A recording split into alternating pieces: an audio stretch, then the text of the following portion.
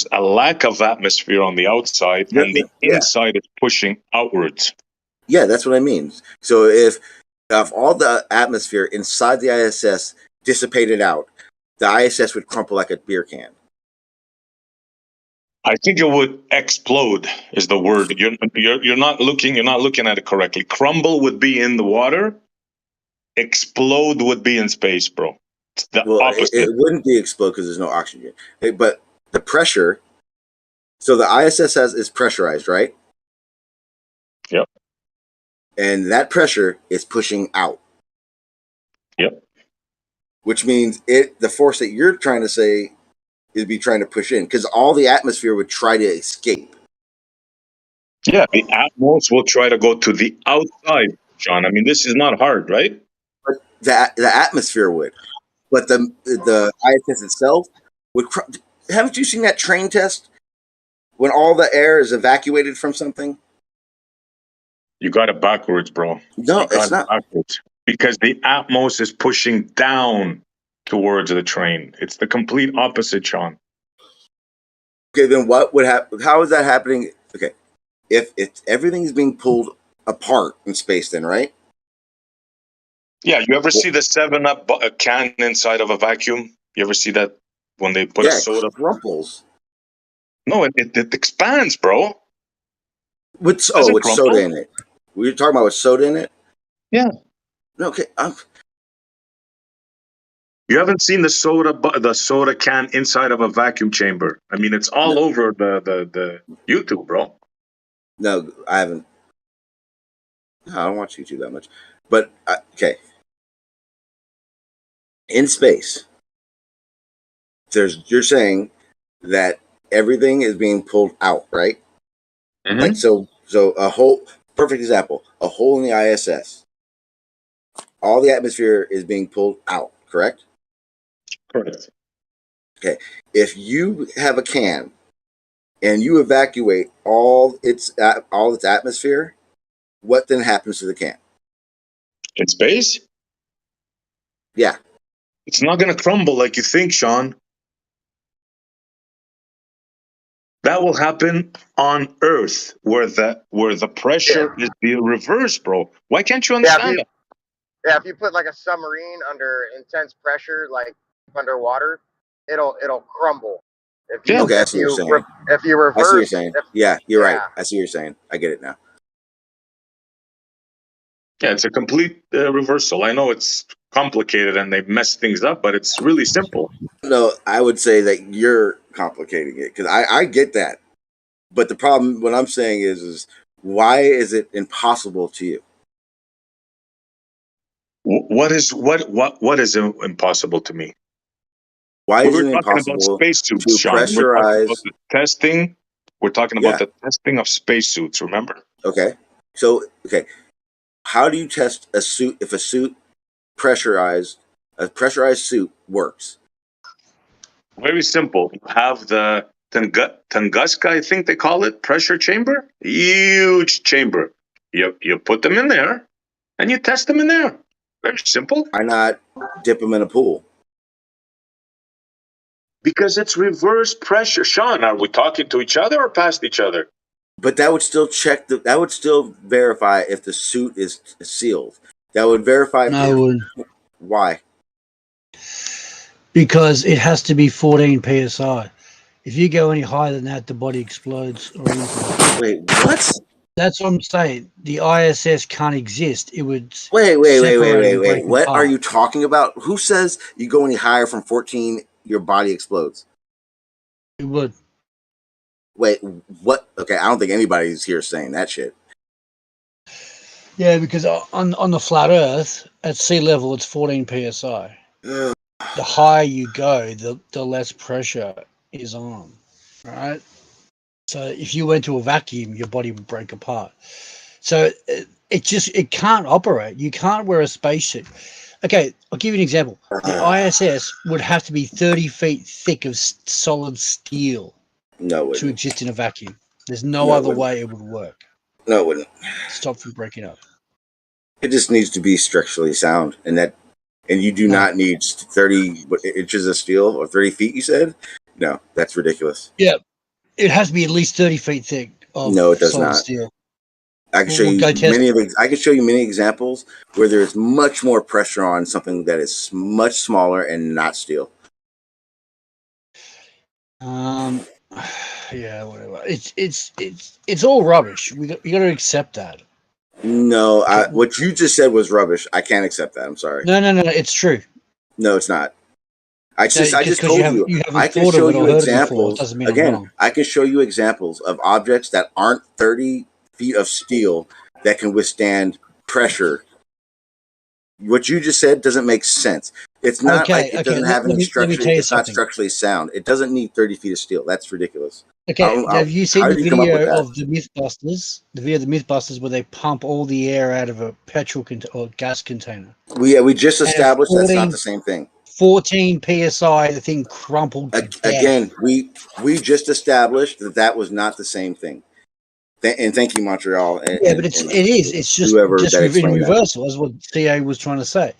If you put something into a vacuum, it has to be solid steel, many feet thick. Again, that's not true. Okay, go and test it.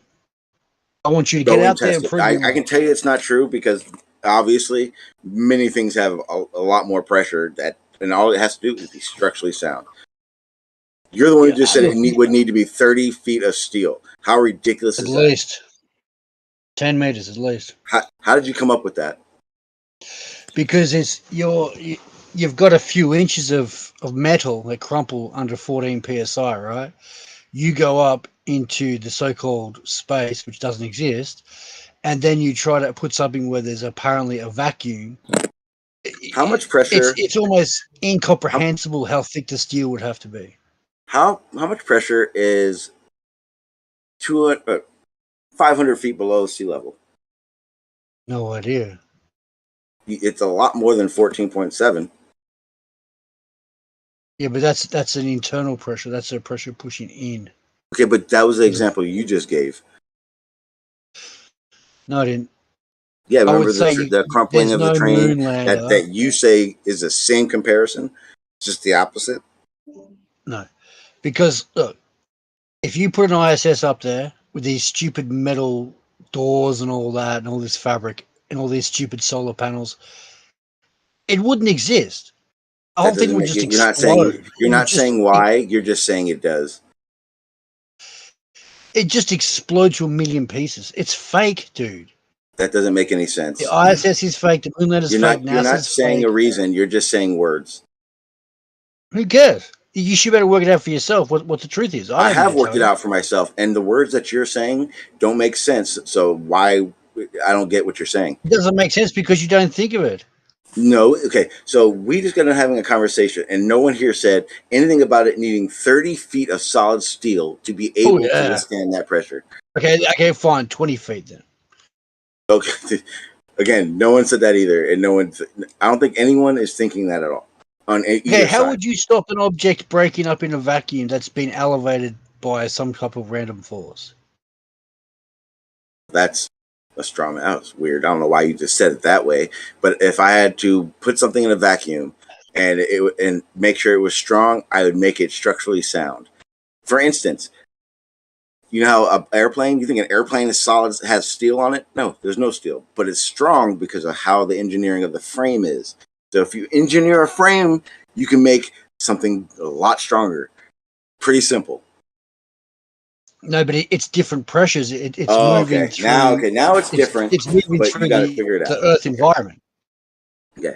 Well, I don't know if you have any background in engineering, but again, if you build a frame, you can make anything much stronger. Yeah, no, that's not true. You may say it's not true, but again, I asked you at least 4 times now. Hang on.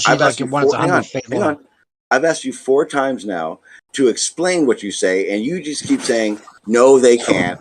You're just wrong. That's what you're repeating. Yeah, it's wrong. Okay, then in detail, explain to me why it would need 30 feet of solid steel and how you came up with that idea. Because it would just totally explode. The whole thing would just crumple to death. There's no external ribbing on those spacecraft at all. Correct. The external ribbing would have to be. There's a lot of external. There's a lot. We were just talking about how much is on the outside and all that. There's a lot of structural about it. But again, the frame on the inside is exactly what you just described. You just want to be on the outside for some reason. Why wouldn't they? Okay. Why wouldn't they put the frame Let's take this back. on the inside? Let's take this back. Do you honestly believe the ISS is real? In flying Yes, around? there's definitely an object in space. Yes. Okay, how has it been levitated? It's not being levitated. You think it needs to be levitated? It's not. Okay, so they're using magic. Because there's a chance you say magic. Again. I'll make it clear. You're the one who says it needs to be levitating, and I'm telling you that it has nothing to do with levitation for why it's there. So don't make it seem like if I say it's not levitation, that it's magic. Really? Okay. So they don't have to propulsion? They don't have propulsion systems that puts them back in their orbit where they're supposed to be? Yep, because it's always falling. So it's always falling. That's delusional, man. I'm sorry. No. What's delusional? What's delusional is saying anything besides the contrary, and not having a reason or an explanation for it. Just saying, You know what? I tell you what you Americans need to do is get together, raise about $1 billion, and take NASA to court and force them to produce the documents. Jeez. Why don't we do something more practical with that money and put it in front of a jury for ourselves? This is bullshit. Because you don't trust NASA, so why would you? If you don't trust NASA, why would you ask NASA for the information? So you can just come around and go, NASA just lied about that. Because they're a public-funded organization, they have to produce it. They're partially public. Trust me, they are so that I would say they're more fucking military than public. Period. Well, what's the public funds the military, bro? Yeah, public funds the military, but the DoD funds a lot of what NASA and the space programs do. If people are believing that things can levitate, again, you say levitate, but that is not what we're saying. Dude, they get the money from the public for the DoD. Are you retarded? Yeah, unless the DoD. So the same way we give the public to our military, are paying for the DoD has funding for themselves that doesn't just come from public, for contracts that they want from the space agencies to do. Where do they get the money from? Where do they get the money from? So they basically make it out of fucking thin air. They just print the money. Go ahead and look it up. It's called DoD and NASA Special Relationship. You can look it up. It's a document that NASA and the DoD has released. It's nothing. Why don't you just tell me where they get the money from? It's nothing that some random fucking person wrote up. So you can see for yourself how much the DoD funds and makes contracts and stipulations for anything NASA does to make sure that their military shit gets done. And where's the DoD get their money from? From multiple places. Multiple places. Okay, from funding, from like fundings, public? from fundings. You're asking me a question. Congress. Here, I'm going to answer it now. You got to let me answer it now. You ready? You done? Not only can't answer, do they get delaying. Go ahead. I was literally just starting to until you decided to cut me off again. So you done? This time you done? They literally get funding partially from public, but they also pull from different agencies from any kind of funding they want and need. The same reason the public funding that goes to NASA, they decide, oh, well, if you put it to NASA and we give it to 17 different agencies in that space program, well, we want this done. So we're going to allocate money from here, here, and here and make it so that this satellite gets put up and we'll tell you when to do it. So yeah, when you say it that way, no, I don't look at it as just public funding. Where did the other think, and if you think the DoD is just going to tell you everything they spend money on, motherfucker, you guys are the ones saying you don't trust the government, but you want them to give you all their fucking numbers, and then you think that they're going to give you all their numbers. That's funny, dude. You think the government's an actual person or something? It's an idea made up by you in the first place, and that's where they get all their money from. It's from you, dude. Okay, you don't so think then who the fuck? Who are we paying taxes to? That who are you saying we pay taxes to if it's nothing? Correct. What? Jesus Christ! I don't think it's a person. Because if I thought it was a person, I would say a name. Yeah, I know the DoD is an agency. You think I can't trust an idea? You're saying a person is running it that I don't trust a person. What is an idea when you want to fucking audit? If you're not going to audit? let me talk, I let you talk. No, you didn't. You cut me off the whole fucking time. Quick, Sean. You said that Sean, money. Hammer, real quick.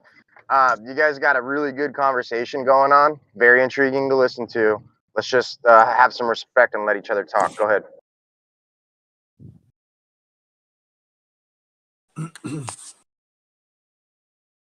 Hammer, you go first.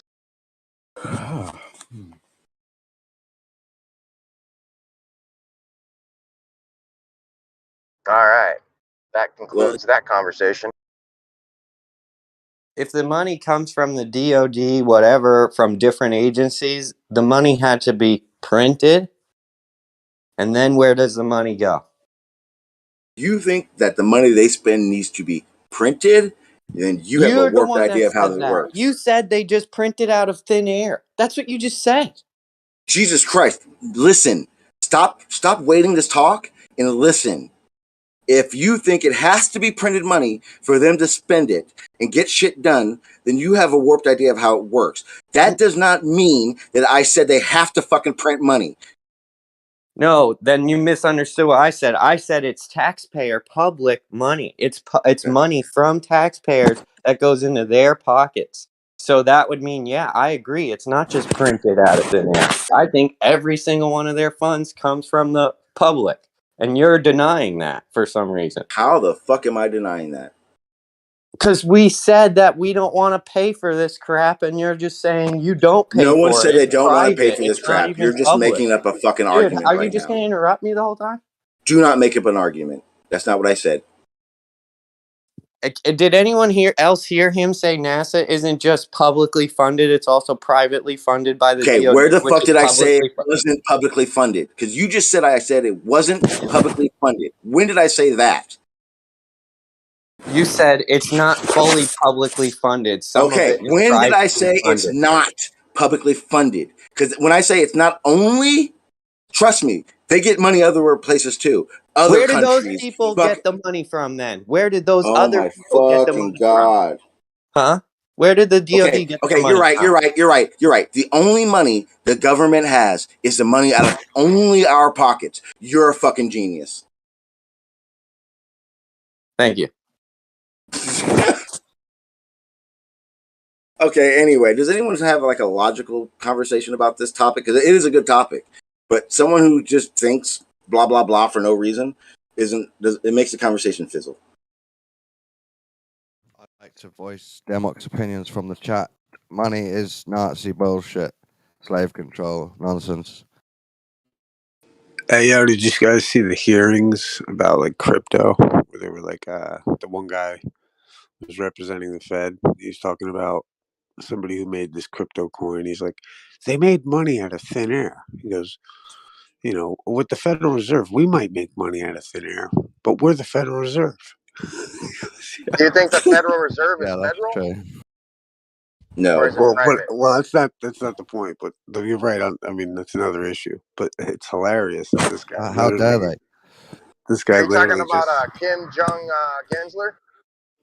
I don't know which guy it was. It might have been probably Gary Gensler. He's the chair of the he's essentially the one stifling innovation right now. But in all actuality, he doesn't really have any jurisdiction to do much. So what he's doing is forcing Congress to step in and get involved, because they're the ones who actually have the jurisdiction to make some sort of a perceivable attempt to put some sort of guardrails up for the crypto community.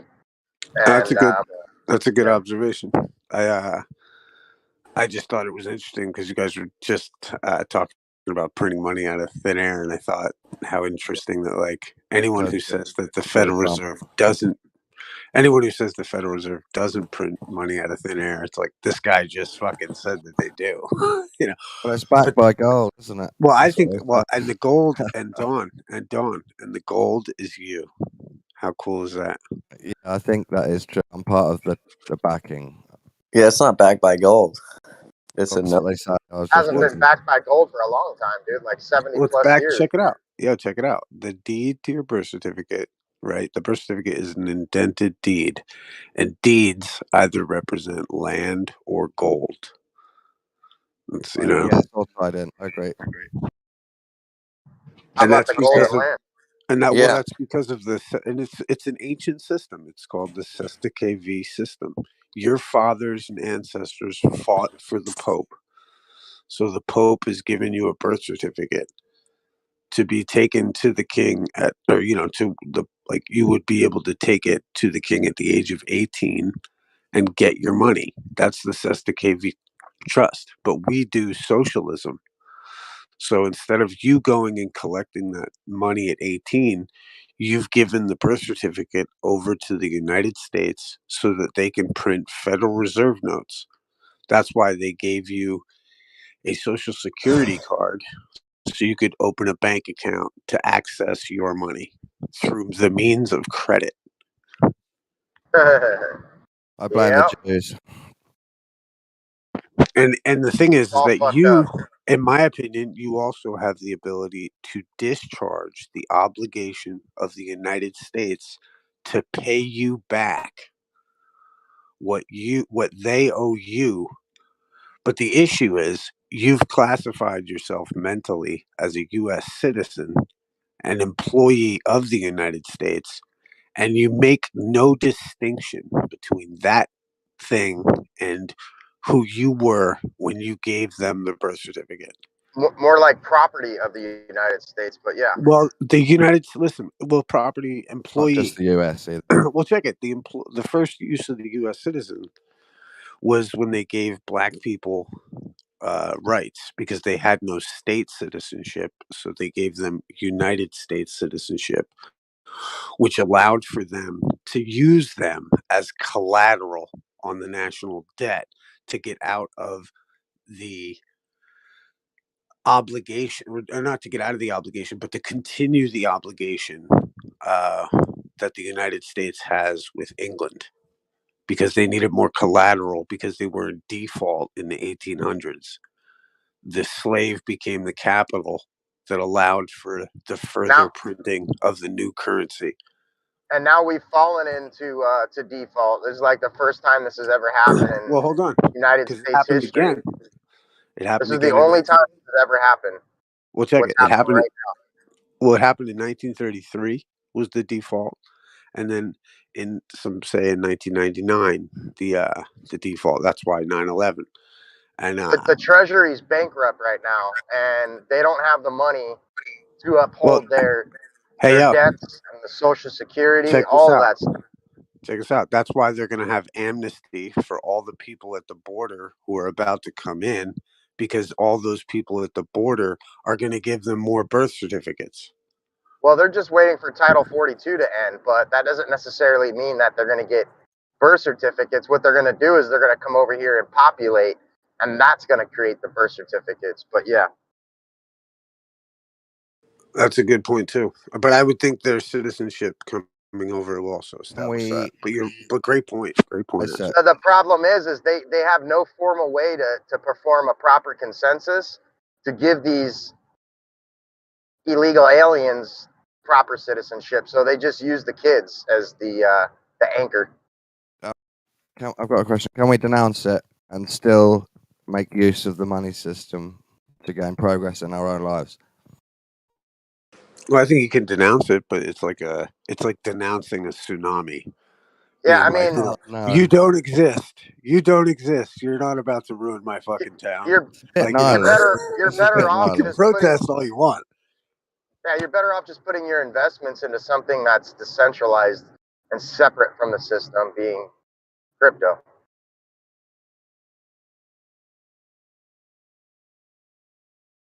So Yeah, what I is the don't know way the out answer. then? Burn it all down? What? I agree with burning it all down, but I don't know if ISA does. Yeah, it Well, doesn't no, make any sense. I think of it like it's not about, you don't want to take them out. You want to pay them using a means that they're going to get really upset about because they don't understand that you have the right to do that.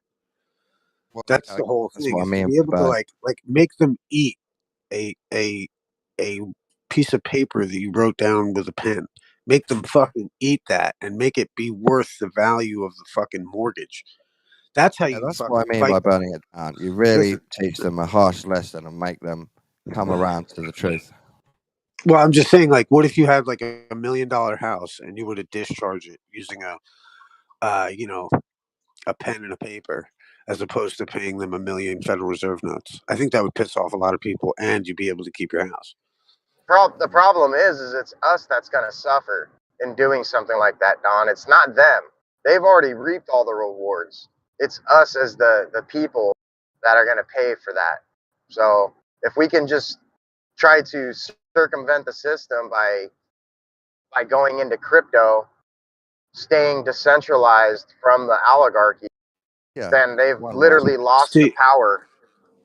I think Exactly. though, man, I think the problem with that is that they still have that citizen tied into everything. And the idea is that the citizen technically is the collateral on the national debt. So like if let's say the worst case, this is what's terrifying, is the idea that let's say China decided to collect on the default of the United States, right? This would be the premise. What they would then say is, okay, well, we want to collect on the collateral. Okay, well, the collateral is the people. So, like, if an officer's walking down the street looking for U.S. citizens to throw in the rail car to pay China, and I walk up to you and I'm saying, you know, the cop walks up and says, "Hey, are you a U.S. citizen?" And you're like, "Yeah, I'm protected under the." Well, you're also the collateral on the national debt first. And the priority interest on the US citizen might be given over to the fucking Chinese, and they're just going to load you up in boxcars. So the thing is that if you understood, or if we as a people understand, and the quicker we do, the better, the less tight the noose will be, the quicker we wake up to it, is the idea that you're not the US citizen technically. You are the priority security interest holder of the US citizen. And this opens up a bag of worms, but really needs to be digested and thought about. And if it isn't, all you're doing is running away, trying to go to crypto when you still have this overarching national debt tsunami system that you could maybe fix, that all of us collectively could fix as opposed to destroy or let collapse. I Mm, don't think it was ever designed to be fixed, though. This is all inherent by design. Well, check it though. And this is why it's from God, right? And this is why you have to understand it, is because the idea, the very premise itself, the idea that the United States is going to print $1 and then charge you $1.25 for it, is a corrupt premise on its face, because there's not enough money in the market for you to pay that interest. So already, heads up, something's up. Well, what you have to realize is that you're in the position to then turn around to the United States and say, "Hey, how about forgive me what I owe, or I'll forgive what you owe." Because remember, the United States is just trying to pay its own debt. Its own debt is at an interest rate that it cannot pay. Who's it owed to? Well, in my estimates, it's actually all of us individually, because you gave over the thing of value that allowed them to print money in the first place. But if you're operating as the United States citizen, the employee of the United States, you're on the hook for that 25 cents that can never exist in the marketplace. So the only logical conclusion is that you, as the priority security interest holder, could come to the United States and say, "Hey, I forgive you the dollar and the interest that you owe me. But can you love your enemy? Can you be biblical about these issues?" That's what I think is the crux of the I fucking can matter. love, I can love the You can run archons, away but into they crypto, need but to it's going to do pay no for good. their sins. What? I can love the archons and the slave owners who've done this to us, but if I ever get to enact a revenge, I'll just love them while I'm paying them the revenge. Well, that sounds like you have Like, issues. you're going to Somebody. love them so much that you're just going to squeeze life out of them? Is that what you're saying? No, I'm gonna love them unconditionally. Yeah, while I believe in wiping them out. Yeah. Lisa, I think what you were saying is extremely important for sure. Like we need to at this point forgive them of that debt so that way they leave us alone. You declare you're your own person. Well, it's not your own person. It's like they are indebted to you. The problem is your mindset. The Bible says, "Be ye not conformed to the world, but renewed by a continual transformation of the mind to prove that which is good," right? And to prove what that God made is good. Yeah, yeah. So the whole point is that like you're in a beneficial situation, even though our mindset says this is so fucked. And we're not wrong for assuming that initially. But I think I've always used the phrase, I love the quantum physics guy. I said, at the first sip of the natural sciences, one becomes an atheist. But at the bottom of the glass, God is waiting for you. And I think in the same way, when you start to study this money system, at the first sip of this financial system, you want to burn it all down. It's awful. It's evil. It's so bad. Oh my God.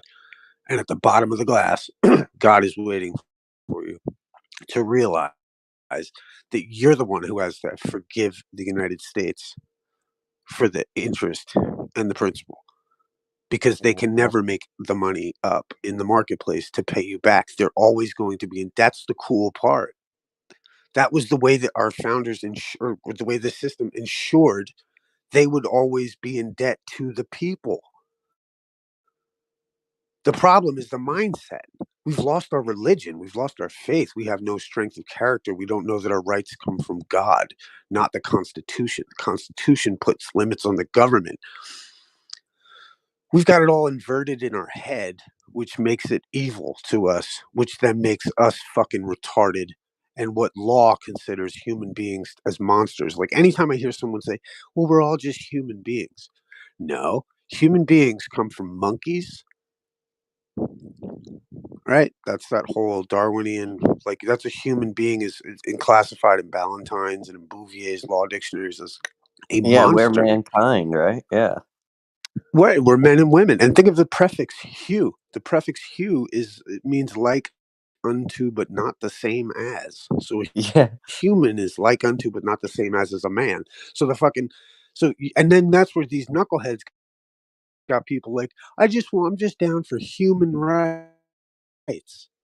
Well, human rights means you don't have rights from God, you fucking idiot. So Yeah. don't want human rights. And that's why the United Nations wants the Declaration of Human Rights, and wants everyone to be into humanism, because they're all monsters. And fucking reality is that we come from men. We are men. We are created by God. It's only when, I mean, literally, like, it's like during the whole mandate with the mask shit. Like, I walked everywhere with no mask. And I was just like, are you a medical professional? They're like, no, blah, blah, blah, blah, blah. I was like, would you like to pay me a bunch of money for trying to give me medical advice while you're not a medical professional? You know what I mean? Like, we have like the children of Adam should know this shit, not be whiners and complainers and fucking burn it all down. No, the children of Adam were given So I get dominion your over the point. earth. I take your point. Therefore, I hold know on. I'm not talking to you. I'm not talking to you. The whole I'm point the one is that that said fucking. that though. Forgive me. Hold on one second. Is this like notion that forgive me. I'm I'll off give track. you there's Sorry, more brother. to Forgive it me. than burning it all down. I'll give you there's more Uh, to it. Yeah, I one time went back and forth with FTFE about I'm not a hue of a man for like, I don't know, 10 minutes, dude. He didn't get it.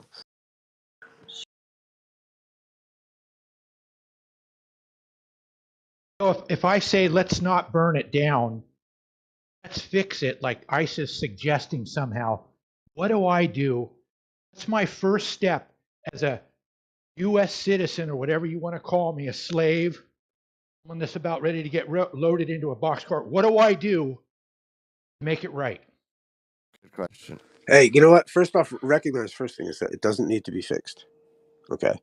Whatever. What needs What do we do? well, What do we well, do hold to on. That's well, check it out. If you were to, if let's say, for instance, take the case where somebody was like, "Are you a U.S. citizen?" Right? I might be like, "Is it a crime to be one?" You know what I mean? Like, is it a crime to love Marilyn Monroe, JFK, apple pie, and Oh, he's fucking? asking You're seriously. ignoring the question. You're How do we ignoring the fix the pain and question. What do torture? I No. do? Actually, Let what him it does. finish. What do I do? Is it? He's just Well, I'm going saying, on to some tangent. He's just No, going he's on some not. He's tangent. explaining it to you. He He's definitely is. Okay, explaining. tell me, what do I do? Let's see. What do I do? well, I tell you what, I can't tell you what to do. I would say trust your heart and pray to God to teach you what the fuck to do. That's what I would do right now. But at the same time, what I'm trying to get across to you is the idea of like recognizing that first off, they really don't have much grounds to do much to you if you're not identifying as their property. Now, granted, it is a bit of a runaround. You're going to deal with that. It is wordplay. That's why language is. So I would say the first thing you should do is go get a Black's Law dictionary and start studying language. That's what I would say. First thing. Do you understand And how patent laws work, Isa? I mean, I understand how laws and contracts are made. Now, I'm not going Patents. No, like patents there's and still who laws and claims the contracts. property of the patent. Yeah, because the problem that I'm pointing out is that this whole event that took place that can't talk about basically created a patent on people, in the sense that if there's a certain amount of this biological property that's been patented within an entity, then that entity is to be claimed as the patent holder, property of the patent holder. And what happened, what took place recently, is just that. Like, there was a significant change that took place within people's DNA and within their makeup, their physical makeup, that's identifying individuals as property, whether they know it or not, to this patent holder. And I'm not sure if you're understanding what I'm putting down, but I can only say so much. So far, Isa, you've given me two things to do. You said pray to God. Also, read some book. What was this book I'm supposed to read? Black's Law Dictionary. Black's Law. And what else do I need to do? Those are two things. If we all do that, then we're going to solve this problem that we have. Well, I think I what could he's tell. trying to say is like you can only. Let me ask you one second. Isa, can Hold I just on one second. Let me. yeah, If go I ahead. ask, do you seriously? No, hold on. Do you seriously think that I could tell you two things to fix the problem of You the already. economic fucking situation in our country? Jeez, bro, You're yeah. the Do you one. think that You're the two one that's things would putting sum up it up some for you? solution. You're the one that's saying, "Oh, there's a solution. We have to do this Have and I we have said to that do there's? that." Have I said that there's? Have I? Yeah, Have I? you're Have I saying don't burn it down. You're saying fix it. You're saying don't burn it down. Let's fix it. So I ask you, how do we all fix right, it? Snacks. What First did you thing have you to say? do is you say pray. Did you want me to Bro, say if it? you don't want to hear him, Where am I go away. wrong? I'm just trying to preface this, Barrel. I know Issa for a long time. Issa studied this stuff. I think he's suggesting that you get familiar with it so that you may communicate better with him on these ideas. So I don't know. So what I have to do is I have to pray enough, and I have to look in this book enough so I can Understand money. I can Understand talk. I Hey, can let me ask you a And question. understand then what just Issa's put up saying. with it. So That's the last thing you got to do, Hold bro. on, Just hold put on. up with Do it. you He read the said, Bible, brother? Don, hold on one second. Do you read the pray Bible, and then brother? put up with it. Slavery. I Good do. one. Good Okay. one. I've read the Okay. Bible Okay. many What? times.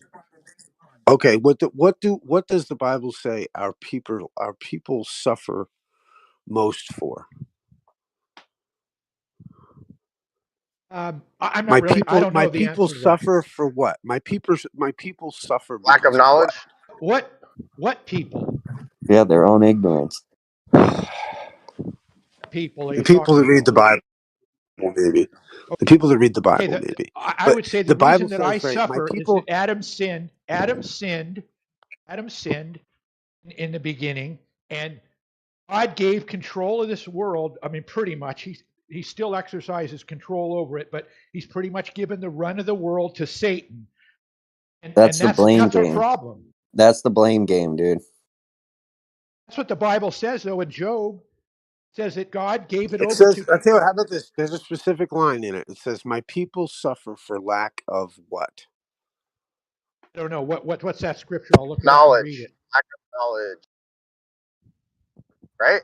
and there's Yeah, I military believe that people because definitely suffer from a lack of knowledge. But what else do they suffer from? That's not the only thing that they suffer from. It's not knowledge, Well, they but suffer What from does that have to heartbreak do and with? all kinds And of what does things. that That's the have to balance. do with what knowledge? Give me the knowledge that I need to do to fix the system. You're saying I need some knowledge. What is that knowledge? Is it understand. written in that I'll book tell you. of How about law? this? First off, once you understand. Hold on. First off, your premise, and this would be my first thing to you, is go learn about having manners, and don't come to me So until I you need to fucking learn do. manners. How about I that? need to learn manners. I need to learn manners before we can fix the system. Yeah, I dude. need to If this read the is book. how I you, need to if this pray, and is I how need to you learn To approach, manners. somewhat, yeah. Yeah. if you approach Because you people get, like that. well, first rule here is you get more flies with honey. I was going to be joining me I around the just want to fire, know. I around the just big want to fix fire, it. guys. Well done. Just like everybody else, I want to fix it. I'm not trying to be stubborn or anything, but I've listened to these shows for so many times of guys like Issa, and I'm just saying Issa's name. Other people come in here and say, "Oh, if you know the law, we're going to fix all this." Hey, you know It's what? You're very right. vague. You're It's right to be very angry. vague. It's Hey, very brother, vague. hold on. Can I say this to you? Can I say this to you? Look, brother, you're right to be angry about this. I came in when I I'm came not in talking angry. about I'm any of this not stuff. angry. Well, no, I'll just explain my thing. Is that like I came in and all the sovereign dipshits who are out there saying, I don't have a name and I'm not playing the name game and you don't have jurisdiction. Like that is a bunch of, to me, it's like psyop confusion shit. It's like, sovereign citizen, for instance, is like an oxymoron. You can't be sovereign and an authority, like, which means authority, and a citizen, which means a slave. Like, there's so many, like, clouds of bullshit. And you're so right to, I get, if that's why you're angry, then I get it. But my point is Not that I'm trying to angry. just, well, forgive me then for saying you are. I just, I'm pretty aggressive sometimes too when I'm not angry. And forgive me for thinking you're aggressive, if that's whatever. But the point is like, I just wanted. the issue is this, right? You gave over. My point is this: is you gave over a birth certificate to the government, and they gave you I've or never given my birth certificate to anyone. What are you talking about? I have it down in my. It's down in my basement. I've never given it to anyone.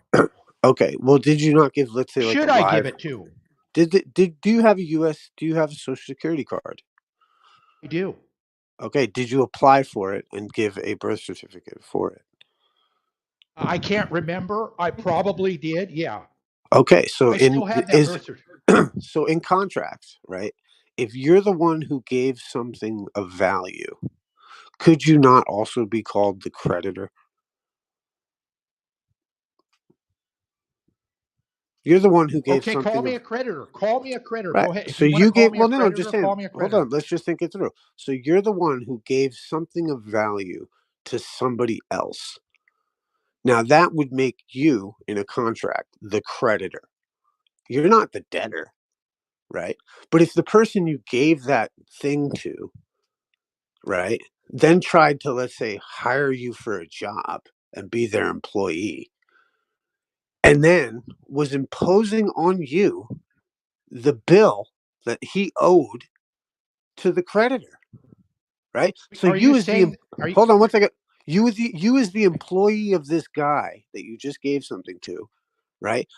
This guy who's just hired you is now trying to get you to pay his debt that he owes to you. So are you saying that that's what happened? That's Is that what what happened? that's what's happening right now.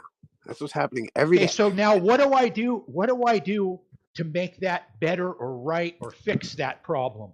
Think You of need to What? think about, how about this? You need to sit back and think about the ramifications of what I just said. I can't tell you any one particular detail because it's too detailed.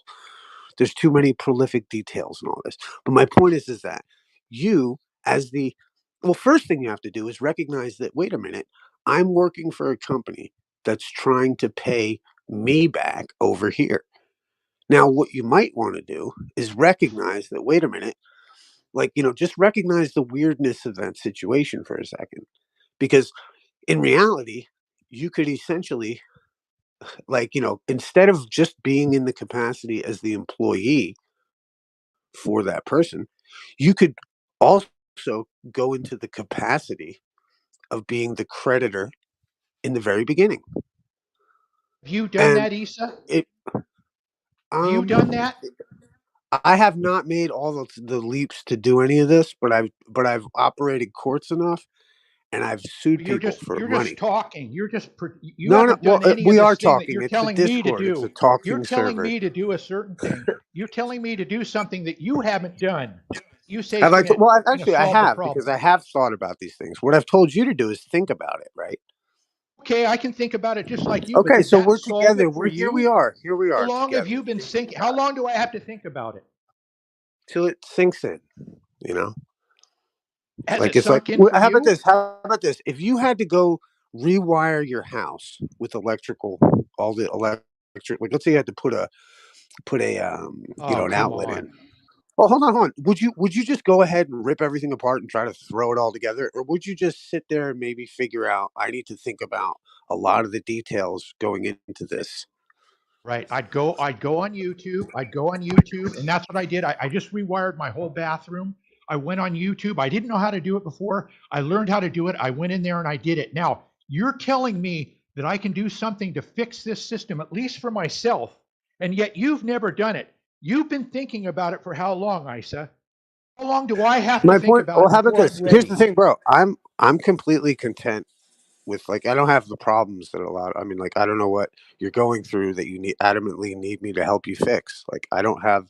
Like, I'm content, bro. That's my goal in life, is to try I've to be got nothing content. for you, Barrel Rider. I am Nothing. too. So I don't. Yeah. I am too. I'm I've got totally a full content plan, too. Barrel Rider, how to sort it out. I could tell you anytime how to sort everything out. I am content too. I am really content. I've got a really good life going. And sometimes I get loaded and I smoke a little pot and I think, man, I have it so good. That God is good, the world is good, nature is good. But you're bringing up all this stuff, Isa. You're always saying that we did this with our birth certificates. We need to do this. We need to think about this. We need to read this book. When I ask you, have you God done these forbid you things? You should say no. think about You say something. no. You say God, no. what's the I'm very problem? content. If you read Right. enough books, you're I'll going to let it get to go. my conclusion where it needs to be burnt down because it's evil all the way through. That's where you'll get to if See, you read enough. I'm not at that. I trust in God. I trust in God that Well, He that's your is first my hurdle. God is in control of the whole thing overall. He knows what's good for us, and He's gonna, Yeah. according to the Bible, it's Well, gonna you said the everything's Satan gonna thing. work I out get your okay. point. Yeah, Satan's I'm in not gonna control there, take isn't up he? arms. Satan's in I'm not gonna control. take up arms for any economic or political idea and go kill people or do anything like that. I You am can't trust content in God because because Satan's in control on earth. okay, I'm out of here. It's been nice talking to you guys. I'm I'm trying sorry to if I join get, yours. I'm trying to help excited you. about I'm on this. your side. It's all good, Barrel. You're not. I am. I just get tired of it because these people come on here Oh, and just yeah, real quick. talk this stuff like they've got some kind of solution to the I problem that told we you, I'll have in the tell you. world, this economic solution, and yet they won't tell us what it is. They go on these things about electricity, people being loaded in boxcars, and I just wish Real someone quick. would really come up with something. Now, I'm Real out of here. quick. I I just got to want go to do some say, stuff, guys. all right, Barrel Raider. Hey, Don, you got to try not to Destroy interrupt and so much, rebuild. bro. Don, I'm Yeah. asking you not to interrupt while you're interrupting me. Like, you got a real problem, bro. Like, I like the I'm things talking you to have to Barrel say. Rider. What? Before he got. It's your timing, Don. Your timing is impeccably horrible, dude. Like, you really need to work on that, Don. Thank you. I was trying to respond to Impeccably Barrel Rider horrible. because he got frustrated and was leaving, so I wanted to say my bit. I feel like Issa was just giving you the first thought process, how to start thinking about things, and I appreciate it, Issa. I know that wasn't received well over there, but I think you have to have some idea of the framework to understand what your position is. And until you understand the framework, I don't think you can know where you really are in the system to any real degree. I think that's what Issa was trying to get him to. Maybe I'm Once he's speaking got wrong on that, but that's what I thought was going on. He needs to do a lot of research, but I was just saying, we live in slavery and you're part of collateral for a corporation, but the only way I can tell you to help solve this is to read a book and then leave it as it is, because God made it. So the guys got frustrated and thought, That's not a very good plan to change things, is it? No, Don. Well, I tell you He what, in said, that. Oh, go on, brother. no, you're the one that was speaking. I don't need to speak on your behalf. Go right ahead, brother. No, I just it's what it is just this idea of capacity, and like there's so many nuance. Like this is a a 5-year discussion. You can't break it down in fucking 2 minutes. Yeah. So like but at the same time, it's all about Read a book. capacity. I think that's one of the first things if people understood. It's like when you're at work, um, doing whatever you do, you're not who you are when you're a parent. And that's capacity. You're not, like you're not the same person you are with your grandmother at her birthday party than you are with, your wife getting drunk, you know what I mean, celebrating your anniversary. Like, you know what I mean? So it's just capacity about who you are. And like that is a real concept in law. That's why people have LLCs and corporations, because I was in the capacity as the executive whatever of this company at this time, you know what I mean, doing this deed. It's like it doesn't make you liable in your home capacity. Maybe that's why LLCs exist, is to create a capacity for you to operate free of liability, in an attempt to save your personal shit. Right. And so it's just about capacity. And if you understand, in one sense, you're the creditor that gave over the goods to the government. In another sense, you love your you love your society, and you're going to get a job and go work to better your society and also receive a paycheck. And the idea is that you gave over the birth certificate so that everybody could have Social Security to help everybody. That was the theory. Of course, it's not turned into that, but in a sense, what does it matter if at the end of the day, the principal and the interest of the national debt is That's all owed good information. to you? And let's say if you've given over more value, hold on one second. If you've given over more value to the government than your citizen has accrued, you have the right to knock off whatever it owes you. So we're in this win-win position, but our mindset has us in this position where we're the fucking slave and there's no other position to take. And fucking, the fake earth fucking thing. Because like that's where I think that's their whole point, is to bend the sky, which looks spherical, and make the earth spherical in an attempt to not distinguish between the spiritual and the real and the earthly things. Like they've rounded out the earth in an attempt to make it the heavens, because they want you to think you come from monkeys and it's all one fucking thing. When even the old traditions, like the square and the compass, the square was for measuring the earth and the compass was for measuring the stars, and the compass represented the soul, and the square represented the body. So You're just And scattergunning, Asa. I want to know the solution. I want to know what to do. You keep bringing up all this stuff. I'm left empty. well, Tell me to Black's read a law, book, but and you tell. hold on, Black's I'm law busy. One book second, will I'll be right help. back. Understanding the meaning of these words, citizen, this and that. That's what he was getting at. Like Black's law book will help. You understand that? So if I understand, so understanding terms is going to fix the system. Well, I it's don't like think that's true. legalese. It's legalese. It's the All right, term. where are we? Forgive me. So What am if I I getting asked about? understand all these terms, and we're going to fix this. If we all got together and we understood these terms, we're going to fix this system. Was Well, that what I'm here's hearing? the cool part about our system. I'll put it to you like this, brother. Here's the cool part about the system. Whether you ever understand this shit or not, it doesn't matter, because this system is like, for me, let's say, whether I understand it to your liking doesn't matter, because the whole thing is it's a preservation of individuality, and that's what gives us, what may cause somebody a burden over here could be a blessing for someone over here if they understood the difference. And it doesn't matter how many people get burned doing the thing, so long as the individual has the right to do the right thing.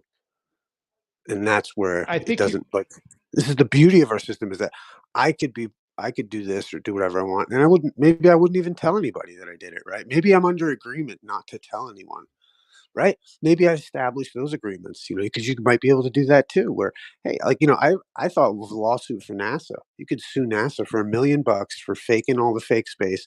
You just want $1 million, and in return, you'll never speak about it or talk about it again. You know what I mean? I'll never bring it up. I won't ever force it upon anyone, but I just want my $1 million for faking, for Nonsense. false representation of blah, blah, blah, blah. And if I sued them for $1 million, I agree not to tell anyone. Right? I'm just saying, you could establish all kinds of individual contracts, and this is the beauty of our system. Have you done this, Isa? Have you done this? Have you sued the government? I got 20 grand for a friend of mine in about a week because I know how to write a letter. You know what I mean? Because I know language, and this is why I mentioned to you earlier about going and getting the Black's Law Dictionary, understanding language and understanding nuance. You know what I mean? Because yes, I've sued actually a bunch of people and taken a lot of people's shit that rightfully had to give it up. You know what I mean? I've stopped let's say hospital bills. I discharged a $13,000 hospital bill. I stopped a foreclosure. For a friend. I took a very fucking big company to court, but the lady didn't study and she fucked up. But I'm kind of proud that we got it all to court because it was a ridiculously lost. It was ridiculous, but we got it into court because my paperwork's good and because the other party fucked up. But That was fun. is that what world? What's up, brother? Was that a Yeah, man. What's up, brother? That's my fucking brother right Oh there. Right on. shit! And yo, big up. Shit. Isa, was Right that on. About to Isa get on old that? school up in this mother. Right. And that's where, dude, and I could speak volumes, saluting you across the internet, what world. Right back at you, brother. Right, brother. Fucking right. Isa, now that case, that thing you handled for your friend, was that a civil matter? Or? Yeah, it was a civil matter. Well, I mean, a bunch of it. Well, it depends. It's all civil. I've done only civil shit, really. I've stopped a couple criminal things, but only really quelled them because people are retarded and it's not my problem. But I've also, I've just had so many instances, even with law enforcement and stuff like that, like talking to cops and, them wanting to search me and this, that. And then, there's ways to talk to them and just, I don't know. Thankfully, anytime I've gotten pulled over lately, it's I say, forgive me. And they've just been so kind. And I've always said, even the first thing I could tell you and the first thing you would ever want to say to an officer is, hey, forgive me. Forgive me for being here. What's up? How can I help you? Recognizing situations aren't necessarily as evil as they seem, or it's alchemy, man. It's taking a shitty situation and making it better. That's what this is all about. And shout out to Eggshells. What up, Eggs?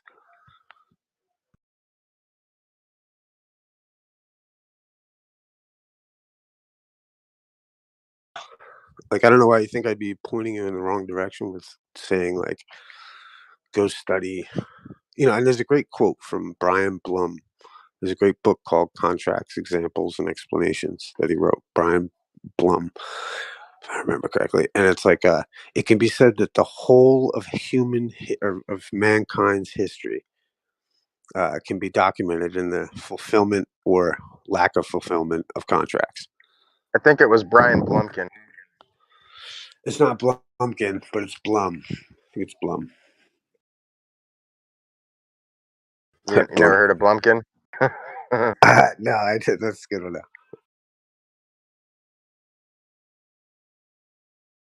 It sounds real familiar. Yeah, I appreciate the information. So I think it's, I do think the manners was the first thing, and it's kind of funny after you went into your explanations, he went deafened. So I don't know why I asked a question and just deafened myself. But I don't know. He said he had to go. That's true. Yeah, and also too, I mean, I've come and dudes I get it, man. It's some people I mean, I used to rage against anyone who came out talking about law. You know what I mean? Because I was do you teach conditional acceptance? And they're like, no, we study jurisdiction and did it. And I just want to be like, get the fuck offline, you punk bitch, fucking psyop, fucking. You know what I mean? Because if you're going into the jurisdiction argument, like the conversation has advanced from that 1996 fucking position. I used to rage against the machine too until I got stoned on a temple with a pile.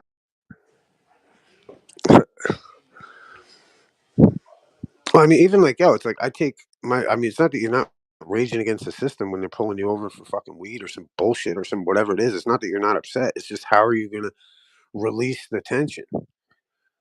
Are you going to be some fucking dickhead, or are you going to like I loved it on the side of the road the one time. I was like, officers like, I can't physically stop you from searching the car. I was like, so the courts allow me to sue you. So I was like, let the record show you may be making an unwarranted search without, probable cause of a crime having been committed. And the officer there was like, well, you were speeding. And I was like, do you mean to tell me one of the honorable judges in this county doesn't know the difference between a crime and an infraction? I was like, so let the record show, seeing as I can't physically stop you from doing any of this, the courts do allow me to sue you. And if you do continue the search, let the record show you agree I could file a UCC warrant in the county that you both live in for $10,000 and garnish your wages. Should you try to search my vehicle, even if you find 2 pounds of fucking weed and a bag of cocaine, let the record show. Doesn't matter what you find. You still owe me 10 grand. I can file a UCC one in the county you live in. You agree that we should dismiss the case because you've been fucking depriving my rights. And that's what's like a technicality. And a lot of things get lost on technicalities. And so all kinds of shit. So fucking, you making a technicality as a fact that that what they're doing is technically depriving you rights under the color of law.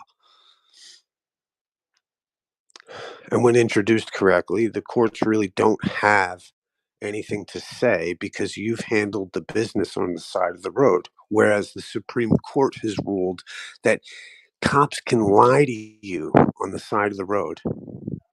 And if you accept that shit, it doesn't matter. You can't re-bring it up in court later. You agreed. Yeah, they're trained to lie to you. That's the reality of the situation. Well, I mean, you can look at it from, I understand that position, like, you know what I mean? But I try to look at it through complete optimal optimism when I'm thinking of how they're approaching me or any of it. Yeah, I completely agree. Because I also understand, why I understand that there's bad people in the world. And I agree that those people shouldn't be fucking running amongst everybody. You know what I mean? Some of them, right? So it's like there's bad people to catch. You know what I mean? I'm not the one though. Yeah. I got maybe a bag of pot, Humans are monsters, but mankind has a chance. I like that. I like that a lot. We should meme that fucking thing.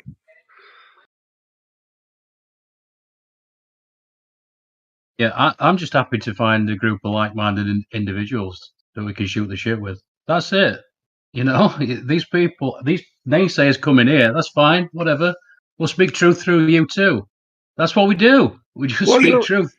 Dude, even like take like anyone who, even like a diehard anti-flat earther that's in here, against all of it, like they're still way cooler than like 99% of the fucking world, man. Because they've got a fucking Discord. They're hip to the conversation. They know the details. You know what I mean? Like, how fucking intriguing to have people that fully, like, that's why I like Gem Panda. Motherfucker knows all the details about the moon landing and will fucking raise every one of them. And you're just like, this is just awesome to try to combat. Like, and he knows the issues well enough. Or like, whoever's savvy to any of these issues, man, you're so much more educated. Like, anyone who can talk like eloquently and talk about these subject matters like that. How could I not enjoy their company? You know what I mean? You're on the same level as me, man. Like, you know what I mean? Even if you take a different position on it, I don't care. It's not going to make and that's that's the thing, man. That's what America's all about, is that I may disagree vehemently with what you have to say, but I will die for your right to fucking say it. Hallelujah. And that includes, if you're going to tell me that Buzz Aldrin landed on the fucking moon. You have the right to fucking believe that, and you have the right to fucking make your case on it. And anyone who tries to stifle that shit needs to get wrecked because they're not upholding to the principles. I may be a diehard flat earther, fucking conspiracy nut job myself in my opinions and my estimates on things, but I'm not going to condemn anyone else for accepting what they think to be the truth. And who the fuck am I? You know, that's my only grace to relativity, or the theory of relativity, is the idea of that everyone does have a unique vantage point at life. That's the real profundity of relativity. There's no fucking science to it. It's just philosophy, like the idea that you have your position and I have to respect that. You know.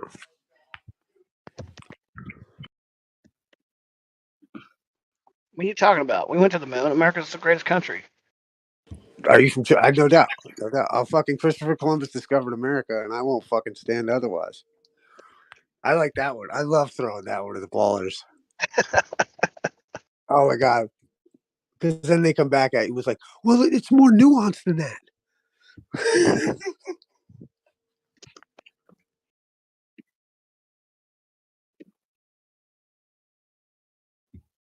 Yeah, I was just going to say, it's like, for me, it's like Tourette's. I can't help myself. If I see some bullshit, I'm calling it out. I have to call it out. It's just the way you walk. I don't know. It's the way you make the fucking sky clock turns. And then somebody's maybe that's something to do with it. I don't know. But I'll burn friendships. I'll burn a fucking city block to the ground if I have to speak truth. That's what it's about. And everything else is fucking bunk. I don't care. It's like, that's I don't know. I just have to do it. And yeah, I get that it's not wanted a lot of times. And that's the problem. We've got a world full of fucking phonies. Liars. And yeah. Forgive me, I got busy for a sec. I'm listening now. No, we need to speak truth. That's all I'm saying, Issa. I love you, dude. You're awesome.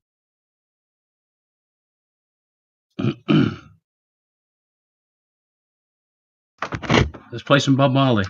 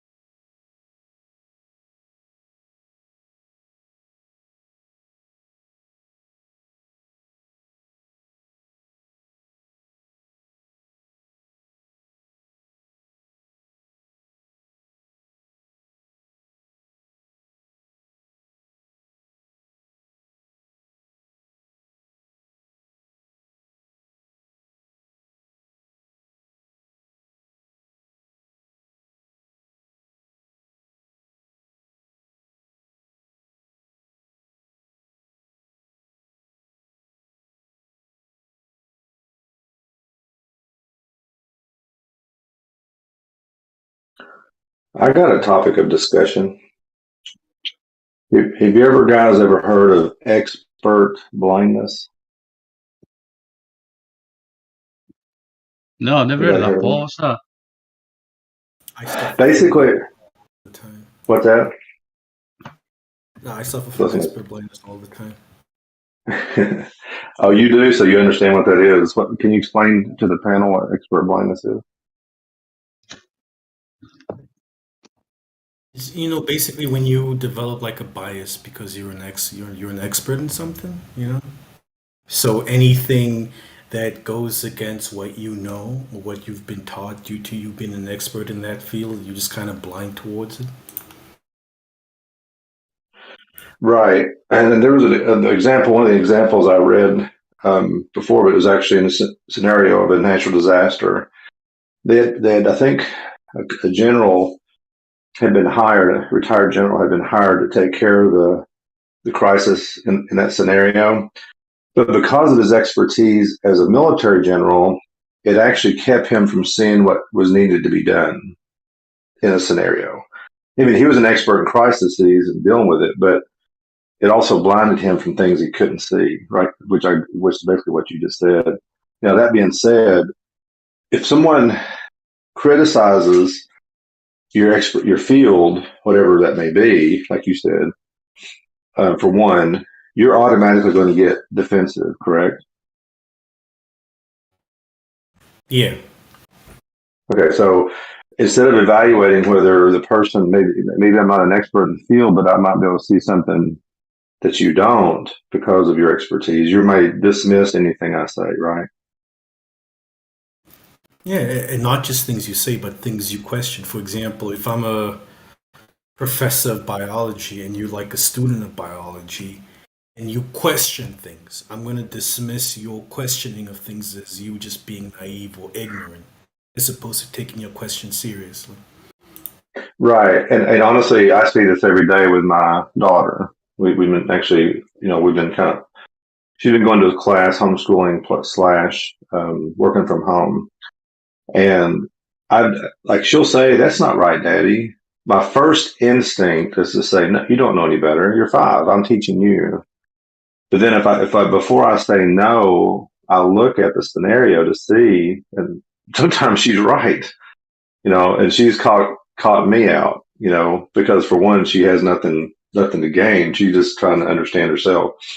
So now that being said, some of the topics that are brought up in here, like I'll say, one person is a biochemist, but another one is a synthetic chemist, right? They're very similar fields, right? But because a person may understand, one understands how molecules are synthesized, the other one is understanding how things are made in nature, as they observe things made in nature.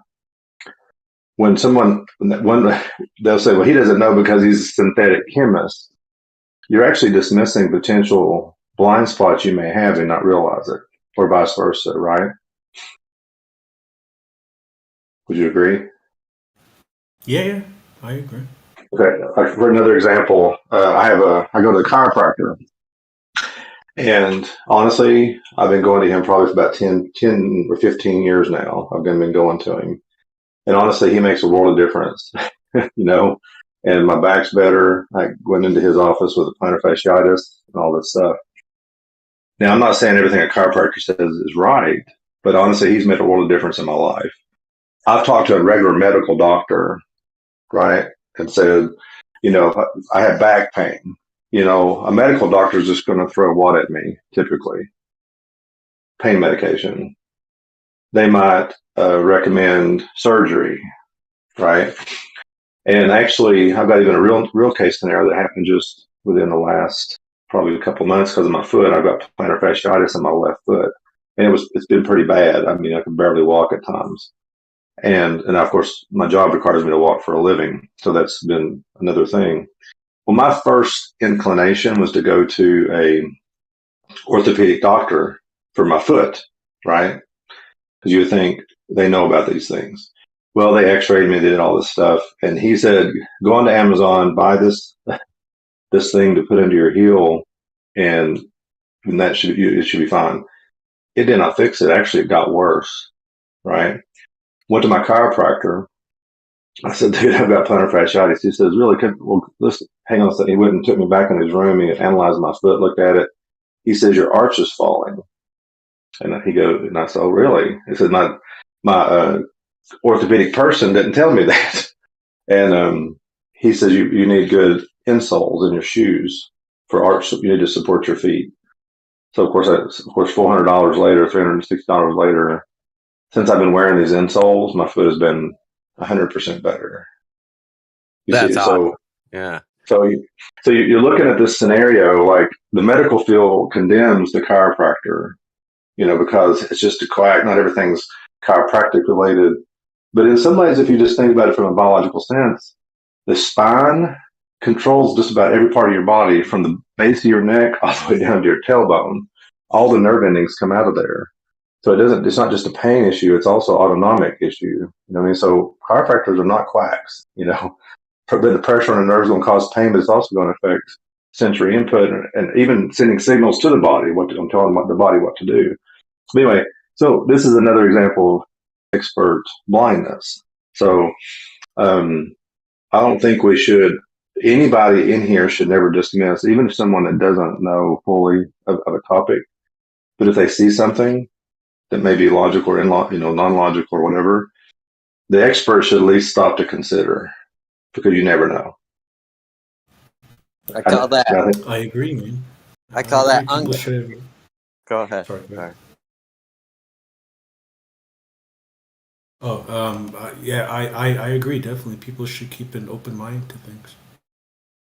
I call that unconsciously competent. You know how you go through stages when learning anything. The first stage is unconsciously incompetent, and then you go to unconsciously competent, or no, then you go to consciously competent, and then you'll revert back eventually to unconsciously competent. Like anything you do in your life, once you master it, you don't have to think about it as much, and that's where we fail.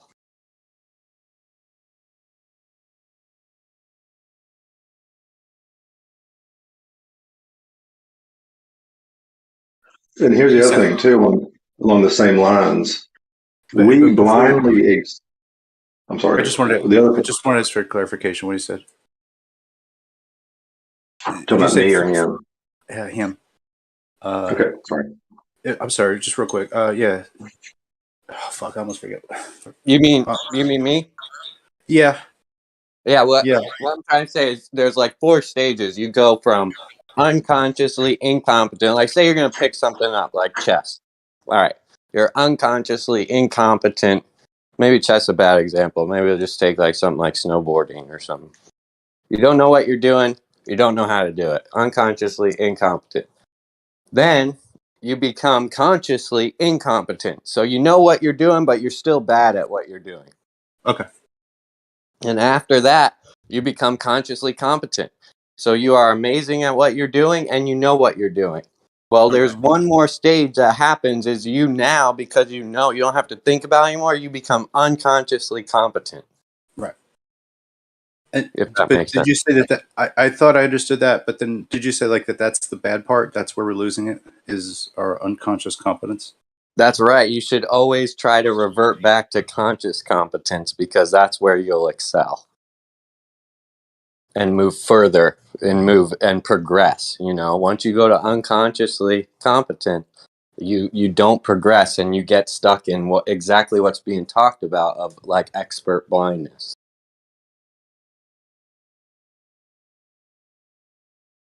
Hey, thanks. I appreciate Paul. Thanks for letting me understand what he was saying.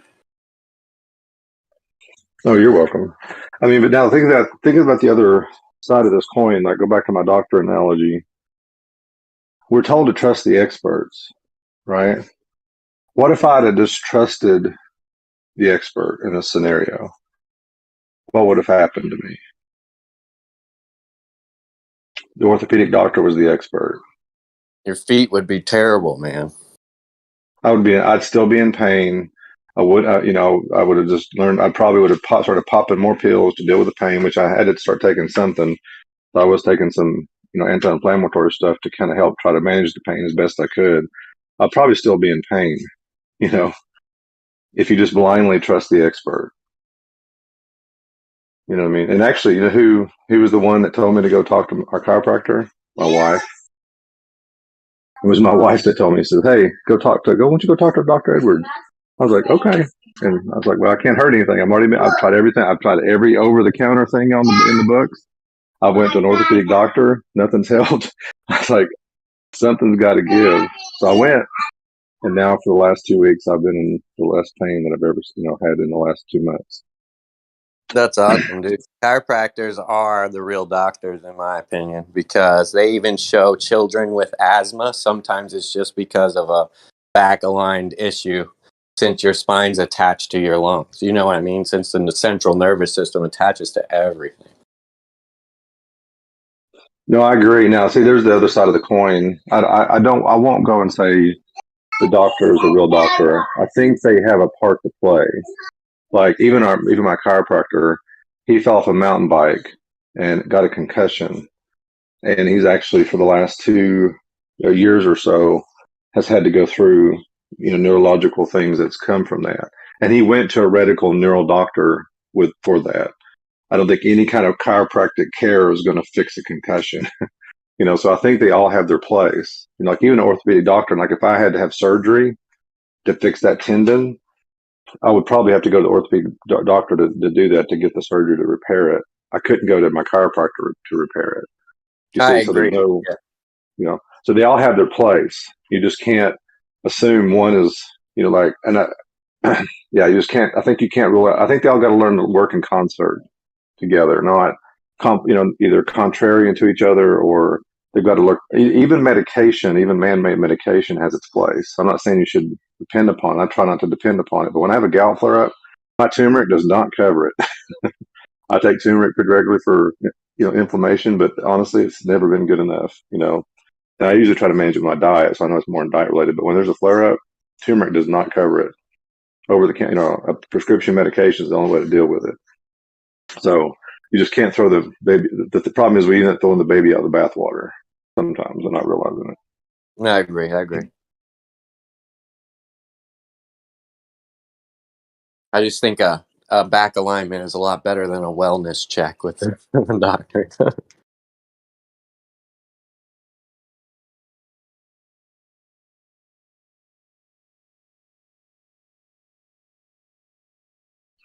That brings up another topic: wellness checks. Glad you said that, wellness checks. My kids have been through wellness checks, right? We send them to the pediatrician, but what's the real point of it? If you think about Make it, money. well, that's one factor. Second factor is usually they're aligned within the vaccine schedule. That's usually what happens. Yeah. Because there's certain ones you're supposed to take. So really, I mean, my girls, we've sent them to the doctor. Like, Lily used to kept getting, UTIs. We didn't know why. I mean, we had everything. They X-rayed her, to make sure that she wasn't something going on with her tubes, because the back filling, chiropractor can't fix that. And Jessie, she ended up having breathing problems, and we had to go to a cardiologist and a GI person. I mean, so we're going to the doctor, but just a pure wellness check for a child, like, why should they have to go to the doctor unless there's something wrong with them? You know what I mean? They shouldn't. But a wellness check sends a child to the doctor every 1, 2, 3, 4 years. Just to make sure they're okay. Doesn't the parents know if their kids are okay or not?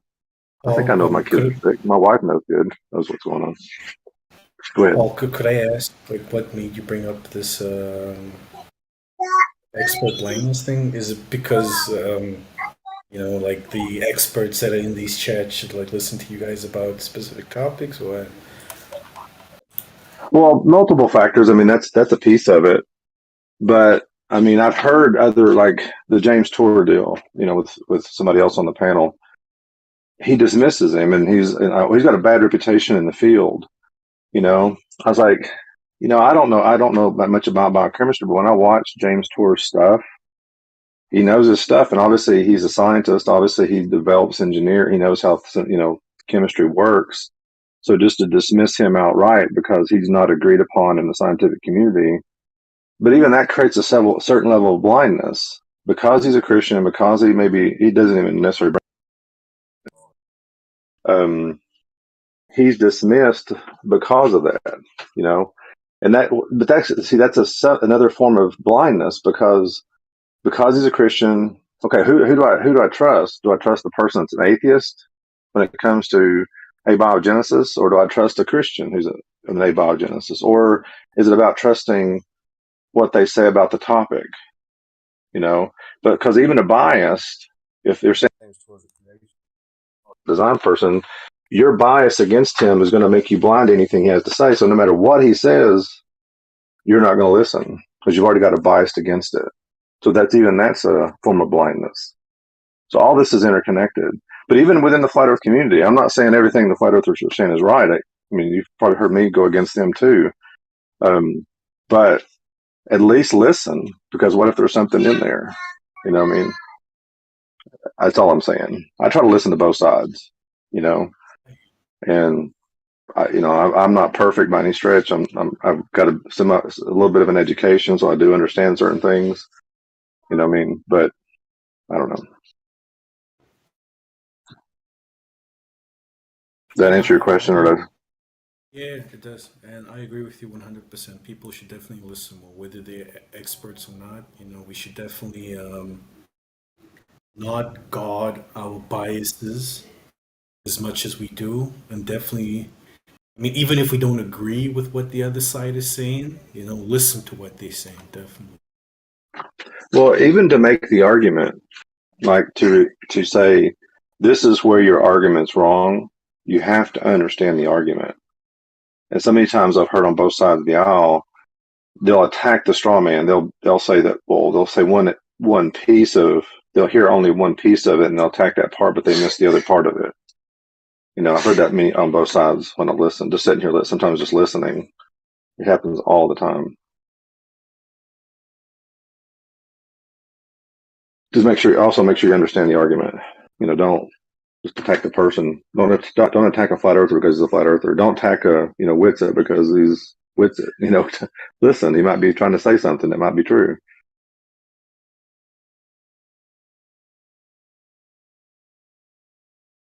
True that, definitely.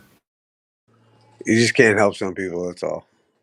You know, I love. I was like that Facebook. I saw some post where it was like the tiger was sitting there and the donkey comes up and says, "You know, the grass is blue," and the tiger starts arguing with him, and then he goes, "Well, we'll take it to the judge," and they go to the lion, and the fucking donkey's like, "Grass is blue," and the king goes, "Yes, it is," and the tiger. He goes, and the donkey says, "Well, the tiger thinks it isn't." And he goes, "Well, I'll punish the tiger with 5 years of silence," you know? And the donkey goes off, and the tiger says to the judge, "You know, why are you giving me fucking, why are you punishing me?" He goes, "The grass is clearly green." And the tiger goes, "Yeah." He goes, "That's what I'm saying." He goes, "Why would you argue with this idiot? So you get punished for arguing with someone who cannot understand this shit." Never forget. That's kind of funny, actually. Yeah, dude. Like, why would you expect? Like, there's a certain point where you realize, like, I used to be like, you intellectually have removed yourself from the conversation.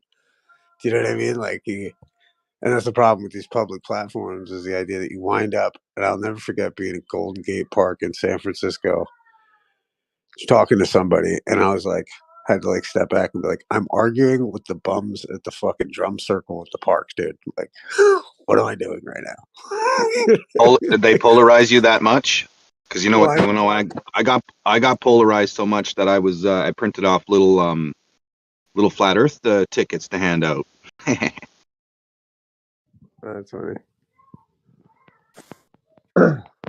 Pay to the order of. That'd be great. Fucking yeah. I don't know. I just think at a certain point you gotta realize like some people just aren't gonna get it. You know, it's not. And these are all like luxurious first world problems.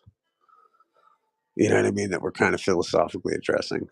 Like you can't get too uptight. It's like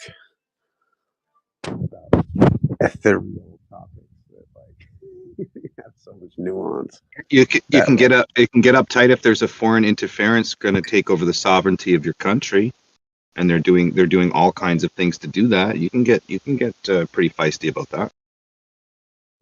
well, I think, and that's why, like for myself, it's like I just feel like flat Earth is not the hill to die on, but like medical tyranny, like fighting against something like that, that is, that's Absolutely, worthy. 100%. But like, Flat Earth is metaphysical, right? the idea. I describe the argument It's as too this. nuanced for the. I describe the argument as this. It's Whatever. like you grabbing something with your hands in the dark. It feels like it's this shape. It's got this contour to it, but you're never allowed to turn on the light. That's exactly the flat Earth and the globe debate. You can feel it with your hands in the dark. It feels like something. It has a shape to something, but you're not allowed to turn on the lights fully. Well, I mean, and do you think that not being able to turn the lights on fully is imposed by, for lack of a better term, God or mankind. The limitations to the natural environment we have has limitations to it. This is why man has no choice but to show you his metaphysical mind in images and cartoons. Yeah, I can agree with that. Like, because I think like the lights are off in that analogy, and it's a great analogy. Like the lights are off, and that's the way God intended it to be. Like you're not like Well, that's the why book of Job arguing clearly about these states it, right? issues is so Have you fanatical. read the book of Job where God We all guess go asks through Job, it, were you there whatever. when I But laid the like foundations? it's like you can't prove it either side. So to take a position about something you can't prove is the height of idiocy. Yeah. Yeah, it does. Says you can't define it. You will never measure it. Yeah, you will never measure it. You'll never know. Right? If I'm not mistaken. The implication is, right, you'll never know the shape of the earth and the measurements of it. Well, I think that's the whole mystery of it is that it has actually, even if we lived for 1,000 years, I believe that the Earth still would have places to be discovered that you've never been to, right?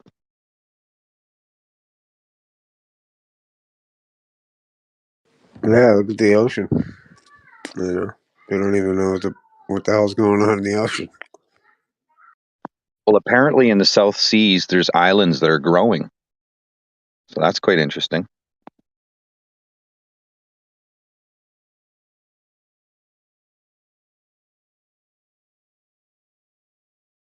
Reminds me of that one senator that thought the island of Guam was going to tip over. It's Have funny. you ever seen that? No, but it's funny that the ancients Oh, it's so funny. the ancients used to think, because of the way that the Earth was set up in the north, that there had to be a seventh continent for balance, for equilibrium. And when you read about it, it's like before they discovered, somehow they hypothesized, Australia and Brazil and all those other places down there, and Antarctica, so forth. But yeah, they Antarctica generally is the conclusion that if you had all this stuff up north, there had to be something to balance off the sphere. So I just kind of find that stuff like What though? pretty silly, because it's like, hey, I have this guess of where I live, and all of a sudden my guess is true. Throughout history, it seems to be that man is really good at guessing. Well, there's two things to that. Is one, you'd only hear about the ones that were right, Yeah, and exactly. two, but two was also kind of intriguing in the idea that like I could totally see, like, let's say if you had lived on an island with a bunch of people, and then you find out there's another island over here, and then you go back to your island, and you're like, pretend to have a dream. I had a dream and a vision that there's a land over there, and we must all embark over there. And if I'm right, I'll be your king. You know what I mean? And like, they set it up. Like, Exactly. they go, There's a you know what I Sean mean? Connery There's a Sean Connery movie where that's the same premise. Something to be king or something it's called, but it's a Sean Connery movie in like the 70s or 80s. And basically what it is these two rich men set out to take over a tribe and become king. And it's a really fascinating story, but essentially that's what these people did. Go to prove That's something. called The Man Who Would Be King. Yeah, there you go. And it's very fascinating because even Columbus has elements of how they approached the lesser human, if you will. Even with Neil deGrasse Tyson tells you a story of how Well, but even Columbus came to these tribes and said, "Hey, listen, the moon's going to disappear for a period of time. If you don't bring X amount," like this is what Neil deGrasse Tyson shared as a story with Columbus's ventures there. But he said, "Look, if you don't come back by said date, the moon will never come back." And so what he did is what's in the writing is he convinced them that he can control the moon because he could predict it. And so that's the tribe people would be like, "You can't do that." And all of a sudden, he predict the days or whatever, and of course, the moon would come and disappear exactly how he'd said it would be, and then that's how he gained authority over these people. Well, I even proposed it's what they've done to their own people. You know what I mean? Like they knew about, let's say, the Americas, and then they create the Christopher Columbus story. You know what I mean? And then they, oh wow, our navigator. That's how they develop their trust in science and all the rest of it. Well, did you You see know? there's a YouTube video. It's called Adam Ruins Everything, and he actually tells you the historical truth. Well, the opposite of the mainstream narrative. So he claims it to be historical truth, where they created the myth of Columbus so that they could inspire Italian immigrants to migrate to United States. And this was what's written in these books before the Columbus Day was set. And so if you go look at Adam Ruins Everything Columbus Day, he'll tell you the history. And he'll tell you why they told the story of Columbus doing all this stuff. It's for basically just to get Italians to come to the United States.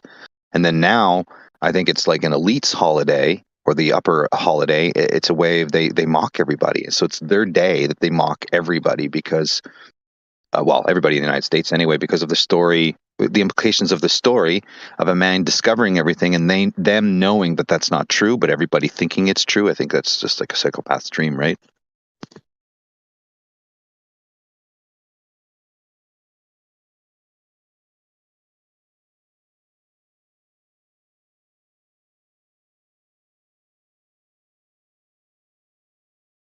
Did I ruin the conversation there?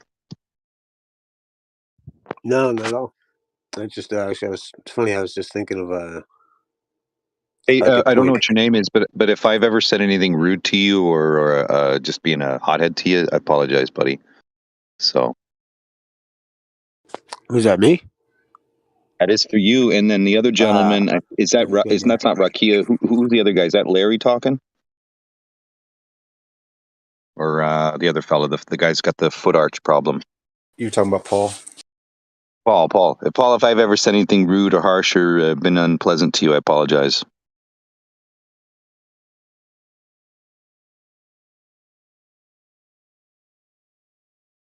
Paul's known for holding grudges, man. Yeah, but I played it. I played it pretty. I I'm only played a kidding. pretty. I'm only kidding, dude. He's like I the played coolest dude. I played a pretty good prick in the forums because at the end of the day, I never really looked at as online as somewhere you'd find friendship or get really much out of it. But that's not true. There are people like yourself and Paul that I've enjoyed listening to over the years, and so I might have just had judgmentalness or whatever you want to call it. Being, let's say, polarized and judgmental is not a good position to engage in with a lot of people, especially when you come down to philosophy and metaphysics. And of course, when you're, in my position, I was new to it all, so I had a big learning curve. And one of my learning curves is metaphysics is not something to get upset or angry about. So my apologies if I've said anything to people and offended them based on philosophy and metaphysics. I think that's what's cool about these rooms, though, man. Is that like you can get angry about some metaphysical concept that 99% of the world doesn't give a fuck about. Yeah, but I think for me it was a big learning curve on understanding what exactly metaphysics is about and philosophy is about. And there are two categories of people I believe in. That's the God believers and the anti-God believers. And you could get polarized, but you're never going to win anybody over being judgmental or polarized. You're never going to win anybody over. Even in your own life, it's not a frequency to be on. And once you realize that, most of the stuff that is in media and television is actually to manipulate you or you become mineable and then manipulable. So they train you to be mineable essentially. And then when you're mineable, then you're manipulatable. And that's the way I look at it. So my data was mined because of the stuff that was put forth to me. I became mineable. And then as as you learn, I suppose you want to be unmineable. Well, yeah, remember this, man. Like, this is how I came up with my Care Bear philosophy, which I recommend.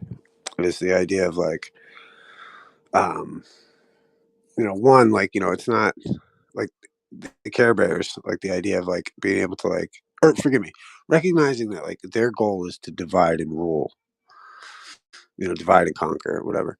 So like our goal in reaction, if it so be, to that, if not, it should be our initial impulse is to unite. And they've got us divided on every fucking, issue, you know what I mean, you can imagine.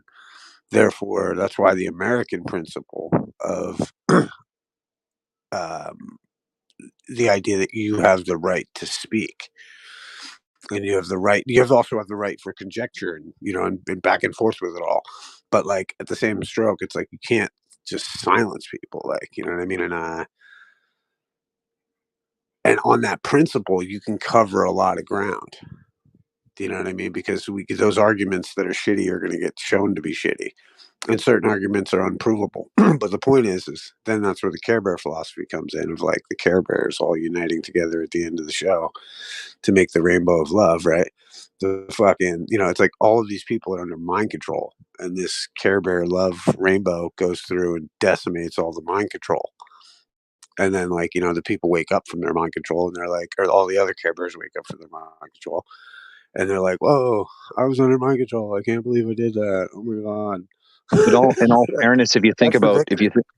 I know, but in all fairness, if you think about it, even being in the state of what's being woke or wake or whatever you want to call it, that is also sort of a programming as well, right? Because it's a frequency as far as what you accept to be valid or invalid. So that's, it's also another programming when you think about it, because it's like Gnosticism, right? Essentially, it's just Gnosticism, and we're going from like a Neoplatonist, unified understanding of philosophy, the one, and all this stuff, into more of a Gnostic state.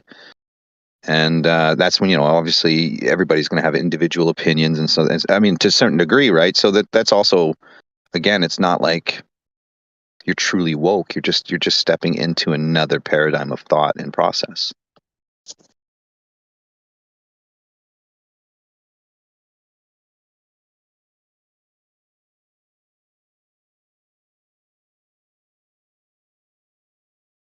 One sec. I just want to say I really enjoy this topic. It's been good listening to it, and it's it's good to change the pace here from philosophy. But yeah, Well, I used to always look at it like, what was interesting to me was that cosmology influences philosophy. And that was where the earth came into the play, because your cosmology, subtly in the background influences the way you think about the world.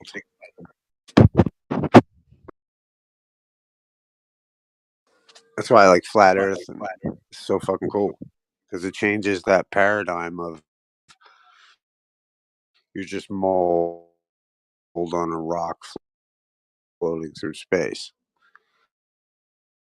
which is and the sun's going to explode in 3,000 years, and what's it fucking matter anyway? Because that's why everyone's on fucking drugs and trying to escape reality, because they don't know that there's maybe a next step. They're fucking related to monkeys. They can't get past the moon. You know what I mean? They're trying to put microchips in themselves, trying to fucking live forever. No appreciation for what is in front of them. It's like, I love the Rastas, they call Well, it they've been Babylon, told people living that in a confusion. creator doesn't exist, right? That's what's cool, trying Well, to I call it the flat Earth pluck ourselves out of it. Like, what a cool struggle that God has days, given because if us. you look back, multiple belief systems, right? It was See, but I have to defend the globe model to a certain extent, because, see, I got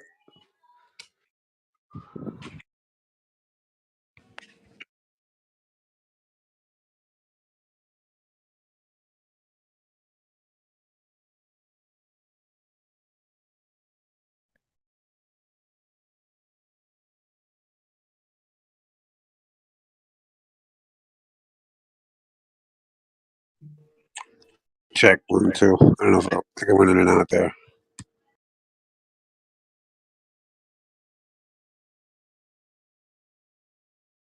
Yeah, you going in and out there. Get your mind out of the gutter. Hey, I was going to say, if Paul can hear this, I hope you heard my apology to you, Paul, if I've ever stepped out of line with you. He's not here. Hey, That is Data, really I was nice. pondering your thought about people who are either kind of for God or naysayers or against God.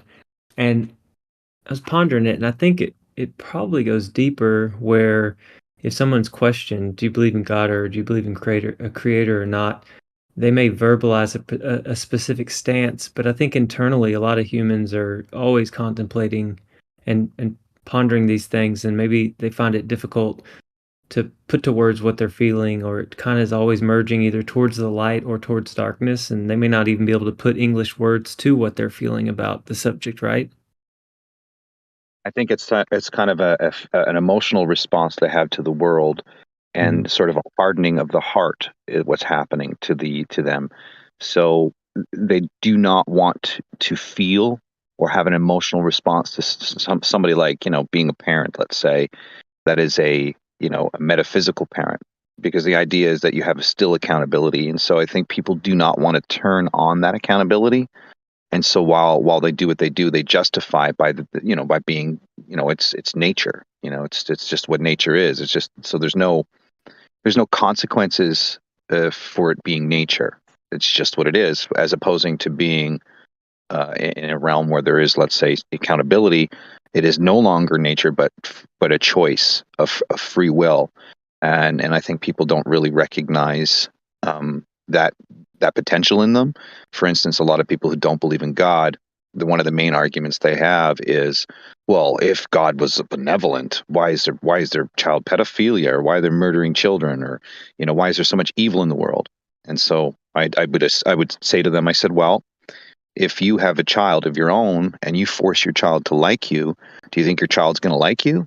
Or would you allow your child to like you based on how you run things and how you set the premise, and your child will eventually praise you based on that premise, rather than being forced to praise, and that's coming down to free will.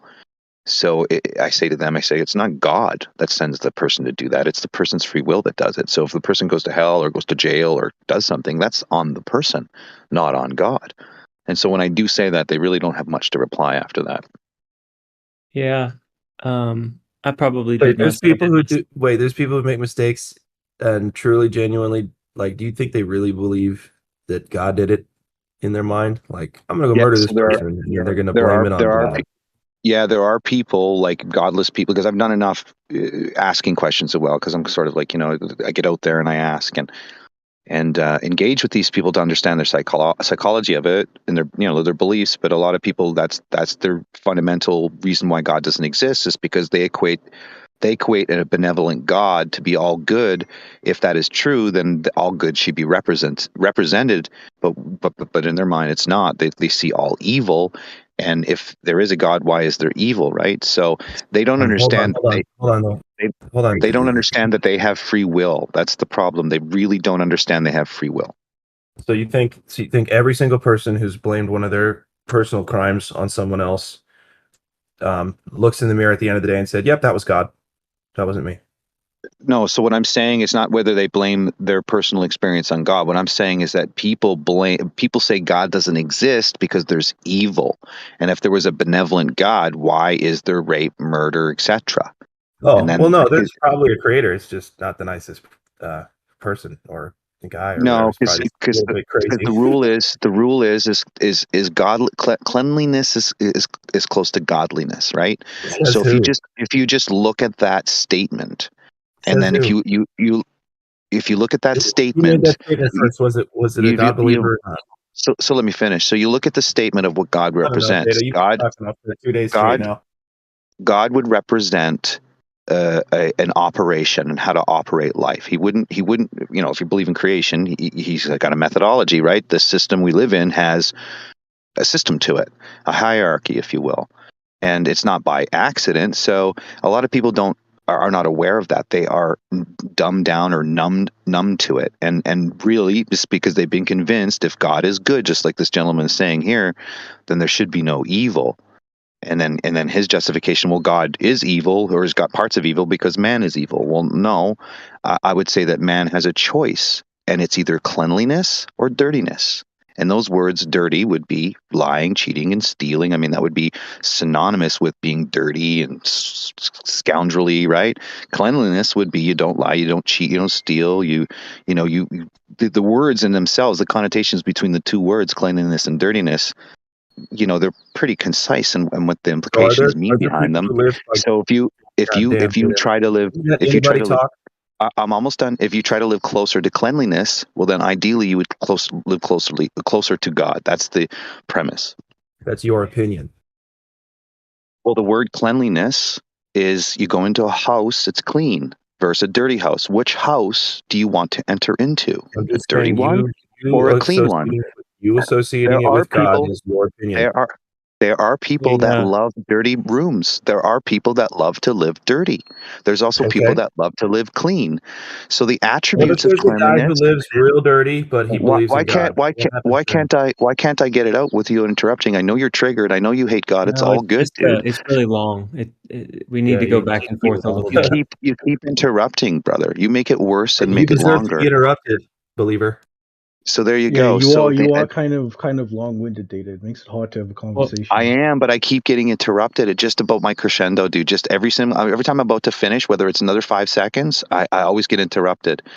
But why not? And then I get this guy's insulting me, calling me a believer, and all this stuff, like trying to insult me. Look, dude, cleanliness is close to godliness. It's a very common understanding.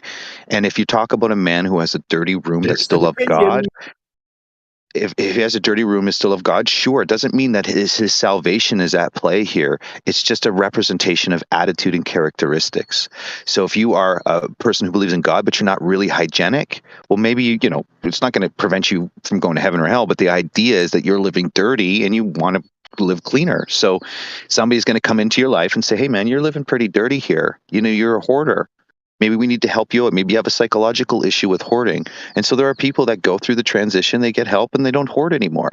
But it doesn't mean that you're going to lose salvation. Again, the characteristics of cleanliness versus dirtiness. Data, keep it short, because no one's going to remember everything you're saying, number one. Number two, you're not giving anyone a chance to respond to you. Because, you've been going for like a good minute, almost 2 minutes now. Just give people a chance to respond to you.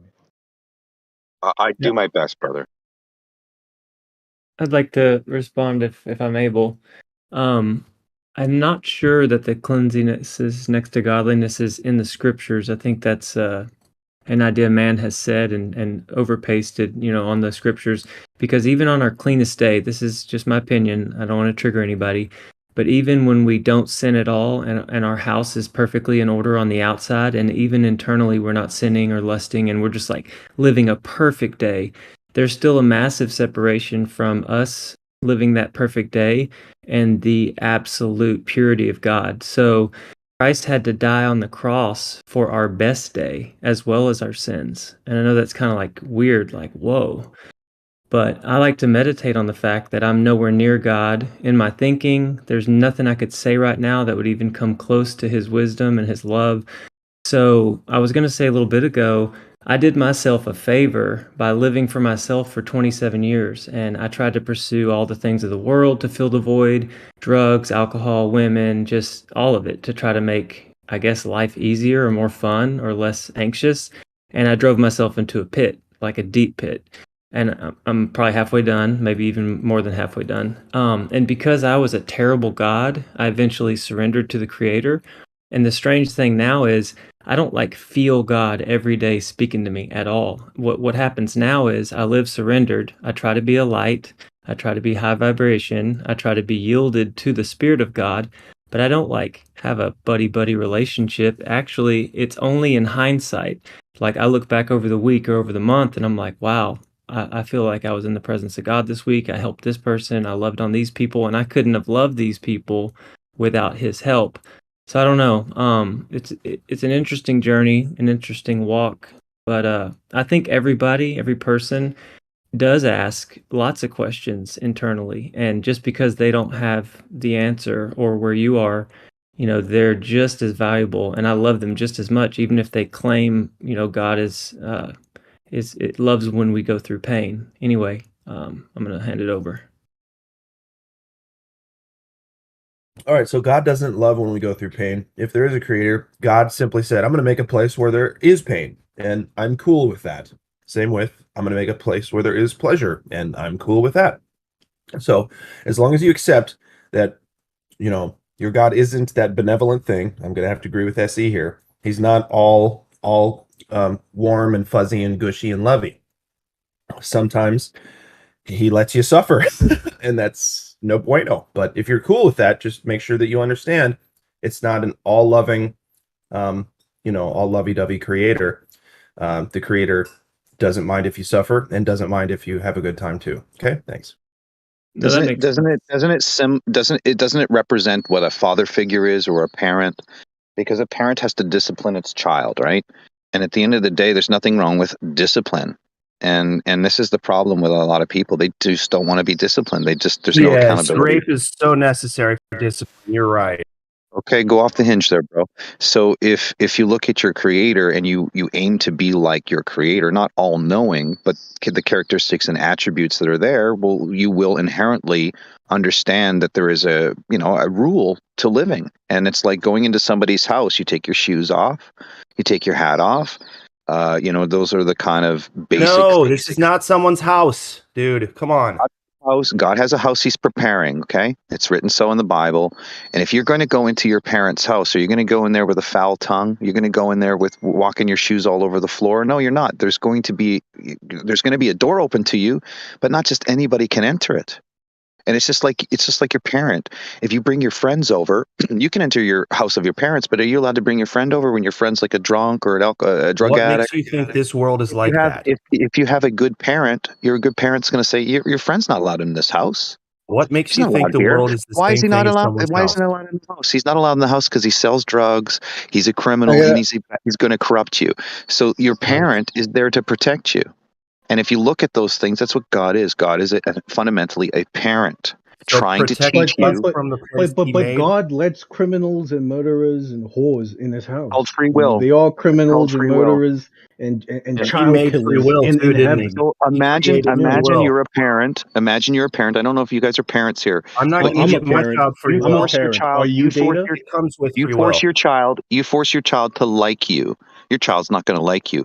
Our Creator does not force us to like Him at all. He gives us He gives us utter free will. Can we not all talk at the same time? Yeah, hang on a second. I can't get it out. See, I'm trying to talk concisely in a short period of time, but I'm interrupted every freaking sentence or two.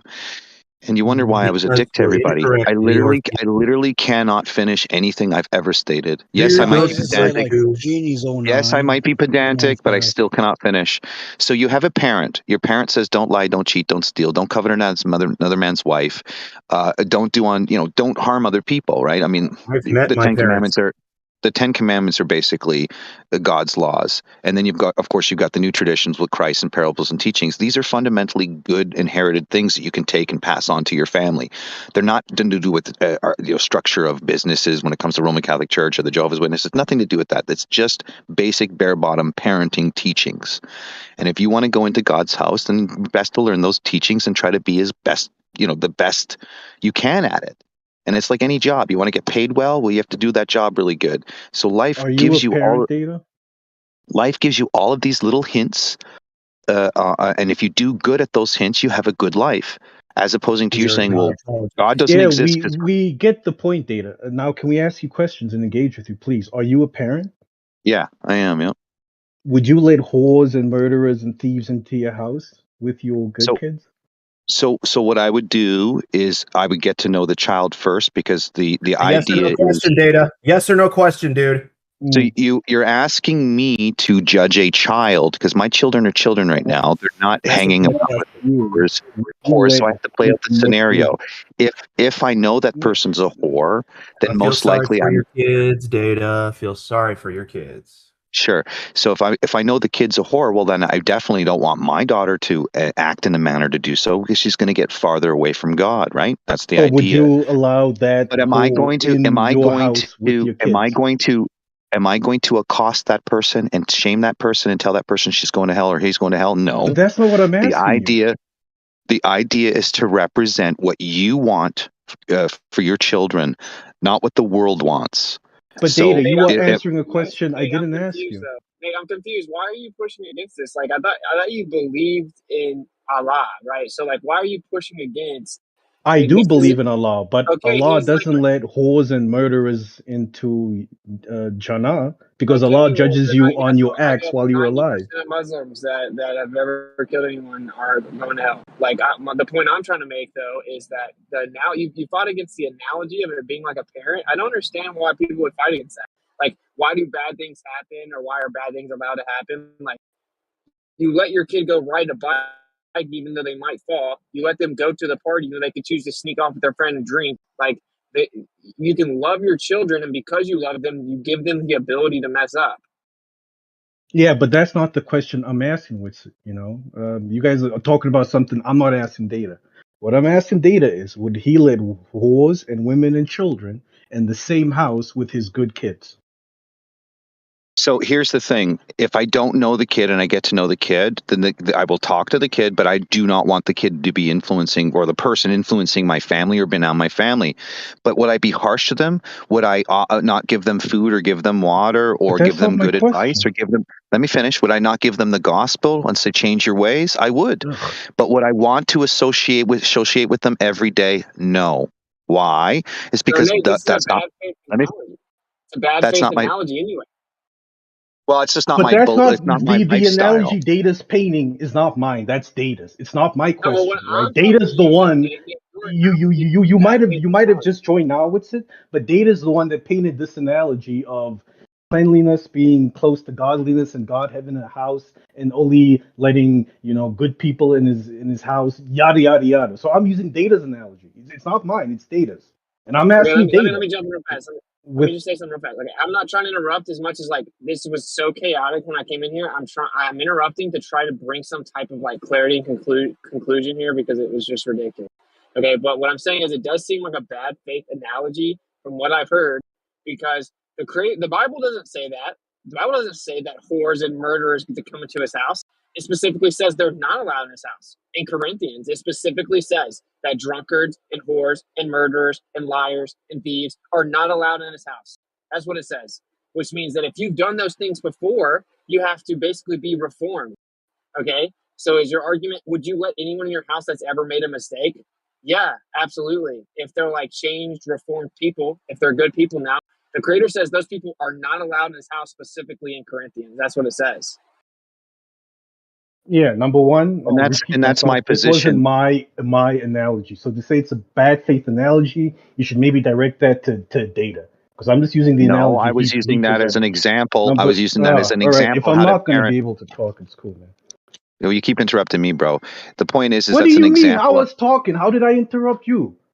So the You example was heard to you heard me represent. talking. No, Dad, So to the be fair, let Nate Jesus, you're finish so and then Dada go. I'm disrespectful, just going to man. moderate. Yeah, no, Nate was going, Nate finished, and then Daddy, you can respond. Yeah. So taking Data's analogy into consideration, I was asking him, would he let these whores and thieves and murderers into his house to be around his good kids, and I don't know if Data's really answering that question. So if you're looking at a somebody that I just met for the first time, I'm not going to know much about them. I'm not going to know whether they're a whore or whatever, unless it's hey, I'm a whore. Hello. You're not going to know that stuff. So your questioning is ridiculous because you don't know somebody from first glance unless my daughter says, hey, by the way, I'm bringing a whore over or she's a prostitute. That doesn't happen. A lot of that stuff is secretive. And a lot of even men to this day don't even know some of their wives are out there prostituting or doing rub and tugs or whatever. The point is that you're going to know the person. You're going to understand the person. Then you're going to make your position clear to the person. Well, I hope you figure it out. God loves you. You come from creation. You're worth more. That's essentially what you would do to the person. But then you would make your boundaries clear. It's not that you hate the person. It's just like, my daughter, I really don't like that lifestyle that you're part of. And it's my right as a human to protect my kids from what I deem to be a danger to them. Well, I believe that prostitution is a danger to them. It's associated with theft, drug abuse, and so forth. So there's a logical line of thinking that comes from meeting somebody. The idea that you want to compartmentalize it in such a short period of time, and so therefore you dehumanize the person. It's not about dehumanization. It's about improving the person, getting closer to God by being clean living. And so when I say cleanliness is close to godliness, that's what you want. That's what you want for characteristics and attributes for everybody. Why? Because it's a safer world, less thieves, less prostitution. So that is why the cleanliness is close to godliness, because you will have a better world for it. And so I want my kids to have a better world.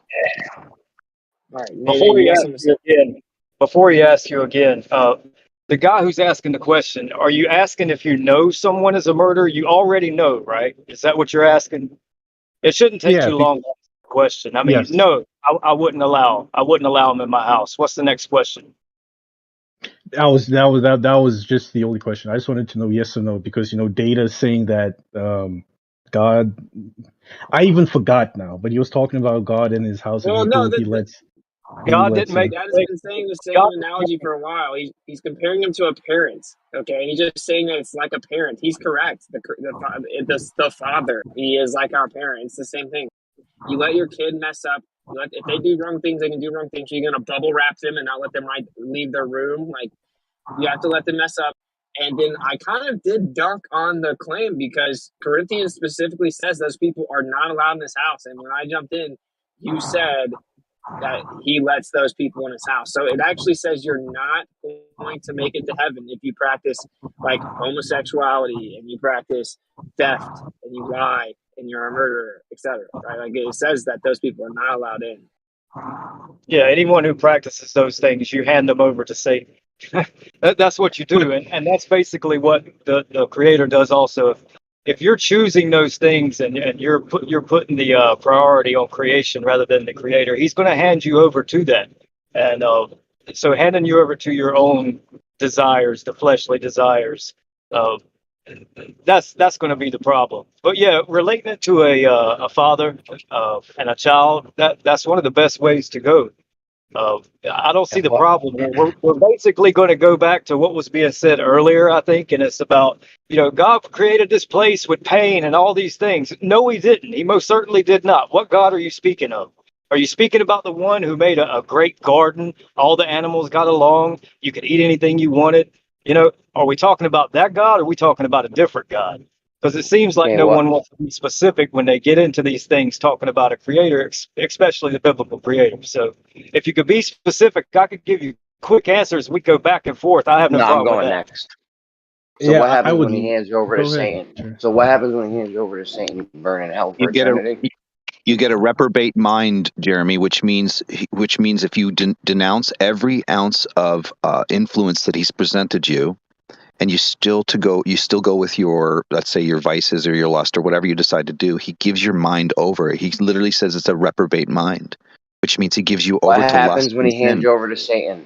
Is that where you go to hell? He just answered. Well, no, you would. I don't know what that means. If you die separated from the Creator, then yeah, you don't burn in hell forever. That's not even in the scriptures. But it says you cease to exist. So I mean, you get thrown in fire, then you cease to exist.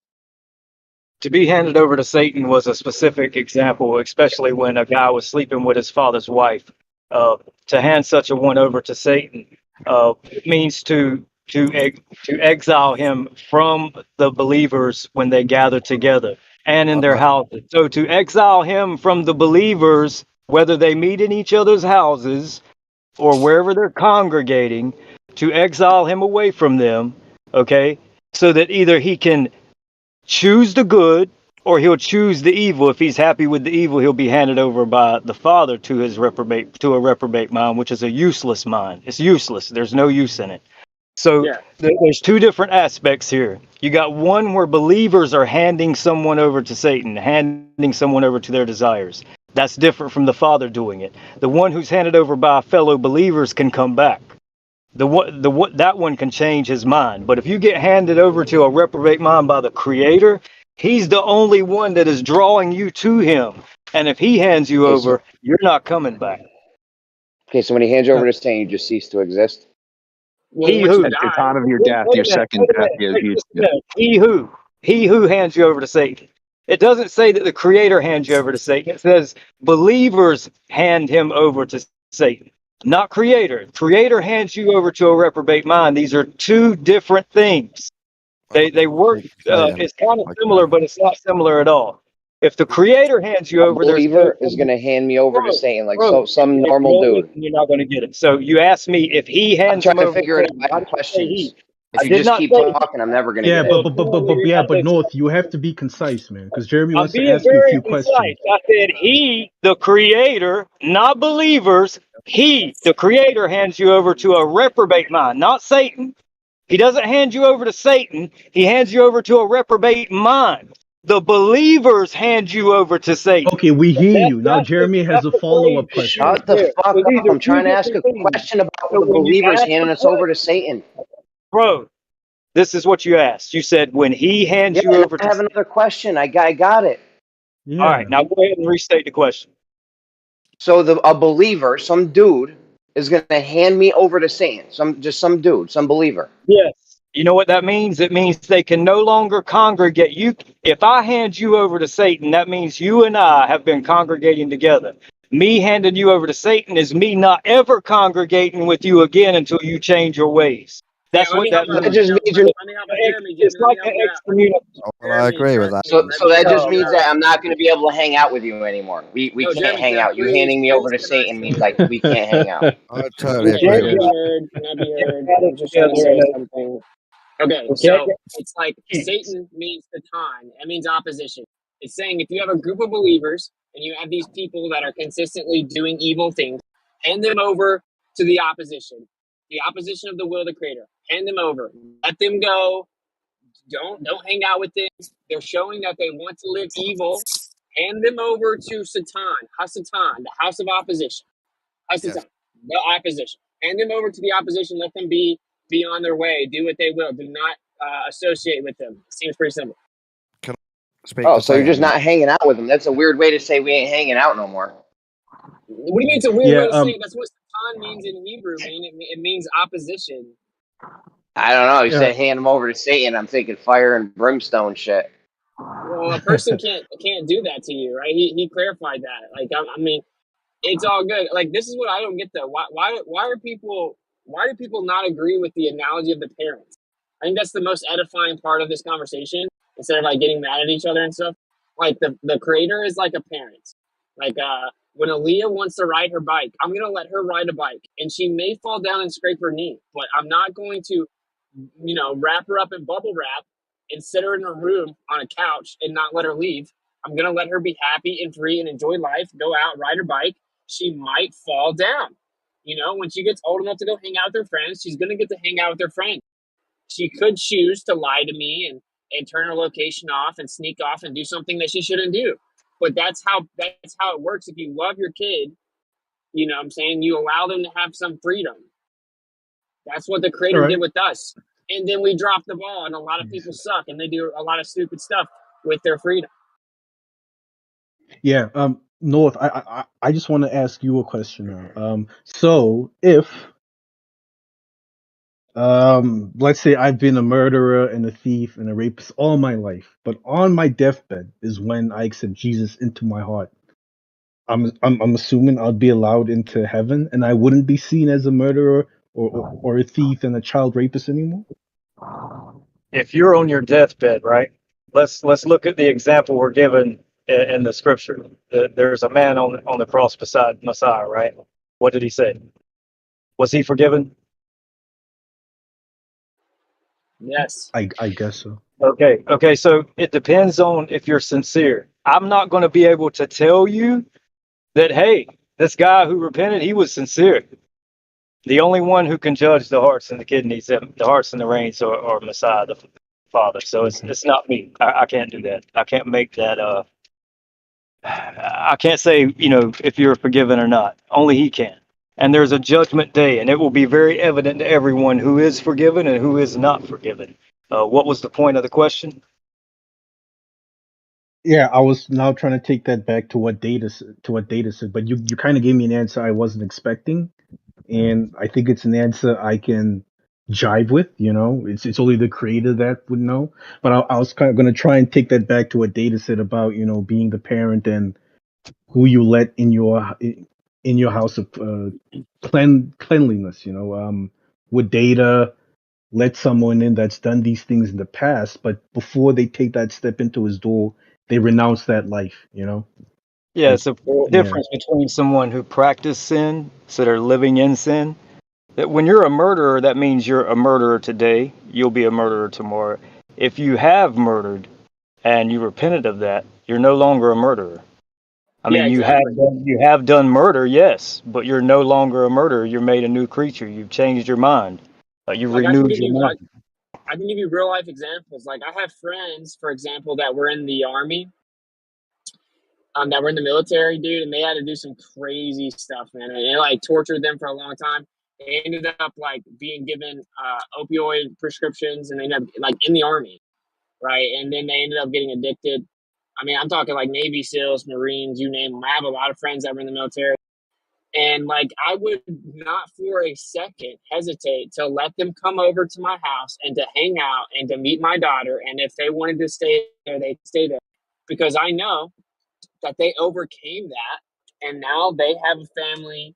Right now, they're crushing. They live for the creator. They overcame all this stuff they did in the past, all this crazy life they had. They overcame it. I know them now, right? I know them. I know they've changed. So I would in no way care that someone that had to murder people, because that's what that is in the military, in my opinion. That's not killing, that's murdering. That's my opinion. But anyway, unless they're trying to kill you, right? But like they murder like women and children sometimes. Anyway, so like yes, I would let them in, even though they were addicted to drugs at one point, and that they were in the military and did some things they shouldn't have done, because they've changed. And the difference with this is the creator is gonna know for sure if you changed, right? Like we're just like, I think he changed. I trust him. I believe him. The creator knows for sure if you change. So he's batting 1,000. So yeah, and I and do and think that just because someone does something in the past, you can still let them in your house. Yeah. All right, so if and, God and hands me over to Satan, that means that I just cease to exist, like nothingness. Can I If answer, you Jeremy? choose to be separated from the creator, okay, because it's always a choice. It's saying that the creator can hand you over to a reprobate mind. That means you chose that, though. You chose to be separated from the creator, kind of like an atheist that like refuses to even consider any information, no matter how many times it's been presented to them, and eventually they'll never see it. Is basically what it's saying. There's a point you can reach where you'll never see it. If you die, the way I interpret this is that modern Christianity is wrong when they make up this idea that you burn in hell and are tortured forever. It doesn't say that. It does say there's a lake of fire, but it doesn't say that you burn forever. And if you actually look at the Hebrew, it says cease to exist, meaning if you die and then after you have basically the final judgment, which will all be one judgment day, it's either you cease to exist as if you never existed, or you eternally exist with the Creator. That seems to be the two options. Yeah. Oh, all right. I had a Yeah. vision of burning in a lake of fire or whatever. Yeah. Okay. I got one. Yeah. I No, got something for you, Jeremy. insane. Real Well, quick, I real don't know. quick. It says that Let me get Calvinists in say here. that you're basically predestined to damnation eternally if you're. Yeah, let me get in here real quick. So Go ahead. Calvinism teaches something contrary to what the scriptures teach. That talks about predestiny, and basically you can't have predestiny because it would violate your free choice, your free will. They're not compatible. But there are certain things that the Creator has, He can manipulate. There's variables because He's sovereign over all things. Like He can reserve a woman's um, potential to give birth, right? By closing the womb, He can do those things that will eventually affect the nature of time. You know what I'm saying? Long story short, if you are a friend of the world, you're an enemy of Yah, James says. And also, if the Holy Spirit will try to wake you up. The whole Yah is merciful, and He will try to wake up every single human being that's ever lived. He'll send you signs. He'll send you wisdom. He'll bring messengers to you, right? Like one day the postman could be at your door knocking, and you happen to get a letter in the mail from an invitation to a local assembly or something, and you refuse it. You're consistently denying Yah, and then you get to the point where you start blaspheming Him, and his name, there's a possibility that you will be given over to your own delusions and your consciousness will be seared with a hot iron and you won't be able to wake up from that delusion. It's a black hole that continues even unto your death. And that's what it means to be handing over to Satan, because you're basically getting handed over to nature and the world, which is in a fallen state. But I'm Real at work. quick. I'm running around. Yeah. Hey guys, real quick. The guy who was just speaking about the lake of fire, I think it was Jeremy, right? So I think he had a dream about burning a lake of fire. And people talk about the lake of fire and non-existence and all these different things. Uh, you will be remembered for a long time. Now, how long that is, we're not sure, but we do know this, that the same way in which the lake of fire is described in the book of Revelation is described in the book of Isaiah. It's the same place where there is a fire that burns, and it seems to be burning forever, a literal fire, because the fire is not quenched and the worm dieth not. So it's kind of like a trash heap. There's always something being thrown in there. Now here's the thing you got to think about. If you look in the prophet says that all flesh shall come and worship all the feasts of tabernacles, new moons, Passover, all these things in Jerusalem. And then after they do that feast, they shall go forth and look upon the dead carcasses of men who transgress Yah, where the worm dieth not and the fire is not quenched. Now, these bones and these things will be there, and it'll be a remembrance. This is what happens when you transgress Yah. And people will die during that time. When all flesh is celebrating all these feasts, people will die. Where do you think they're going? Where do you think they're Yeah. going? So That's yeah, where they're exactly. going. But I North, don't what do you know think? Right, the if way. we listen. Hold on. Hold on. If we die, I guess we're going to heaven, or we're just not going to exist anymore. Not a lake Okay, of fire. it's important to clarify here. Okay, so like you are not. This is how I understand it. You are not your body. Okay, your body is like this flesh suit that you have, and sure, right now it's somewhat connected, right? You have your soul. You could say that's the connection of your mind and body. You have your spirit. That's the real you. That's how I interpret it. Not that your body's not you right now, but it's not like it's not when it goes away. You don't just cease to exist because your body's gone. We know this with tons of different evidence, even outside the Bible or anything. So, like near death experience. So, like, yeah, their carcasses may be there, but like, where is their essence? Where is them? I think it doesn't exist anymore. I think that's what I mean by that. So it does say you can get thrown in the lake of fire. But this narrative they push that you're just like eternally tormented in fire, it doesn't say that. It doesn't say that. Well, And there is the gnashing of teeth, right? The essence is that the Catholic Church probably emphasized it and used it as a scare tactic, and then obviously, misled people. But there is a gnashing of teeth. There is a place of torment for consequences done here. How yeah, long for the that is? watchers, because they're in an eternal state. So like a carcass means dead. So carcass doesn't mean you're in there alive, fighting, trying to survive in the fire forever, being tormented. Carcass means dead. You look upon the carcasses of men. That means they're dead. So All right. So where you either cease. Yeah, So you either You've cease got to to exist. apply the Hold idea on, that the Data. energy will transfer to Data, hold another on, man. state, right? So some people will be thrown alive So into the hold on. lake You of either fire. cease. Yeah, And there's a Hold lot on, of man. I'm trying to different. get in data. We're talking. So either sorry, cease to man. exist or you go to heaven. That's it, right? yeah, like you get Well, thrown into a lake of fire and then you cease to exist. That's what I understand the Hebrew to say. Yeah. Like if I put a piece of paper in fire, it doesn't sit there and scream and burn forever.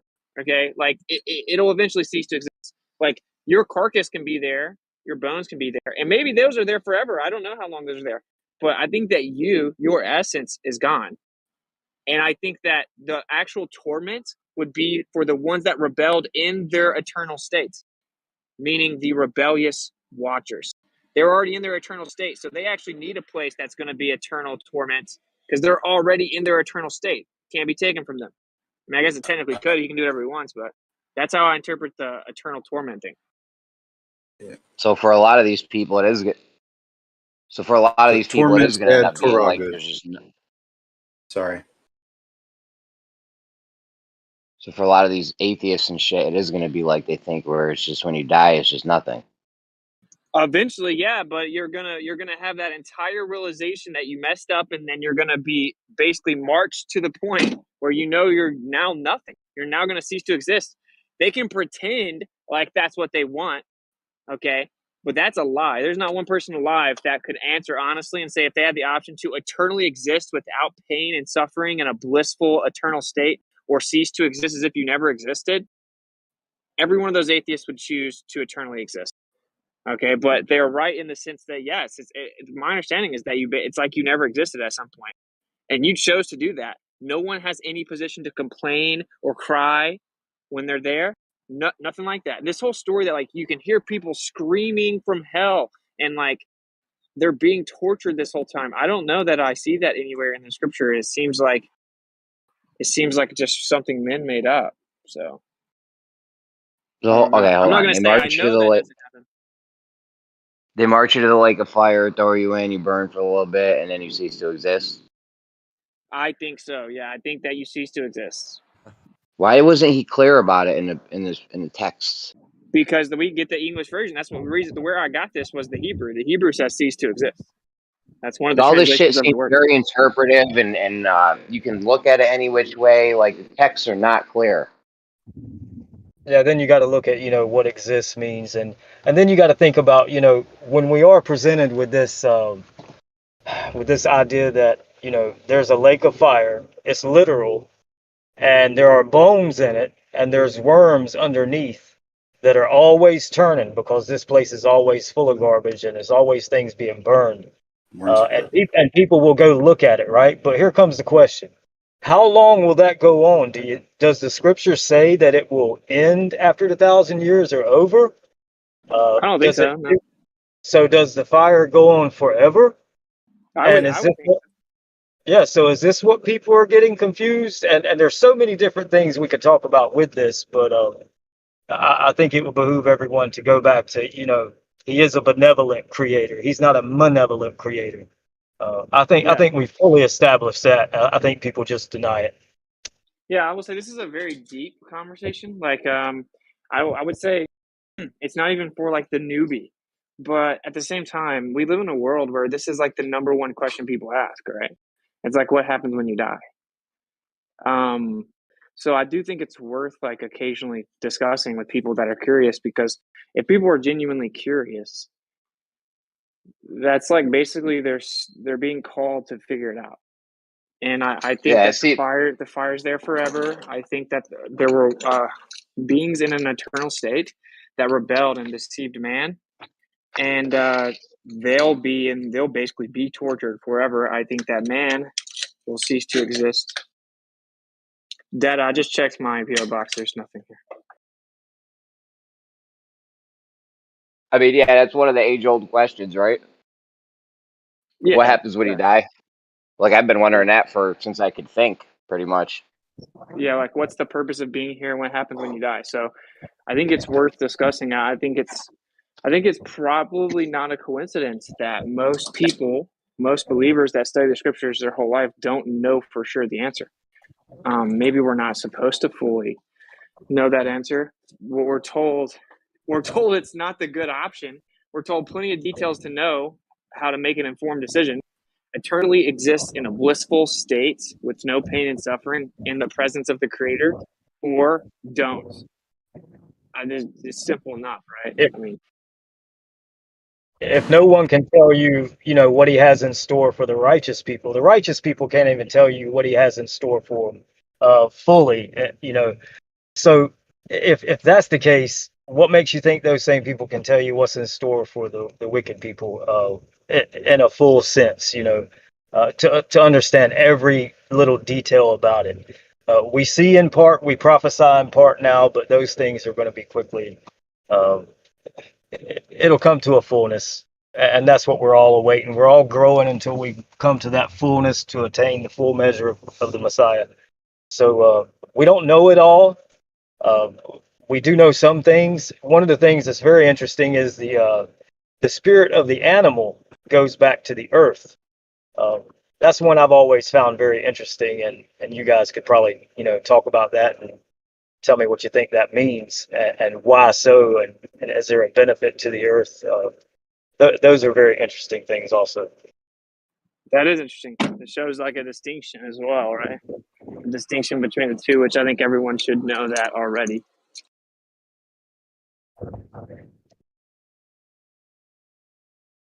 Yeah, like I think one thing's for sure.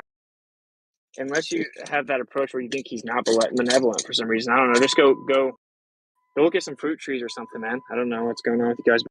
Anyway, the Creator clearly is benevolent. He made this amazing place for us, and it's like a fairy tale, right? In the sense that it's like incredible. It's perpetual. Like this one little fruit has so many seeds in it. You know, like I just need one fruit, and I can just go make tons of fruit. It's very incredible. And all that being said, he's benevolent. Therefore, I know that whatever it is that happens is fair. It's fair. It's just. Hey, Witz, just let me respond to Left Lane here briefly. Whatever you Left want to Lane tell has yourself there, bud. Is there Left any Lane has a satanic question. fruit, like apples? Left Lane has a question here. So what's the purpose of going to heaven? What will you do for eternity? Just doesn't make sense to me. Well, the way I look at it is we've been in this world. We're subjected to all all these different attitudes and ways of thinking. We've never been under the umbrella of just one way of thinking, which would be joy, happiness, no pain, no suffering. Our brains obviously are in this world, which all of those things we get exposed to. So we never get to operate in a frequency with just pure joy and pure happiness and pure love, right? There's always an element of a lesson to learn, which is through pain and suffering and so forth. So Left Lane, when you go to heaven, the idea is that there's joy, happiness, no pain, no suffering. It's just laughter. But more importantly, what he stated to the believers, he says that what I have offered you is something that's never been heard, never been seen, and never been thought of. So in your mind, when you try to compartmentalize or even simplify your existence now to what heaven could possibly be, I'm just going to say there's nothing in your mind would ever be able, you'd not be able to rationalize what good or bad or whatever it is. You just wouldn't be able to think of it because you don't know how this world is made. So God says, if you don't understand the workings of this world, how are you going to understand the workings above? So the idea is the mystery and the joy that you follow is the reward, because you get the reward of having something greater than what you are now. I would say this: if you have this genuine inquisitive nature, then you're still in the window where you're okay. I mean, okay in the sense that like salvageable.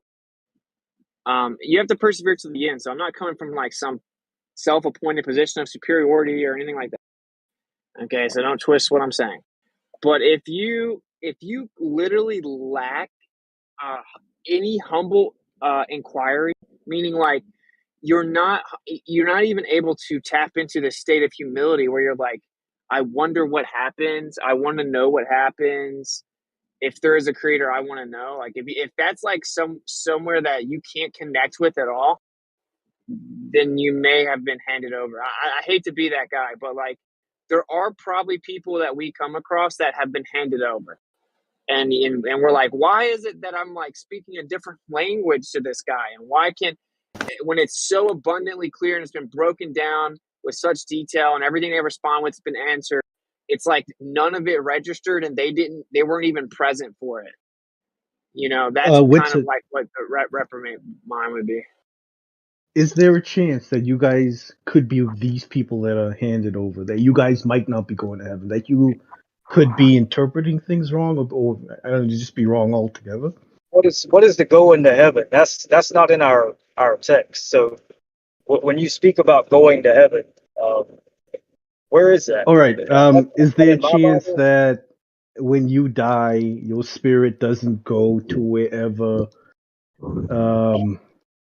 you wish it would go to wherever? I don't know, man. You know, I'm not a Christian, but like wherever the good places where God is. Just to be clear, there are some people out there who they say they're Christian, right? And so they say that there is a judgment day, and they believe that, you know, to be absent from the body is to be present with the Creator, which is, of course, is true in a sense. But some of those people, add to the text and think they get an immediate body that day, and they're in heaven and they're having such a great time. That is not what the text teaches. So to say that someone is asleep or their spirit has left them, right? What is it, what's the concern here? I mean, are we talking about going to a place to live forever, or are we talking about going to a waiting room until you're woken up? What are we talking about? I don't know North. I don't really know the terminology you guys use. But maybe you could clarify for me. When you die, right, and you have the grace of God, and the grace of Jesus, where does your soul go? Like, Well, the soul is the spirit and the body together.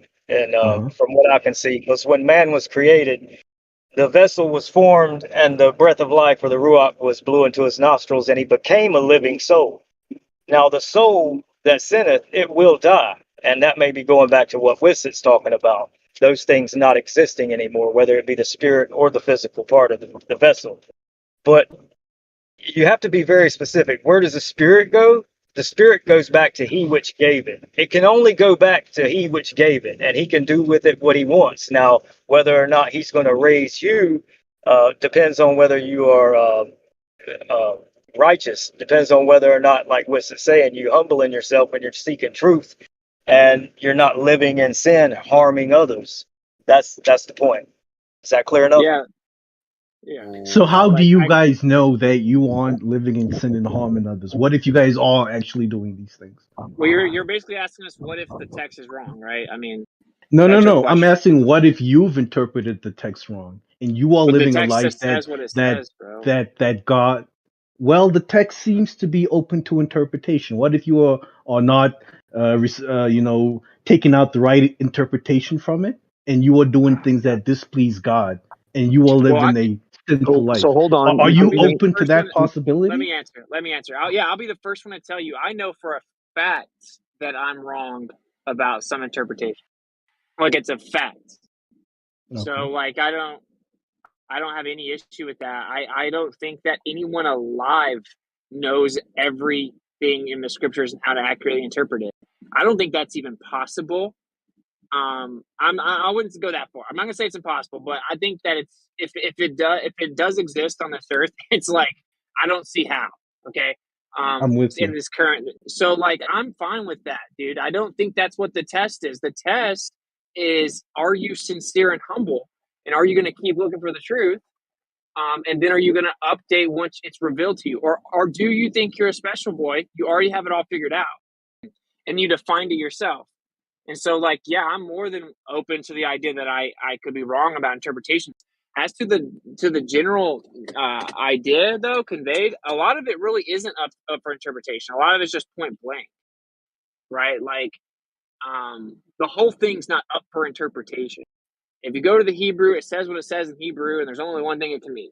Very often, including sin, right? When it says don't murder people, it's very clear what that means. And when it says don't sleep with your with your dad's wife, it's very clear that's what that means. So there's very clear cut things, and then there's things that are up for debate, if you will. And I think that's kind of beautiful, though. So I don't have a problem with that. Like, I think if someone could just go read the book and it's point blank, and you know exactly what it says as soon as you read it, and all questions are answered. How is that fair?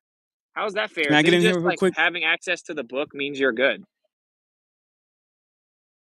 Nobody said that. Yeah. That is the most ridiculous statement I've ever heard.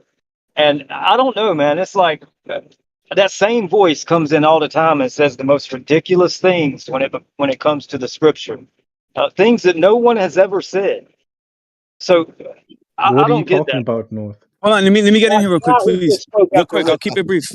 The guy I'll who keep just it brief. spoke after If you're legitimately trying to find out and you're curious about life after death or consciousness after death, then we could talk about it. But if you're doubting everything that we say off the bat, right, and you're not even trying to perceive it, then we can't do nothing for you, bro.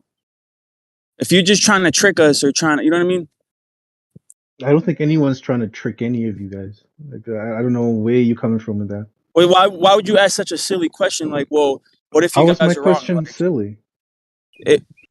It's It a has no valid question, substance. and Witsit gave a proper valid answer. It's shallow, bro. Like, I don't see what. How is it shallow? clearly, Me asking you if you might be interpreting the message incorrectly. well, That's a valid that question. clear. You don't think we know that? Like, come on, man. Yeah, That's like You're talking about I sixth hear what grade. you said. You're asking a sixth grade question.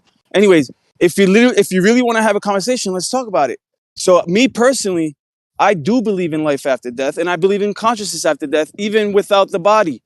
In my understanding, Enoch Hanok talks about chambers in Sheol, right? Messiah himself, according to chapter 319, he talks about Messiah going to preaching to those in prison. He's talking about souls in prison, souls inside the earth. Now we can get into created earth later on, or hollow earth, but I believe that there are chambers in the earth. But these are not. You can't get to them in the physical. They're located in the earth, just like apparently the Garden of Eden, right? And the land of Eden itself was on earth. There seems to be there seems to be chambers in the earth that collect the souls of men. The souls of the righteous go in one chamber, the souls of the sinners go in another chamber. And believe it or not, there's two more chambers. There's one chamber for the martyrdom, those who have died, right, and confessing their faith. They actually have their own chamber. Why? Because there's going to be a court case in the end of time, and every that's ever lived will be there, and there's going to be a court of law, because this court of law existed prior to the foundations of the earth on the heavenly tablets of Yah. So these laws that we say are arbitrary or social constructs, or it's because you grew up in America or you grew up in Africa, so morality is subjective. No, that's bullshit. Morality was engraven on the heavenly tablets by Yah himself before the foundations of the earth, and it's not based on opinion. And we aren't capable as human beings to ultimately discern what is right and what is wrong. Ultimately, there's some things like murder that's obvious, but there's some things that are blurred. Long story short, if you die and you are not found worthy to enter separation from Yah, now but initially when you die, you will be taken. And from my end, I've studied these things, near-death experience for a long time, and apparently that right in the moment of death, they had a chance to yell out to Yah with the only energy that they had and ask Yah through his son to save them. And they were taken back from what looked like to be, there's literal angels that take you down into the pit, right? And in that pit, you're still conscious. I used to believe in soul sleep where you can't, it's like being in a coma, you're comatose, you're not capable of consciousness or yelling out or crying. No, I believe there's legit people crying and in torment right now, and they're very aware of it. Very aware of it.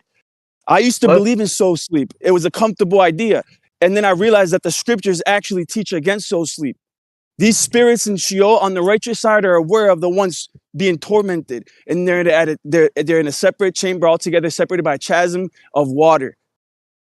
That's what the Holy Scripture says. Lion, dude, I love your passion. 1 second, data. Both of you interrupted me. Can I speak? Wait, no. 1 second for me, because I tried to speak Okay, in Noth, line. you go. I'll go after you, Noth. Okay, thank you. And I'll be quick. I'm always quick. So here's the question. Who is the guy that said, this is what I said was ridiculous? Who's the guy that came in and said, so if you got the book, you're good, right? Who was that guy? Who was that guy? Can you stand up and say who you were or no? Who is that guy? Who was it? When I was talking, Someone's You're breaking down. ridiculous. You're breaking up. I think you're basing it off what Can you hear me Witsit now? said, but he was announcing Can you hear me? that. Yeah. Yeah, I was saying, like, if that was the case, then that would be just No, that you're book bad. are good. You're bad again. You're robot and Witsit. Oh, sorry. All right, guys, I'm sorry. You go ahead, but I'm always hearing things that are just, I don't know, man. I thought I heard someone say something about if you Witsit have. said it. Witsit saying that he said it more. So what were you going to say now? Okay, so what I was going to say was it sounded like Cincy or maybe Napalm who said it, and what I heard was, so if you have the book, you're good, right? That's what I heard, and it wasn't Witsit saying it; it was someone else. I'm pretty sure. No, it was Witsit. No one else was talking. Bro, I didn't. Well, I didn't perhaps say I it. heard. Jeez. But yeah, you can keep my name out your mouth if You don't know Yeah, what's no going one on. else was talking, North. It was only Whitson. So are you going to say something about what Whitson said, or Yeah, you only which by the way, wanted to This is say what something I heard because you thought it again. was someone else saying Again, it? My back and my again, this is what I heard. I heard someone jump in after Whitson had finished speaking and said, "So if you got the book, you're good, right? That means you're good." so That's what then I heard. And why whether don't it's you from speak Whitson to or that, or whoever do it's you just from, it's the most ridiculous statement I've ever heard. I don't care who it's from. I don't care then if it's why are from you Whitson. asking who I it don't care is, who man? it's You from. just want to badger Because somebody or what? it sounded like someone that I hear constantly come in with the most ridiculous statements to try to provoke people. Hey, That's what hold it up. sounded You like. hold Now, up. if Richard was given an example of something, maybe I didn't hear him because he was breaking up. But it North, sounded to me like another person's voice, and it sounded very North, can similar I to ask you a yours. And question? excuse Hold me on, if no it did, data. but you have It a was Whitson. reputation for He was coming in saying So he doesn't and believe saying the that. most no, I'm getting ridiculous it, things Don. that anyone can say. So But you didn't hear North. anything I just said, right? Because you were interrupting me the whole time. So you're No, there No, was I ridiculous. four interrupted you, people North. My interrupting, apologies. and I was trying to get them to stop speaking all at the same time because I'm a moderator, North. Okay? Do you understand that? Are you Yes, there? I understand. You're a moderator. Okay. Yeah, Does that and change four anything people I've were said trying to that get when we're in and were speaking about? trying to interrupt you. And I said, "No, I have next." That's all I was saying. And by the way, why would you say and associate me literally have said nothing all day, right? Sitting here calmly in the conversation. And you said Because I'll tell somebody you that what. constantly comes in and says the most ridiculous things, and you Yes. associated he's that talking with about me. Nate. You know, he's Yeah. talking about No, Nate. He's talking he's talking about me, about Whitson. chirality. Look, No, I don't, he's talking I about don't me. think I don't think you'll Can I know just unless ask you He's ask North a talking me. about question? napalm. You're, You you're guys not are gonna letting know Mitch unless you talk in ask here. me. I get confused with these voices, Cincy and Napalm. I get very confused with your voices, and perhaps I've called you Napalm, or I know I've called I am Napalm Nate. Cincy many times. Can I So say this? never Nate, mind. Nate was questioning the epistemology of how you know the So book's ridiculous. leading you in the right way. Whitsitt said he doesn't believe that people without the book fall into hell. And you got triggered from that because you remembered when Wait, some no. people did say that. That's not what That's happened, wrong dog. Let me say too. Yes, it specifically is. what That's That's happened. wrong exactly too, what Let happened. me just say. All right, look here. I don't know if Sensei said something, and maybe that's where he got confused, Napalm. Whatever. But what I said was, I explained my whole answer to Nate's question, and then I said, if that was the case, then just having the book would mean that you're. Sorry. I said if you just have the book, that would mean you're good, and that's ridiculous. Now, I don't know what anyone said back to that or anything, but I did say like a very similar phrase myself. But to denounce it, Exactly, of North. course. I want to ask Yeah. North a question here. North, what's your idea on the second death? It's so hard to carry the Yeah, boxes. my idea on the second death. So, can somebody die twice? That's possible. But the second death, when you speak about judgment, so this is what I spoke about earlier. There are those like the beast and the false prophet and their armies. They're thrown in the lake of fire alive at his coming. Now, the second death is, of course, after the millennial reign or the 1,000-year reign of Messiah. Now, that second death involves people who are transgressing during that time, right? And some would argue that, there are others who are past, but that gets into a whole nother conversation. What specifically do you want to know? Uh, the non-existent part, the lake of fire part, Well, or here's what's written as far as I translate it is the idea is that the soul or the human being when it dies, the soul is conscious of nothing.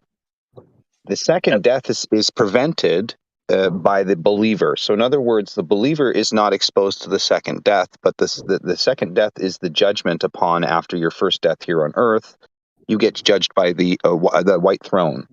So that's what I believe. That's what I believe the second death comes from. But prior to that second death, it says that the soul and the mind, the human, is conscious of nothing. So, in other words, your soul doesn't go anywhere until judgment. yeah, and I understand your point, but Lion also had a point when he came in and he said that these people are conscious. Even when you look in the book of Revelation, the souls under the altar cry out, Abel's blood, does it still speak? Does Abel's blood still speak?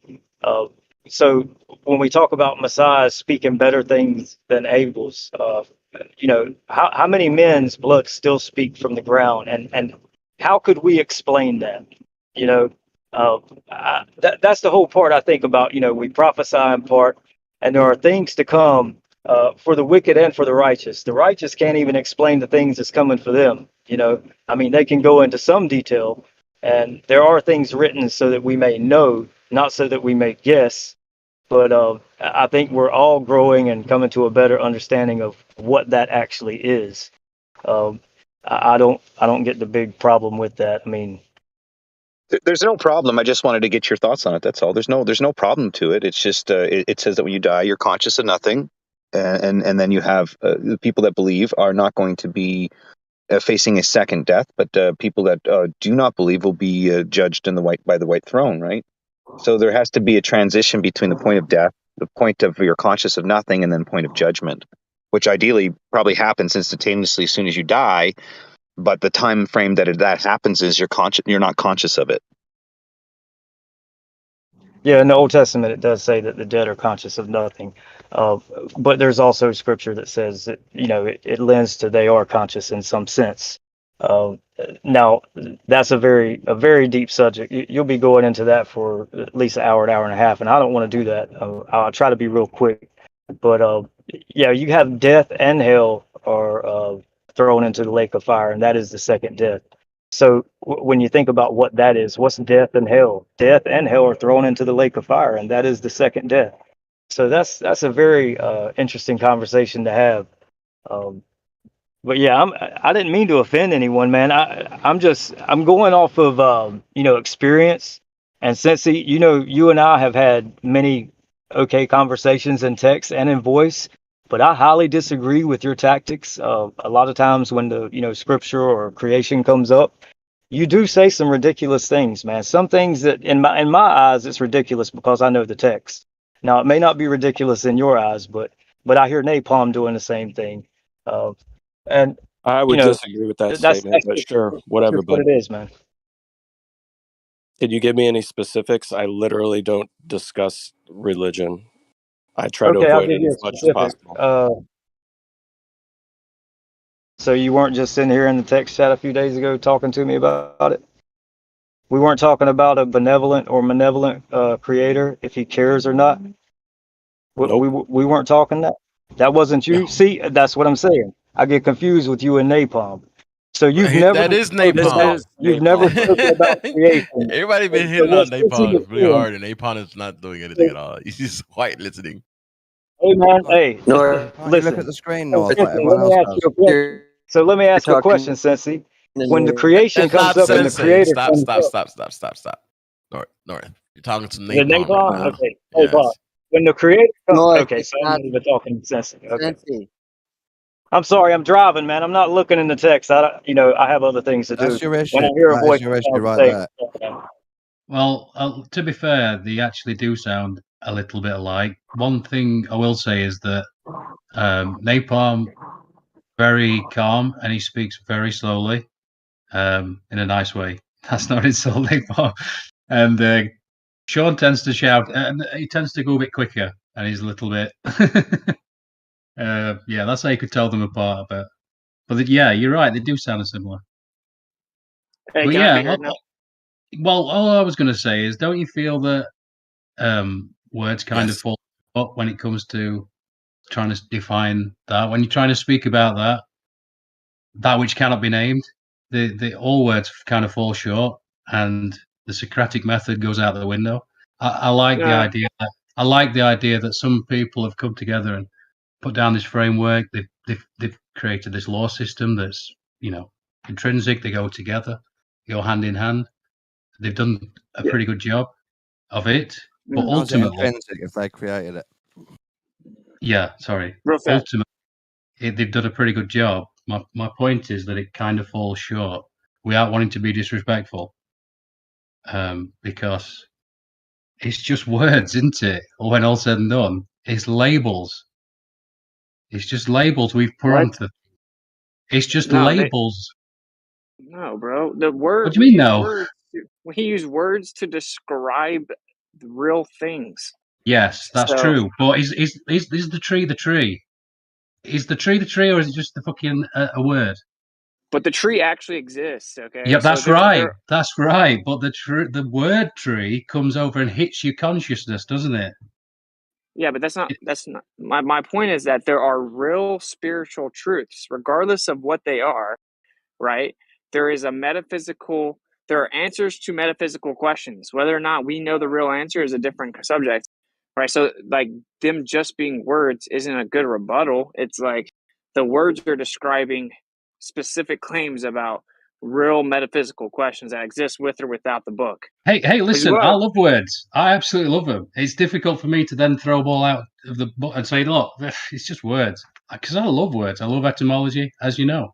I think what you But at mean some is, point, at a deeper where's the level, you proof? realize it's just labels that we've put onto things. Where's the proof for all of this? That's what you're asking, right? Show me something. Where's the proof for what, Dom? For all the Bible stuff these guys are going on about. That's what Oh, you're right, asking. okay. Right? Yeah, real fast. I'm just trying to point this out here. Okay. So, like, for one, I want to kind of help the situation that, like, Napalm and North should have no beef. I think I know it was just a confusion. But Napalm is, like, pretty in Yeah, line with pretty much everything. But in addition, misunderstanding. he's also, like, super chill and dope. I will say, I think that we're kind of like a family in sorts, and so it just happens. We have disagreement. I think and I mean no disrespect by this, but I think the intellectual lazy way out is to bundle the scriptures up in a little bow that you can stamp like a judgment on. And I think that this is what a lot of people do. They do this because they see, like, look, even the people that believe in the book, they can't agree on what the book says. And look how complicated it is. And I'm, like, exhausted. It's overwhelming. Look, like, they're talking for 3 hours about this one verse, and they can't even agree. And, who will ever know? They'll never all actually know the answer. And so isn't it better for me to just, like, know that they'll never know the answers and then just kind of set it on the shelf? And I think that is not the wise decision, right? I think that that's the lazy way out. And when we're talking about really deep metaphysical truths, just to say stuff like, well, we all need to love each other, and we can never figure it out, and we're all connected. And, like, that's going to be, like, the pinnacle of your spiritual understanding, because we're clearly here to figure these things out. Like, these are the biggest questions we have on earth. So that's my point. I hope everyone kind of takes that in. I get that people can get really put off by religious discussion, and they're like, this sounds judgy, and they don't even agree, and it's lame, and blah, blah, blah. But I would just suggest not taking the easy way out by just kind of, like, ignoring it, because I can guarantee you that the people that ignore it, they don't have the answers either. And if you try to convince yourself the answers aren't important, I think you might be misleading yourself. Okay, done. Well, this Yeah, is the it's age-old to question. me that the... Sorry, Go Joe, ahead, go on. Andy. I was just going to say, I it was feels just to me that these people had a ton of wisdom, and that it's slowly, I don't know, when I look around now, this connection to the spirit, if you will, I know people that already have divided the room. They're like, fuck it, that's fine. But it seems to me that they had more of a connection. I don't know, and they're trying their best to point towards it. And I think it'd be a mistake to just throw it all away. I think there's some gravy in there. I've made that clear many times. Just from the little bits and Yeah. pieces I've seen, it's like, yeah, this is fucking, this is good stuff. So I Yeah. definitely see why people get threatened by it too, though. Well, yeah, but that's what I'm saying. Like, sometimes we just have to set our pride and ego aside. I mean, this goes for both Yeah, sides. triggered is the right word. Triggered. People get People get excited. triggered on both sides. Yeah, like, I will say, though, I can get triggered, though, if someone starts talking really bad about the Creator or the Messiah. Like, I consider it righteous indignation, but I will get upset. Yeah, I It's don't just really see why anybody would do that, because he seemed like a legend to me, like a crusher. He just seemed awesome. I don't know why anybody would do that, but I could definitely see why people who have an aversion to this book would say he didn't exist and it's been made up. But to then But look at I don't get that, though, because, like, a lot of times it's truthers, and, like, do you not want to do your research first? Like, to say it did not exist is very ignorant. Like, now to say it didn't exist in the capacity that people claim, that's a debate. you can have, but like, I wouldn't argue personally about what may or may not have happened 2,000 years ago. That to me, that's ridiculous. But yeah, but there are like all kinds of engraved records, right? Like, yeah, like even in China, they knew that he existed, and even in China, they knew it got dark when he died, and they didn't even know he died that day. They just recorded that it mysteriously got dark, but it wasn't an eclipse. So like, there's a lot of stuff where it's like, I guess this is just like the Earth, right? We don't know exactly what the Earth is. No one here that believes in the scriptures can tell you all the accurate interpretations and answers to everything, just like I was telling Nate. But does that mean it's not worth trying to figure out what the Earth is? Does it mean that we shouldn't try to figure out the questions that we don't know? Of course not. That would be ignorant. Numbers. there's clearly a lot of shysters on both sides of this argument, and truth needs to be spoken. Yeah, that's been made clear to me more and more, and I imagine it's as difficult for them to listen to truth as it is for me to listen to someone like FTFE, where it's like like a cheese grater on my ear. I can't listen to it because just the shit that's coming out of his pie hole. I just can't listen to it. It's like, and maybe he's not even aware of it. I think he is. I'm a bit cynical, so I think he is aware of what he's doing. But yeah, we need to speak truth, and it's wonderful that we find a group like-minded people where we can just, I don't know, Andy, share ideas and that. if I was to guess why you said it's all just words at the beginning, I would guess that you have a feeling like some of this needs to be shown and proved. I need to feel it myself, right? You're asking for more than just someone saying, the book said Yah is great. Yeah, of Well, course, the you book need will something say more. it's true. It has to. The book says it's true because it Yeah. has to. I totally My agree. feelings, I always If like it's Rumi's, that quote from Rumi, which says, silence is the language that God speaks, and everything else is a bad translation. I always like that. I can see why the say Bible people hate that, because it's the antithesis when of it's what just the book philosophy says. and just words, people have to be Yeah. careful. No, they have to be cunning and careful to make sure the words are explaining something that is meaningful. Yes, it needs to point otherwise away it's from nonsense. itself to something that's like, to me, it's like having, if you've got a relationship with the creator, whatever that is, I'm not going to try to tell you what it is. It's like having a jar of honey.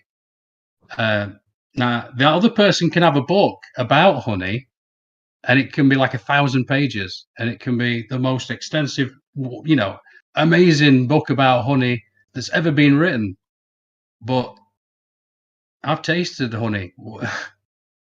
What's up with Which that of us language? knows more? You guys see the language, the Chinese language in the text chat? The word for ship or the word for naked. You know, that's very interesting, man. It's just showing you Genesis, man. Yeah, I'd say, and this has been said in this room a lot. You need to humble yourself, because people are like, I'm not gonna fucking do it. What? I'm fucking bigger than it. No, you're not the big I am. You're not big cheese. There's something greater than you, and I don't know what it is. I'm not going to tell you what it is. Yeah, but this is what I'm saying, though. This is what people, that is true. No one alive could ever fully understand the creator. Oh, man, they moved my diapers, man. What the crap? And that's true, man. But if you can't use that as an excuse not to try to figure things out. And I'm not saying you're doing that. I'm just making a point. This is done all the time, bro. All the time. And that's why, like, agnostic is, if you're currently agnostic, that's cool. But if you've landed on there as a destination, that's ignorant. You should try to figure out what's going on. You see what I'm saying? Like, the Earth is a perfect analogy. We can never know what the Earth is. I hate to break it to you guys. We'll never know what's above us. We'll never know everything about the Earth. How I equated it is I said it like this. I said, you can fondle something in the dark with your hands. You can determine its shape visually by touching it all over. But because you're in the dark, you're never able to turn on the light fully to see actually what it is that you're holding in your hands. And that to me is the flat earth versus globe debate. We'll never know the depths of the Earth. We'll never know the full measurements of the circumference or anything like that. We'll never know what's above us. We'll never know exactly how high all the altitudes are above us, and we'll never know what it is that's in the sky above us. Okay, we'll never know. Never, ever. Like Yeah, while we're alive. Data, something you said a while back, you came in a little bit late at night, and I think you had had a few drinks, and you were being blatantly honest, and you apologized for playing a character. Yeah, sometimes you take on a character What? to find out information, right? Sorry. So if you Sorry, hold on. I got a phone call. Sorry. They cut me off because I had a phone call. No, and you said something very profound, because I think you were being pretty honest. Because the discussion was obviously about the shape of the earth, or what the earth is. And correct me if I'm wrong, but you came to this realization, and you told the room, you're like, if anybody wants to know my feelings as to what the shape of the earth is, my answer is Job 38. And that kind of stuck with me for quite a while, and still does. Because I think that's the honest answer. And it's probably more truthful than anybody who's going to give you something definitive. What is That's Job well, awesome. again, Yeah. 38 say? it's not my representation, and so if I'm going to have two paths of thought, one is man's, and one is a benevolent creator, as we assume it to be. I'm going to lean towards the creator, and anybody going in this debate, if you're a newbie to conspiracy theories or whatever, you will get polarized. You will get angry. You will get upset because you will feel like you're lied to.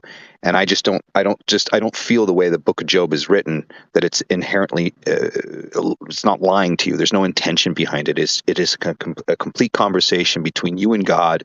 And if God did come to you and ask you in the manner that he asked Job, you would reply the same manner. What does Job 38 say? Well, you should look it up. It's 38:14, and Please just tell me, Data. we'll take a look asking. at it. Don't take my word for it. Just look All it right, up. Napalm, can But you it's tell me what Job 38:14 says? I'd probably direct you to do exactly what Jesus. Data Okay, is never mind. talking about, because I think this is where sometimes people fall short, is just trying to constantly take somebody else's interpretation or somebody else's word for what may be written. And no offense, Nate, like I would say it would behoove you to just kind of read that whole entire chapter and just kind of ponder on it yourselves. And the worst part about that verse, and when I say the worst part about that verse, is it matches somebody's username that's quite synonymous in these servers. So again, take the time, guys, look it up, take it on for self, and see how it fits with you. But isn't it really, when you just read the book of Job and you play out the scenario in your mind, it really puts in the position of where man actually is inside the realm that's being created.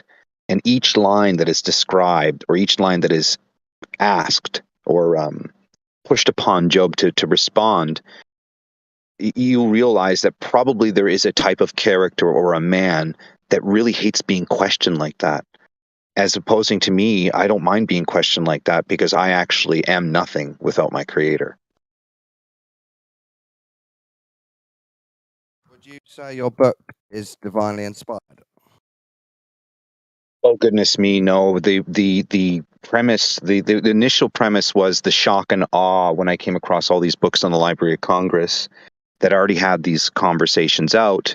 And then, of course, when I saw that they were repeating these arguments to make flat earthers, let's say, that then I saw a motivation to it.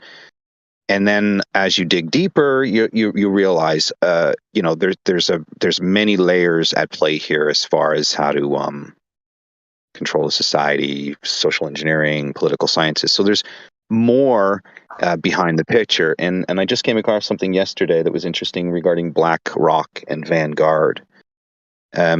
They are wanting to change behaviors of human beings. The greatest way to change the behavior of the human being is to remove the Neoplatonic system and bring people back to a form of Gnosticism. And when you do that, you're going to put people into more tribal groups. And when you do that, then you see the the takeover group by group by group.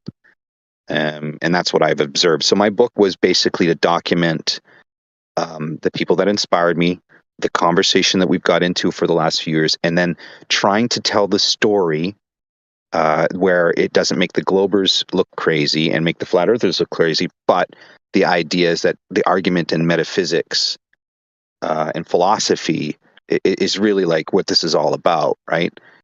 And just tell a story about that. And it's really hard to do because there's so much information about it, whether it's a making of a new world order leader, whether it's sacred geometry, whether it's gravity, whether all these arguments that these guys created over 100 years ago are regurgitated.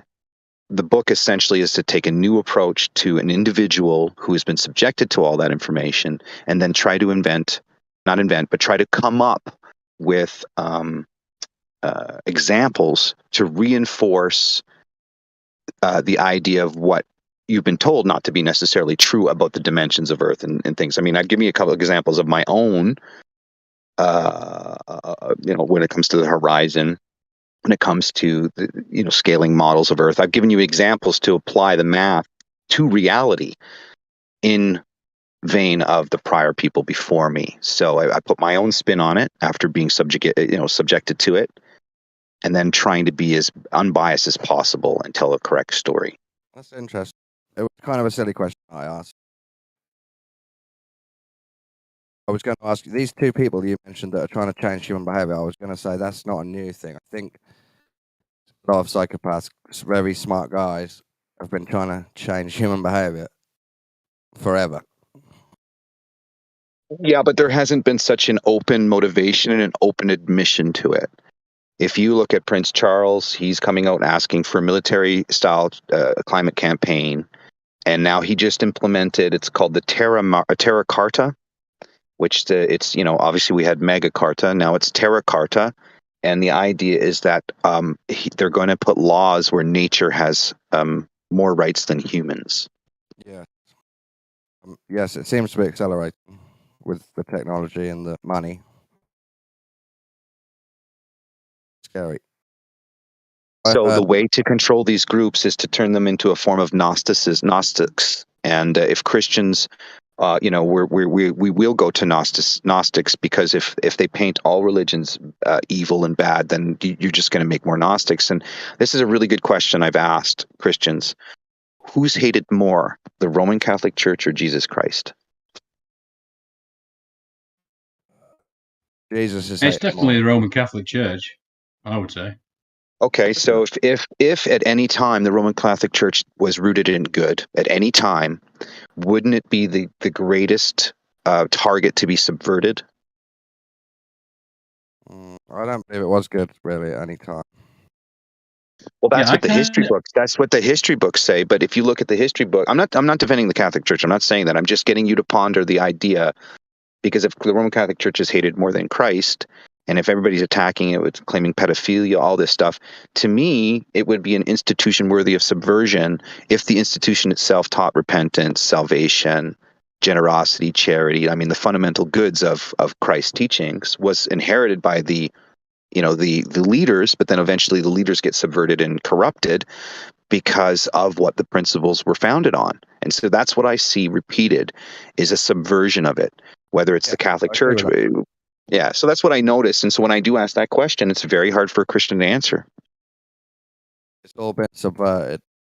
How do you deal with that? Somebody gave me some really good advice last week. Cancel out all the noise and just read the red writing in the Bible, which is Jesus Christ's words. That's all you need to focus on.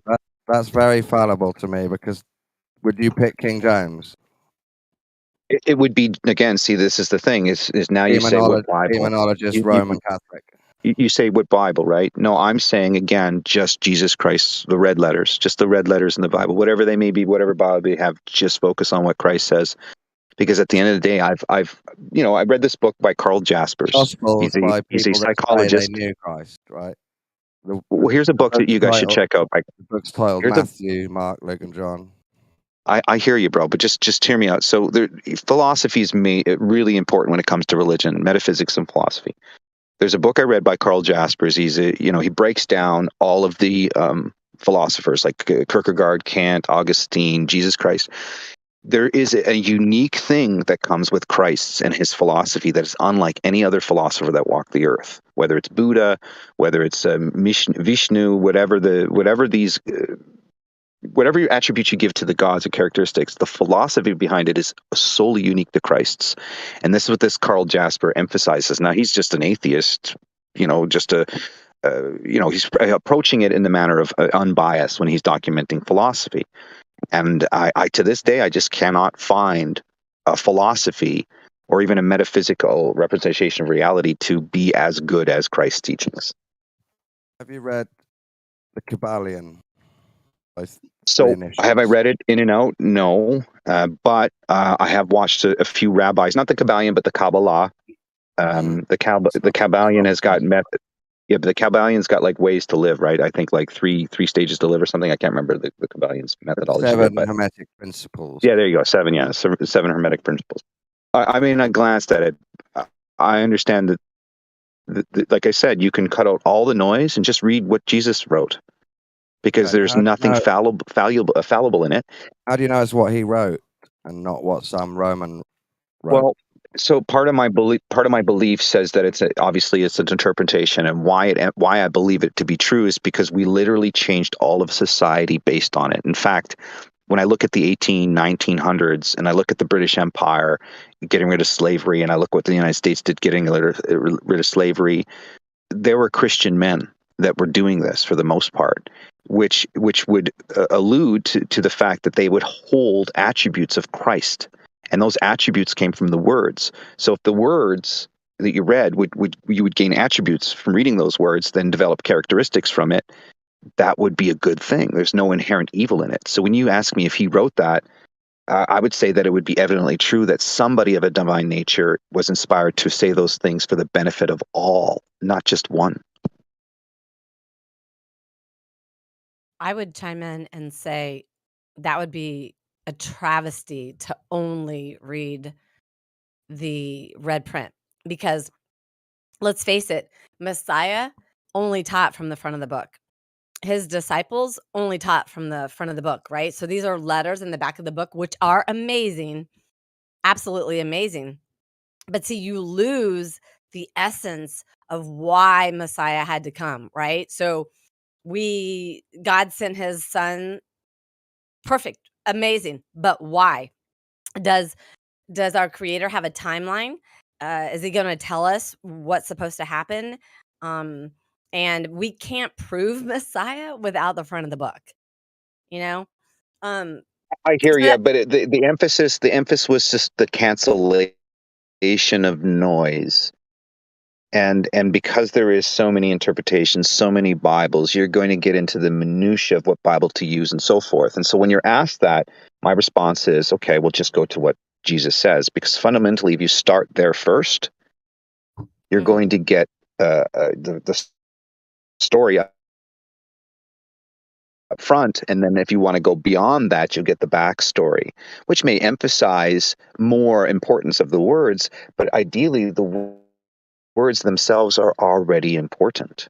So if you want the backstory to those words, even better, but I would start with just Jesus Christ's teachings first. And check out that book, Karl Jasper's. He breaks down Kierkegaard, Kant, Augustine, Nietzsche, all of them. He summarizes their philosophy, and there's nothing like Christ's philosophy, nothing like it existed before. If you're done. So the Bible teaches private judgment, so that you shouldn't have to go to a religion or go to some priest. It says you read it and you privately judge the words for yourself. And I believe that you really truly have to want to learn them, or you won't. So I mean, the Bible teaches private judgment, so nothing should be too complicated in there.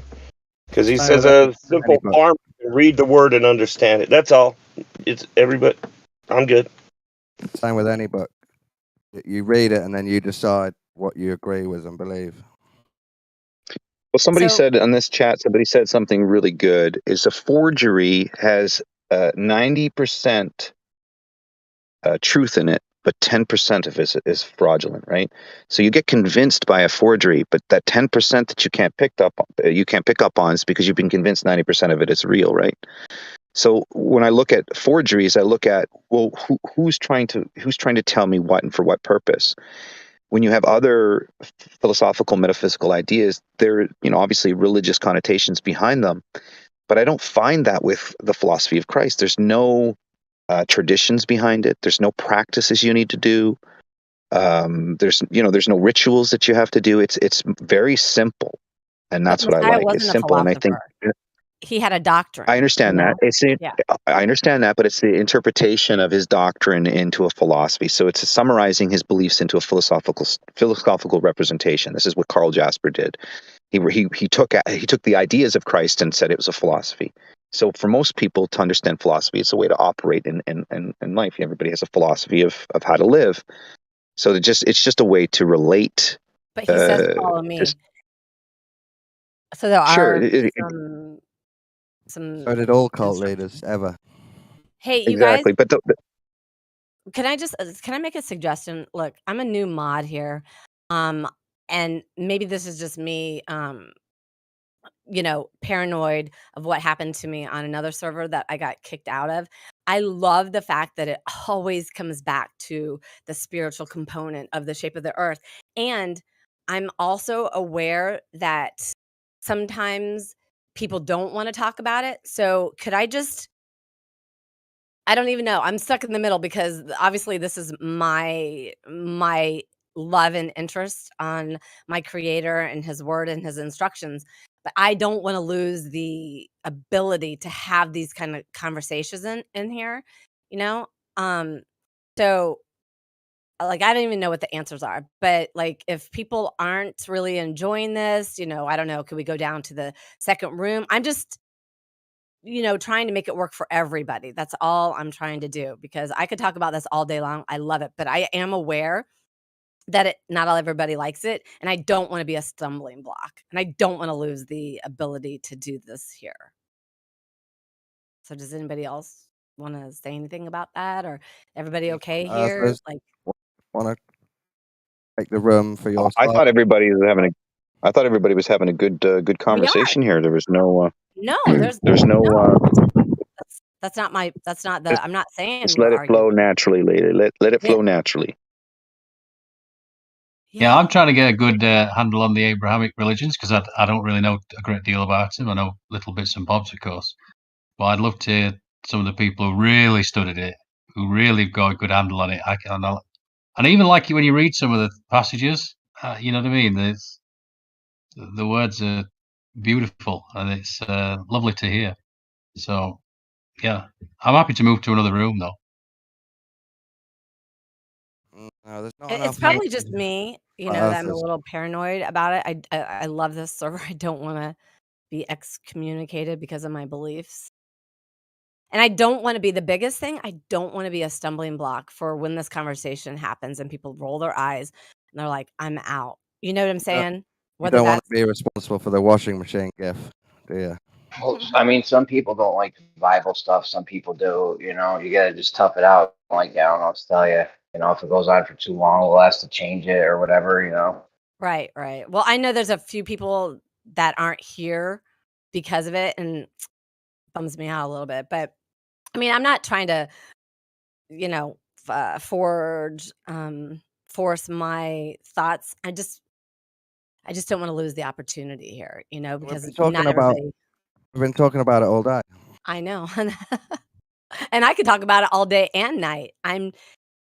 I value the server, right? This is where I get some really great conversations, some fellowship, deep conversations about things that other people just don't care about.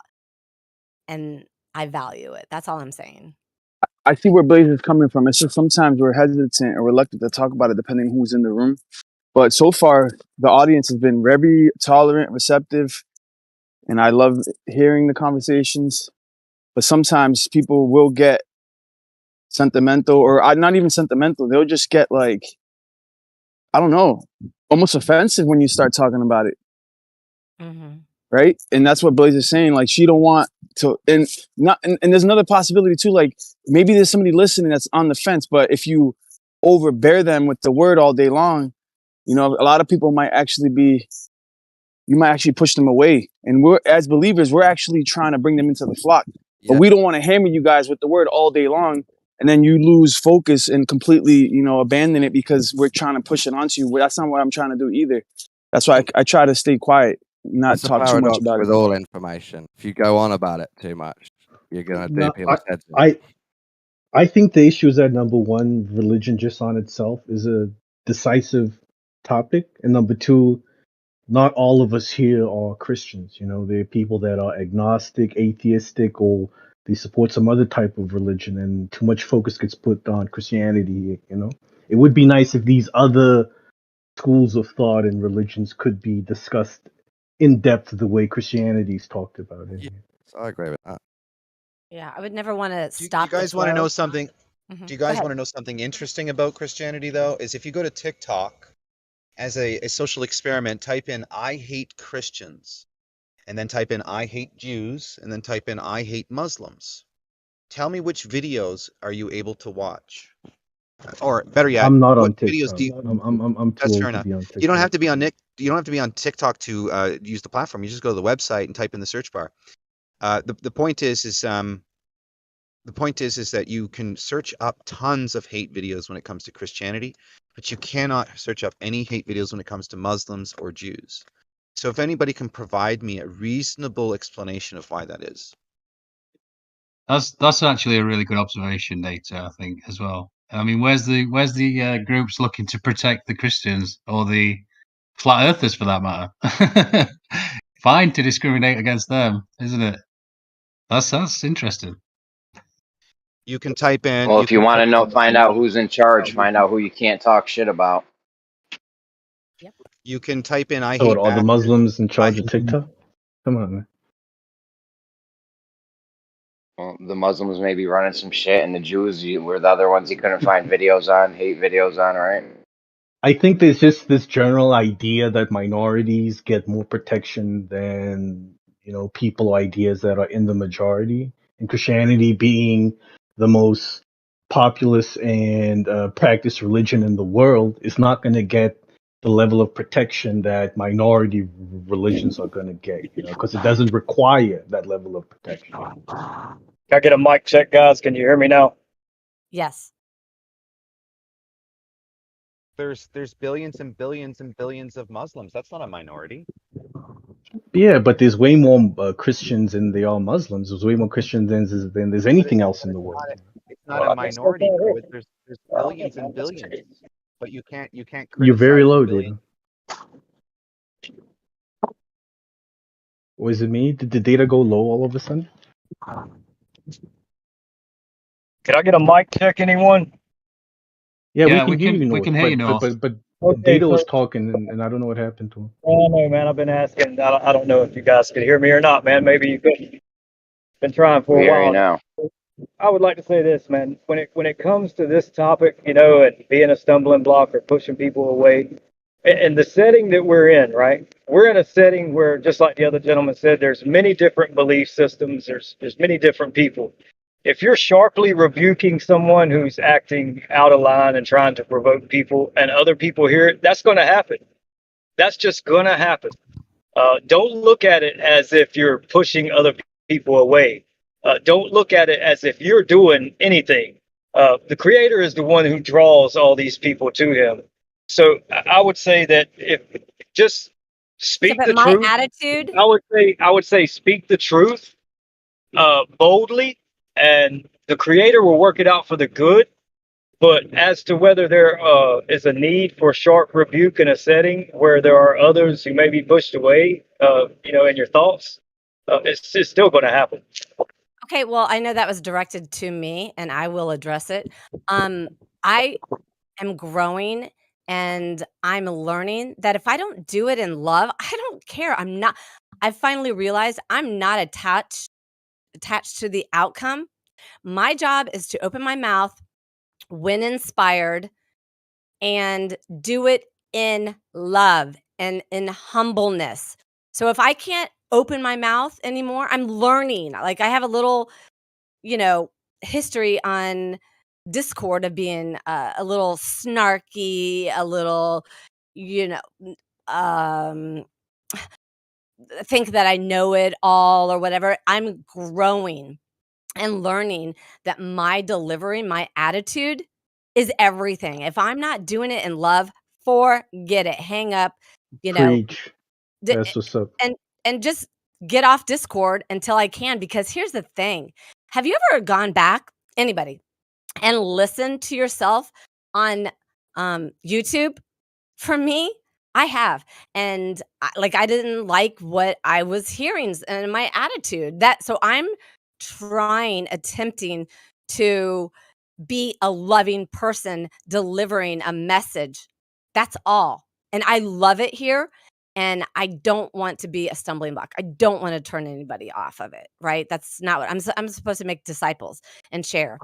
That's it. And I That's still what's up. You North. do your best, guys, and you'll put some people off. That's just going to happen naturally. Yeah. And North, I respect you immensely. I really do. And I'm not directly telling you about your I'm saying this in general. For me, I could have all the information in the world and be blessed and all that kind of stuff. But if I can't share it in love and let people be who they are, because I think I said it last week, it's such a fine line being a truth seeker, right? You want to open your mouth to express the information that you have, but then you also have to let it, be okay with whatever they choose, because you are right. Nobody's getting to Messiah unless the Father draws him. Period. You're absolutely right. But so I can't be attached, and that is the art of the walk, I believe. That's a good synchronicity, because I've been talking along those lines all morning. Well, I say morning, but it's a funny thing, isn't it? Because I'm definitely aware that I can speak to someone and I think I'm helping them, but they seem like they're being attacked. And so there's definitely a gentle, I don't know, more loving way to appreciate yeah. I'm really struggling with that myself at the minute, actually, Blaze, because for me it's like Tourette's, like it just comes out like, and I feel a little bit like if it didn't, like if I held it back, like it'd make me unwell or something. Do you know what I mean? Yeah, and you always post what Nazarene means, and I love it. So cute. Because I'm a watchman on the wall. Now, am I supposed to, is it my responsibility that I'm learning that it's not my responsibility to wake everybody up. It's my responsibility, my pleasure, my burden, my blessing to share the information, right? I don't think I'm going to be judged on how many people I converted.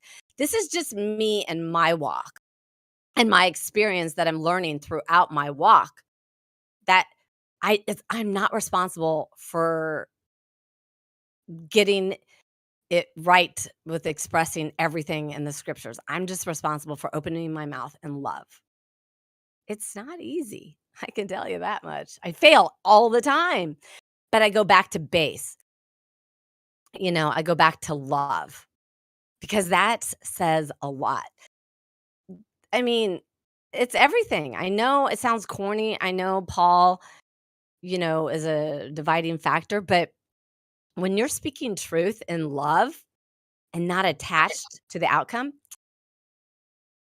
I think the other people listening, it resonates. Because, think about it, when people are in debates and then, the person that's on your side starts to lose it a little bit, you're like, oh no, you're losing people. Like, because we're getting mad. I started, researching debates, but the person that loses, they're cool with the debate, is losing the debate for the other people, the audience. I mean, am I wrong? Or is No, anybody? no. You're It's great. not corny at all, by the way, either. It's powerful. That's the way I see it. It's powerful, and it's inspiring. But And you can't shift. the shysters that are all over these servers as well. I bet it's like a dagger in their ears. I bet it really is. Because Well, when I listen to their people, I can't stand it. It's Don, like, do you want to say? Yeah, I'm sorry. Go ahead. I just want to say I feel that too. So you can reverse it. Like I used to listen to Whitset and think, oh no, he's saying horrible, terrible, made up stuff, and it was really triggered. And Oh, ha ha a few ha. months later, I think he's really talking from his heart, and that's so great. Oh, that's Yeah. awesome. Yeah. There you Yeah. go. Well, bloody hell, Don. I was not expecting that from you, but yeah, well said. Yeah. And sorry, I didn't mean to walk on you there. Fine, people progress. All good. All good. What I'm saying. But I think that's what is so hard coming back to these conversations, whether it's the shape of the earth, whether it's the scriptures of any sort, right? We have to realize who our audience is, right? And listen, I was the biggest hothead. I mean, I'm still paying the price for my family thinking that and everything, but throughout experiences, I'm getting a little better. It's such a delicate walk. And I have to ask myself all the time, do I want to be right or get it right? And then does it matter? It's not for me. North is absolutely right. Nobody's going to get to the sun unless Father draws him. But, however, I should say, in my delivery, I have to take responsibility. And it's not easy. Love, when you have the truth and you're trying to help somebody, challenging. Yeah, this is what I couldn't quite put my finger on with these debates, right? Because I was watching these debates and I was like, there's something that's just, it's not right. It's not right. And what's not right is you end up in this pissing contest. Yep. Whereas people who spoke last, they win or some shit like that, It's like we end up in this ego battle and it's like, well, what do you win? What do you win exactly? Please tell me. It's unfortunate that the truth is sometimes hard. It's not always like a pleasant message. So sometimes hearing the truth is a little difficult, and and caring. Sorry, go ahead. I was just saying, like, so. Are you breaking up for me? The truth. So I think that's like the other point. They'll be combative or something like that. I think what would be a really good practice for all of us, me included, is to go back and listen to ourselves.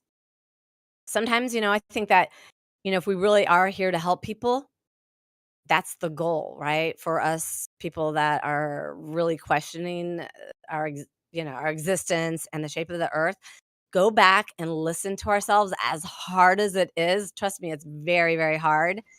And reassess, because at the end of the day,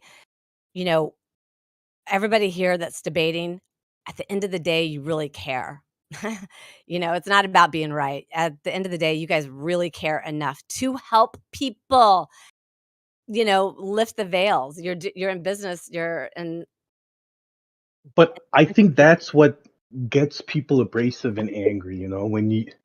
When some of you take this position of you having the truth and others not having it, it kind of makes you come off as being arrogant. You figured things out, you have the truth, and now you sharing it, because how sure are you have the truth? Like, what puts you in that position where you feel you have the truth and you can now share this truth with other people? People are going to be skeptical about it. The moment someone tells me they have the truth or they're sharing it, that's a red flag for me.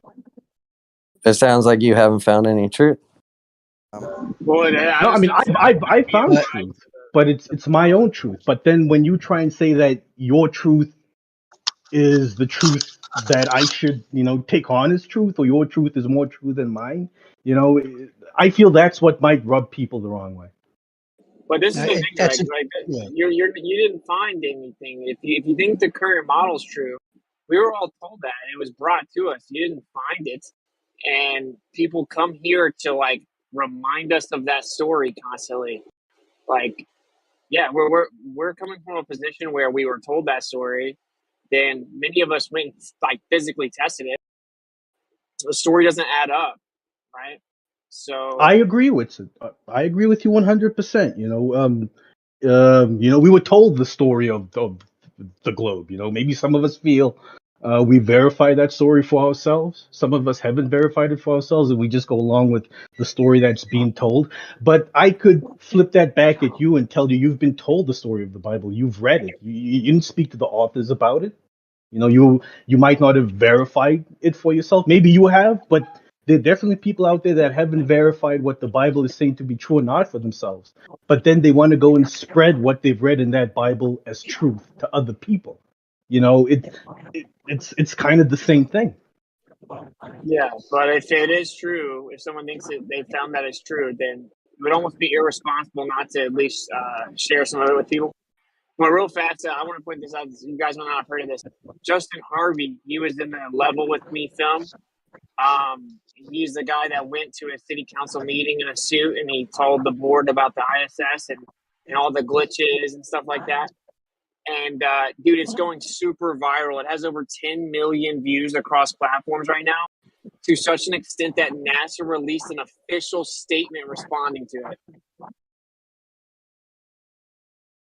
Official NASA. Where's the statement? What does the statement say? Right, I just dropped right there. But NASA officials dismissed the notion, saying video glitches cited in the post as evidence of green screen and CGI uses are actually the result of brief transmission interruptions between the station's communication antennas and the agency's satellite network. Quote, at no time have props, green screens, wires, or simulated underwater facilities substituted for actual real-time operation on the space station. Oh Sandra Jones, a God. Houston-based spokesperson. Dude, and then another person said something. Dude, we just got NASA to officially respond to props and green screens and wires and underwater simulations. Did you just catch NASA with their hand in the cookie jar? Crumbs all Dude, over how their face? fun is this? This is gonna backfire. Like, Done great. I've never seen a fact check about unicorns, right? Like, why you got to fact check it? Everyone's found out that the last 3 years, every time the news says something and then pushed out a fact check, they lied and they were wrong and they were trying to censor stuff. So, like, this is hilarious to me. I just wanted to point that out. You guys want to know, like, we literally just got NASA to respond officially. Yeah. Because you've been told that dozens of times by people here and you didn't believe it. So it doesn't matter See, if there they you go. say it. Still don't There you believe it. go. What a great What do you input mean, you've offered. there I go? We're all like better people now that you've inputted that. But what's super funny, Oh, man, is like where actually works usually when you. I think you accidentally interrupted me. It's okay though. But like, what's so funny is actually when I was reading this, I'm like, wait, that's not what the anti-flat earthers say. So that's actually the funny part, right? Which is that you guys have seen all the details and specifics. They can just vaguely pretend they're responding, but whenever we have these conversations, we get real specific. And all the excuses, they know they can't just say transmission glitches, so they actually say that. Like Zanuck has this big drawn out story about how the way that the footage works itself and it overlays and it makes it look like their hands are going through stuff. It can't just be a transmission glitch that makes your hand go through lemons and like coffee cups and stuff like that. Transmission glitch doesn't explain a person pretending to grab something and sit it down when it's not there. Okay, so actually, this is why audit NASA is going to be so awesome. NASA is going to end up having to give official answers, and they're going to contradict all the answers the anti-flat earthers in here give.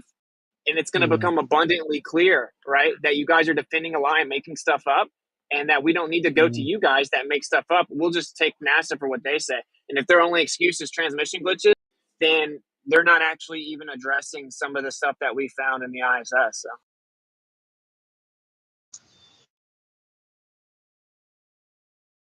So that backfired. That comment backfired. That's actually my point, which is that it doesn't match what you guys say in here. So. Yeah, just ask them how does something travel at 17,500 miles an hour? I just need to know that. No, see, I'm like, for the everyday person, and like, this is the truth too. Like, this is objectively, okay. This is maybe not objectively, but it's like epic. 10 million views in a couple weeks, and NASA's releasing official statements addressing whether or not they use glitch or harnesses and wires and green screens on the ISS. That's hilarious, dude. And NASA is about to do this on steroids. We're about to come at them from all angles. So Yeah, when you they're can like, tell when they're. Oh, go ahead. I was gonna say you could tell when they're using harnesses because, well, sometimes you could tell if there's any women with long hair in the scene. Their hair will just be like permed or hairsprayed straight up. It won't have that free flowing movement to it, where it does other times. Where sometimes they're faking it with harnesses, sometimes they're faking it with 0G flights or some other method. Yeah.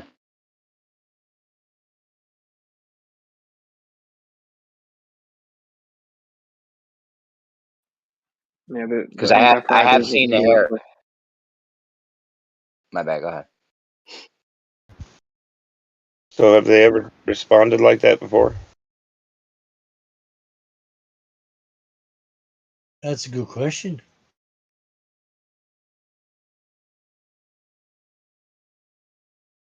I'm not sure. I mean, we have so much evidence of the harnesses. I know you guys have all seen the ones where you could see like the wires poking through their shirt. The one guy in the USMC t-shirt actually grabs the wire one time. It's just blatantly obvious they're on harnesses.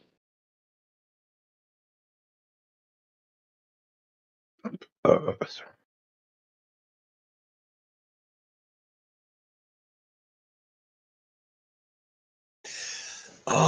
I've got an idea. You know how Donald Trump has these town halls? Someone needs to go to the town hall and ask him about NASA. That's going to be epic.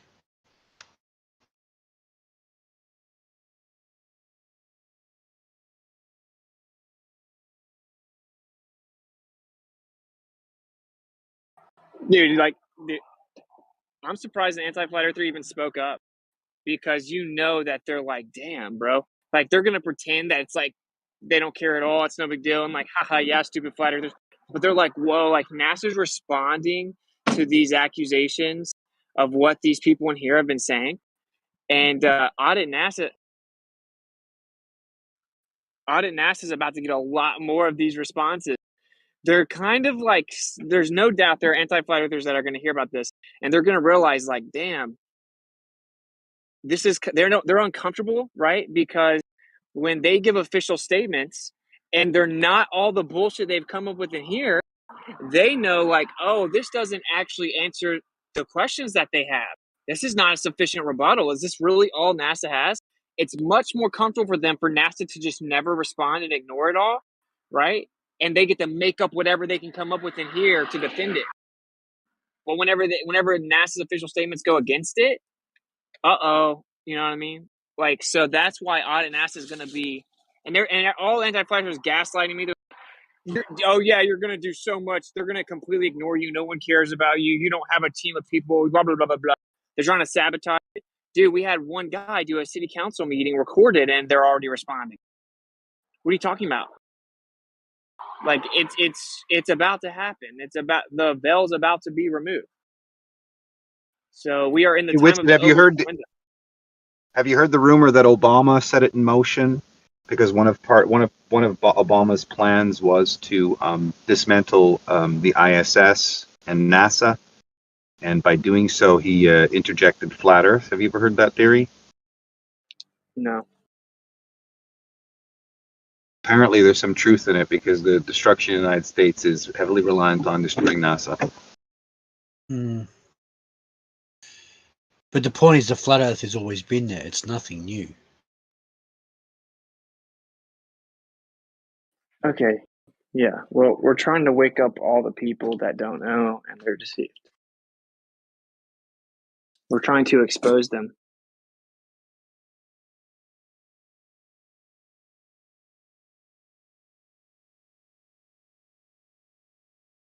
For those that follow the constellations, right?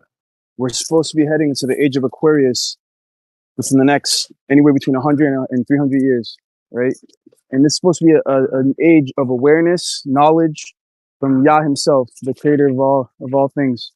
That's the water bear. Aquarius is the water bear.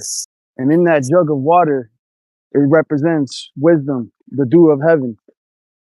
And a lot of people are going to be waking up to the deceptions. But even during those times where people are waking up, there's still going to be people that for whatever reason don't want to wake up, and that's just going to be inevitable to the end of time. So there's always going to be, even if you do wake up most of the population, there's always going to be like the controllers promoting a certain agenda, and a lot of people falling for it. We've been blessed to have woken up to the truth, but many people out there, there's always going to have the opposite, opposite idea. It's just the way it is.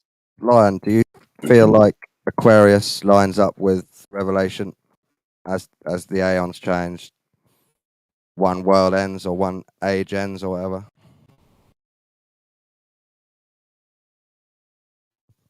Did you hear me? Yeah, I'm in the middle of work, but yeah, I had to unmute. So if it lines up with Revelation, I do believe that Messiah is that water bearer. No, it's because of the heavenlies that we are receiving the knowledge. It ain't a coincidence that internet, right, is spreading knowledge, but along with knowledge is there's propaganda, bro. So what we have is a war. So we have a war of the minds. It's, and we know that there are psychological operations at play all the time. Like there's declassified documents. This isn't conspiracy theory. This is the knowledge that most of the, for history, they controlled the population. They didn't have the widespread of knowledge that we have today, and it's available. We can compare and contrast. Everything is, we got 5G getting hooked up. That's going to send data across the continents even faster. And people are waking up to the bullshit, and they can't hide it anymore. But even then, like, there's always the only way that this is going to work out is if people read their Bible. That's the funny thing. Like, it's the only way that you come to the actual knowledge of the truth. You compare the Bible with what you see these guys talk about, whether it's evolution. It's a way. It's the way. I managed to agree with you on that truth without the Bible. The end of the Aeon, Great Awakening, Unveiling. I got to all of that without the Bible. The Bible was extra evidence for me. The Gnostic took these ideas from the Hebrews, bro. Right? That all Yeah, but the originated from Hebrews took it from the Egyptians, who took it from Sumer, I from cavemen. can agree to disagree. I don't really feel like debating that right now. I'm in the middle of work, but I just want to say that knowledge is increasing. For the Hebrews, that's not logical when we've got history that goes further back. I think knowledge is decreasing, man. Yeah, it's knowledge died with the ancients. So many scholars of the past died, and a lot of knowledge is lost. It needs to be uncovered. Well, that's what he's saying. It's being uncovered, right? I mean, if it was lost and then we're starting to figure it out, then. But have we reached like the pit of how much is lost? Like maybe it's continuing to be lost in different societies and civilizations. I mean, different communities around the world. I think maybe so. we haven't hit rock bottom. I don't know. We have a video calling out NASA that has 10 million views going super viral all over the place now. So there's tons of people figuring out about that. I think that like what he means is that we're living in a time where a bunch of people are starting to question stuff and find a bunch of lies. Information is abundant. And somebody asked earlier, oh, is it because of your book? So we need your book to be saved? No, you don't. For most of history, human beings have been illiterate.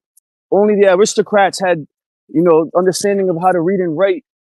For most of history, and we take this for granted, the ability to read and write. Back in the day, believers had to go to the temple and hear the pastor or the preacher speak, read, and that's what Messiah talks about in the Gospels. When you hear the rabbi speak, do what he says, but don't do what he does, because he's a hypocrite. And hypocrisy is something that's always existed. It's human nature. And there are a bunch of hypocrites that proclaim the name Jesus Christ, but we're not supposed to look at men as examples. Like, so, circular reasoning. You're looking at a man who represents Christ as the example, and then you use that as evidence against us. It's like, who are we? You're using Christ, which is to some people a man, as an example.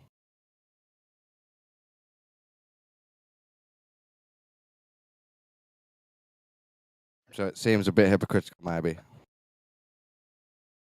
So you can't use man, but here is the knowledge of a man.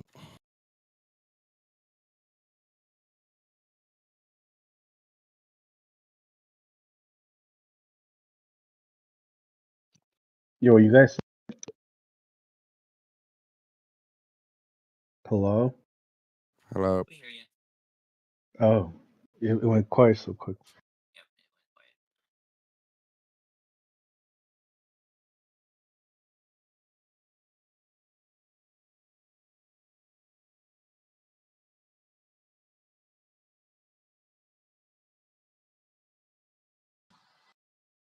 Yo, this is check this out. So, of course, back in the day, Marconi sent radio transmissions supposed to get blocked by the Earth's curvature at 200 miles, 2,200 miles. Like, oh, there must be something called the ionosphere. So anyway, they claim that these radio waves bounce off the ionosphere. That's why they're able to go so much further than the globe Earth predicts, right? Okay, so the idea is that the Earth drops down underneath it, goes up, bounces off the ionosphere, comes back down. Okay, so they say that up to about 30 megahertz frequency radio waves bounce off the ionosphere. 30 megahertz. And at most 40 megahertz. Okay? So they say anything above that goes right through the ionosphere. Now you have to believe this. They claim they send radio waves to things in space. That's how you guys think you know the distance to the sun. Okay. So, I resent okay. Okay, so real fast. So on the Earth, when I was looking at the world records, radio transmissions, amateur world records, they've shot radio transmissions over 100 megahertz, so up to like 107 megahertz, over 2,500 miles. Okay, so they shoot it out, should get blocked at, say, roughly 200 miles. They're sending it 2,500 miles. Normally the ball says, yeah, it's bouncing off the ionosphere. But again, that only happens up to 40 megahertz. These are over 100 megahertz frequencies, radio transmissions shot out over the Earth, going 2,500 miles. So how does that not debunk the globe? Could you drop a link to that? I'd love to read about it. Okay, Jesse's got nothing to say. Does anyone else got, how would that not debunk the globe? Can anyone address my point before just diverting away? I think it might debunk some of the space communications that they told us about. Absolutely debunks it. Wait, Yeah. so he asked for specificity, and you're saying he has nothing to say? He's just going to take your claims on face value because you're honest? No, what he does always, every time, is when I ask a question, he doesn't actually respond to the subject or the argument with any intellectual honesty. He just says that he wants the citation, which I always end up providing, but he just does that in the middle of the convo. So therefore, he doesn't have an answer. So if any other baller wants to actually answer, Well, there's got to that be would a be cool. reason for both those things to exist simultaneously, right? Like they're not Well, like what? If between 30 and 40 is the normal range, but they've done it at, what do you say, 110, and it shot for 2,500 miles, there's got to be a reason for that, right? It's not like you've stumbled across some material that debunks Yeah, the globe, and the reason like is there's a not reason for it, right? See, like this is kind of like what a religious person would say, right?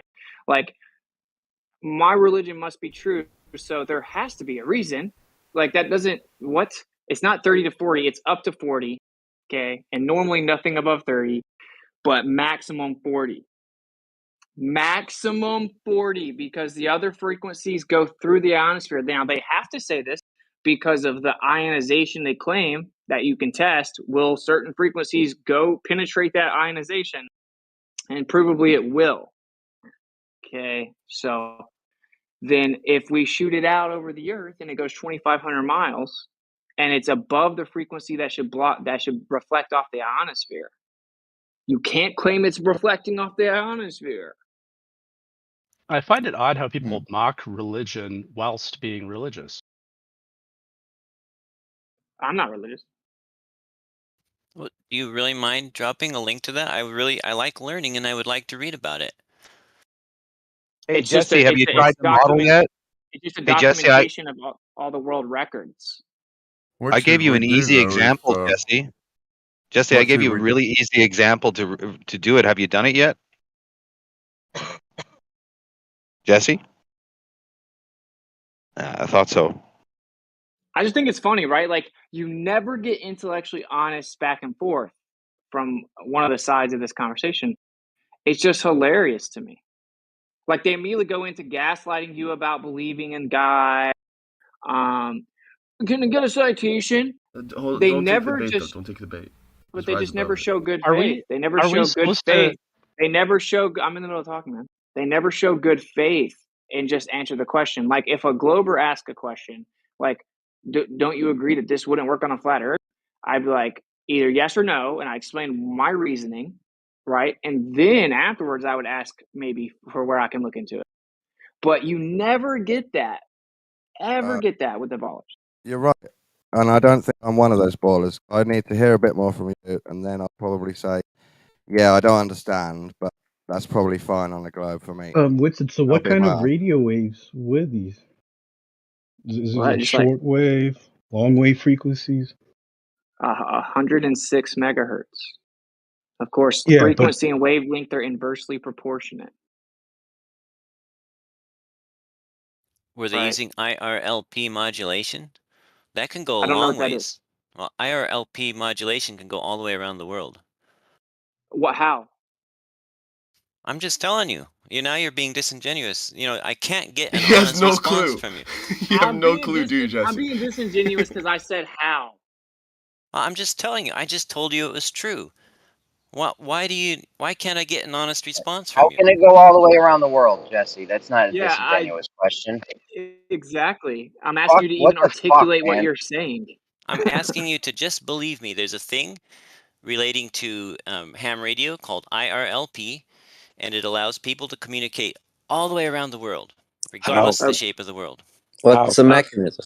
Yeah, what frequency are those waves? I'm just asking you to take my word for it. See what I'm saying? He's acting like he's somehow trying to show that's what I did, but it's completely not what I did, right? Like, I gave all the specifics, I explained the actual frequencies, I gave all the answers. He doesn't even know what he's talking about, though. So, anyone else except for the guy who's consistently and intentionally dishonest, like any other ballers, want to have like a real combo? Like, because I didn't know about this, I was doing my research for my microwave transmission presentation, well, right? Which definitely debunks the globe. But then I came across, because of course, what's the difference in like quote unquote radio and microwave? Well, it's just different frequency. We call them different things, even though it's just a higher frequency, because we use different types of technology to receive the microwaves than we do, like, say, a lower frequency radio transmission, right? And obviously, you keep going up. It's just all electromagnetic radiation. Like, as you increase the frequency, it just starts turning into what we call light, visible light, and the different types of light, right? So it's just a big frequency of a big spectrum of electromagnetic radiation and what frequencies there are. Okay, and so you get up higher and higher and higher. Microwave is 300 megahertz to 300 gigahertz, right? So you obviously have yeah, kilohertz. There's 1,000 of those in a megahertz. You have megahertz. There's 1,000 of those in a gigahertz.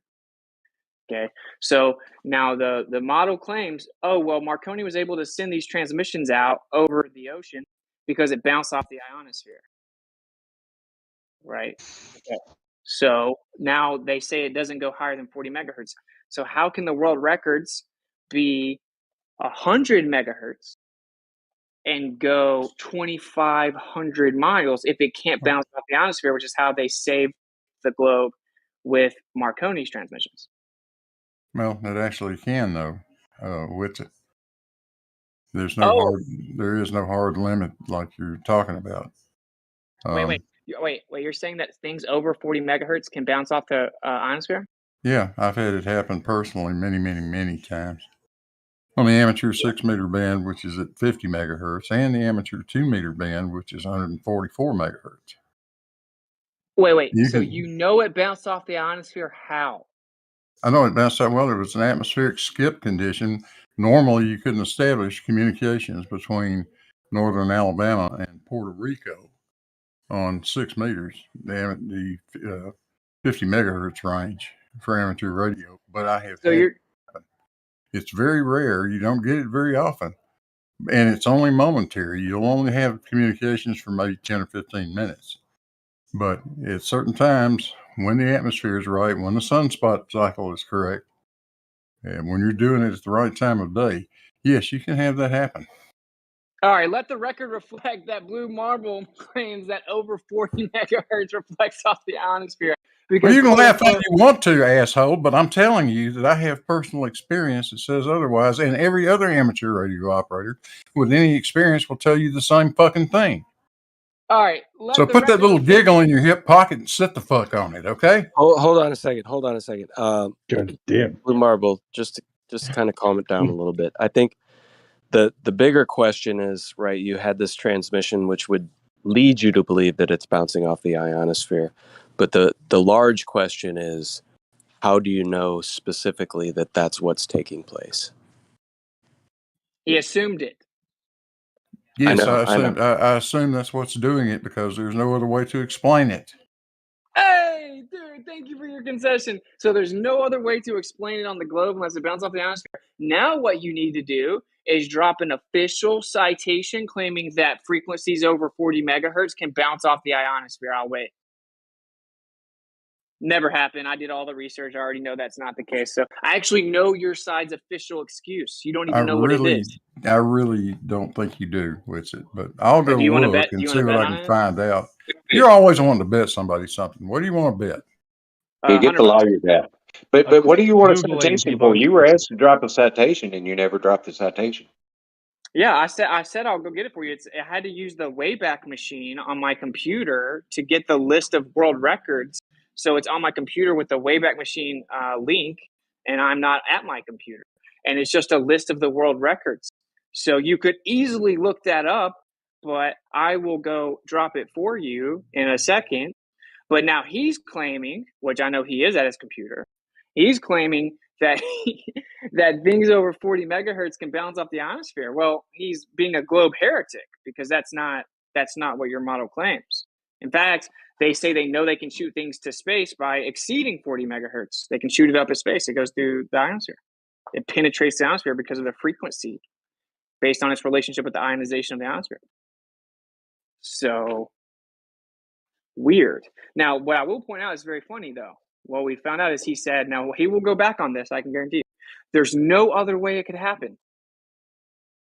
And that it happens all the time, all day, every day, and all amateurs know this. So actually what he's just now said is the globe gets debunked all the time and all amateurs do it, and that there's no other explanation except for the ionosphere, which means he's saying the globe is not real. But he will change it. He will change his position once he finds out that they had to come up with another excuse as to how it could happen, which I'm not going to tell you what it is. So. I might have found something that flies in the face of what you're saying. Oh, let's hear it. It talks about layers of the ionosphere and talks about the ES layer. It says the ES layer is characterized by small, thin clouds of intense ionization, which can support reflection of radio waves, frequently up to 50 megahertz and rarely up to 5 gigahertz. Up to how much? You're cutting out perspective. Rarely up to 450 megahertz. Okay, yeah. So what happened was, of course, a true earther had to go and try to give you guys your answer. So one of the answers is they claim that clouds with certain density and ionization can reflect it down, right? But this also doesn't explain it, though, because when it goes 2,500 miles, that means it has to keep going up and down. So what, it's just going up and down and coincidentally hitting these clouds with the perfect density and perfect ionization over and over and over so that it can be reached? And can I get some empirical evidence of these magical clouds with certain densities and certain ionization? Or is that just an ad hoc excuse they made up because they claimed that anything over 40 would go through the ionosphere and then you're able to send things way further than that? And that's not even the only explanation. There's another one that the globe uses. Extraordinary claims require extraordinary evidence. You know, it's like they do what they do. This is how they do this, right? They see how far you can send transmissions, and then they start theorizing what could, in theory, cause it to go there. That's how they assume the Earth's a globe, and then they start making stuff up. Which isn't necessarily a bad place to start, right? That's the first question in science. But the problem is you have to start to actually flesh out empirically whether is what's taking place. Otherwise, you stay in the realm of theory. What was the name of the clouds that the other person mentioned? What was it called?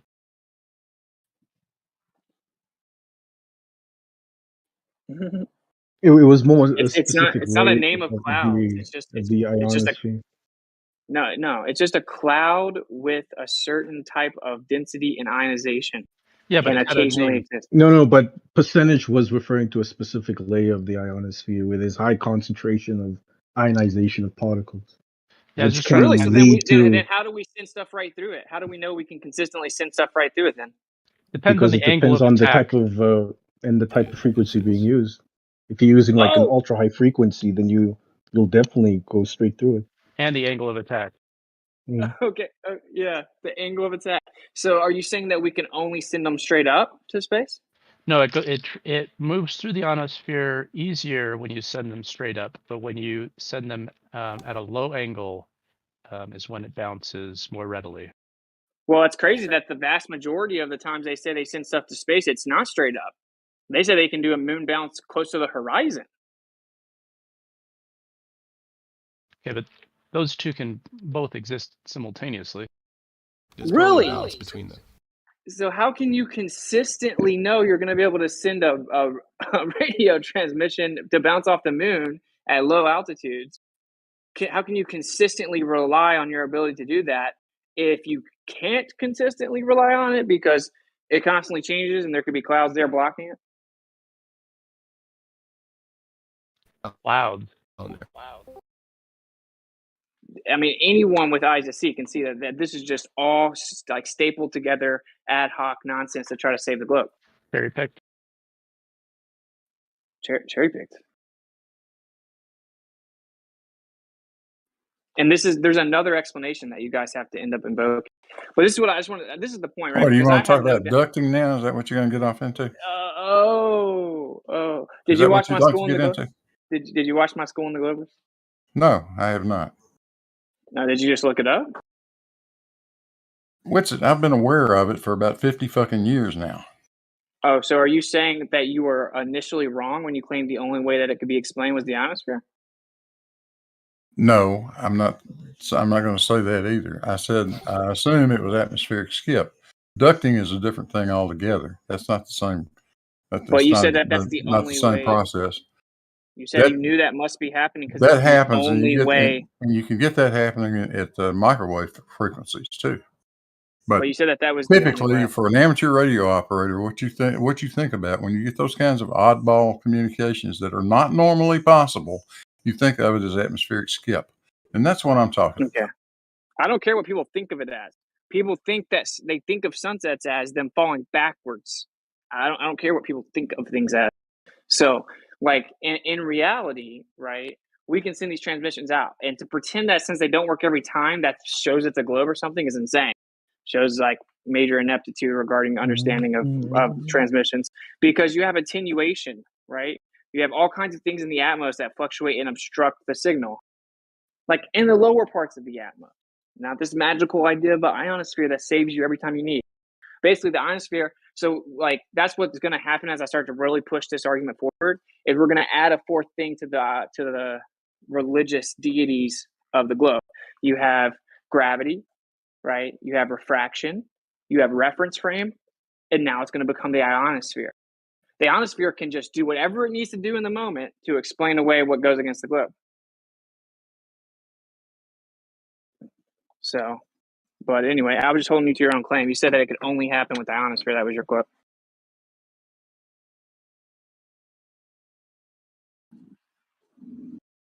Yeah, this It's was just goofy. anticlimatical, man. Yeah, because it's goofy that people just can't like actually look at things in like what's the truth here? That's what you should be doing.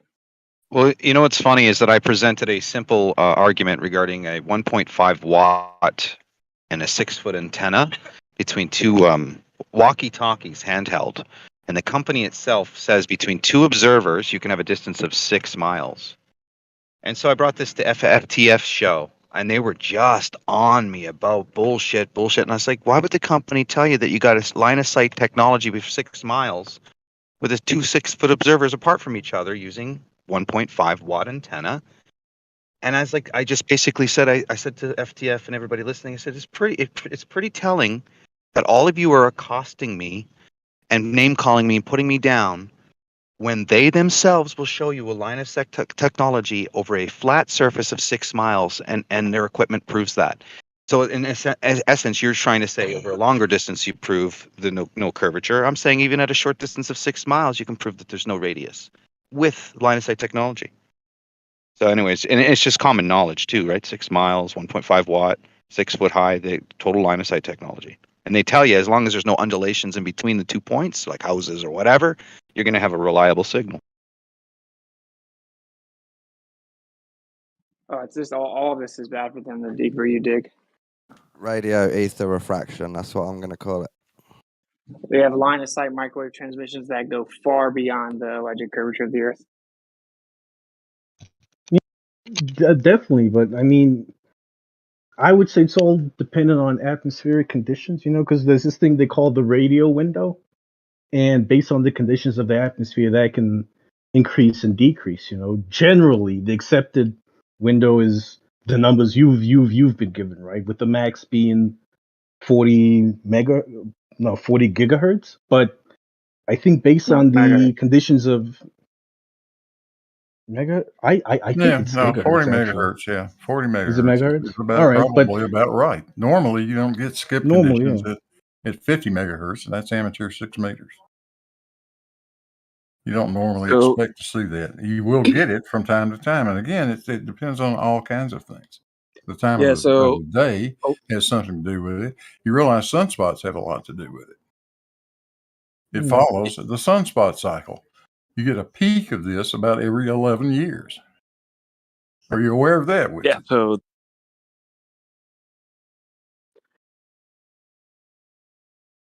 you get peak yeah. skip So these are the conditions claims, occurring right? in 11-year cycles, just like the sunspot cycles. Let me know when you wrap it up, Blue. Sorry to interrupt you, but I feel like every time you take a long pause and then I go to talk and then you just talk again. But let me know when you're finished with your point. Go. Yeah. So that between what you've just said and what Nate was previously stating regarding the atmospheric conditions, I'll ask you the same way. I'm starting to really kind of hold people's feet to the fire regarding light as well and atmospheric conditions. So when you say that there's things that take place in the atmosphere that allow for X, Y, and Z to happen, do you have any established baseline and or corroborating scientific experiments within controlled environments that you can determine exactly what is happening at a specific time based on the atmospheric conditions you claim cause what you're claiming is being caused? No, I have no way of controlling the atmosphere, nor does anyone else that I'm aware of.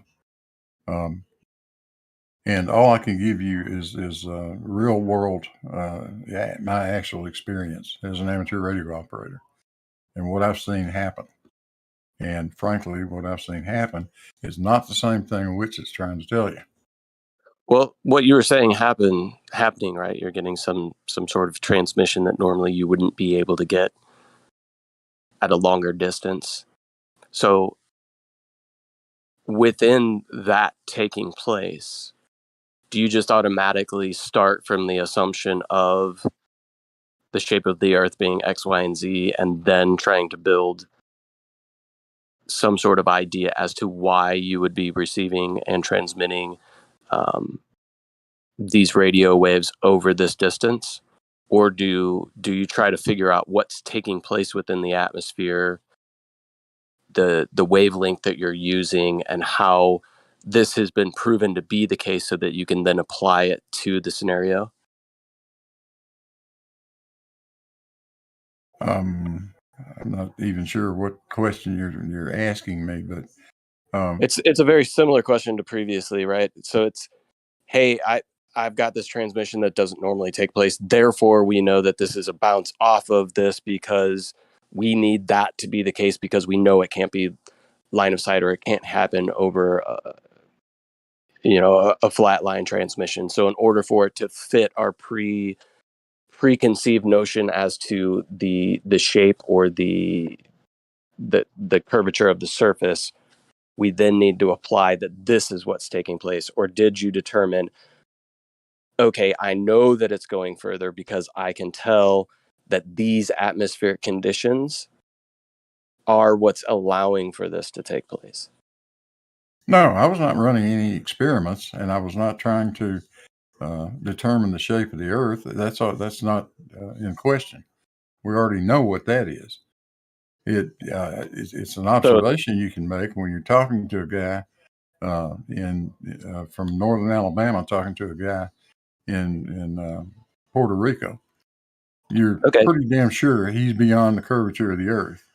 The radio signal has to be bouncing off of something or traveling as a ground wave or some such. And at 50 megahertz, that's not known to be ground wave transmission. Okay, so the answer to my question then is yes, you do have the preconceived notion as to what the shape of the Earth is, and then try to build what is taking place after the fact. Yeah. But you have no actual scientific evidence of what the specific ionosphere conditions are that allows for that to take place. It's just an assumption based on a preconceived notion. So it's like an affirming the consequent. Yeah, if you're asking me, is the assumption that the Earth is spherical? That's a given. We know that. That is not in question. I'm not going to debate the shape of the damn Earth with you. Which is why you obsessively do it online. Right. You know, So it's this super is funny. Go ahead. Yeah, this is weird because this is where, like, for a large period of time, we now have generations that have grown up with we know that humans are causing global warming, right? So there's no need to discuss this. We're moving forward from this already established fact, right? But those of us that have been around since prior to political push from people like Al Gore and others, we know that there was never a rigorous scientific debate on this. The science was just allegedly settled and moved forward from. So you're Immediately operating on settled. that kind of bias, which that's your choice if you want to do that. But I don't know if that's going to get you to the truth of the matter. The science was immediately settled before anybody could even say what's it about it. Nobody could even think about it. They're like, well, by the way, global warming. Oh, really? Yeah, it's crazy. So here it is. So we're going to move forward now and just accept that it's happening. And then now we're going to prepare for the worst for no reason.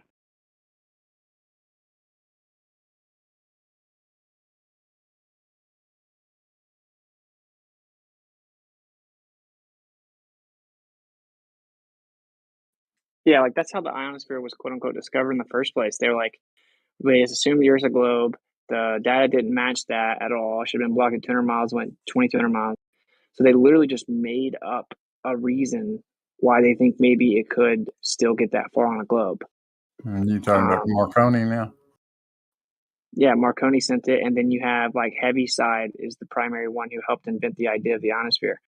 And it's funny because they don't have any evidence for this. They didn't go up 50 miles and measure some ionosphere and show that it has just the right ionization, that it's stable, that it will reflect down the waves. Like they didn't do anything like that, right? It's just like a religion. This is the definition of pseudoscience. If you just have a assumption and then you go on making up all kinds of theories based on that assumption, and then you treat those theories built upon the assumption as if fact, I mean, that's wild. That's pseudoscience. It's like a religion. It gets even worse though. Like when you have microwave transmissions, like what Nate was saying doesn't rebut it at all. There's not some fluctuation window of the atmos that changes microwaves. Microwaves are a much higher frequency. They have a much more concentrated band. If you shoot microwaves that No, say 300, that's not what I said. What it I is. said is the what they call the wave window. It's dependent on the conditions of the atmosphere, not on the Not with conditions of the microwaves. frequency. Not on the. It is microwaves as well, because if the No, it's not. ionosphere is more, if you could just let me finish, if the ionosphere is most dense in the F layer, especially during the daytime, it could bend back microwaves. Dude, That is okay. something that is done and No, seen. no, Yes, you're objectively yes. wrong. I'm No, objectively dude. right. Yes. Okay, well then don't interrupt me and let me expose it then. So microwaves are from 300 megahertz to 300 gigahertz. Okay, microwaves do not go up to the ionosphere and bounce back down in your own paradigm. Okay, that's not what they claim. What they claim is something completely different. And the reason the frequencies, they specifically, the government documents say that these microwave transmissions, they work with 99.9% reliability and accuracy, and that they don't have to account for atmospheric conditions at all. Okay, so that right there refutes you. And it's simple to understand that you can't use diffraction or refraction to explain the microwaves because they're much more concentrated beams, right? Like at 300 megahertz, the beam will be about maybe 3 feet, like a meter in width. And then when like diameter, and then 300 gigahertz will be as small as like 1 millimeter. Okay, so like if you shoot out and the curvature of the Earth is like a few hundred feet up or whatever, obviously a 3 foot wide beam can't diffract around that. Now, like the lower frequencies, the radio transmissions are way wider. So in theory, it could go over the curve and then fill back in behind it via diffraction. They can't. That can't happen with microwaves. Also, this higher frequency can't really be affected by refraction. Whitson, are So you that's familiar why. with the? Whitson, are you I familiar with apologize, the Richard. I award? thought you. There's a Yeah, microwave. Data. If I Hold could on, just just want to ask conclude. him quickly if he You know, is he let familiar with what's the. name let what's name respond first. Yeah, I just want to wrap up with what's. I do apologize. I thought you were still talking about radios. If you're talking about microwaves, I would say, yeah, maybe they honestly wouldn't be able to block those. I'm not sure. I'm not going to be conclusive on it. I would look into it, but I would generally agree with you. Microwaves wouldn't be able to stop this happening. But then I must ask you then, the initial claim you brought that started this whole discussion, was that about microwaves or was it about No, radio waves? no. Initially, I brought up radio waves, but then the second I said microwaves also are just. I said everything in this conversation is bad for them. Like microwaves are way worse, and then you responded with whatever. Maybe you didn't hear me say Yeah, microwaves.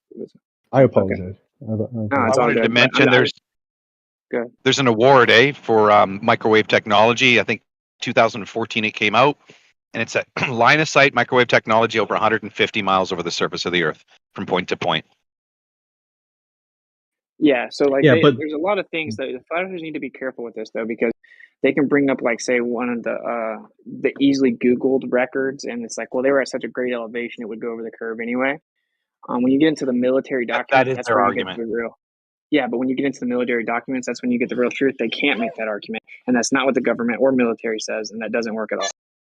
So Exactly. yeah, which I would definitely agree with you or that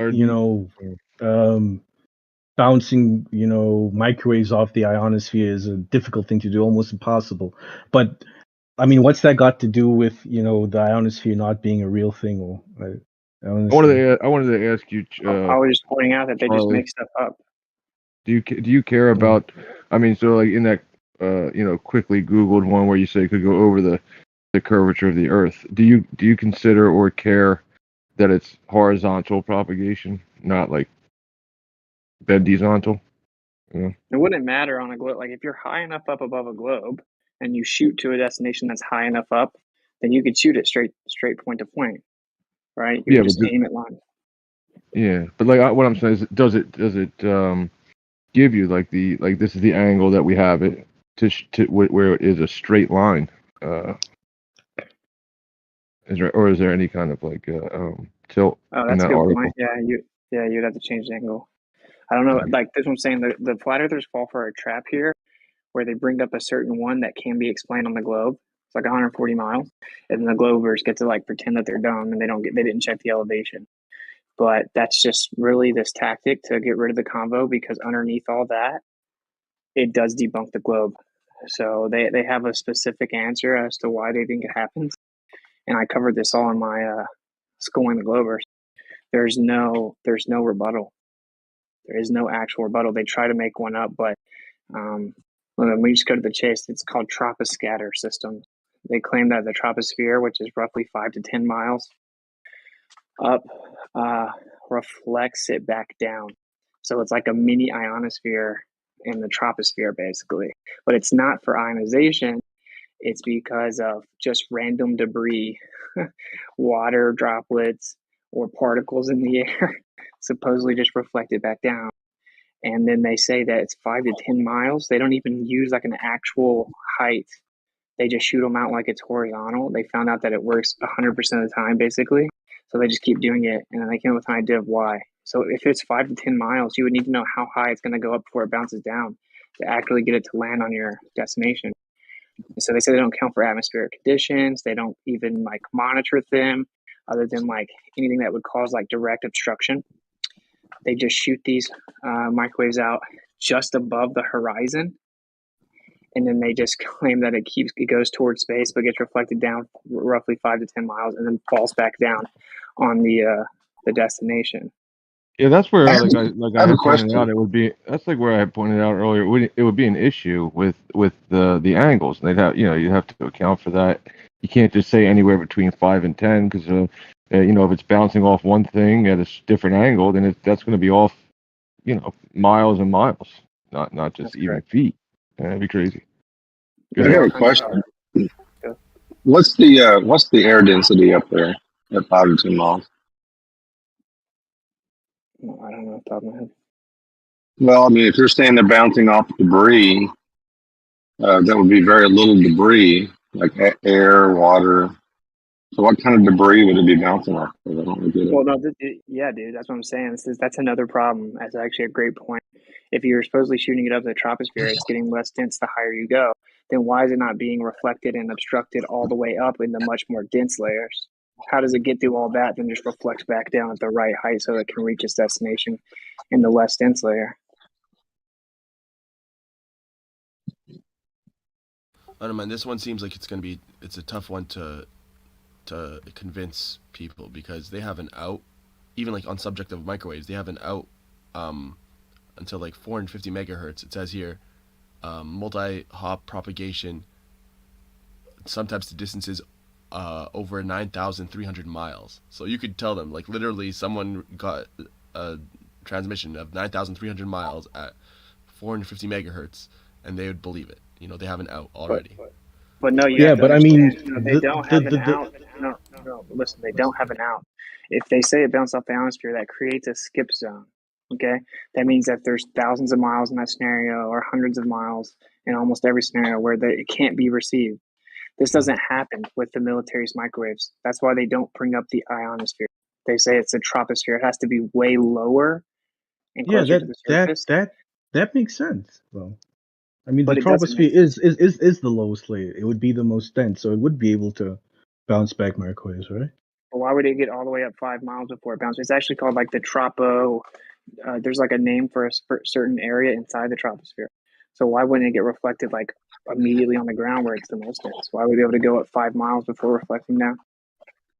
Yeah, I was just thinking about that. It would be better just to say it's refracting around in the atmosphere than to That is a good go question. out of the dense medium into a less dense medium and then say it bounces off a less dense medium and reflects back down.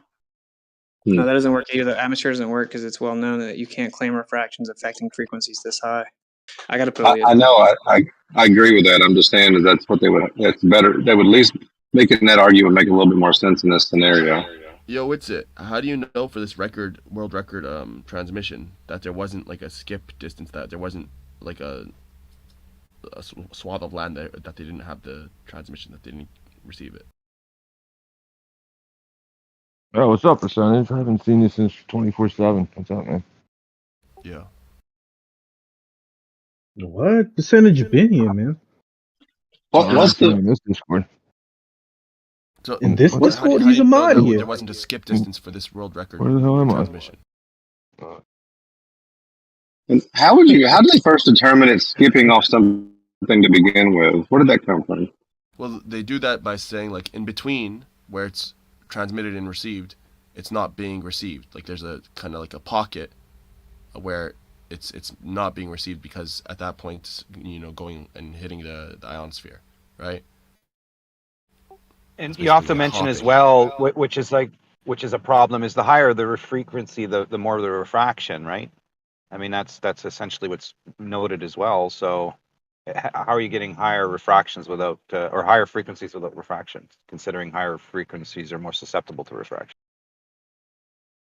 See, the thing with Marconi's thing, he was getting these transmissions. They're receiving it on a ship that was like sailing away. And as far as I can recall, they were getting them like basically daily. These transmissions, they were receiving them, right? and that kind of ruled out in my mind that there was this hop to begin with, and that's why I didn't believe this ionosphere is trash. But who knows what their excuses are. Yeah, but percentage. But it's implicitly There are stated. certain type of low frequencies you can use where you don't get that bounce off the ionosphere and you don't get a skip. Like How? there's no skip zones. You got to use really low frequencies, as I But said. But it is how does it possible both bounce and not create a hop like a skip? because it covers the whole area. It's a low enough frequency that it's not concentrated when it bounces back, so it disperses over a wide enough area. It's scattered. Okay, I got you. Yeah. Yeah. Well, Marconi was using low frequency stuff. Yeah, but I think the frequency he was using was too high to not have a skip zone. Did you guys know that Marconi thought that the signal would curve around the Earth? Yep, that is what he thought. Funny that, huh? What was I his reasoning for that? mean, because we see that happen with Schumann resonances, right? They travel the through the Schumann. Schumann resonance. They travel through the waveguide created by, at that time, was the surface of the Earth and some layer in the sky that they didn't know was the ionosphere, but they still got these, signals back. Yeah, actually, I it's don't like know a why he waveguide. thought it. He probably, I mean, they're flying these airplanes like horizontally, and like shit, those are going around the curve. These must go around the curve too. That's probably why I thought it. Gravity. I think Marconi was using up to something like 850 kilohertz, somewhere in that range.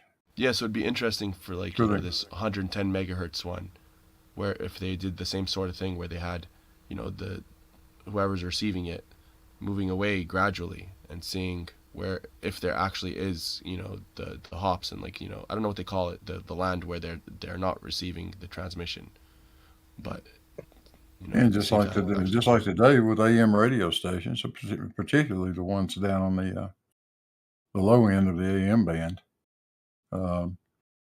those things, all the AM radio stations have to power down at sundown because that's when the D layer of the ionosphere goes away.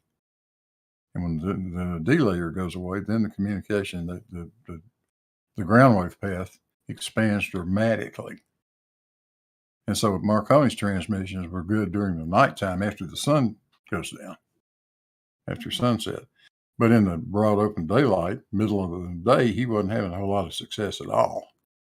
And it still works exactly that way today. You see it all the time. I can pick up Chicago here in Knoxville, Tennessee at night. Sure as hell can't do it in the middle of the day. Do you think that would be because the sun is a black body and it's sending out all the frequencies and noise to counteract and nullify the signals? No, I think it's because the sun is out and it lights up and ionizes the bottom layer, the very bottom layer, what they call the D layer of the ionosphere, and that inhibits it's blocking the signal, ground right? wave transmission. It's blocking the signal through energy, right? That's what your claim is. It's energizing the layer and therefore blocking the signal. One more tidbit about Marconi a lot of people don't know about. Did you know that Marconi's mother was Irish? Marconi's half Irish. Did anybody know that? Well, it wouldn't have worked if she wasn't Irish, for God's sakes. Everybody knows that is. See, what the fuck? Just putting it out there for our Irish brothers. That's what's up. How did they measure the sun doing this to the ionosphere? Like, how do they? I mean, did it just so the sun came out, the signal's gone, so therefore this ionosphere is not energized, or did they do some other kind of means to determine that's what's causing it? That's a good question. I don't know the answer. Okay, so as of right now, that's what they think it is, but they don't know for sure. Yeah, I like that question, Paul, because that's similar to the questions that I have, right? Like, it's one thing to say, because the sun's out, this is what's causing the ionosphere to do X, Y, and Z. But it's another thing to be able to like empirically prove that and not just have it as an assumption. Well, when it happens every What day, was the question? when it happens every day the same way every day, you can draw that correlation, I think, and be relatively safe in saying that the sun is having something to do with it. Yeah, I'm a fan Well, of cause and effect. Yeah. now that might be fair, but that's all you can draw though, nothing else. Yeah, that is a fact. Up here in Canada, I can tell you that at night, I can get some singles radio stations with the 50, the big ones. I can catch them from the south, from Texas. Impossible in the daytime. So definitely the sun, for whatever reason, does that. Yeah, that's even with them powered down too. AM radio stations have to reduce their power at sundown. I mean, I can even draw a correlation with this and water as well. Like when surfing, getting out early with the least amount of sunlight, the waves tend to be the cleanest. And at sunset, at least where I'm at, when the sun is going down and further away, the waves on the water tend to clean up and be less choppy. So, Yeah, you correlation. can make all kinds of correlations. Doesn't mean anything, right? Yeah. Well, energizing the wind, right? But Because wind is what produces Paul, waves, isn't it? what was your question, man? I didn't hear it. If he's still here. Oh, Blue, what Data. was I the do see question that you asked? effect. Paul's question was asking whether there was any like empirical evidence as to what is being claimed the ionosphere is doing because of the sun, if any of that has actually been proven out, or is it just an assumption based on the fact that X, Y, and Z is happening when the sun is or is not around. Well, that No, also goes to the other it's question: been proven. how'd they prove it? But I forgot. I think that I know of one method where they count the number of loose electrons in the ionosphere. So the idea is when the sun's out, it warms that layer of the atmosphere, and atoms become unstable, and electrons become loose, and these atoms become ionized by losing these electrons. Okay, so how did they measure that? Did they go up in an airplane, or did they go up in the balloon and measure I free forgot, electrons? man. I'm speaking off of memory. I forgot how they did the actual count of the electrons. What device Now, they wait a minute used. though. So you're saying there's more free electrons 55 to 10 miles up than there's free electrons of the sun hitting down here on Earth or down on closer to the ground? No, what I'm saying is when the sun is out, and that's specific in those specific layers of the ionosphere, whether it's the E or the F layer, that you're gonna have more free electrons as opposed to when it's at nighttime. Okay, all right, but the sun's out at like right now. I'm at I think it's 800 feet sea level, above sea level. Now you're saying there's more free electrons up there because of the sun than there is where I'm at right now. Even and this is past. Well, it's 2:00 in the afternoon. I'm not saying that. I'm not saying that at all. I'm not saying that when the sun is out, there's more free electrons in the ionosphere than there is close to the surface of the Earth. I'm not saying that. Right. So, but then these electronic transmissions have to travel through a dense layer of more free electrons than there is up there too, though, right? So they would lessen as you go up, then, right? Wait. Could you say that again? Okay. If you said you don't know, you said you're not saying that there's not more free electrons at ground level than there is at 5 to 10 miles up. But you don't know. You don't know. But if there is, but if the sun is energizing those free electrons 5 to 10 miles up, but it would also be energizing the electrons that are here at ground level. And it would think that if there's more air, that means there'd be more free electrons because of the denser medium of the air than there would be at a lesser dense medium of the air. Possibly, but I would also say that that layer of the atmosphere absorbs a lot more heat from the sun, so that we don't feel or receive all of the electromagnetic radiation that the sun is releasing. So by the time the the heat or the light from the sun reaches us, it's lost a lot of its intensity. It's at a lower frequency and wavelength due to most of it being scattered. So it's not energized enough to energize the air around us and ionize it, because most But of that has happened within the ionosphere. that's a lesser dense. So you're saying light travels through a lesser dense medium, loses most of its energy before it hits a more dense medium. I'm saying that could be a possibility. I'm going off memory here, Paul. This is Okay, not no, that's something I fine. specialize in. Yeah. Well, I'm just analyzing what you're telling me, so that's all I'm doing. Yeah. But that's what that's what you're saying. Light is That's what travels I'm 93 million postulating. miles through a vacuum, and as the density gradient increases, as the light starts to hit the atmosphere, it starts to lose energy in a less dense medium. It didn't lose a whole lot coming from the sun, but it starts to lose it at a less dense medium. By the time it gets to ground level, it's lost most of it. Yeah, I would say by the time it's reached the troposphere, it's almost harmless radiation that isn't going to ionize anything. That's why we don't get cooked by the sun. The atmosphere is there to protect us. I thought the atmosphere, the magnetic field, did something with all that too. Did it not do anything about that? I think the magnetic field mainly repels a lot of what do they call it? Is it solar winds and solar flares from the sun? So what are those things? What is the solar flares made out of? Solar wind. What is it made out of? Electromagnetic radiation from the sun. It's ionized particles being released by the sun, right? Charged particles, and these charged particles, ions. Ions. Okay. Yeah. Fair enough. And these ions, they travel Plasma. all the way from. Yeah, you could call them plasma, but yeah, they travel from the sun, and they hit our atmosphere, and our atmosphere shields it. Yes, the upper layers of the atmosphere are less dense than the lower layers, but it's passed through so much atmosphere, but that by the time it gets to the troposphere, which is the lowest layer of the atmosphere and pretty dense, the troposphere seems to be strong enough to bounce back microwaves.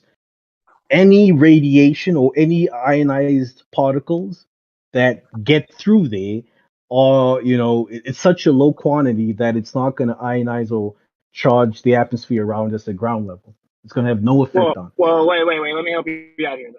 So when they say troposcattering, this is the idea.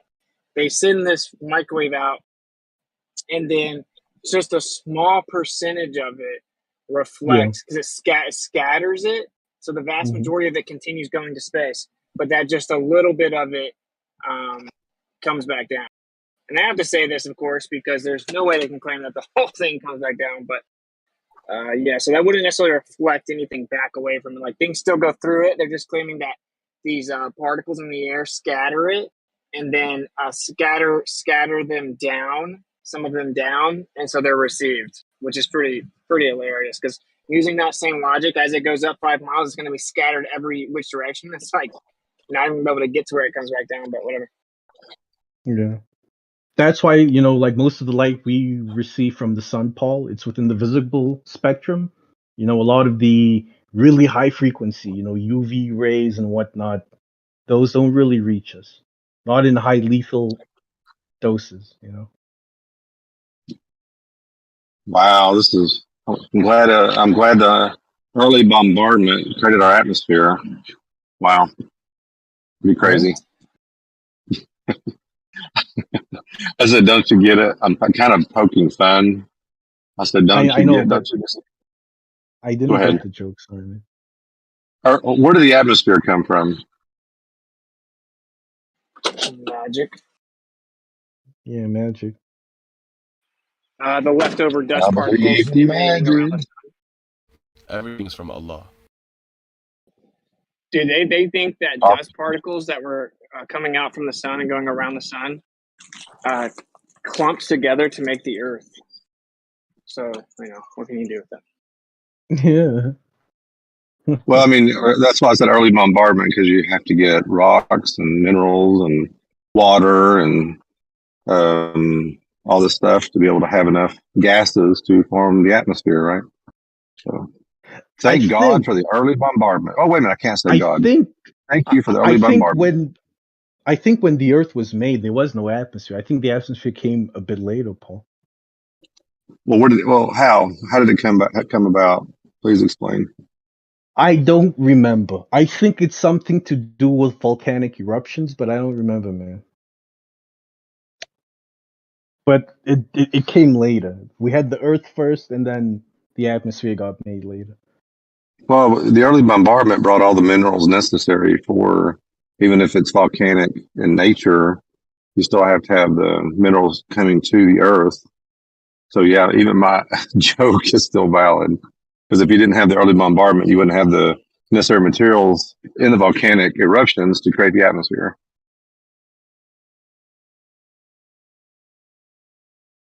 So no, okay, so we move it down a few thousand million years.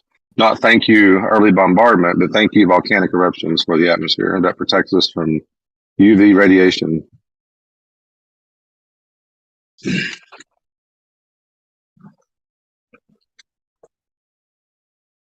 But are you saying the Earth was? I don't understand why you keep referring to this early bombardment period.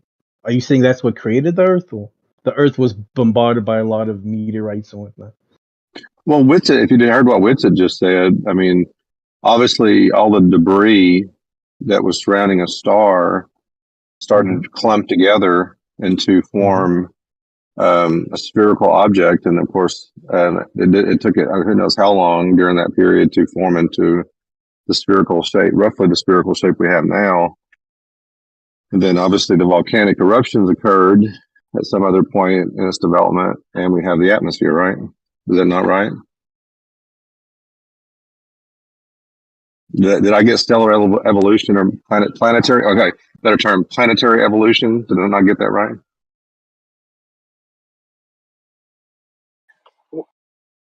I didn't think so.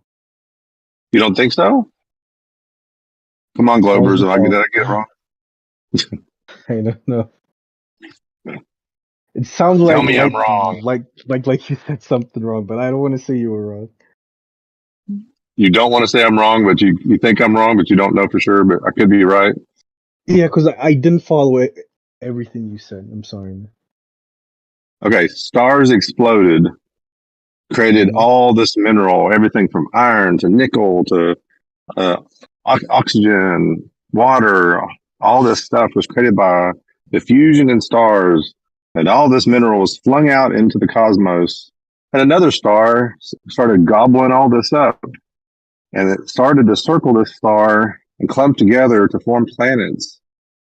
Does that not sound like stellar evolution? Did I get that wrong? Oh, if that's what you said, then yeah, you're right.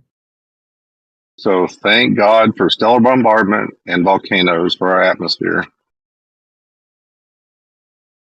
That's why the people worshiped volcanoes back in the day. They knew the air and water came from the volcano. I get it now. Yeah, it's like I don't see how that's not a religion. It's right, like how is this stuff not a religion? It's a creation story made upon the doctrine of men that requires blind faith. How's that not a religion? Blind faith Because with because yeah, that's what I was going to say. Number one, there's evidence for it. Number two, people do not in a ritualistic, repetitive fashion worship the men that came up with the story. Number three, it's only a creation story of planets within the solar system. It's not a creation story for the whole entire universe and the whole entire cosmos. Number four, most people live their lives without even thinking or knowing about this stuff. Like the average Yeah, but man they on the still believe street it. That makes it even worse. doesn't even.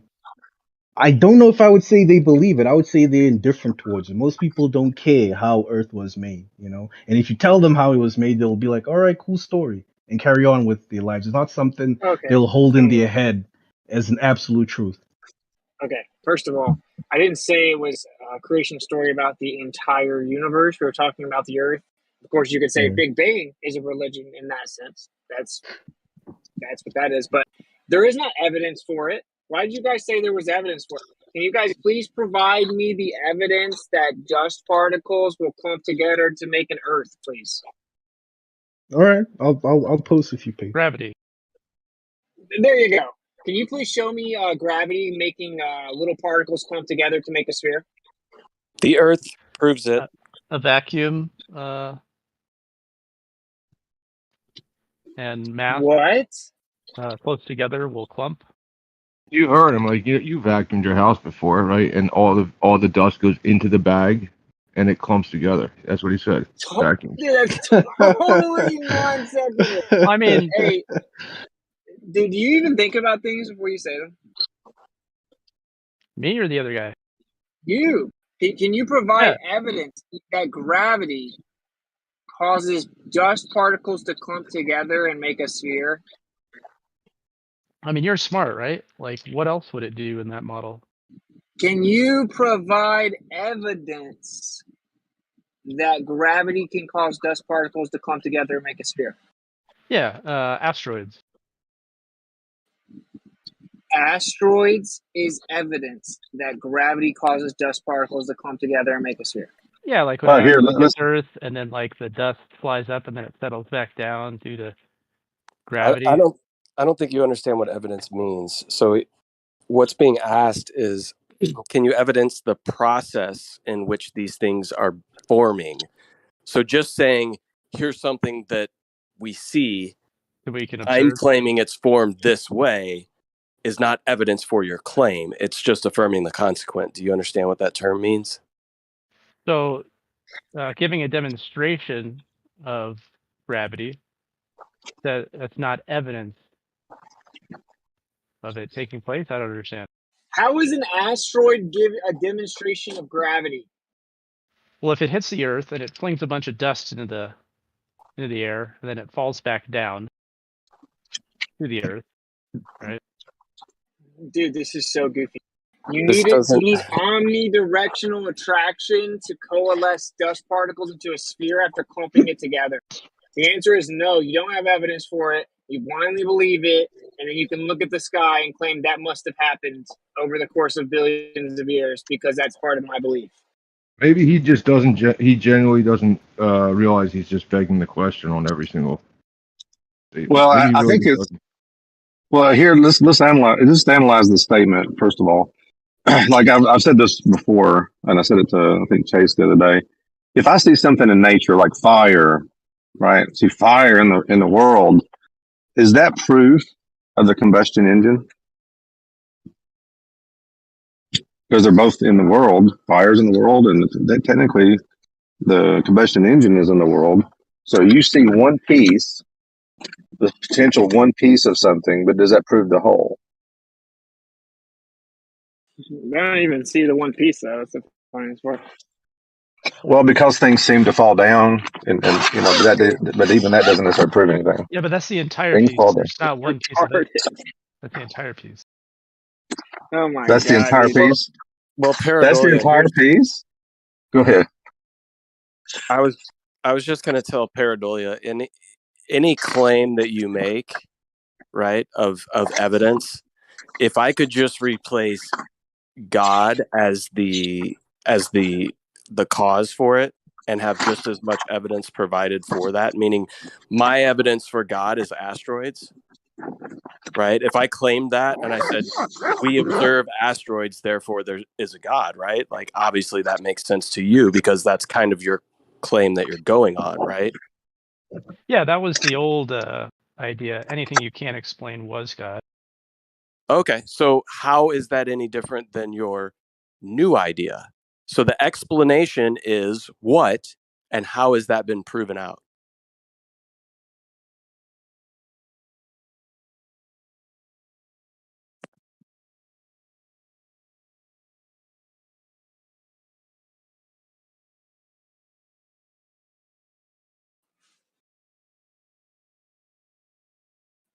You can just admit that you just have a belief, man. You just believe it.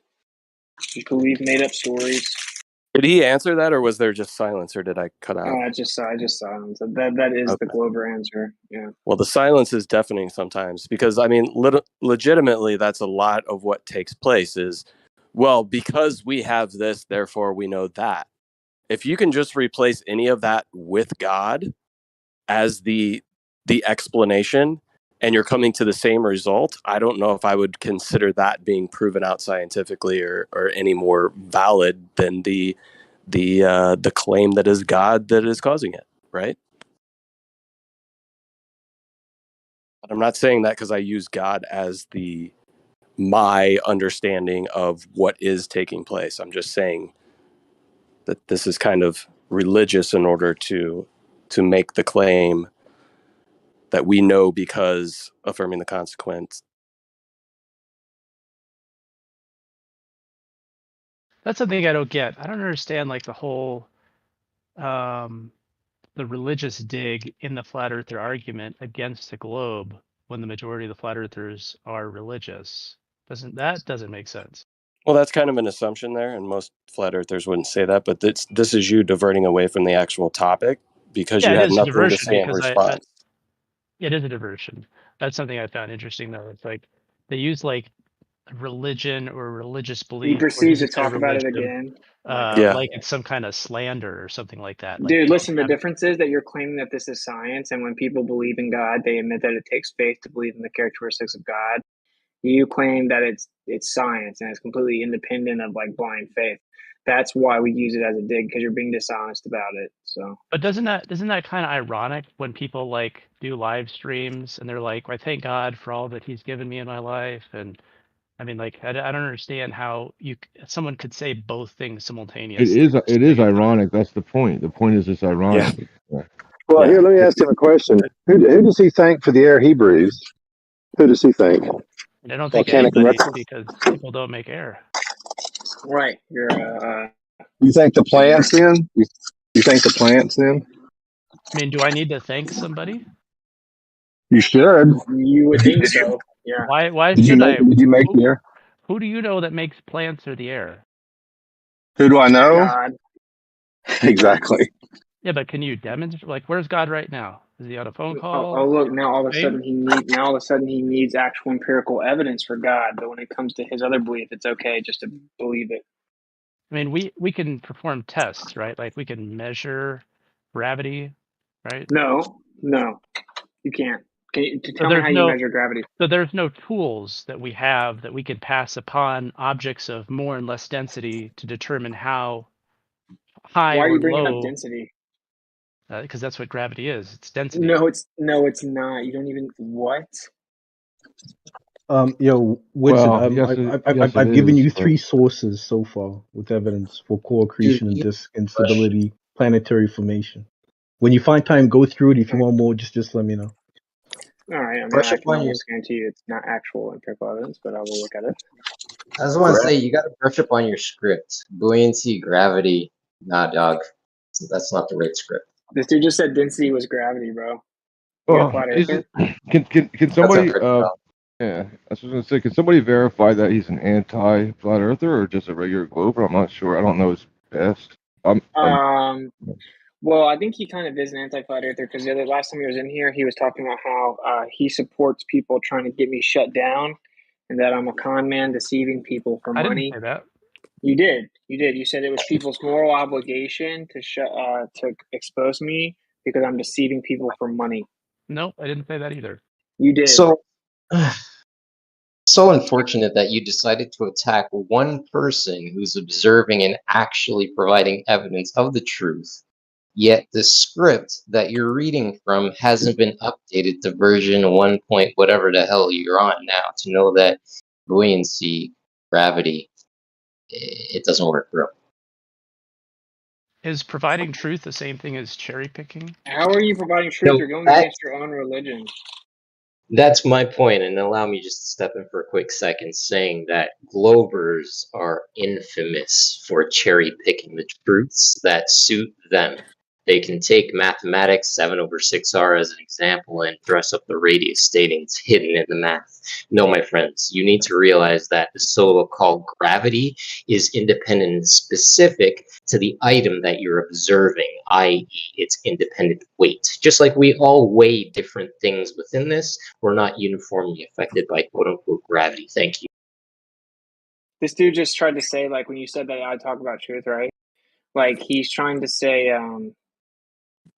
that I cherry pick, right? And that you're calling it truth. Can you name one time that I've cherry picked, and can you define cherry picking? Today, when you're talking about radio waves, 30 to 40 megahertz, and they could never go beyond that, that a brief Googling will prove that's not accurate. And then when someone tries to provide an explanation, or you say that there's another explanation, but you're not going to explain it, and you're simply using it to support your own beliefs, that's cherry picking. Okay, you don't even know what cherry picking is. So Yeah, for sure. No, you don't. So, like, I explained that that anything over 40 megahertz goes through the ionosphere. If they claim that there are clouds that can occasionally reflect it, then that's not me cherry picking. It's still the same claim that the ionosphere itself doesn't block anything over 40 megahertz. It penetrates and goes straight through it. They claim it shoots up to space. And they've come up with some other idea, like, oh, maybe there's occasionally clouds there. I've actually read that. I've read a paper about that. What he brought up, I read an entire paper about it. Okay. And it specifically talks about how you have to account for very specific conditions and find the cloud a certain density at a certain time with a certain ionization and density relationship, and then shoot at a certain angle. And it's nothing to do with like randomly, it may just coincidentally happen and you can keep going up and down and bouncing things long distances. That's not an official position at all whatsoever. This is actually a situation of me being much more informed about your position than you are. So anyway, can you define cherry picking? Right. Can you define cherry picking?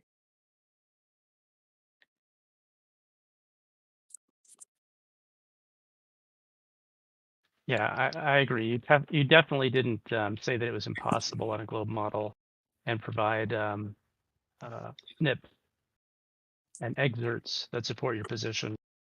It is I impossible agree. on a globe. It is impossible on a globe. I agree that definitely didn't happen. It is impossible on a globe because they, like your globe model, none of the proponents would ever invoke the clouds that percentage brought up to explain the 2,500 mile propagation. That's not the official globe explanation because they're not retarded. And they know that that could never account for it going up and down, up and down, up and down 2,500 miles because I've actually researched it, and they claim that the formation of these clouds, even in theory, would have to be very, very rare, right? And that it would be very angle specific and very sporadic distribution, meaning it would never be able to, it wouldn't just be one continuous layer where something can just keep going up and down off of it. Anything over 40 megahertz penetrates it according to your own paradigm. So when you say I'm cherry picking, what you mean to say is you don't know anything about this subject. You heard one little thing you think you can cling on to, which actually came from a flat earther. And now you want to claim I'm cherry picking, but you're not informed on the subject enough to know at all what I am or am not cherry picking. But I asked if you could define it because you claim that you don't even get it. The angle, you claim that I don't always, you claim that I always cherry pick. Like you say that. So like, what is it that I'm going out and deceiving people with, pretending to speak truth, but I'm cherry picking? Can you give like another example in the one I just exposed? Like, why do you say I always cherry pick? Can you educate me on the subject? What does the angle have to do with it? How does it interplay? I don't know much about the subject. Because the density of the cloud and the ionization, the only way that conglomerate of characteristics could actually reflect the radio transmission is based on the angle of incident in which it interacts, causing it to reflect. Based on the ionization and density distribution of the cloud itself, it'll go right through the cloud unless it hits at the right angle. And that's also going to depend on where in the ionosphere the cloud is. That's going to affect your angle, the angle in which you send out the propagation, etc. But the primary things are not the angle, like I've already stated. It's actually the density and ionization of the cloud.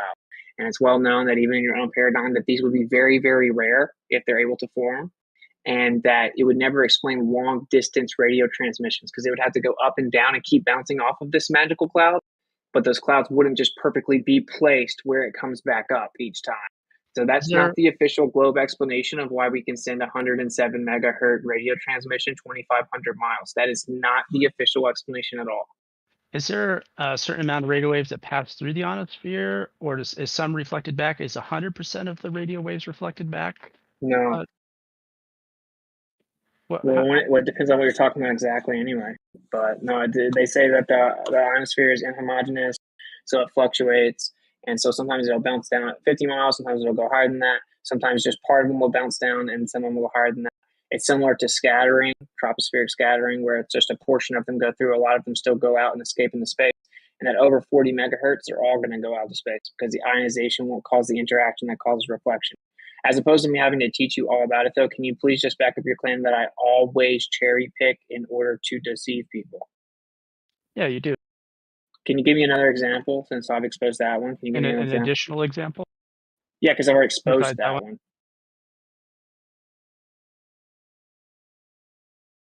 Like so does not liking Witsit make the Earth a shape?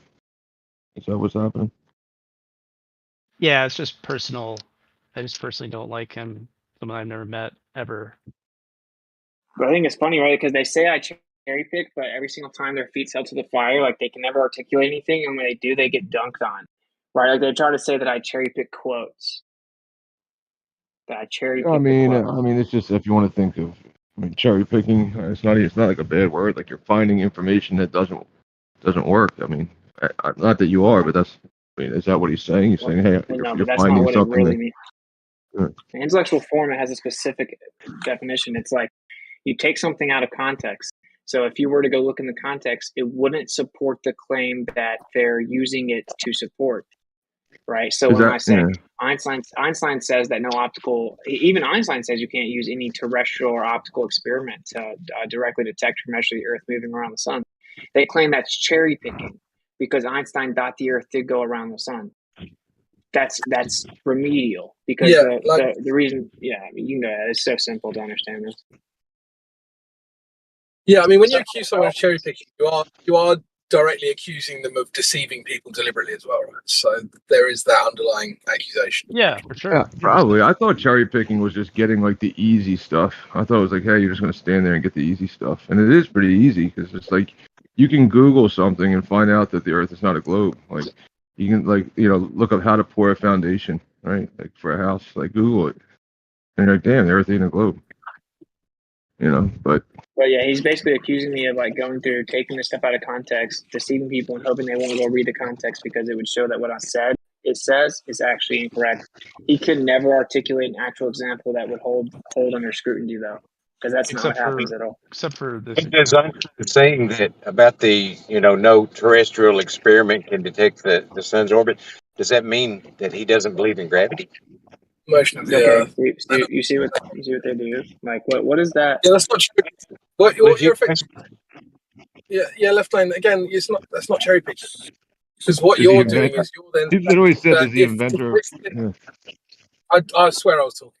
Yeah, you are good. What you're then saying is that if Witsit takes a quote from someone, then he now has to indulge his entire worldview, which is ridiculous.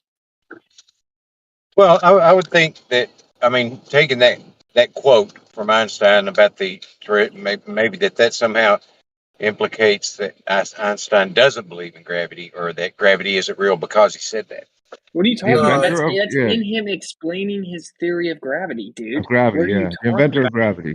Yeah, in his paper talking about his invention of gravity. Like, that's so goofy. It's like, this is the point. According to Einstein, even, if his theory of gravity is true, then you can never use any terrestrial experiment to directly detect or measure the Earth moving around the sun.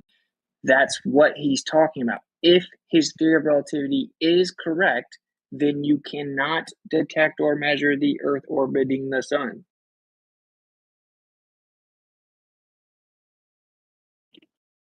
Yeah, and also like the logical implication you've made there, left lane, is that if that one kind of like narrow slice of information is true, then therefore you have to believe everything he believes, which is just ridiculous. And of course, I don't even I don't even believe in what he's saying because I don't think the Earth orbits the sun, so there's nothing to detect in the first place, right? I only agree in the sense that, yeah, of course you can't detect it. You can't detect unicorns either, right? And it's used to have to correct the baller, the globe Earth proponents who don't know their own belief. When they say that they can prove the Earth is orbiting the sun, they don't understand that relativity specifically says you can't do that.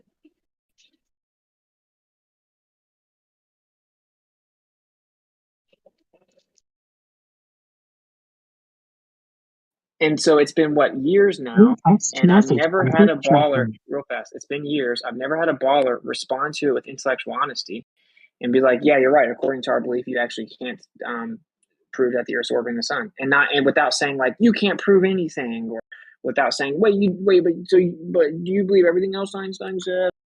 Oh, you think you're smarter than every other physicist, right? Like, they never just respond with intellectual honesty. It's been years. They always just say it's cherry picked as a way to avoid the actual substance of the argument for years. And then I can correct you and point out that it's not cherry picking objectively.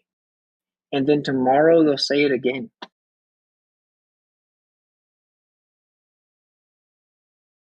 How do you live like that? Well, what do you think, Paradola, whatever? What do you think? You think Einstein's right? You can't detect it? I think you have to look in the context of wherever that came from, right? Which is weird how that's never mentioned. Never like, well, if you take the entire thing in context, no, it's always a snip that supports. What are you the talking theory. about? I've covered the entire PDF on my stream and explained it, pulling up his writing, going through all of it. Which You've never even I would read find a little bit odd if it were me, to be honest. it. Hey, have you ever read it? I mean, do you think, Paradella, that you can detect the Earth's motion around the sun? What you're saying? Potentially. I know what Paradolia has read. His whole inquiry into this whole entire subject and line of thinking is Mick West's book, and what other book? Mick West's book about flat earthers, and what else? Off the Edge and Escaping the Rabbit Hole. Off the Edge, Mick West, and Escaping the Rabbit Hole. Yep. Yeah, but this is what's funny. He's saying I cherry picked something that he admittedly has never even read. Yeah. Do I need to read Paradolia seems to have everything objectives. that you cherry pick if you have a track record and a history of cherry picking? Oh, they're both by Mick West? It's a nice variety. And dude, and we asked him to be a flat earther and tell us where the sun goes when it sets, and he says, I don't even know what the sun is. Dude, what's super funny, man? It's like he just said I have a history and a track record of it. First of all, he was going to say, do I need to read it to know it's cherry picked? Like, look, and then Blue Marble does it. He does it anyway. Like, these people would that should make be sense with it? banished. Would that These make people sense? should be banished from civilized society. That's Well, like, I'm not even joking. Here's No, the I have thing with it. with Here's the it. thing with Would it. someone need to Some verify people each come in. instance of something if they have a history of doing it? You can't even name one time. Don't even entertain it, man. Because some people come in here to have like honest, Is that a yes or a no? intellectual conversation, and then some people come in with a objective, right? Maybe not of their own volition as well. Yo, Witsit, you got to do it like Elvis, man. You got to make little buttons that said "I hate Witsit" and sell them to these clowns. Yeah. They just give them out at orientation. It's just weird, right? Because, like, first of all, the answer to your question. There's people that hated Jimi Hendrix, dude. Just remember that. I get it, yeah, but I'm saying, like, the answer is obviously no. Like, even if someone has a history of cherry picking, you can't just automatically assume that what they're saying is cherry picked, and thus you can make a conclusion of the opposite of what they're saying, because that's ignorant. They could say something correctly. If you just run around just automatically assuming things based on what you perceive to be a track record, that would be ignorant. So the answer is no. Secondly, like, you can't even support the claim. So, like, the two things that all the people say about me all the time is that I cherry pick the quotes and that I use word salad. And I've asked all of them for years to back up either one of those claims, and they never can. Just like this meme right here, right, where they show it says, though the earth is revolving around the sun.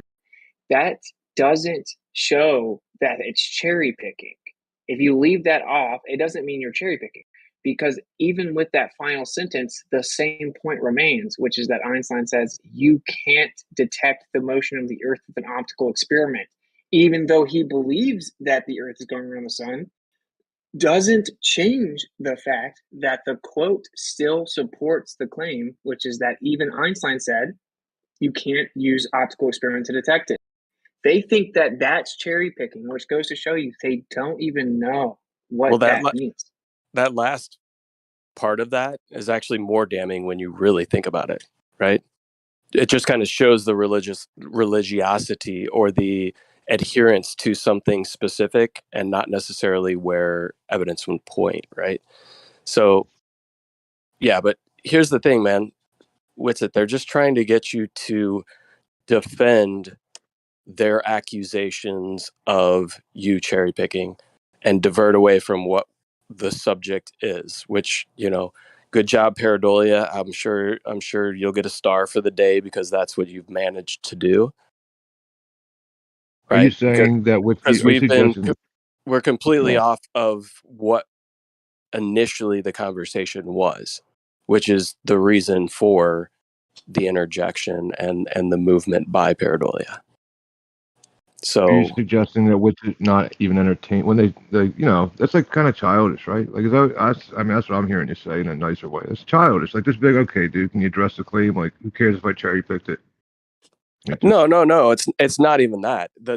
The accusation of cherry picking was brought up to divert away from what we were actually talking about, which was holding Paradolia's feet to the fire in actually providing some sort of evidence for his claim of gravity being the cause of what is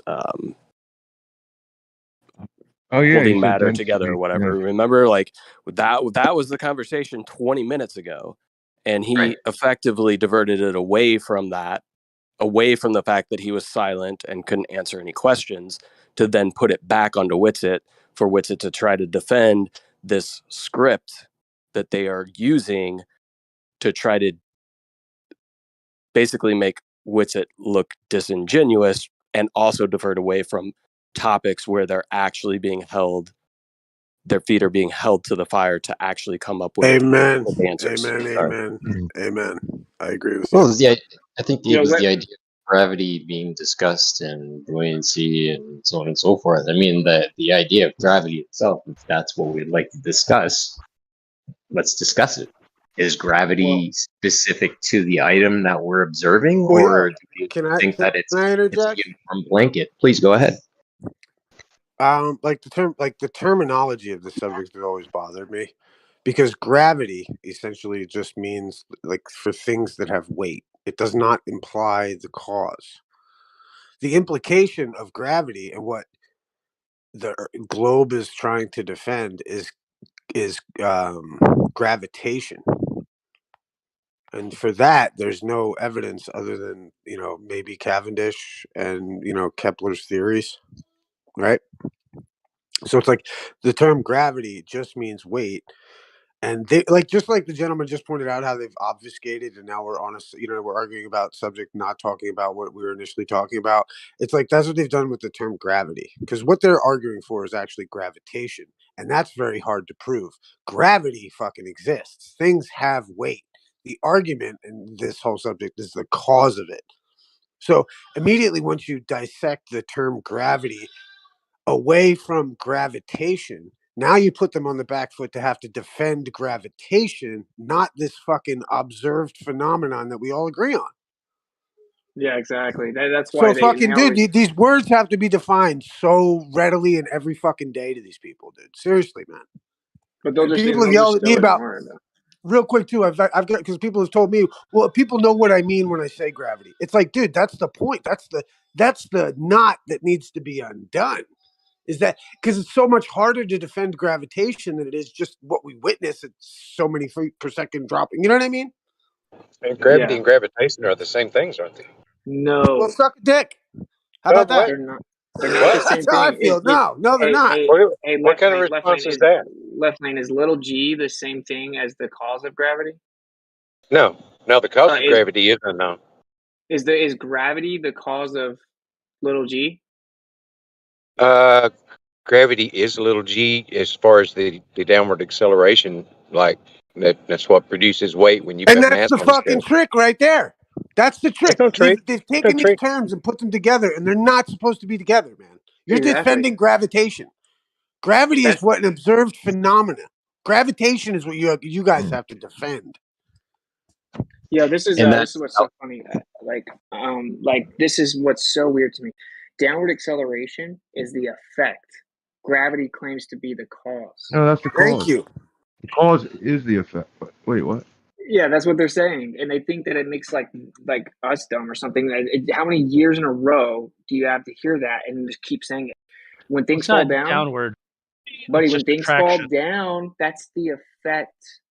Things fall Yeah. down. We measured it. We gave it a value, 9.8 meters per second squared. That's the effect. Things fall down. Effect. You guys are claiming that gravity causes things to fall down, which means if you say gravity is the thing falling down, you don't even understand your own position. Gravity causes the downward acceleration, but cause of gravity is unknown. That's just pretty simple, right? Well, if gravity Well- causes the downward acceleration, then the downward acceleration can't be gravity, can it? Well, it causes a downward acceleration, left lane. So then what's the effect of gravity? Downward acceleration. All right. Then. Yeah, so it's the cause of itself. But it's not downward acceleration, right? What? It's attracting mass. It's not specific to Yeah, That's not even what your belief is anymore. You like it's so weird. You guys don't know and that's why anything. that's why I was saying earlier, you're not updating yourself on the script. You really need to catch up a little bit. on what you're Hard telling me I or need to learn both believe? sides, understand it so that you can apply everything, so that you can actually have, a progressive conversation versus again being a stick in the mud.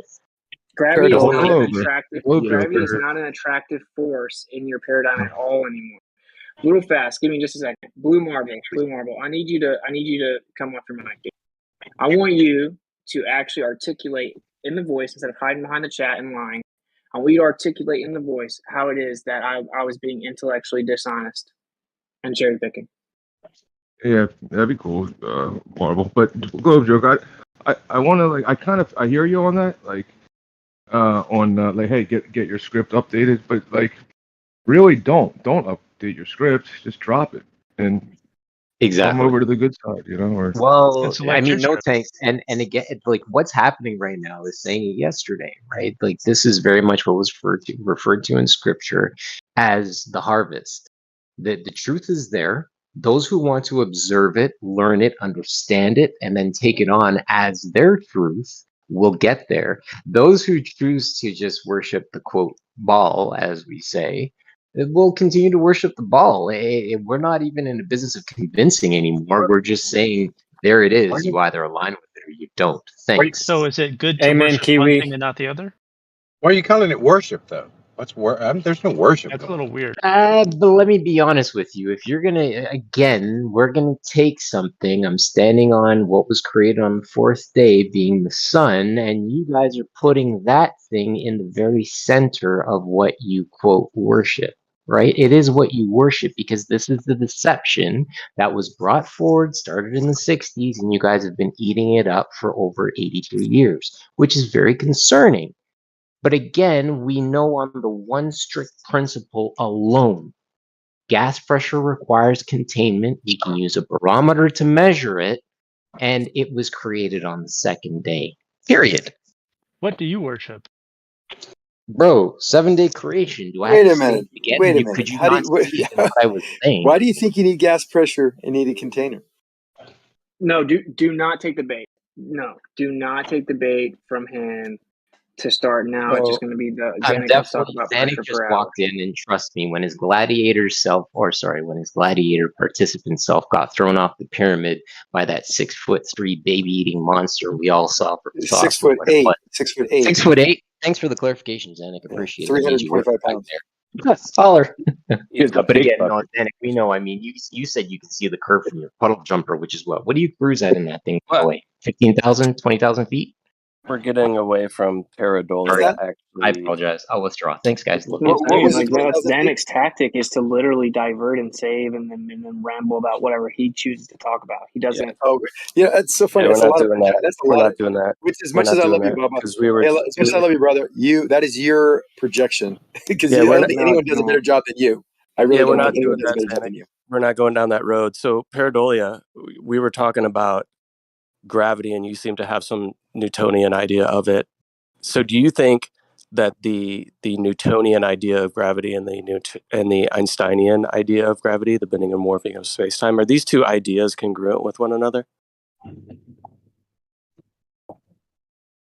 I don't know. Do you understand both of these concepts, or do you just apply one to a situation and think that that is effectively going to be useful within your entire model of your cosmology? I'm not sure. Do you understand the model that you think you live upon? Do you agree with the current model of the cosmos, the solar system, the globe Earth, all of that? I think that mass attracts mass. I believe that model. Is mass attracting mass? Is that what's taking place within the bodies in the solar system? Yeah. Oh, really? Do any of the ballers in the room want to correct pareidolia, or do you agree with them?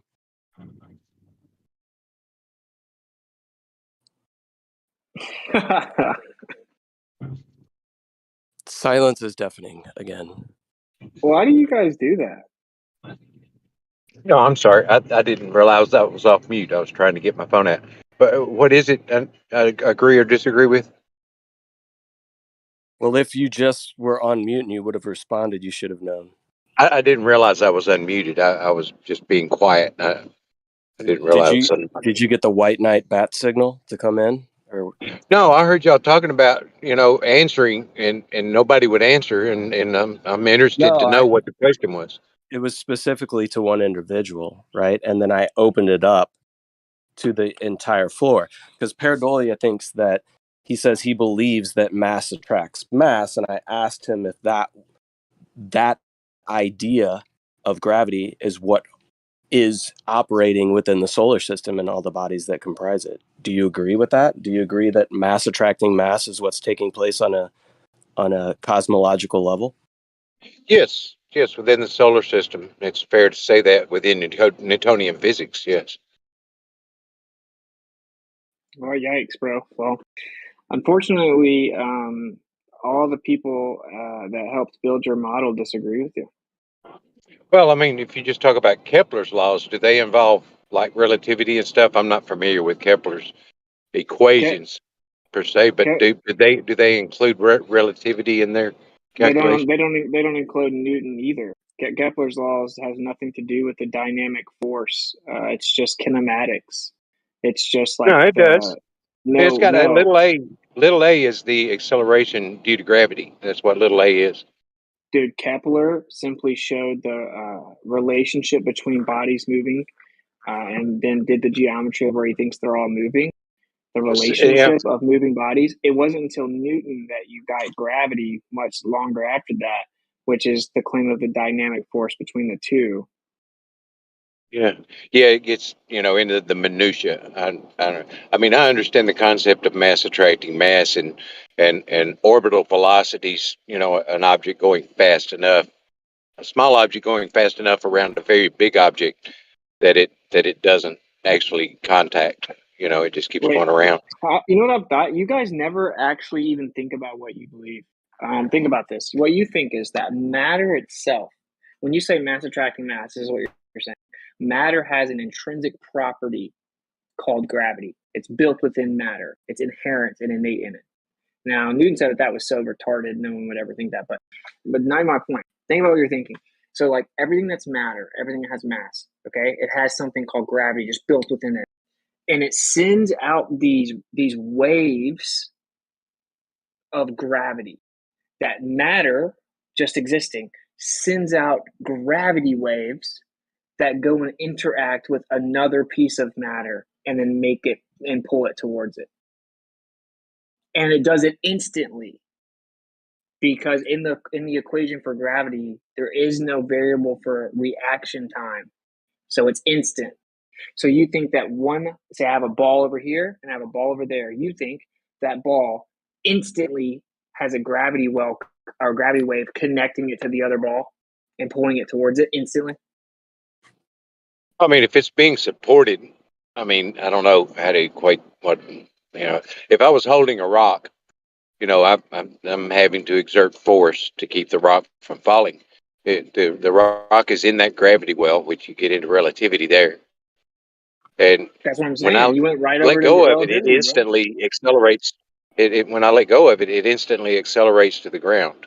Right? Exactly. So to begin to try to explain what you call mass attracting mass, you had to invoke relativity. So when you guys say I mass don't. attracting mass, you just did. You said gravity well. So okay, throw the gravity well out, throw relativity out. Let's just use mass attracting mass. You guys say it works on the solar system. So are you claiming that each mass has like a little invisible gravity rope that's connected to the other mass? Well, I mean, I could have said that just as well, that the rock has weight, and when I let it go, it falls. I mean, that would be the simplistic way of looking at it. But No, that doesn't explain mass attracting mass. What is causing the attraction? What's the mechanism? don't know gravity. I mean, it does. We don't know the cause of gravity. But you're saying mass attracts mass. You're defining it as a certain cause. See, like that's why only like 12-year-olds are told mass attracting mass. Like it doesn't even offer a viable physical mechanism. If you look at the equation for gravity, it doesn't have a variable for time in it, which means it has to be instant. This is why Newton said, dude, to think that there's not like something that's already connecting them there is insane. How could you have something Yeah, but from one matter interacting with the other matter instantly through great distances in a vacuum? He's like, that's absolutely retarded. I'm just showing you how but to do what's the math.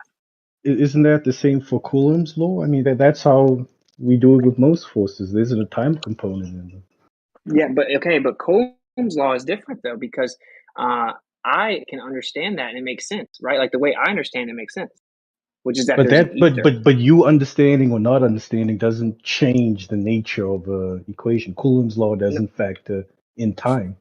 Well, It's the also equation's seen as accurate being if you have an ether. instantaneous. But that's accurate if you have an ether.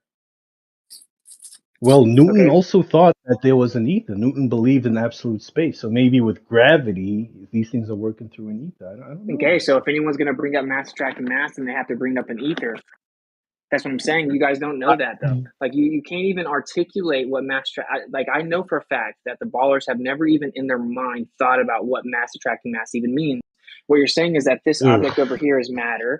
This object, just saying that mass attracts mass and knowing how to repeat that over and over, that doesn't in any way fit the description of what I'm saying. I'm saying actually intellectually think about what it is you're claiming. There's a piece of matter over there. There's a piece of matter on the other side of the room. You're saying that mass attracts mass, meaning that there's something built into that matter intrinsically, inherent, innately, right? It's just in it automatically. You have matter, you have gravity. And then this other object over here innately has gravity as well. And they're going to interact with each other. And one of it, the bigger mass is going to pull the smaller mass to it. Okay, so what's the physical mechanism between the two that causes that attraction? If you say mass attracts mass, you're saying that there's something that's physically interacting with the other mass and pulling it towards it instantly. So what is it? Do you think that they send out little gravity ripples? There's little gravity waves, but they're already there? Is there little invisible gravity ropes connecting all the matter and pulling it in towards it? Like ballers have never even thought about that. Now, I'm not saying none of them. Some of them maybe have, and that's why they know that they have to go with relativity. But all these people that say mass attracting mass every day, you've never thought about it. The model doesn't claim that because it doesn't even offer a physical mechanism. Yeah, I mean Newton doesn't have a cause for why this happens. He just says it's a force, you know. Have you read There's a Newton's ideas? Have you Oh, read no, Newton's I mean, ideas? come on, man. It Ether? can't be a thing where I listen to you. I try to get one word out, and then two of you jump on. Oh, we thought you were done, man. We Okay, both but it's thought you cool. were Go done, ahead. so you must have Go paused. Yeah, ahead. go ahead. Yeah, I just have a follow-up question. Go ahead I and finish, forgot what I Nate. was going to say. I forgot what I was going to say. Go ahead, Nate. Okay. No, I was just gonna you brought up Newton and the ether. Have you read Newton's ideas of what he conceptualized the ether to be? I've read Newton's ideas. Yeah, he thought the ether was absolute space. Like an absolute, how can I say, reference point. All movement is done in relation to this absolute stationary background. For example, He also has other Newton's bucket. He's saying that the water within the bucket is rotating, and it's gaining concavity with relation to absolute space, not with relation to the earth or the stars or the bucket itself. It's with absolute space. He was a big believer in absolute space and there being an ether. Yeah, which is why like no one should ever utter that like relativity and Newtonian are like the same thing. They're like fundamentally different. Like Einstein said there is absolutely no such thing as absolute space. Right. Yeah. So they're fundamentally different things. But all I'm saying is like it's easy to repeat a phrase, right? It's easy to be like mass attracting mass. Da, da, da, da. It's easy to say that. But it's much more difficult to apply like intellectual critical thinking to it and to think, wait, what am I saying? What am I claiming? Mass attracts mass. Like, what does that mean? How does that work? What is that? Like, what's the physical mechanism, right?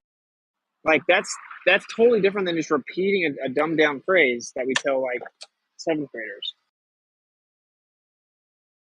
Napalm, was there more you wanted to say? I feel like I cut you off. I'm sorry.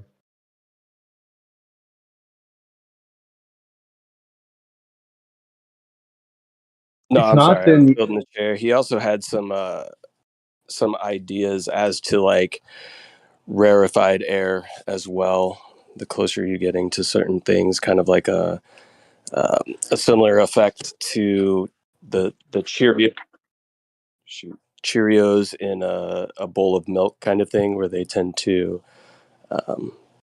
come together, right? They all kind of tend to clump together within the bowl of milk.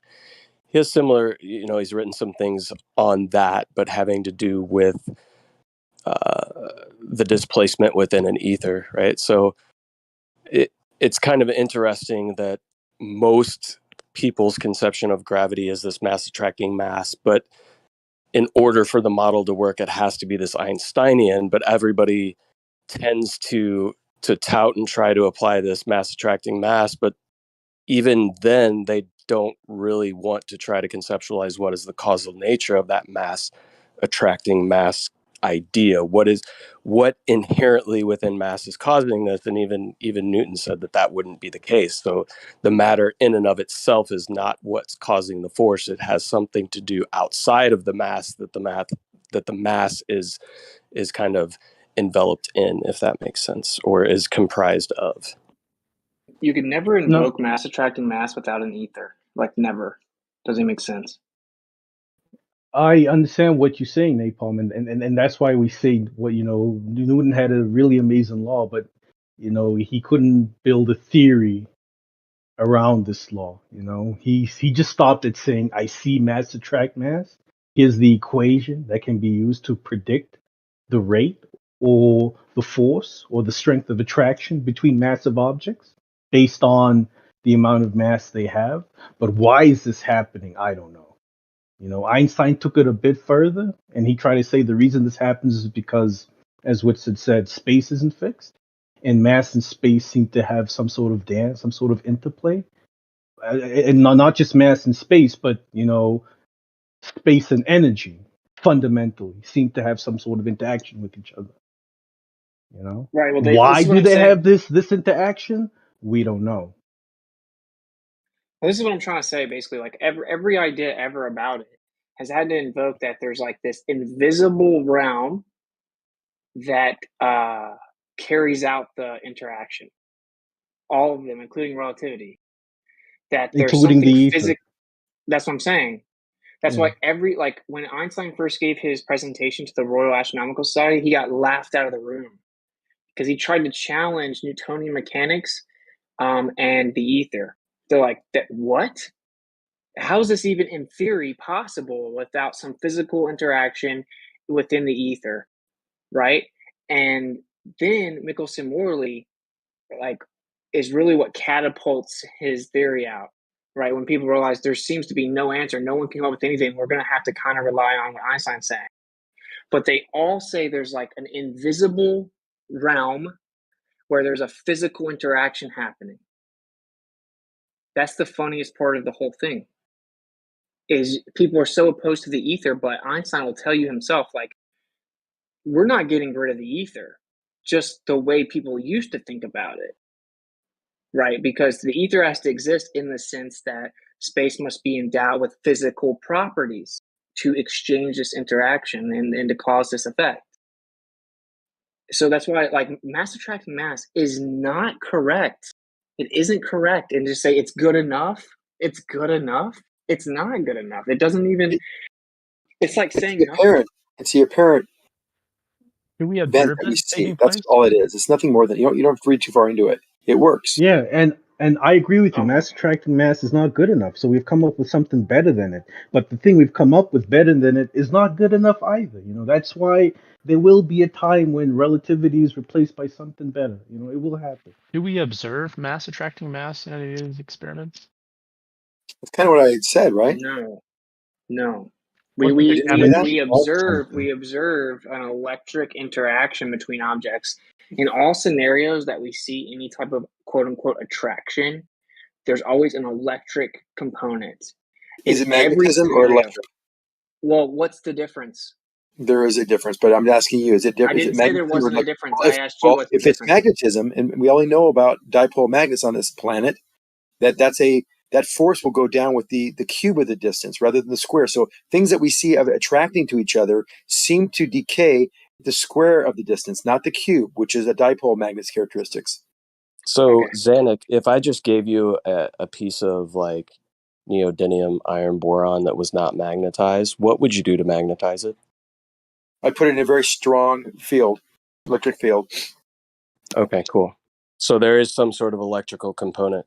No, it's a magnetic field, a strong magnetic field with coils So- of wire, with 500 volts and a lot of power, and that would align the field's lines of flux in that magnet to make it a permanent magnet with a polarity.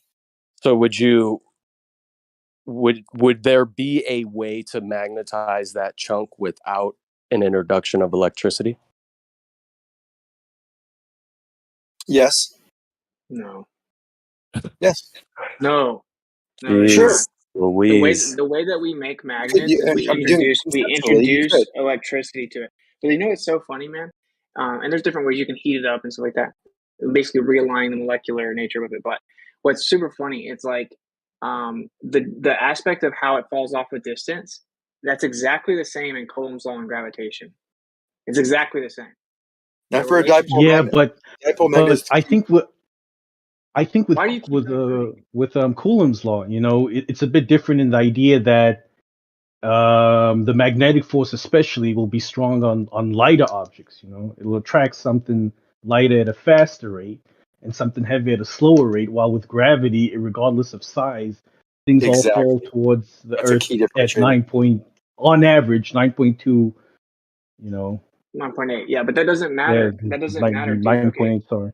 Okay, but this is the But thing. I mean, that's Energy. pretty telling, Whitson. No, it's not. Only if you don't understand it. Like, energy tries to go down to the earth to equalize. It Now goes you're to making the earth. things up. No, this is a fact. This is why we ground things. Okay, so like any electroactivity, it wants to go dissipate and discharge, dissipate and ground out. Okay, that's what happens. That's why we have a measurable downward electric current on the earth.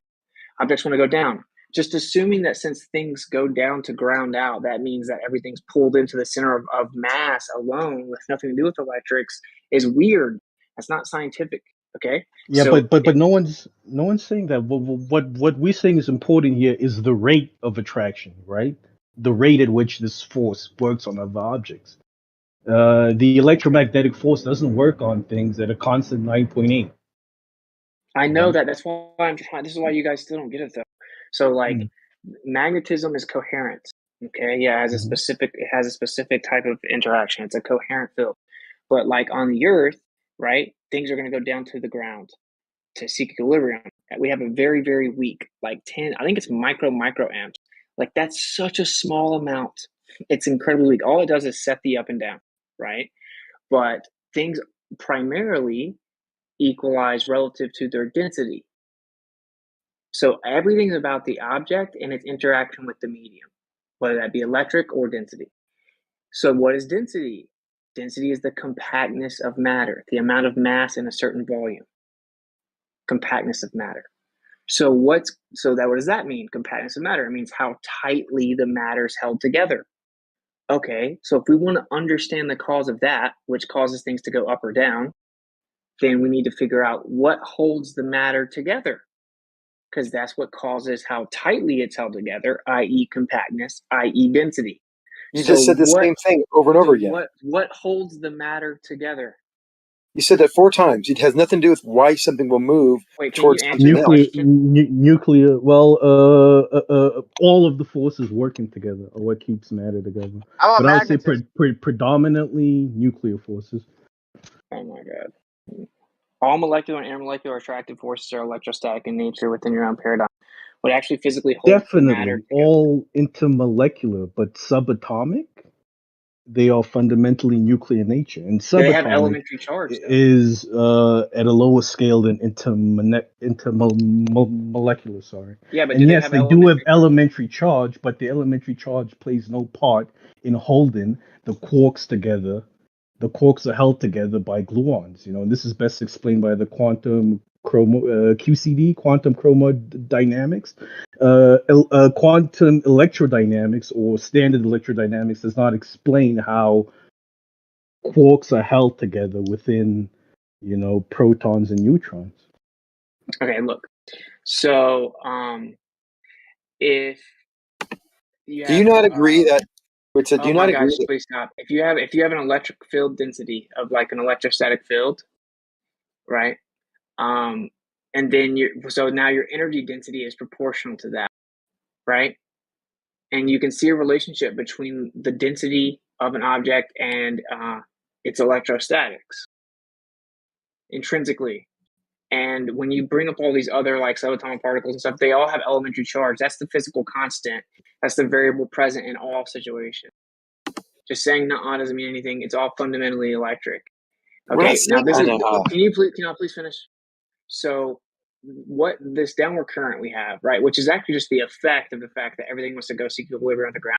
It's super, super weak. So, like the interaction between an object and its medium, like that density relationship, results in what we call the buoyant force, right?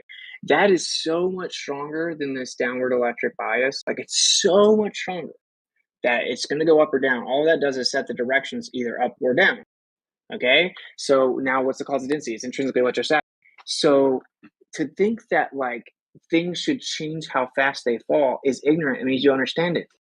If the object's more dense in the air, it goes down. If it's less dense, it goes up. If it goes down, it goes down. If it goes up, it goes up.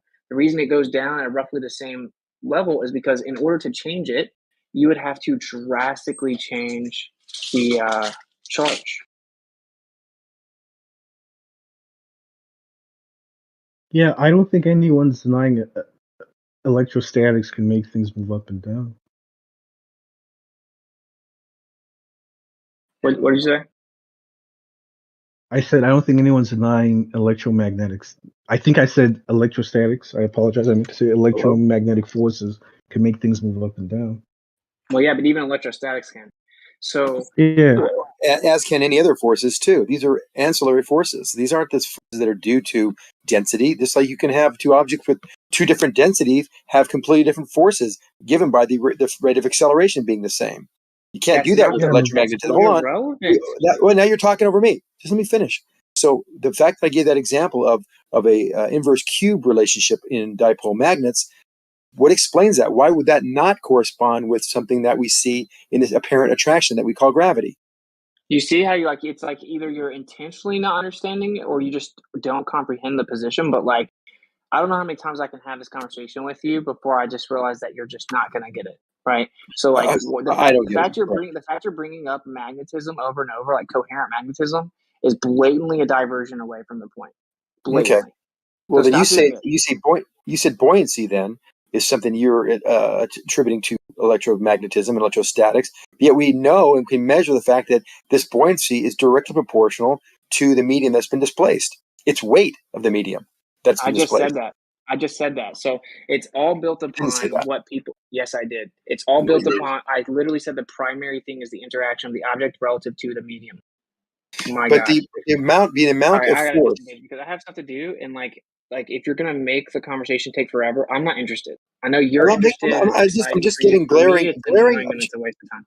I'm just seeing glaring mistakes or glaring, omissions. And I'm just kind of filling those voids in because I see something that's glaring to me. That when you talk about buoyancy, that if that force is this force upward is directly related to the weight of that medium that's been displaced, that's kind of telling right there. Okay, stop. No. So if objects seek equilibrium relative to the pressure that's mediated, okay, we have a few different parts of this. We have what people call mass, amount of matter. We have a characteristic of this matter, which is how compact it is. And then we have what people call weight. And things seek equilibrium based on these things. Okay? Each one of these things are electrostatic. In fact, you can change each one of these things with the manipulation of electrostatics. You can change mass, you can change weight, and you can change density by manipulating electrostatics. It's not something you just added to it, though. It was already there. All you did was manipulate it.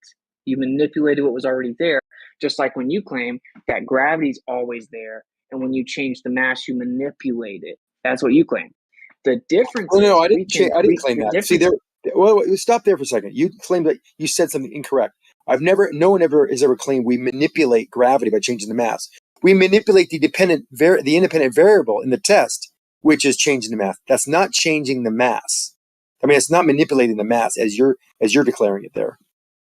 Completely different things. Wow. Okay, try and keep up. So No, you whenever, try and keep up. You said manipulation of the oh mass. my God, We dude. say that. No, come on. You got to stay true to your declarations here. You said clearly that we talk about the manipulation of mass by changing the mass. That's not what we mean when we say manipulating the mass. Oh my God.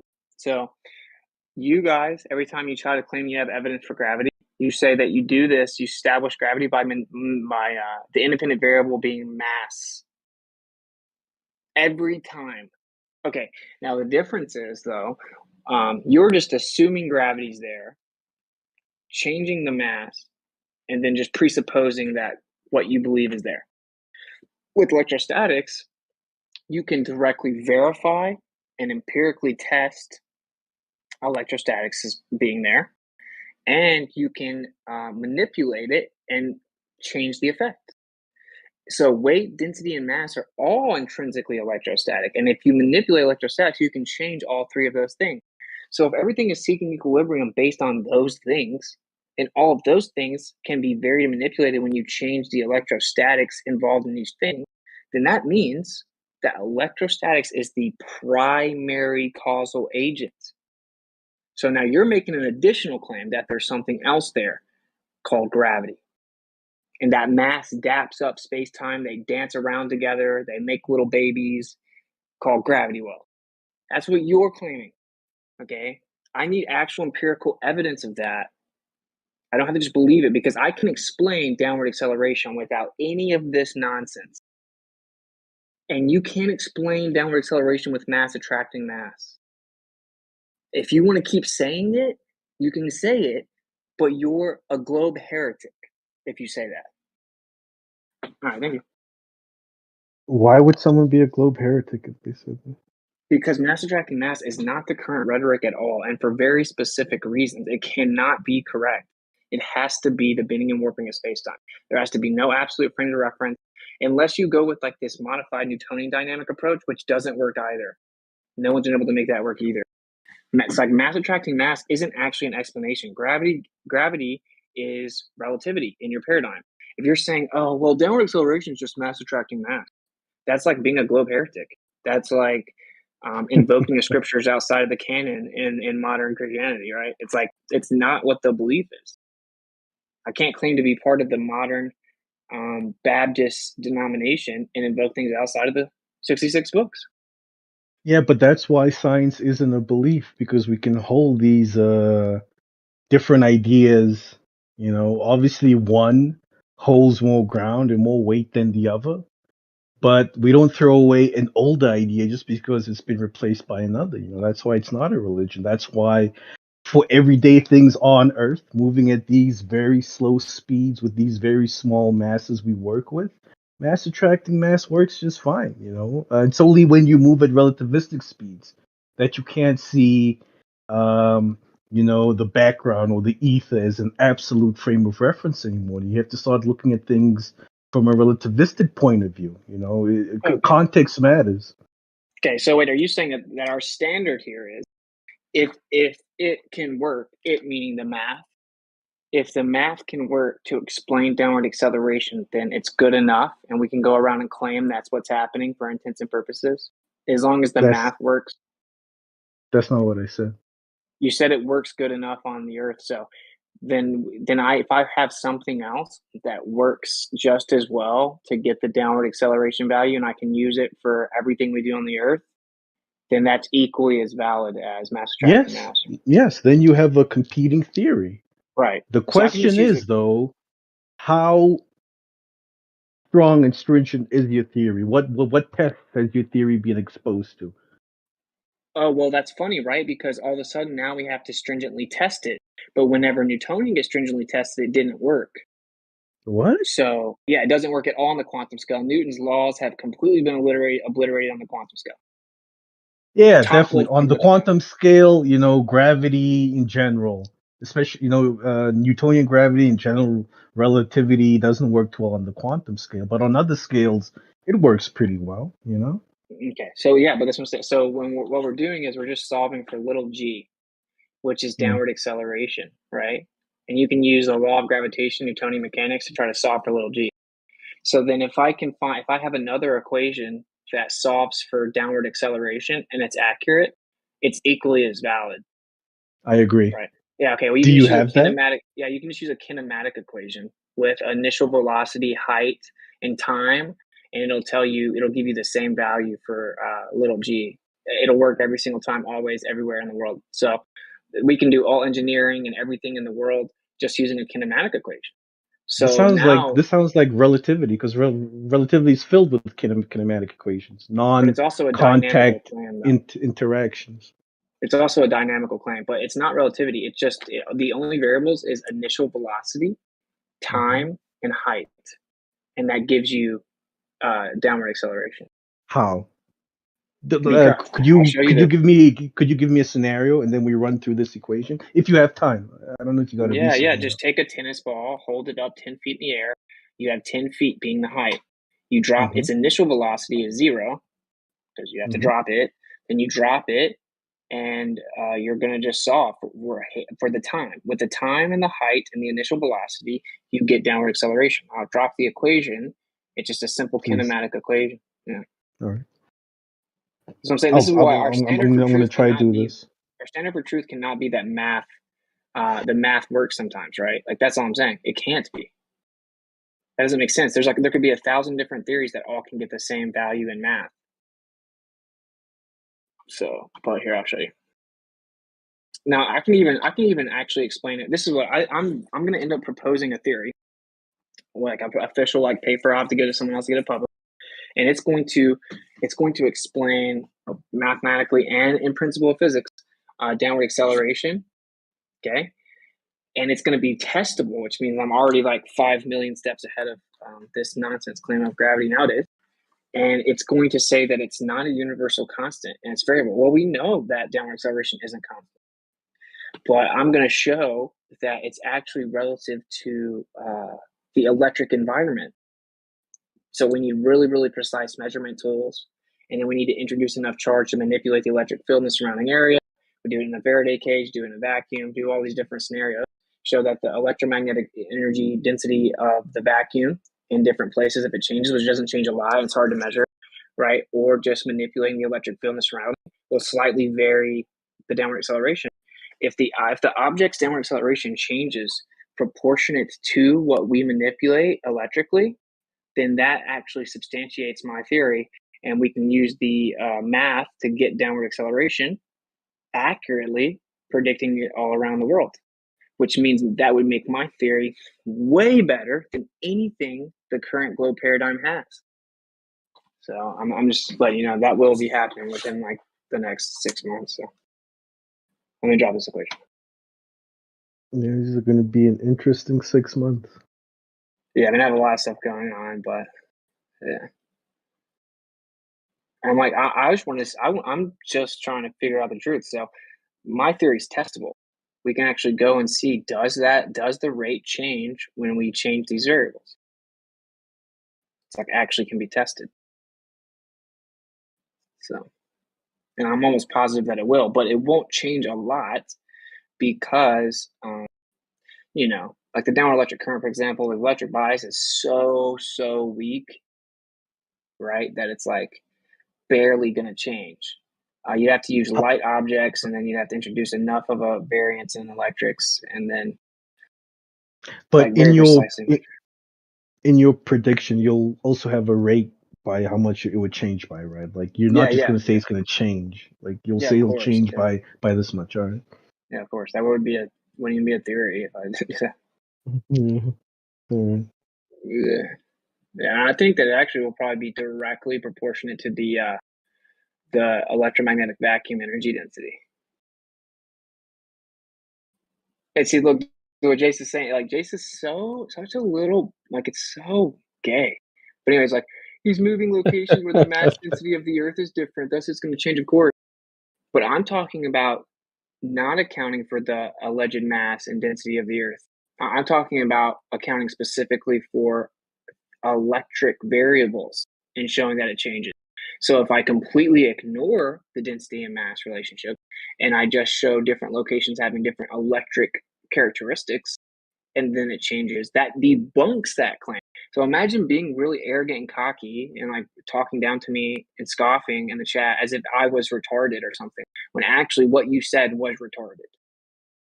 What you said retarded, right? Like as if I'm just going to go around, hijack gravity and the density of the Earth and the mass variables and pretend it's actually electric because it just changed. We're talking about specific predictions, a specific predicted value of how much it changes relative to specific electric inputs in different locations. That would completely refute the claim. And in fact, when we assume the density and stuff, it doesn't work. And the only time you can claim it works is like you can make claims of the density of the Earth going down like thousands of miles that you can't verify. So you can constantly just move the goalpost around. So anyway, long story short, I think that different places on the Earth have different electromagnetic vacuum energy densities, and that this would affect downward acceleration, being able to measure the actual like electric constants, and then drop different objects. You'll get a slightly different rate that should be proportionate to that. And if you have precise enough measurement tools, then you'd be able to test the theory. Yeah. Don't you want to unmute Xanic? I didn't mute him, so no, I don't. Um, But do you not think that that's like, wait, Nate, what do you intuitively think? Do you think that, would you be really surprised if like how fast objects fall is relative to like the electromagnetic vacuum of that area, or just like the electric field of that area? I Would that no, surprise you? I wouldn't be surprised by that having an effect on the rate at which objects fall. But as I said, that rate I don't think it would be consistent. I don't think you would have a consistent rate for that. Depending on the type of object, the weight of the object, where on the earth you are, that rate would change all the time. But with gravity, we have a constant rate. That's the key thing. And you would have to show that electrostatics makes things fall, regardless of the size and weight, and regardless of where you are on the earth, at the same rate all the time. Well, it's not actually constant though. Yeah, but when you average it out, you shouldn't be too far away from 9.8. It shouldn't be here it falls at 2.5 and there it falls at 20 miles per second. Like If we course have not. wild variances like that, then I don't know. Of course not. But what we'll be able to do is narrow down a value. So you can have a really light object and introduce a ton of charge, and it would actually drastically change it to the extent that you can make things go up. So when I begin to manipulate weight and downward acceleration, or now if you're just gonna like say put it in a vacuum chamber and then measure like the electromagnetic energy in the vacuum, obviously it's not going to change much at all, right? It wouldn't be expected to in my theory, right? But Yeah, but like I if mean, what I'm saying is, I would expect to see things fall and rise if we change the, electromagnetic nature of the local environment, because a force is being applied. So I would expect to see this object accelerate in some other direction. I think movement of the object is expected, Winston. It's the rate at which this happens that needs to be subjected to question, because it sounds like you are trying to replace gravity with electrostatics. You are trying to say it's electrostatics that make things it is, fall at 9.8. Yeah. but you agree it's not constant, which means okay, right now the globe tries to explain it. It's called gravitational anomalies, and they claim that it's based on different mass distribution and densities of the Earth underneath the object. Right? So it's based on, say, like the elevation and then the density, because the elevation, obviously, you're further from center of mass, but you also have a little bit more mass there, and then the different densities underneath it. But when they do this with the gravitational anomaly charge, they can't make it work. It doesn't work. It's like they'll claim a certain density distribution, and then like a mile away, or like even like a fourth of a mile away, it won't be the same. So it's like, oh, the density is changing everywhere, right? And they have the luxury of being able to just like ad hoc make up different changes underneath our feet that can't be tested. So now what we're trying to figure out is what's actually the cause of these changes in the rate that things fall. So the best way to really test it would be able to get a greater change.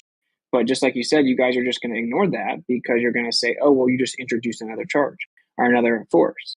But Yeah, no, but the force is already there, though. yeah, but I mean, most of these anomalies, they come about because we say that, there's an average. If Earth was a perfect smooth sphere, everything would fall at 9.8 every way. But because it has terrain and things, the prediction doesn't match the measurement. Now we can account for some of the differences because we know there's a mountain there, there's this, that, and the third.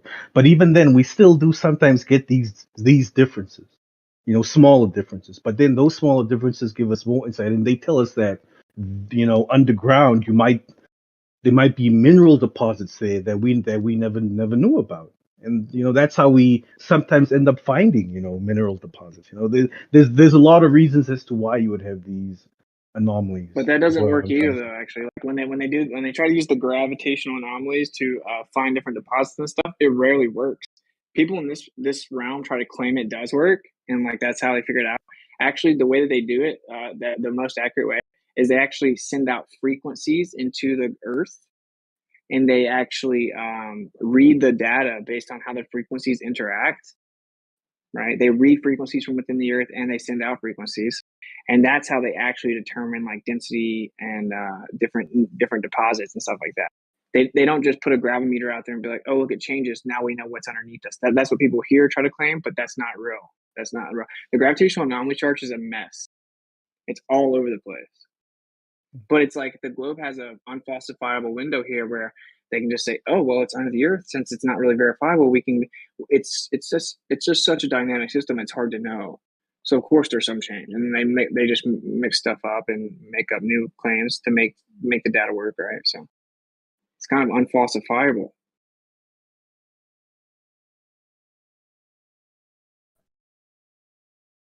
Nate, it sounds like you thought about mass attracting mass, though.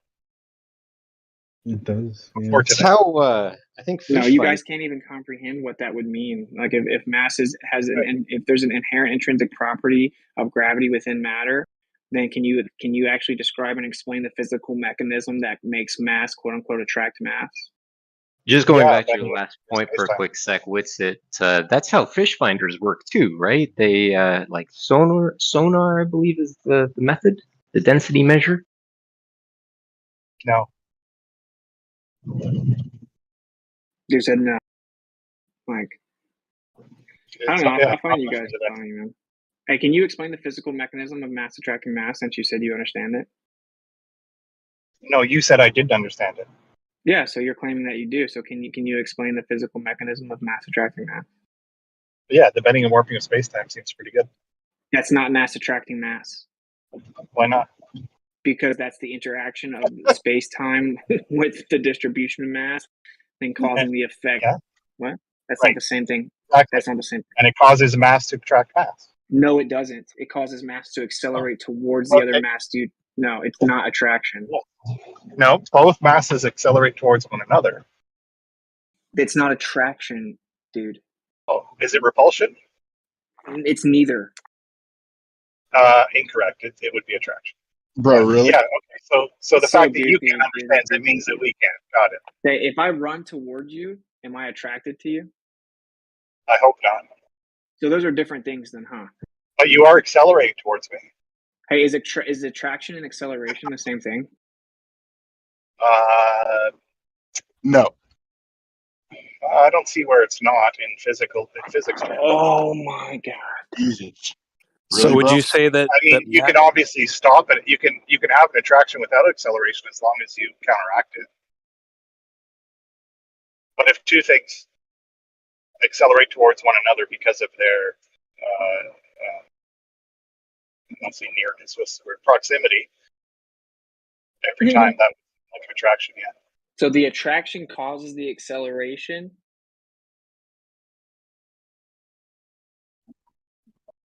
Sure, you can say that. Oh, so then how would they be the same thing? Clearly not the same thing. Yeah, because that was too Well, easy. I mean, we don't. The attraction is just they're not the same thing, but they're used in the same context, right? Oh, So well, we're trying to explain acceleration. the physics of your claim. So I told you that you couldn't understand. Sorry, I interrupted you. Yeah, you did. It's okay though. Yeah, so if two things are accelerating towards one another, we call that an attraction, and if they accelerate away from one another, that's a repulsion. No, that would be the effect of alleged attraction. Attraction requires a physical mechanism. Attraction is a specific claim that results in acceleration, which is back to the first point. You guys don't even understand the idea of mass attracting mass, and it's not like an insult. It's just a fact. Like even Newton didn't understand it. You guys don't. You guys don't have a physical mechanism for mass attracting mass. If you claim relativity, that's not mass attracting mass, dude. Relativity is not mass attracting mass. Then what is it resulting? Nor Okay, is it a gravity. physical mechanism. Yeah, gravity. Relativity says gravity is the effect of the bending and warping of space-time. It's a fictitious force. It's simply the guiding of a vector due to the physicality of the fabric of space-time, resulting in a gravity well due to the mass distribution within that And those fabric. two vectors, and the orientation of those two vectors are towards one another or away from one another. It's not the matter physically attracting other matter, though. It's the So space-time those two vectors. guiding. It's the space-time guiding the matter towards the other one. There is no attractive force. Got it. Towards. It's not an attractive force according to relativity, dude. Yeah. Okay. What do you mean? Yeah. Okay. Like, why don't any other ballers? I'm going to agree to disagree with you here. They're clearly different, Chucky, or they wouldn't have had to change it, would they? Then why do they call it towards? Is that not an attraction in physics? I just told you I can run toward you. I can run toward you. Am I being attracted? Not necessarily. If I push you into a wall, Chucky, face first, would you say that you and that wall were attracted to one another? Attraction, somehow inherently the masses of you guys, you and the wall, attracted. Because there's the force of you pushing on me is what is actually a repulsion.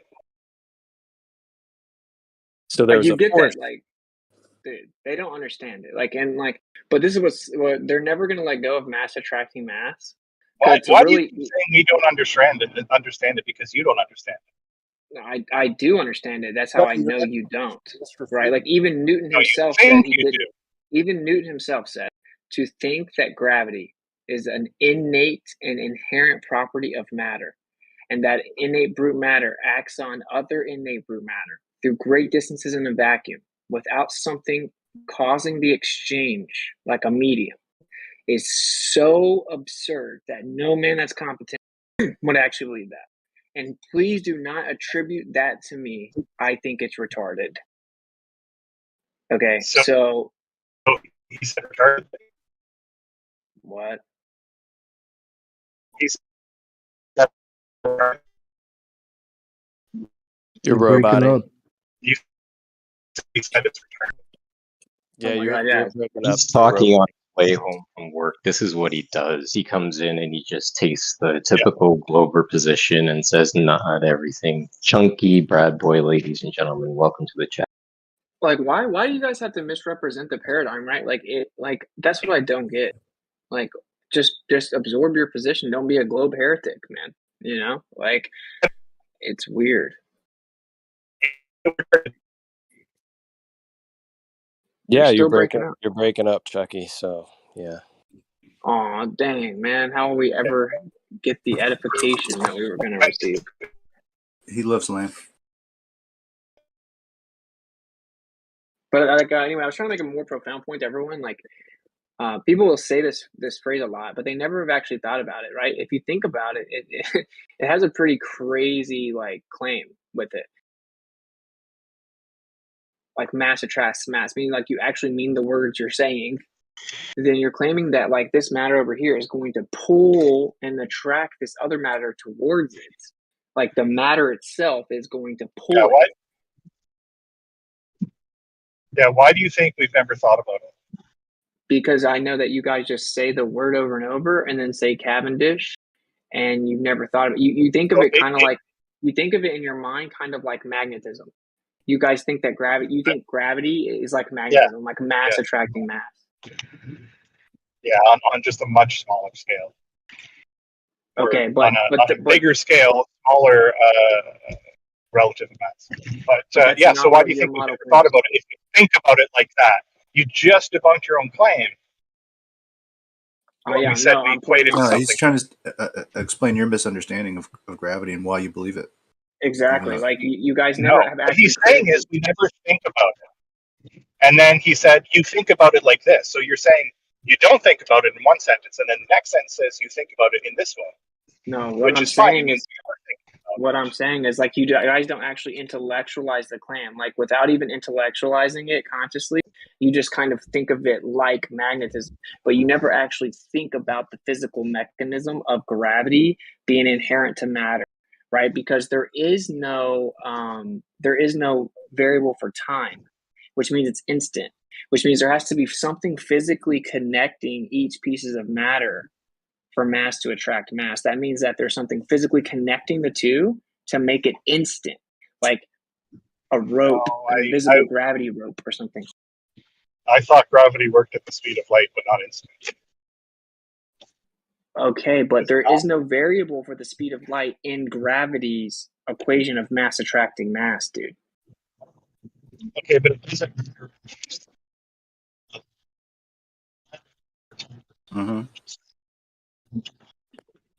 Yep. Yo, Whitson, I don't see the significance of this formula. Maybe I forgot what you were saying, but this kinematic equation you gave me, what were you going to use this for now? I said that you don't need any of these theories like mass attracting mass to solve for downward acceleration on the Earth. You can just use a kinematic equation that doesn't account for your idea of gravity at all whatsoever.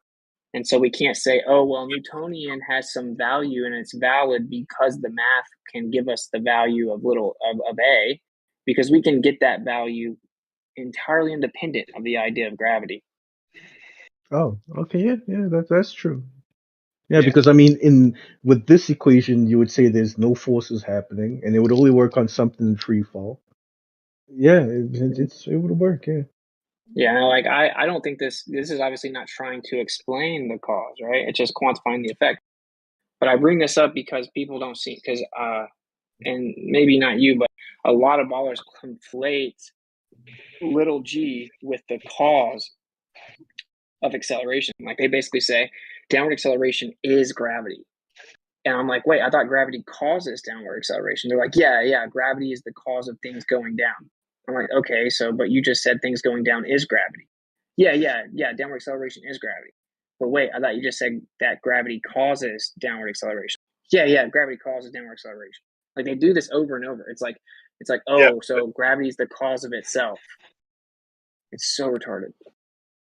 I like that Nate is able to be honest with certain things. Though, thank you, Nate.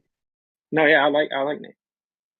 Yeah, I mean, yeah, but I don't agree with Woodson's final conclusion. But I'm following what he's saying. But that's how it goes, right? We should be able to disagree with each other, but still like have good faith interaction. That's what I'm saying. Like, It's okay to the disagree. equation W equals mg doesn't explain where it came from. It just explains how to get the answer. So yes, you need more than that to explain where it comes from or why it happens. If you just want, no, those are two different things, Chucky. Those are two different things. We can observe a downward, a falling acceleration, and not have to attribute it to a certain cause and kind of that's what I reify just it. said. That's No, what I just said. you said you have to know more. You have to know this or this. No, if you Those are two want different to things. know more, that doesn't do it. That's not enough. So Okay, your kinematic but I'm equation saying doesn't the two explain. things you brought up are two different things. Yes, that's why I said they're different. So W equals mg doesn't explain where it comes from. It just explains what it is. So that's what Newton did, explained what gravity was, and Einstein tried to explain why it is. This has been told to you You were just hundreds of arguing that they were the same thing 5 minutes ago. Really? What That's did I not say? necessarily the case, Chucky, because just saying 9.8 meters per second squared, right? The value within how we utilize little g is not an explanation. Just like, well, what did you previously state? Which equation? I forget. W equals mg. W equals mg. Yeah. That's what I said. So there's It no. doesn't explain where it comes from. I said that. Right. Yeah, but you guys always say that like that proves gravity, right? Like you guys say that the fact that objects have weight proves gravity. W equals mg. You do. You say that all the time. But that just all that does is we can use the same kinematic equation to get little g to get an object's weight. That's my point. It doesn't have anything to do with this claim of what causes gravity. You need to explain how it works to explain the solar system and the sky and objects moving around each other, but not for Right. weight. So we agree that we need more. That's where Newton comes in. He tried to explain it by the bending and warping of space-time. No, that's but that doesn't change. Einstein, you mean? That is Einstein. buddy. Sorry, Einstein. That's why Einstein comes in. Newton explained the what, and Einstein tried to explain the why, or how, if you want to look at it that there way. you go. There you go. Yeah, So they when were you're just going to arguing invoke what's that they were the happening, same thing, though. yeah, to invoke Right, what's happening, then you have to invoke relativity then for your model. You can't bring up mass attracting mass. That's the whole point. And you can, because we do have an explanation for it, and that's it. It could be wrong, certainly. The explanation is not congruent with mass attracting mass. That's the point. And do you understand that nobody denies the 9.8 meter per second? Okay, so how is W equals mg not congruent with mass attracting mass? No, your model is not. He's saying relativity is not congruent with mass attracting mass, dude. It's different. How so? When does mass repulse mass? Because relativity says that gravity specifically is not a force, it is not an attractive force, and that gravity is just the effect of the bending and warping of space-time. They're fundamentally different. Einstein said there is no absolute fixed space. He said that objects that are free-falling can go in a straight line and in a curve, in a geodesic, without a force acting upon it. Newton specifically said an object will continue to go in a straight line unless another force acts upon it.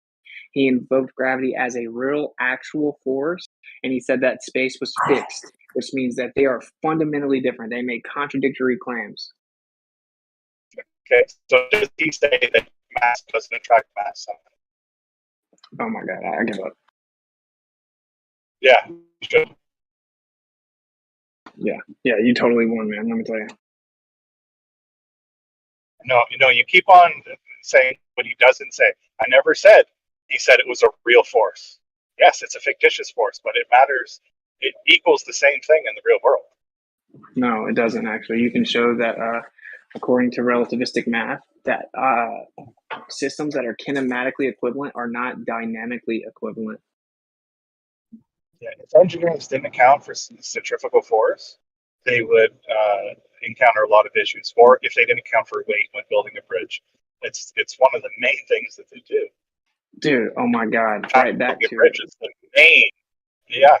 So have you ever designed a bridge or a truss system? I could definitely do it with a kinematic equation. I don't need to believe in gravity to do it. Oh, okay. Yeah, I just dropped it in the chat. Everyone can read it. Awesome. Does that explain weight? Yeah, it definitely can give you the value for weight. You're asking to explain it. Do I need to explain the cause of weight to build a bridge? No. So whether it's a force, a real force or not, as far as we're concerned, it acts like a force. So an engineer will have to account for it. No, they don't. Doesn't, the kinematic equation doesn't account for a force at all whatsoever. What? So why do engineers need to account for weight? They don't have to account for a force, though. Weight is a force. What's it? Okay, but so you think it's caused by gravity, though? But like we can just use downward acceleration. You don't understand anything. Sure. You don't understand anything. Yes. Why do they account for weight? Is weight a real force? Objects really weigh things. That doesn't mean that there's an attractive force causing weight. Okay, so they have to really account for it, no matter if it's a fictitious force that creates it or a real force. They don't have to account for it with that, though. They can account for it with a kinematic equation that doesn't account for gravity at all. That's fine, but they have to account for fictitious forces. Can you do no centrifugal force with kinematic equation? Why are we talking about centrifugal force? Well, because engineers would have to account for that as well. Really? Engineers account for centrifugal forces to build bridges? That's crazy. No, for fans and pumps. Anything with rotation. You should go watch my relatively. You should go watch my relatively speaking episode 2, and I explain that according to the dynamic equations of both relativity and Newtonian mechanics, if the Earth is at rest, you would still get a net inward accelerative inward centripetal acceleration or force towards the Earth. So yeah, and you would also have a centrifugal. I gotta go home and fix my pump. So I'll listen to that horse shit while I'm doing that. Okay, you should listen to it because it's kind of brutal for you. I'll link it right now. Do that.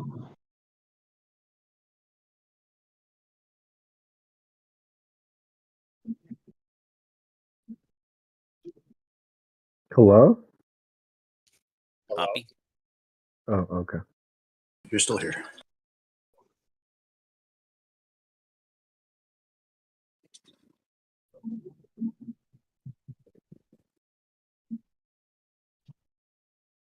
Jace, I already said what kinematic meant.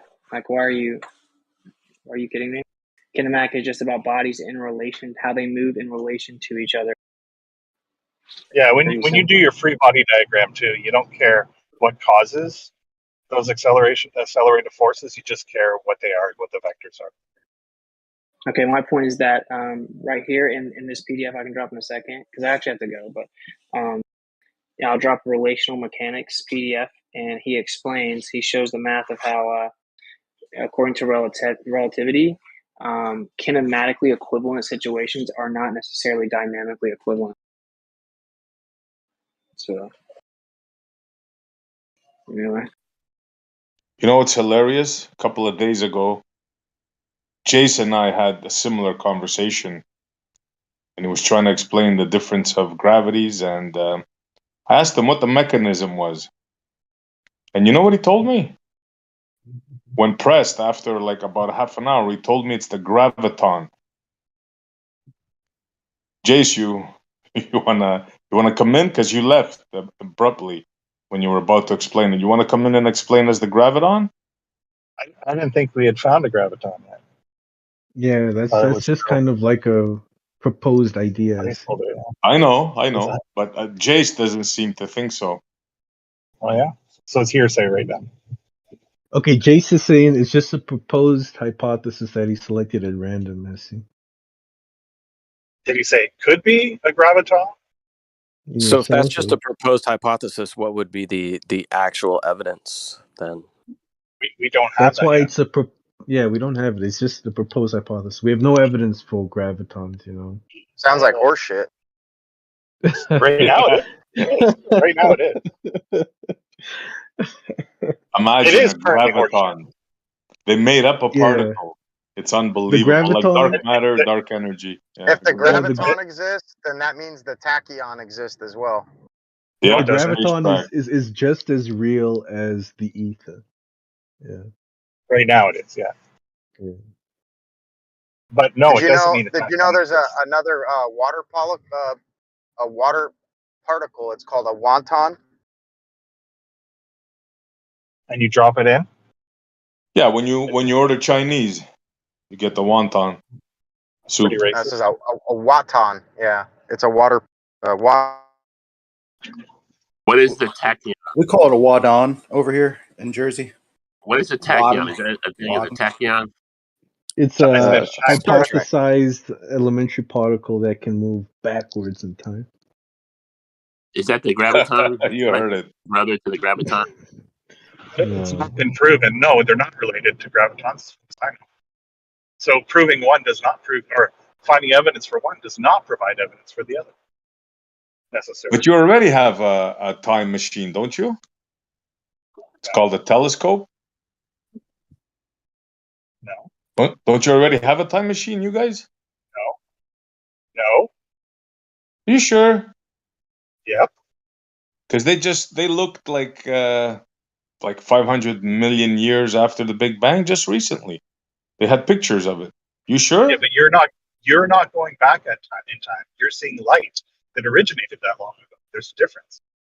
Oh yeah. There's a difference. Sure, there is. Oh, I see. What time machine movie ever said you can just look at things and not actually go there? NASA and your telescopes. They said it was a time real machine? life fantasy. Yeah, they Or they convinced said you can that look they at can the see. past. Yes. Sorry? You can see the past. Yes, you can see the past. Yeah, they convinced you that you can see the past. That's the time machine. Well, I also probably wouldn't call it a machine. What would you Does call it it? involve a hot tub? Is there a hot tub involved? Do you get a cigar? What color is Michael Jackson?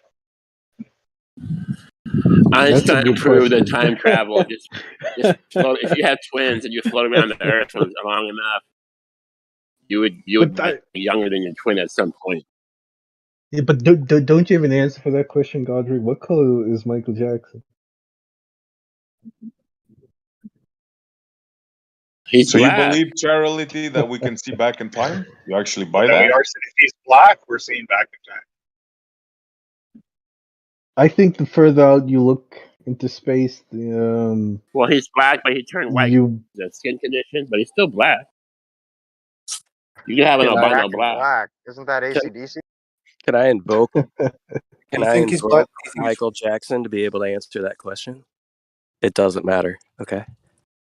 Doesn't yeah, matter it if he's doesn't black matter or if you're white. black or white. I mean, it might just be his hands in space, though, right? The rest of them could be dark colored. We don't That know. only We works just have if his you're shirt off. actually grabbing your junk and you got one glove on, though.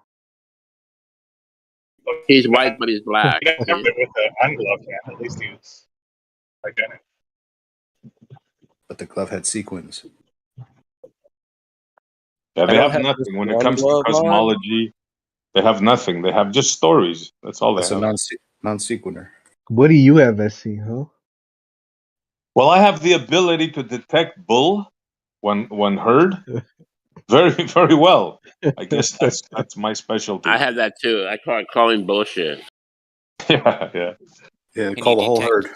Can you detect cows when they're in the herd too? Sure, I can detect a cow from a sheep or a sheep herder or especially sheep. See, what's the difference between a cow and a sheep? Cows give milk and sheep give wool. Well, now wait a second. I've drunk sheep You milk. don't want to. Yeah, you can drink milk. You don't need a step ladder to have relations with the sheep. So have you guys heard the latest killer in your cosmology? No. What, you heard of the baby galaxy paradox? the 6 baby galaxies that they found? Mm. No, how would that kill the fleets of galaxies? You're going to destroy that? Well, that's one part that's already devastating in itself. I see. Yeah, I want you to destroy our Baby understanding galaxy. of space and the fact that But listen to this now. your description of galaxies in space. Go ahead. Yeah, thanks. These galaxies are thousands. Yeah, as if that wasn't bad enough, right? The 6 galaxies. Now check this out.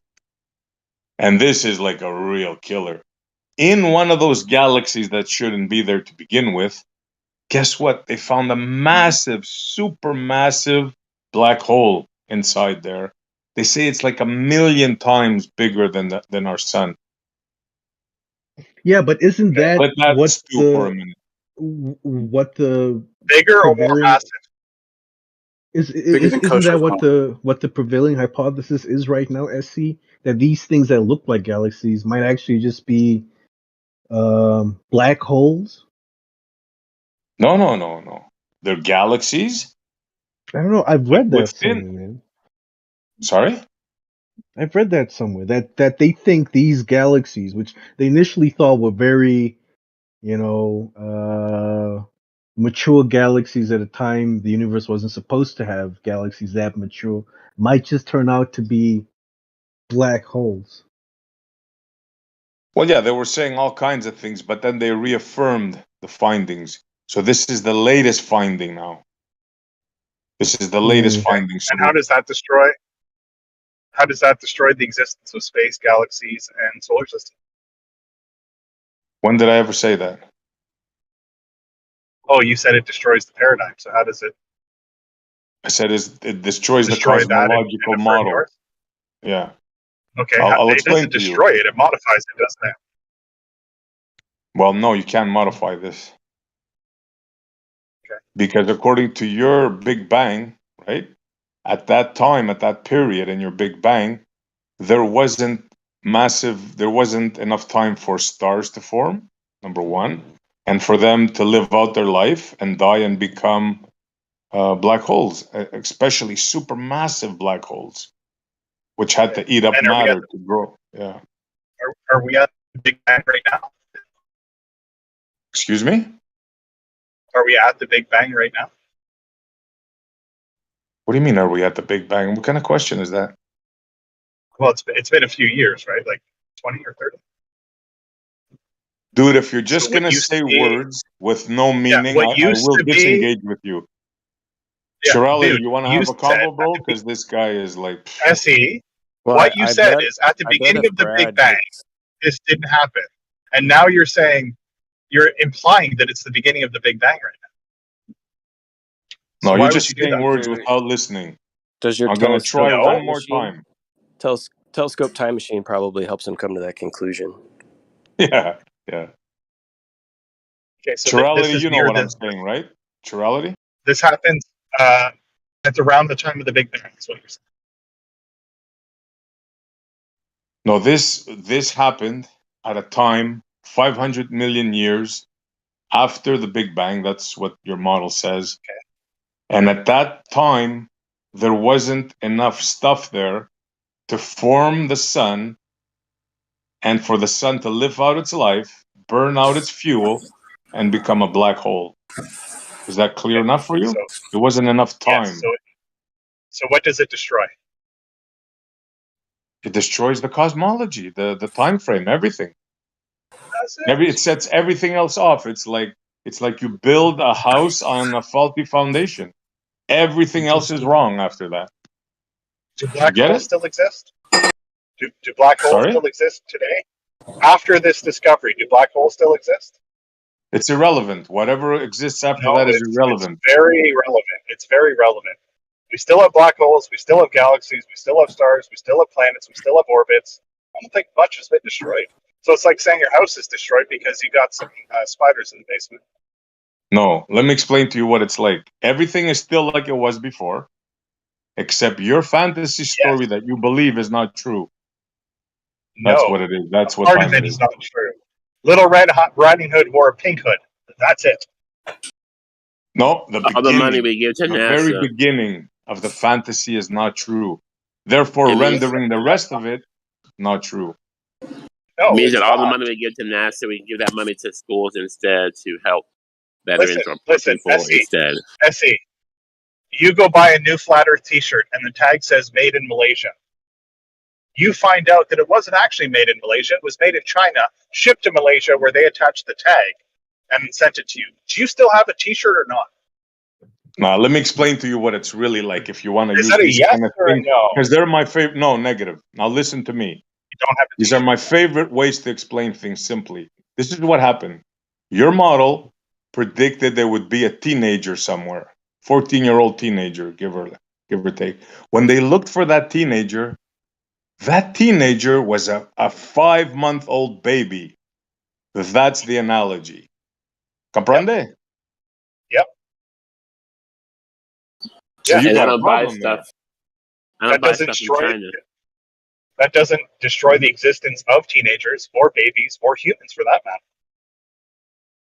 Well, look, you can believe whatever you want. This is not for you. I realize you're just here to just naysay, but I hope I made my point and everybody understands how much of a massive problem you have.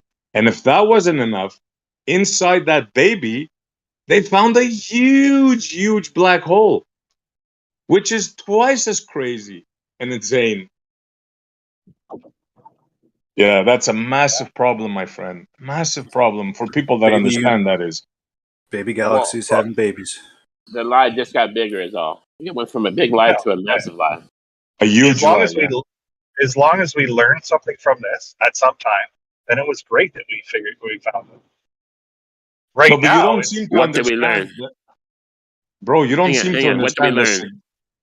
we haven't learned anything yet, it sounds like. But we're only very, very shortly after the discovery, so it's going to take some time. You don't seem to understand the significance of this. No, and you don't seem to be able to explain it to me. Our understanding of holes or young galaxies might be flawed. That doesn't do anything to the existence of the ones that we know about, including ours, or our solar system.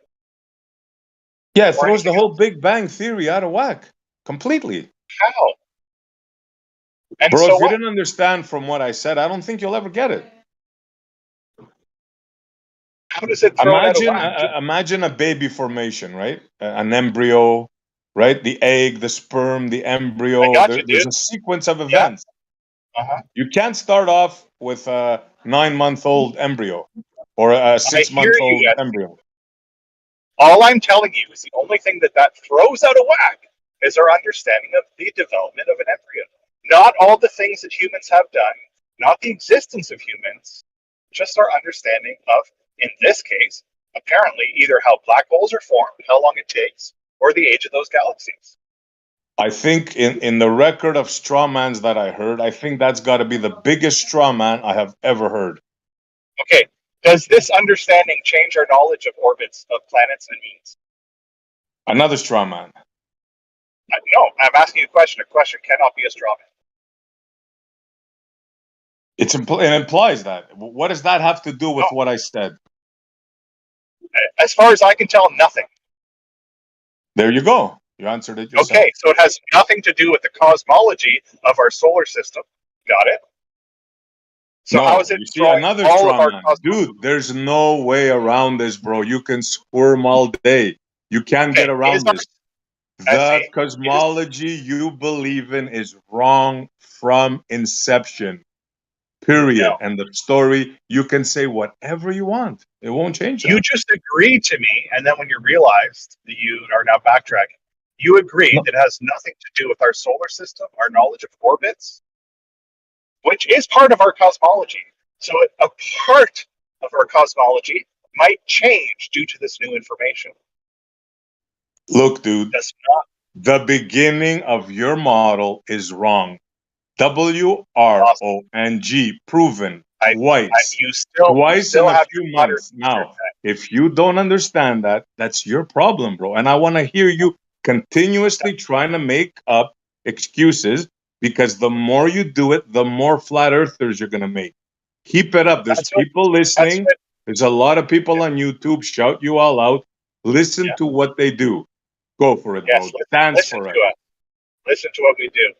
Every time we make a new discovery in science, we learn something more. It might take a while to figure it out, but it's the start of us learning more, refining our knowledge. That's how science works, and it's great. So what did you learn about what I just told you? What did you learn? I learned that we apparently found some young solar galaxies. That's cool. And we might learn more about black holes based on our current flawed understanding of them, and that's also cool. You know what else we learned? That the what we thought how our universe began is absolutely wrong. We also learned that. Hey, it does not say that. I'm saying that, and the scientists say that. They did. They say what did they say about the Big Bang? They said that they got the Big Bang, the beginning of the Big Bang, how formation of galaxies were, and now how formation of black holes were wrong. Mightn't it be that the universe is actually a little older than they thought? No, that can't explain it. He actually nailed it on the head there, Left Lane, when he tried to quote the scientist. The formation of galaxies might be wrong, and the formation of black holes. Not that everything we know is wrong, which is what he came in with. He says Yeah, it your destroys our cosmology is wrong. Yes, absolutely wrong. Your cosmological model is wrong. Right. So if next From year the we figure out inception. the universe, if we figure out next year that the universe is actually 23 billion years old, you know what I'm going to say? Cool. How did they figure that out? Then You're we'll going look to into it and accept say, it oh, like a sheep. Yeah, like a sheep. You're going to say, what "Bah." did I say? Yep. No, I said, how did they figure that out? And then we're going to listen to it and watch it and learn from it. And then say, cool. No, Well, because you can't confirm it.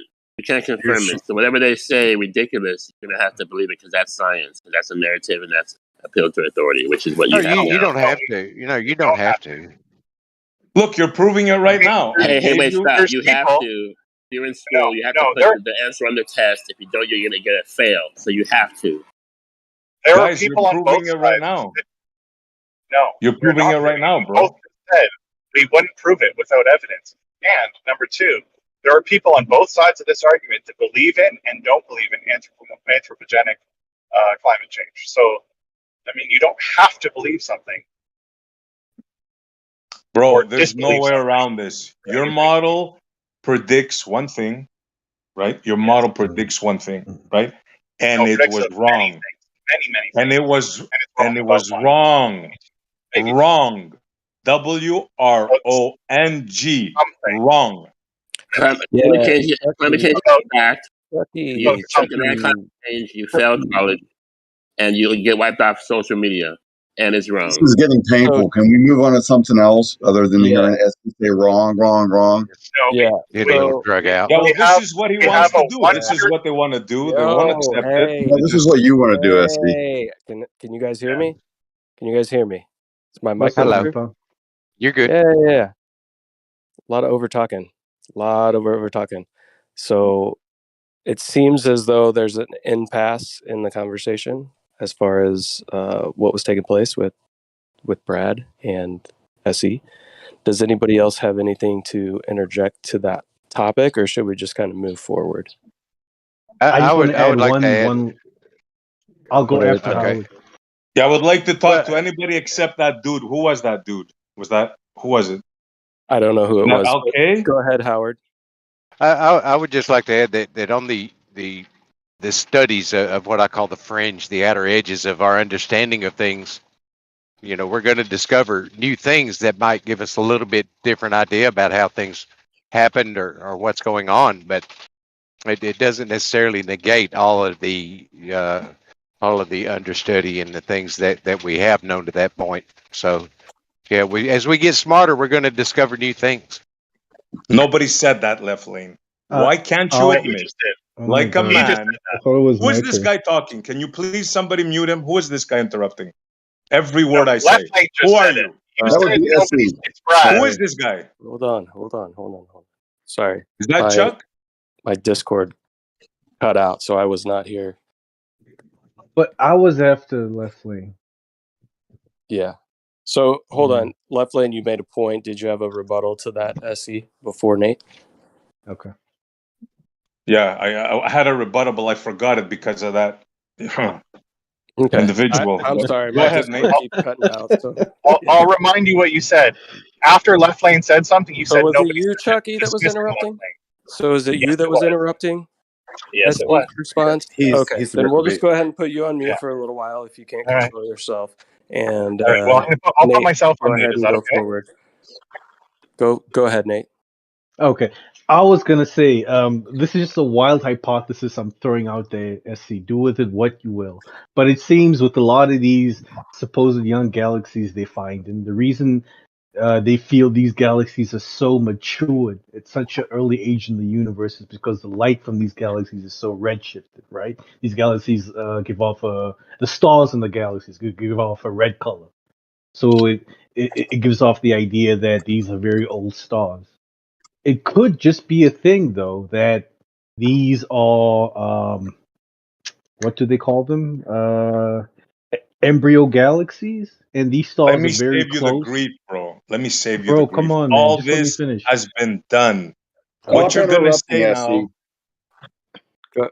Go ahead, Nate. Just go ahead and finish your point, Nate, and then. Yeah, so it could be a thing that these stars are very close to the black hole at the center, and then the light from them just gets extremely redshifted because the black holes there could be extremely massive. That's a hypothesis I'm throwing out there. Very well. You said embryo galaxy, so can we give him an abortion? No, Let me respond, that's please. murder. That's Really? Are you unethical. liberal? Go ahead, SE. So now, very good comeback, bro. At least you weren't like trolling. But these things have been checked, right? And rechecked. It went through a peer review process. They have determined that they're young galaxies. That's one observation. The second observation is now they're saying there's black holes in all of them, just like they think in all other galaxies there's black holes.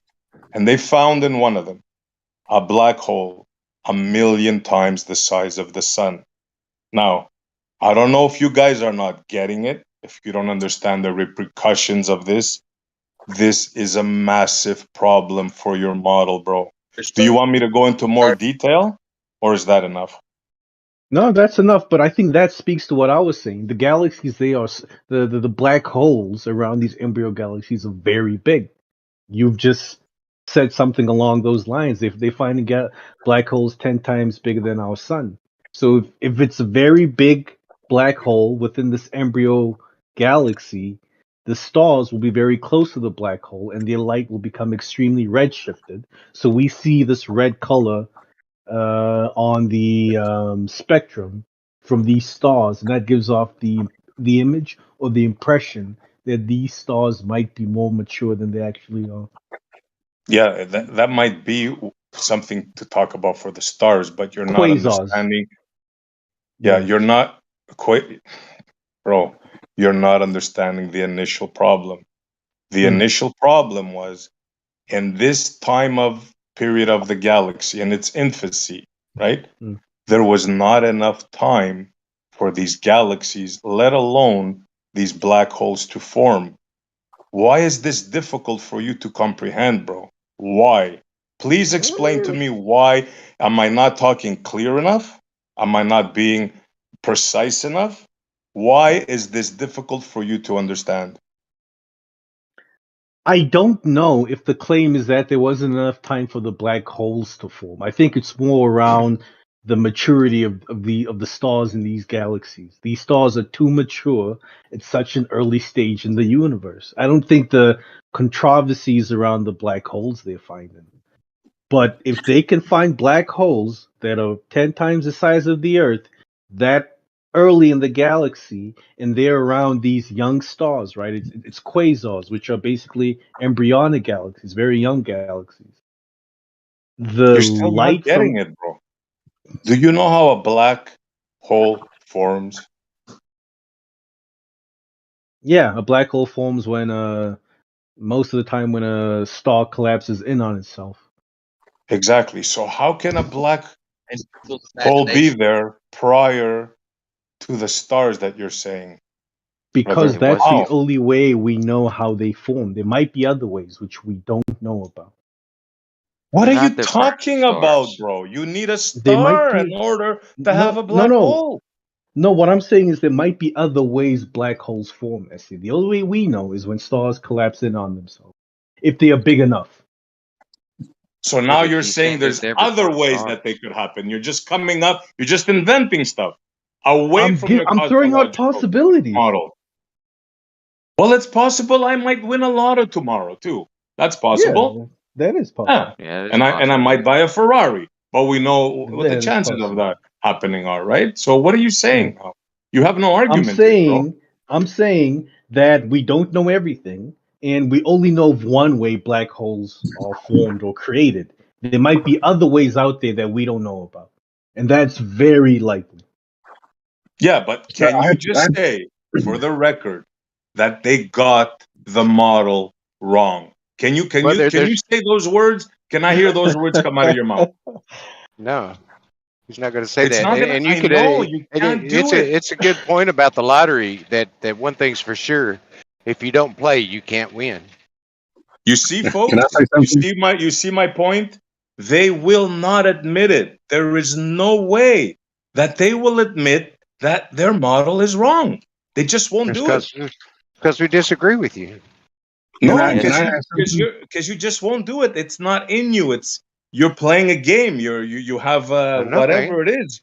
You just won't do it. Even in the face of evidence, you Paul, will not do it.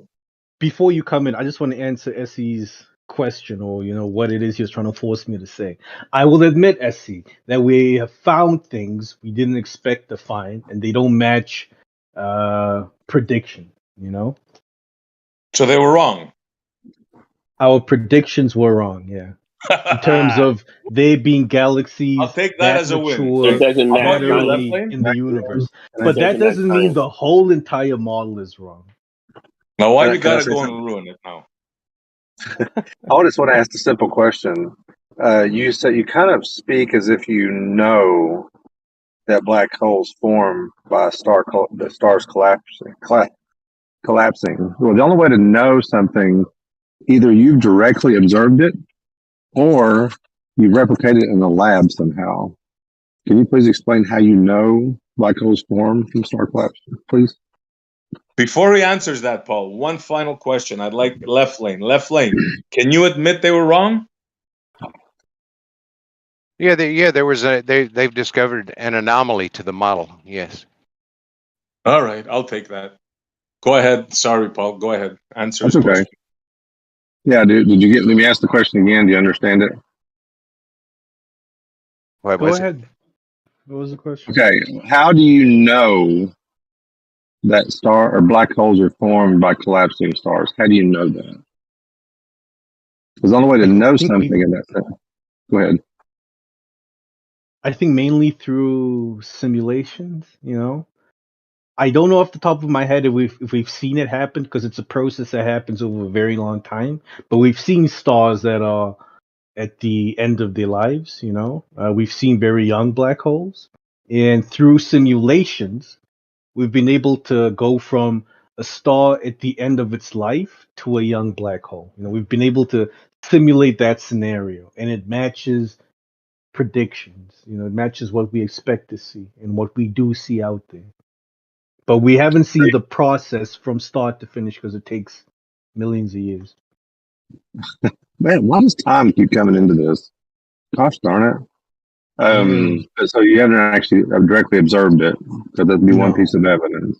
And you never replicate it in the lab of any way. So it's just you created a computer model within the parameters you think it should form, and you made it happen.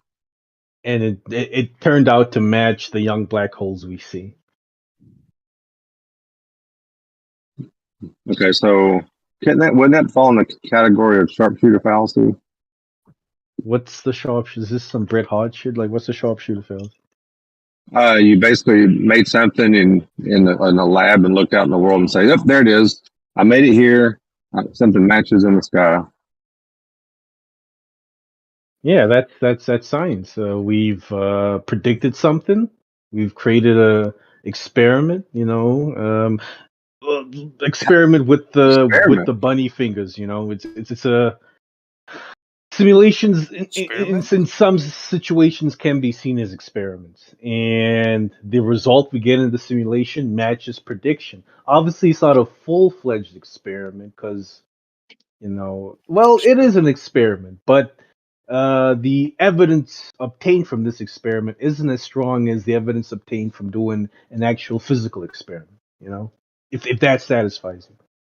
Well, no, it But it's doesn't, pretty because now you're strong saying a evidence. computer simulation. So now you're saying a computer simulation is an experiment. Oh my goodness. Yeah. So Why you not? plug mathematics. Why not? How? Okay. Yeah.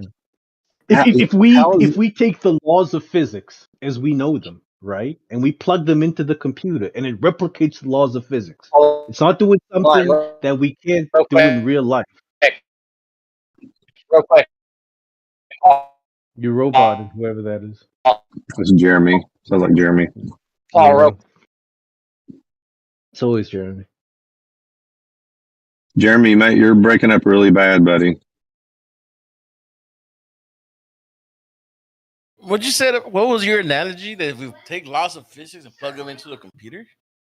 Yeah. Yeah, So if basically. we take the laws of physics, like if we take the Lorentz force law and we plug that into a computer, it should throw out the same results we would expect to see in real life because Yeah, it's but the same you have a law. misconception though.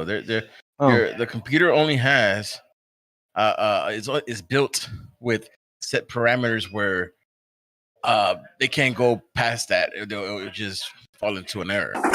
So it's just a pre-programmed application. That just gives you to the best of your knowledge kind of thing. You put these parameters in, and according to the laws of physics as we know them, and push play and see what happens. So it will only give you the parameters you will expect because what is pre-programmed into that software. That's right. That's right. And that is not an That's to the best of our knowledge. So that is not an experiment. Right. So and But that wouldn't go outside your scope of issues that you'll probably have if you would try this in real life.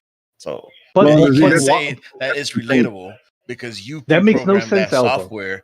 But that means you pre-programmed that software to have limitations, or it has a limitations of what you can do.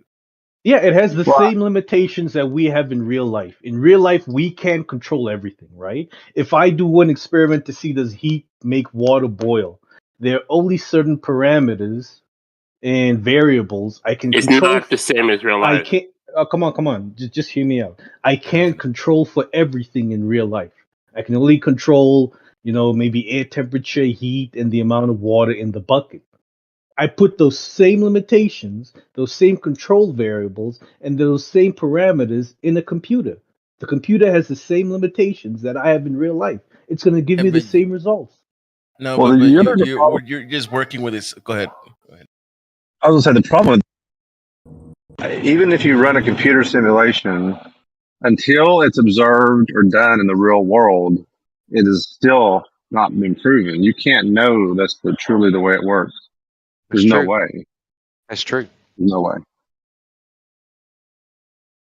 And if you can't live long enough to prove your theory, But you have drawn a conclusion based on the best of your knowledge at this point, right? A conclusion to simulation.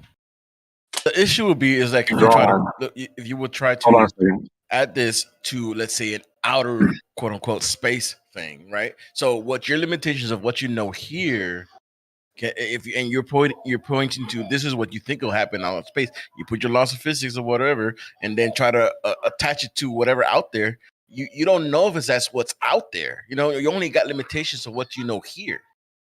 Well, the only thing he knows for certain at this point is he got it to work in a computer simulation. He doesn't know if that's really how it works in the real world. And how many things have been done in a computer simulation that do not match the real world?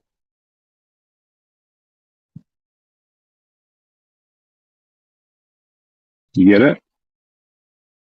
Come on, Left Lane. Come on, Nate. Very few. Right. So, very few simulations that have not been proven in a computer model, but aren't real in the real world. That's right. So if it's very few, so how can you say that you know something in a computer system? I mean, if you got a particular instance where a simulator gave bad results.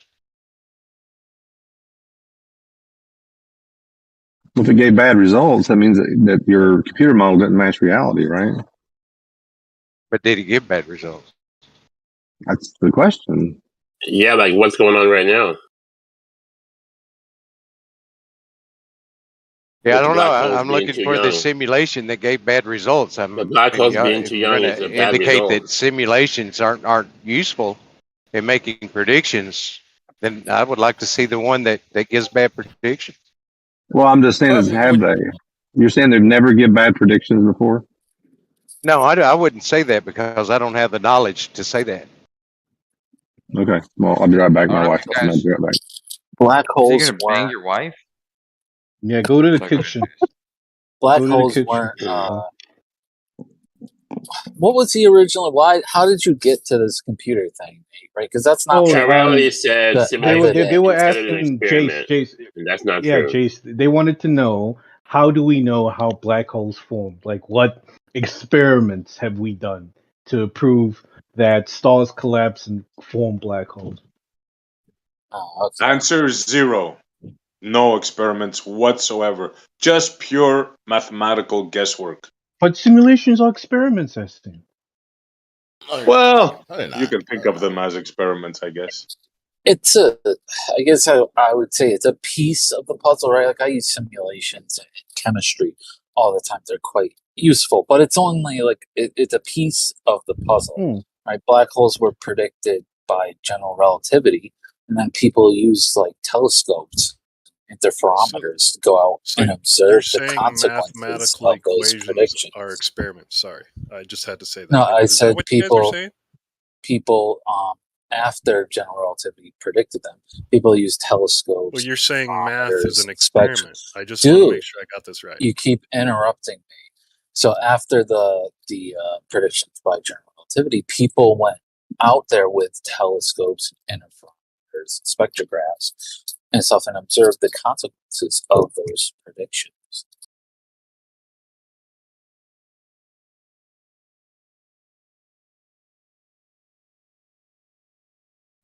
There has to come a time when you guys are going to say, what's going on here? I say that every day, Estin. Trust me. Especially you, Chirality. You're trained, you're a professional, you know? But that's why I work in these fields, because I ask myself every day what's going on, and I want to figure out what's going on. So I work in these fields that expose me to the tools and the equipment and the office spaces that allow me to try and figure out what's going on. I see. Sitting on Discord isn't going to help me figure out what's going on, man. Well, it could Absolutely.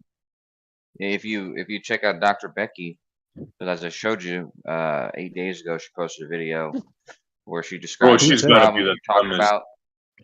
Well, she may be, but she talks about the problem that you're discussing once again, Essie, and she goes over the fact that the assumptions that were made come up with that determination about the too young solar system or too young universe or whatever galaxies have to do with the assumptions that were made on the what was it, like the mass origin or whatever it's called. Anyways, the assumptions that were used were based on the Milky Way galaxy and the observations made here.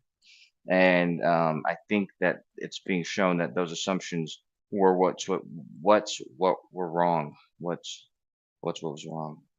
Anyways, those assumptions were wrong. Who is Dr. Okay, Becky? fair enough. So our assumption of how galaxies formed are wrong. Is that what you're saying? No. The assumptions made by the team who made those observations. The assumptions made by the team who made those observations were based on the way that they determined mass in our galaxy, which may or may not apply to the way that they're determining the mass of those early galaxies, the ones that are, 14 billion light years away or whatever. So one of the models is wrong then. It's You either could say how we that, but thought it's we more. formed. Excuse Yeah, me. it's more the assumptions that went into the that calculation for how old those were and how much mass is there. Bro, If it was picture this. You assumptions, it get wasn't really science, though, right? Who's Dr. Becky though? Like, we need to start off. Oh my God, you A don't want to know, YouTuber. bro. You're gonna be embarrassed that you're a No. professional, that she's a professional like you. Yeah, she's She's a YouTuber. pretty. She's a smart lady. Is she an astrophysicist or just a physicist? Astrophysicist. Astrophysicist.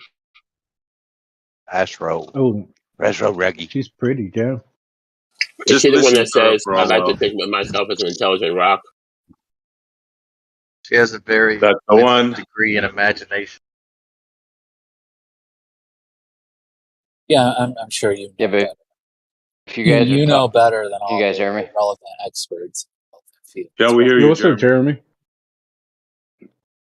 If you guys are talking about shit on the fringe edges of space, you don't want to be talking to an astrophysicist though, because they deal with shit more We can't hear you anymore, Jeremy. close. Right, Jace? Dude, you broke up the whole time.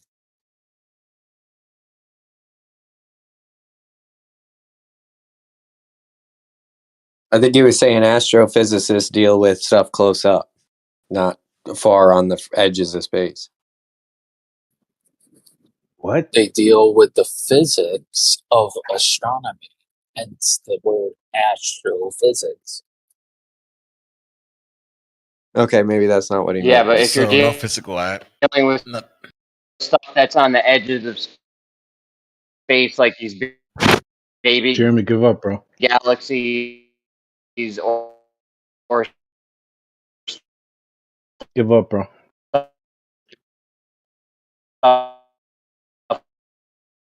like Jeremy, you robot. that, you want to be talking about cosmos. You sound horrible, Jeremy. Yeah, I muted him.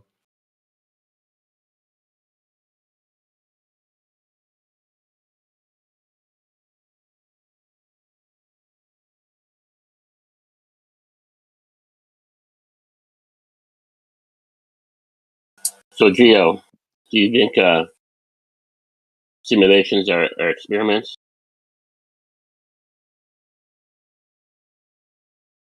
Exactly. That's all I wanted to hear. I wanted to clarify that. That's all. I didn't mean to interrupt anybody. I just popped in. I heard you guys saying that, and I'm like, wait a second. You're saying math is an experiment? That's a good point. No, it's not a very good point. I don't think that's what was said, though. Yeah, who said that? Simulations and math are different things. Well, Brits don't like that because it destroys the whole paradigm. No, but your simulation is based on math. I mean, come on, don't try that. Come on.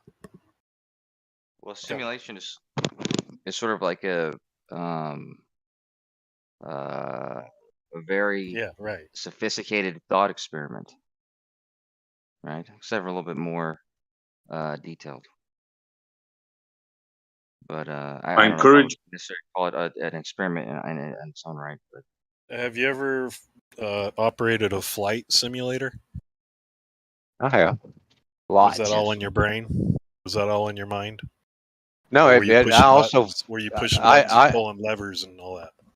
I also fly planes, and my simulator at home is just like the cockpit of the plane that I fly. Right, but it's not. It does. Wait, except it's not based on except something for that's the isolated in your brain. He said it was except just a for thought the. thing. Are you? That's not okay, what a so never simulation mind. is. Come on. So never mind. You guys, come on, guys. A flight simulator is indeed a simulation, and they're very useful. That's why pilots use them to train. So that I'm sure you're okay with that. You're okay with getting on a plane that a pilot learned to fly via Okay, simulations so now and you're saying real world experience, but you're now, not okay with simulations in other contexts, I guess. Does your no, simulator account for the curvature of the Earth?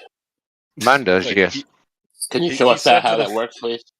he said that a flight simulator is not a simulator. So why the hell did they name it a flight simulator? I mean, come on. Who On. said Who it said wasn't? that? Nobody said that.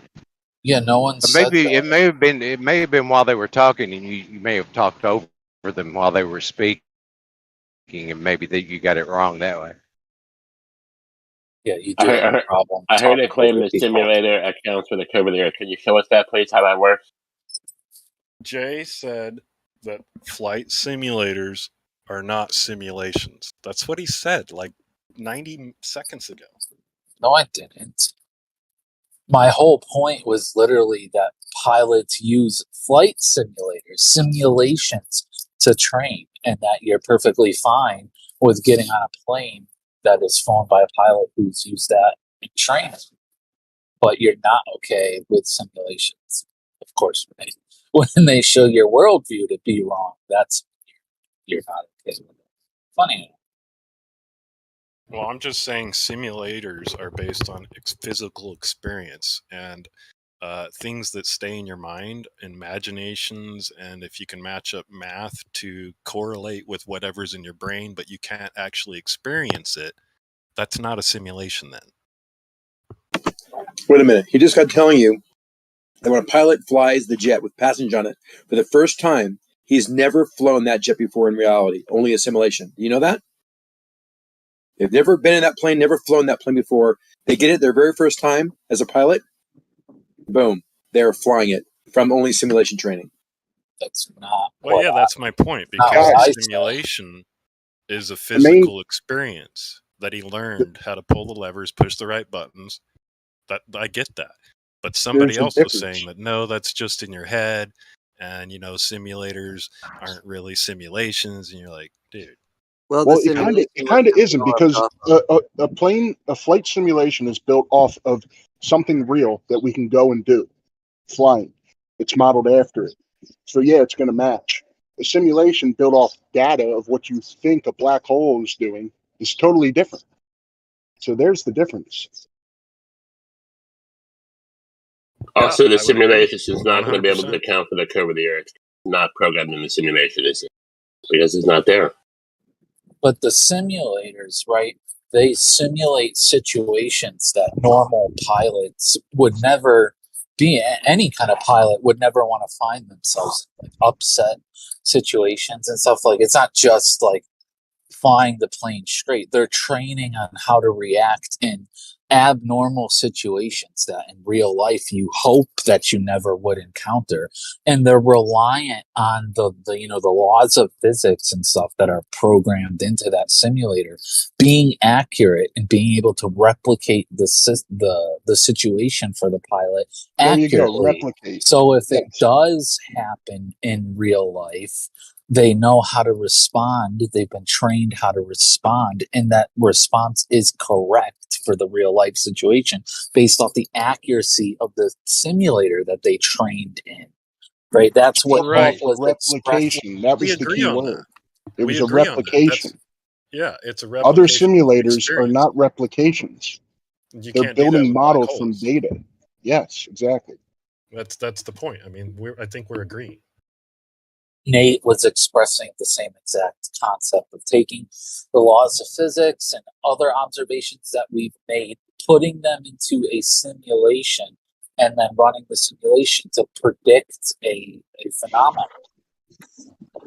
So I'm Well, sure that's that fine until you the start saying that it's based centrifugal on and black holes, because you can't experience that. So you can't say that you've plugged in some things that flight simulators are based on actual experiences that they can program in, but you can't do that when you're talking about unknowns, which is what a black hole is. So if you're going to try to tell me that you're going to simulate a black hole, well, first you'd have to know what it is. You'd have to actually experience it, and nobody ever has. So, but the flight simulator is the same. It's the same concept, dude. They're taking the laws of physics, right, as we know them, and they're programming it into a Well, hold on. simulation Let me just to say something. train for situations that no one has ever been in before, that Yeah, you but hope to never be in before, just for the one-off chance that if a pilot does get into that situation, they know how to bro, you don't have to respond, and explain that yourself. response is correct according to the simulation that they did. Bro, like the everybody It's the understands that, bro. same You're repeating concept. yourself. We know that a simulation can, work out hypothetical scenarios that you can then practice on. But those hypothetical scenarios are based on physics, right? You just said it yourself. But Yes. did you not hear our brother say that the simulations do not account for curvature? The actual simulation does not have And mine curvature in does. it, bro. That's what you don't understand. You Mine, could still play mine out these hypothetical scenarios that yeah. will actually benefit you in real life, but it's still flat in the simulator. No, that's not correct. If you're flying in a simulator, We asked the left because I've been in these lane. simulators before. That's Left totally lane irrelevant claimed. anyway. Wait, I've been in these simulators before. I've been in the United Airlines simulators before. I can tell you right now, straight off, if you're flying at a certain altitude, let's say 10,000 mine feet, does have. can you? Left lane claimed Can I that finish he or no? did. I asked him No, to it's show not. that he couldn't show it. There was crickets, which means Test, that no, it doesn't. test 1, 2. Can I explain that one scenario where it does Xanix's show its done curve? everything ever. Xanix, you've done everything, right? Ever. I've done a lot of things, yes. So in the simulator, I've flown the simulator. Sure you have, Listen, bud. Okay. can I finish it real quick? I mean, I don't probably the only one that's ever been in a 727 simulator before. But if you're in a simulator and you're flying in a commercial grade simulator and you're looking at a mountaintop, a series of mountaintops that are in front of you that look like they're at eye level, if you don't have instruments, which they do train without them, you will crash into them if you think you are flying level and you're going to clear them because it's responding to or you're flying That's to a flat perspective. surface. That's Now, Just saying if you have stuff. a flat, hold on. If you have a curved surface, what happens is that mountain will suddenly get higher and higher as you get closer, which it does. So it's based on the curvature rate of the Earth, very specifically and very accurately, by the way. It's not. Yeah, I wanted to just reiterate. My flight simulator is built on a globe model. It certainly does have the curvature It's built not. into it. Irrelevant either way. Doesn't matter. We asked you to show it, left lane. You couldn't show it, Tell right? us You if said you I'm don't have telling you it. how it's relevant. I just got done telling you how it's relevant. No, Can I Xanax, it's get- not relevant to the point that flight simulator is based off info that is actually real, that we know we modeled it after real life situations. A simulation of a black hole is being modeled off of data and reifications. Like, it's totally different. That's the point. Yeah, that was my Off point. observations, the same thing that a flight Well, here's the thing, though. Okay, here's the back to what I had to jump off for a second, but I'm back now. I mean, at least a flight simulator, whatever you can say, you can actually go into the real world and replicate whatever is happening. You can do barrel rolls, you can land, you can do flight, whatever you can. That can be validated in the real world.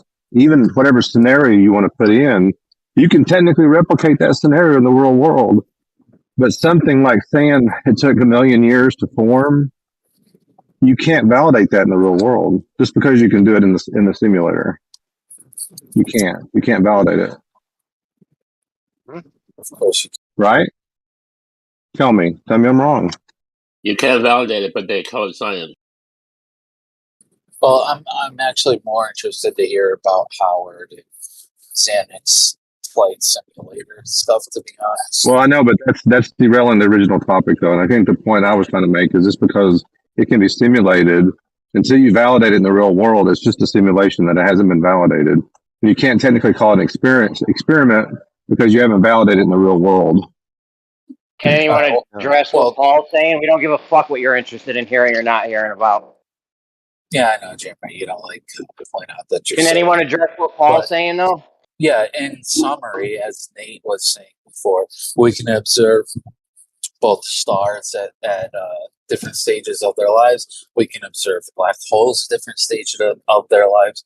We can observe properties of stars and black holes, right? And then we can put those into a simulation and or into a computer with the parameters programmed in, and see how one leads to the other.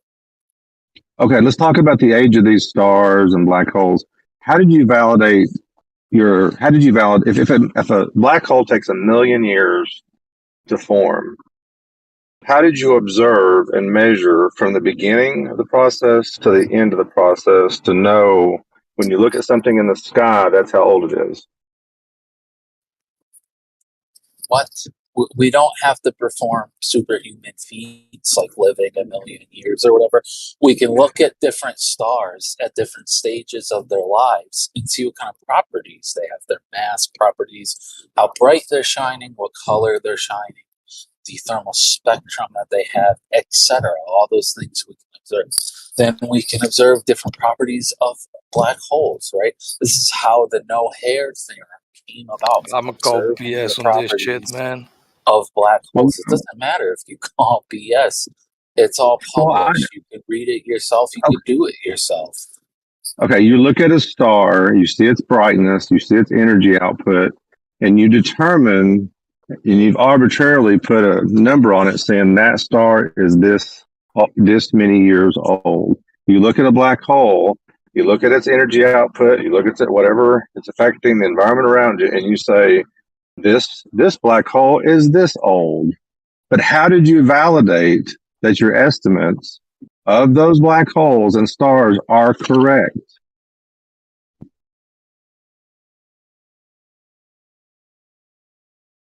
Like, we can see the stage of development of a human being, of an animal, of a lot of things, and say, I can about pick out the age of kids now because I've got some. You're about 4 years old, aren't you? Yeah, how'd you know? Because I've been seeing kids grow up. You tell me how you know how old a star is without seeing its development from the beginning to its death. How do you know that? By looking at the wavelength of the light it emits. Normally old stars that have burned a lot of their fuel supply will emit a lot of light on the red side of the spectrum, while stars that are in their prime will emit a lot of blue light. How have you validated that your observation of these stars is accurate? You're just making assumptions. You're saying that, okay, we think that if a star burns this long for this amount of time, this amount of stuff should be coming out of it, and this is what its light should be like. But how did you validate that? What do you mean? Because we understand how things, what frequencies of light are telling us about things. Nate, have you watched a star be born and die? No, I haven't. So at best, you've got best guesses. Yeah, it's a very good guess. Best guess. And Yeah. and it works for most things. It works. We're not saying we know 100% sure we've proven it beyond a reasonable doubt, but we've gathered evidence for the theory. We've tested it. We use it in practical applications, and it works for us. It's leaps of logic. Yeah, I think that Michio Kaku said that, wasn't it? Leaps of logic.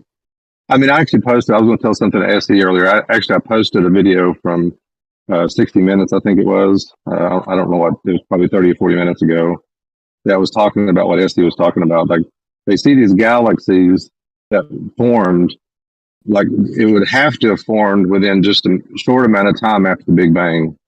It wasn't like it's a long period of time, it was a short amount of time. So I think that's one of the things I thought was interesting. I hope I understood what it was correct, which means your understanding of the cosmos is very limited, because it may say that galaxies can form a lot faster than you think. Yeah, Paul, that's what started this whole conversation. The last 30 to 45 minutes, that's what we've been talking about. I know, I agree. So if you think something is so old, so young, but it can form faster than you think, so how old do you think it really is? Or if the process goes faster than you think it does? Yeah, clearly our understanding of what the universe was like in its infancy seems to be wrong, because we found things we didn't expect to find. Well, if your estimates on at the universe, then what about your estimates of what stars and black holes are doing? Well, so far we haven't found anything with regards to that we weren't expecting to find. But you haven't. You've already admitted that you've never seen the whole process of a star, like from the birth of the star to the death of the star. No, You've never seen that occur, and you can never see that occur. But you're assuming when you look at something, that's how old something is. SA just showed him he was wrong about black holes, and then he goes and says, "Oh, it's never happened before that we were wrong." Do you hear this double speak? I never said it's never happened before that we've been wrong. That's a lie, Godric. You just said that, bro. I said we were wrong. I never said we've never been wrong before. You just told them our simulations work. They show us what's going to happen, and they're not wrong. Plus, you just said that. With regards to determining how old stars are and how black holes form, we haven't Except been for wrong in the black shown holes. wrong there yet. You must be kidding me, bro. Well, even the thing is, he said that he says their simulations are never wrong or haven't been wrong, but he just admitted that he's never seen and no one's ever seen the birth of a star to the death of a star. Nobody's ever even observed that. So you can't say that your simulation of those things is accurate. Yeah, it's not Well, it's 100% accurate. accurate to the best of their knowledge, man. Yeah. He keeps It saying doesn't that, prove- and you just keep coming back at him with the same thing over and over again. Yeah, Okay. these simulations don't prove anything 100% beyond a reasonable doubt. Tomorrow we could find something that proves our simulations wrong and we need to throw them away. We haven't found that thing yet. These simulations give us utility. And as long as they give us utility, we'll keep on relying on them. But we know in the back of our minds that they aren't concrete, that they aren't foolproof. That's why we say they don't provide proof or anything. They just provide evidence. Left the lane, thing, left lane, to the best of your hold on a knowledge. second. But the thing is, then you can't really say you know. Well, the thing is, they can't. The thing is, they can't say that they know. At best, they can say, "We believe this is what happened." They can't say they know this is what happened. That's fine. I hear him often say, "To the best of our knowledge." Yeah, but that's fine, Paul. If you wanted to say we believe, we think to the best of our knowledge, as opposed to saying we know, that's fine. Hang on. I'm not If gonna you say fight you on that. to the best of our knowledge, and now your knowledge is 5%, then what's the best of that knowledge really mean? That's fine. Our knowledge is 5%, but that's the best we have. Nobody out there has more than that 5%. But that's not You a guys scientific don't, fact. definitely. That's not a proof, guys- and you shouldn't teach that in school as a fact, which is what they do. Do they really do that? I wasn't taught in Yes. school that this is a fact. I don't know what school you went to. You were taught in school the scientific narrative, which is largely unproven and largely not fact, just leaps of logic and to our best knowledge. I don't know what school And that's you what we're went talking to. about now. We're talking about what is real and what is to your best knowledge and what is leaps of logic.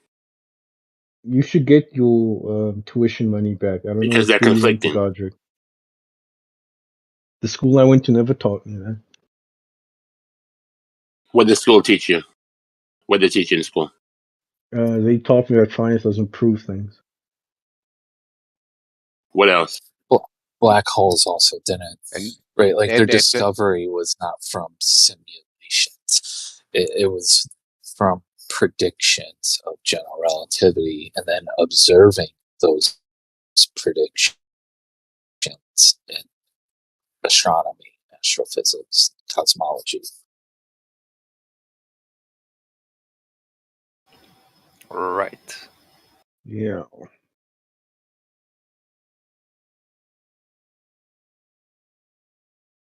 Right? I don't mean, Simulations are just a tool for understanding how specific things, the mechanism behind specific things. But the idea of a black hole, it did not come from simulations. It came from predictions from general relativity, like I said. Yeah.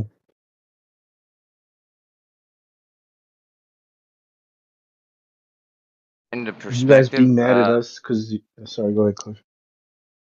Well, no, I just remembered this. Wasn't this just like a sideways question? Coming out like it was kind of came out of nowhere. Because we're talking about the evidence. Well, first of all, I don't know why the question was first asked about can black holes be made before stars were even made? But that's not even the claim of the findings or whatever. But then because of that whole JWS or JS, whatever it's called, because of that whole thing where they found the galaxies that were too young or too old for the youth of the universe. And then yeah. So this question is I don't know. It just seems like we spent a lot of time on this question. It wasn't really even Yeah, but I mean, relevant to the topic. there is a second component to that, Kosher. They also found galaxies that are, sorry, black holes that are bigger than what they expected to find so early in the universe, because they don't know how these massive black holes were formed so early. You know, what stars could have made these black holes, unless there's another way black holes could have been made. You know. Oh, okay, yeah. Well, you know, like I said, that what Dr. Becky was saying was that what seems to be the case is that the assumptions about how the mass of the early universe of those galaxies was even determined was kind of what's in question now, more so than any sort of question about the Big Bang being real or not. They said the assumptions that were used are based on the way that we determine the mass of the stars in our galaxy, which seems to be accurate, but may not be ideal for determining the mass of the early galaxies.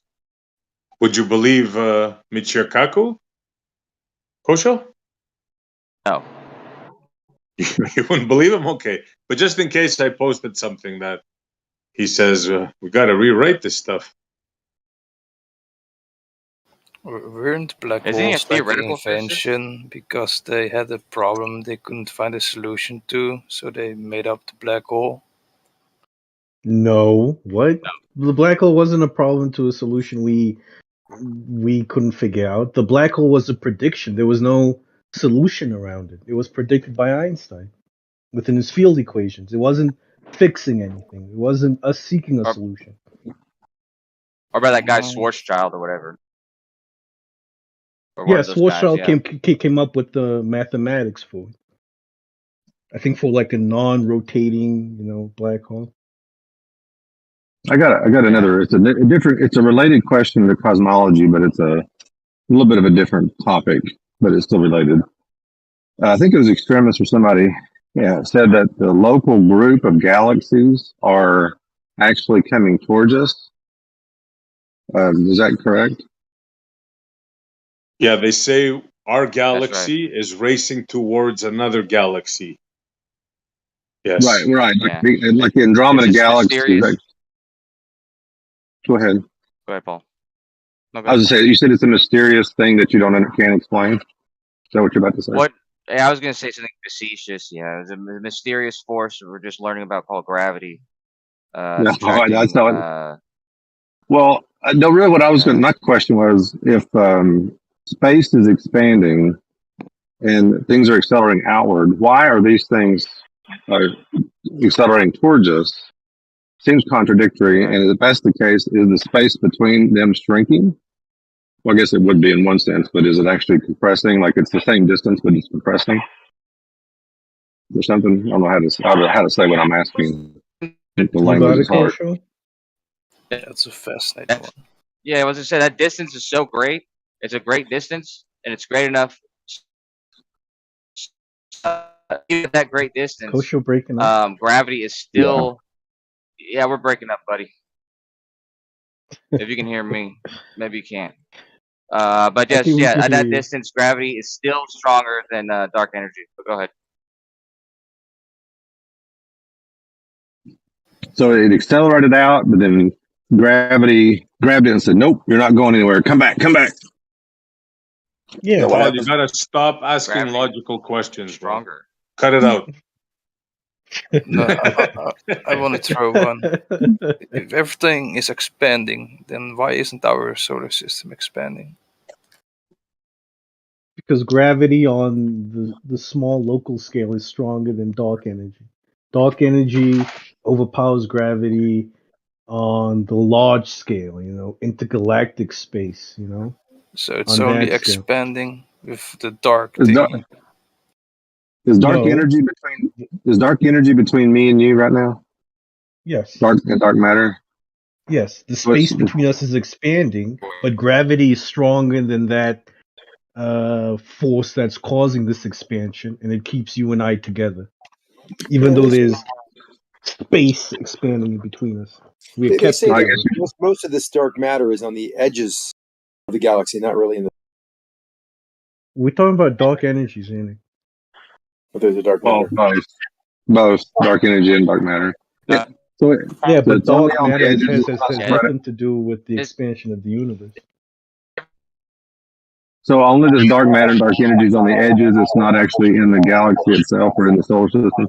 No, dark matter is all around us. It's in between you and me. It's everywhere. So is dark energy. But mostly in dark the edges. matter has nothing to do with the expansion of the universe. It's all dark energy.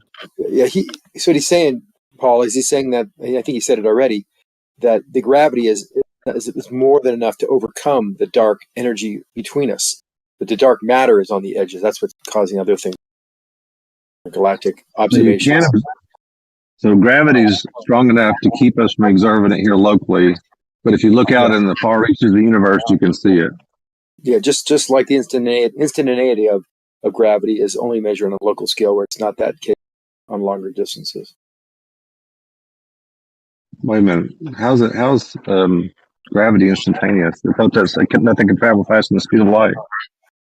No, that's at in the galactic scales. At the local level, the instantaneity of gravity is well understood and well proved. If you're holding something up like a table, and you remove that table, it falls instantly. There's no speed of light there. But at the gravitational waves and things, those all move at speed of light. But wouldn't that black hole in the center of the galaxy move all the planets and all the mass towards the center of the galaxy? But instead, Actually, it's expanding. Sorry, I didn't mean to talk over you, but actually, I think Zanuck might be wrong, because I think if you do slow motion camera footage of something that's either being thrown up or even let go, there is a slight instantaneous moment where the object does not move.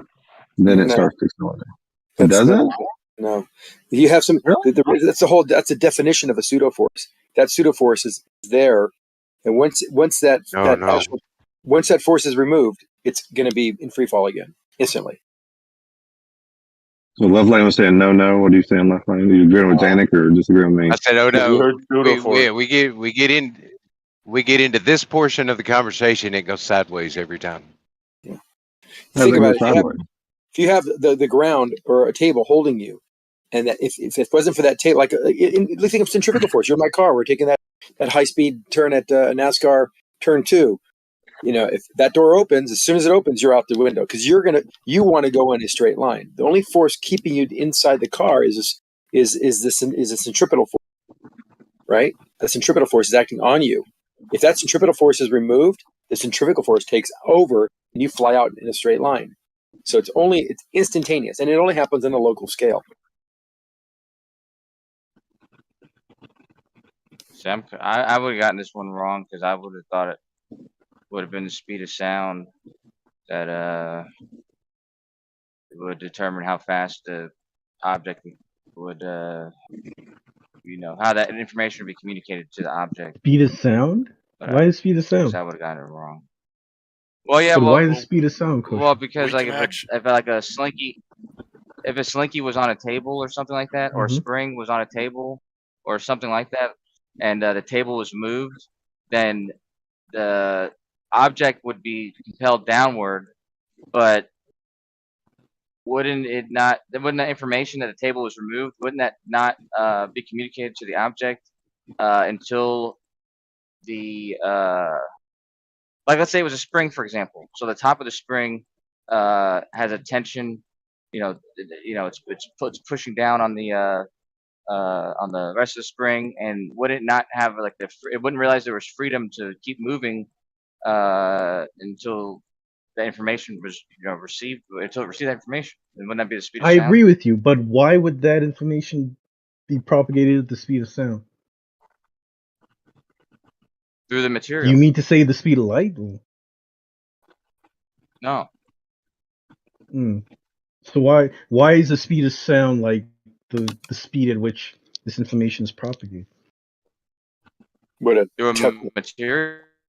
Well, then you think about the materials would have different types of speeds to transfer that information. But the whole logic is actually incorrect. If you think about it, Kosho, yes, you remove the table and something, and a spring being supported on it, let's say it's compressed because it's got weight. You remove that table, there will be delay before the top portion of that spring falls down, but instantaneously the bottom portion will start to move, and it will transfer however much force is required to transfer that energy along the spring will propagate through it. But that's not what we're talking about. We're talking about something that's like a solid object on the table. You move the table, boom, it moves instantly. When centrifugal force is removed, the pseudo force, centrifugal force, this object's innate desire to be in free fall, to go in motion, will take over. Is the table stationary in the first place? Does the table start stationary? It's only matching the force that's being applied to it. There's a net zero between the table and this object. How are you going to measure that? How are you going to measure that if you don't put have a scale on the baseline? table? Put a spring table. Get a measurement. Is the scale stationary? Yes. Okay, there you go. that makes no sense. So you measure. I don't think forces propagate instantaneously at any level. No, they do at the local level. Really? The pseudo force, something's desire, centrifugal force. When the centrifugal force is removed, the centrifugal force will act on it instantaneously without any delay. There's not light speed or anything; it's instantaneous. Are you saying that because we don't factor for time in force equations, or? Yeah, there's no time. There's no time in that force equation. It's not removed. If it's instantly removed, then it will be instantly moving. There's no delay. Here, let me ask you a question. Zanny. You said it only happens at a local level, but there's a delay between me and, let's say, Alpha Centauri, right? Correct. There's a delay. Gravitational waves move at the speed of light. Hold on a second. But I mean, okay.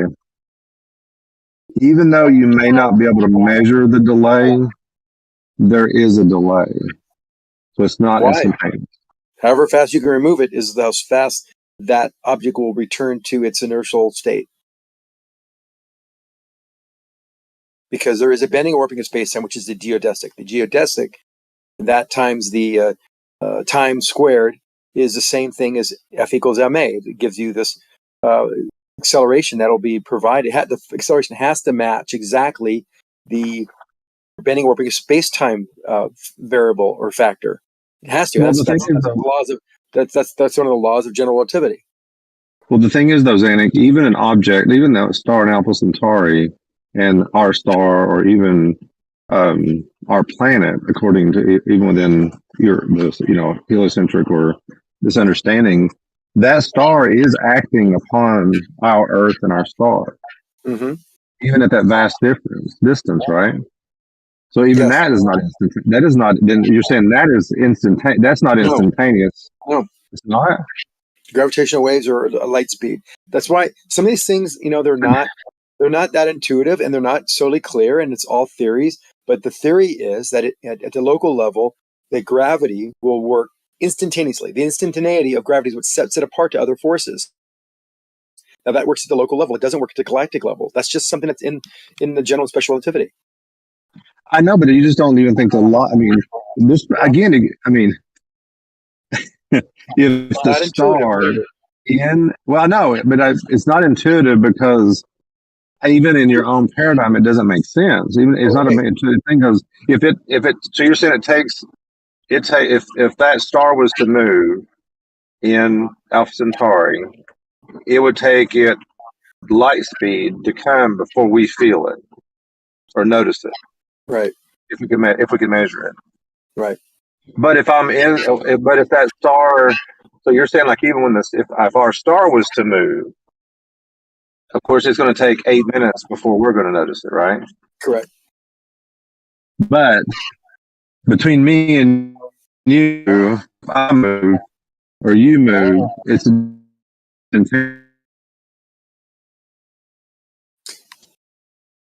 Well, I think what you're saying is if you and I move, the effect on each other may be similar. I'm just thinking a little bit out of my knowledge here, but if you went to, I'm standing on your head. Did he drop? I'm standing on your head, and you evaporated. That would be instantaneous. My effect on you through the bending and warping of space time may be different. I'm guessing here, so don't quote me on that. But what you can quote me on is if I have you on, if you're standing on a table and I can vaporize that table instantaneous, you will fall instantaneously. There's no delay. And that's one of the differences between proper forces. Go ahead. What? Well, I mean, then that's different, though. You're saying that then that's a different issue because you're in contact with the table. Well, you have a centripetal force that can be either a pseudo force or a real force, right? What do you got? That Marvin the Martian vapor gun? Theoretically, the gravity is a string. May I? Boy, okay. Yeah, may I ask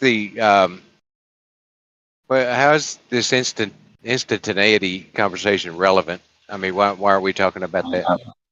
I usually try to see if there's inconsistencies, and if I notice it, I point it out. And it seemed to be a bit of an inconsistency, and I was focusing on it. Oh, okay. What do you want to talk about, Howard? I don't know. I kind of like, and I do find it interesting, and I've asked about it before. Why Alpha Centauri, that galaxy, is close enough to us that it appears to be moving towards us, when everything else is expanding away from each other. That's the Andromeda galaxy. Alpha Centauri is the closest star. Andromeda, yeah, Andromeda. Yeah. Me. Andromeda's I think that's interesting. I'll under that because nobody has a clue how stuff works and looks and works out there. They just look and they just say, "Oh, this is doing this, that's doing that." Nobody has a clue. It's all guesswork. That's why left lane.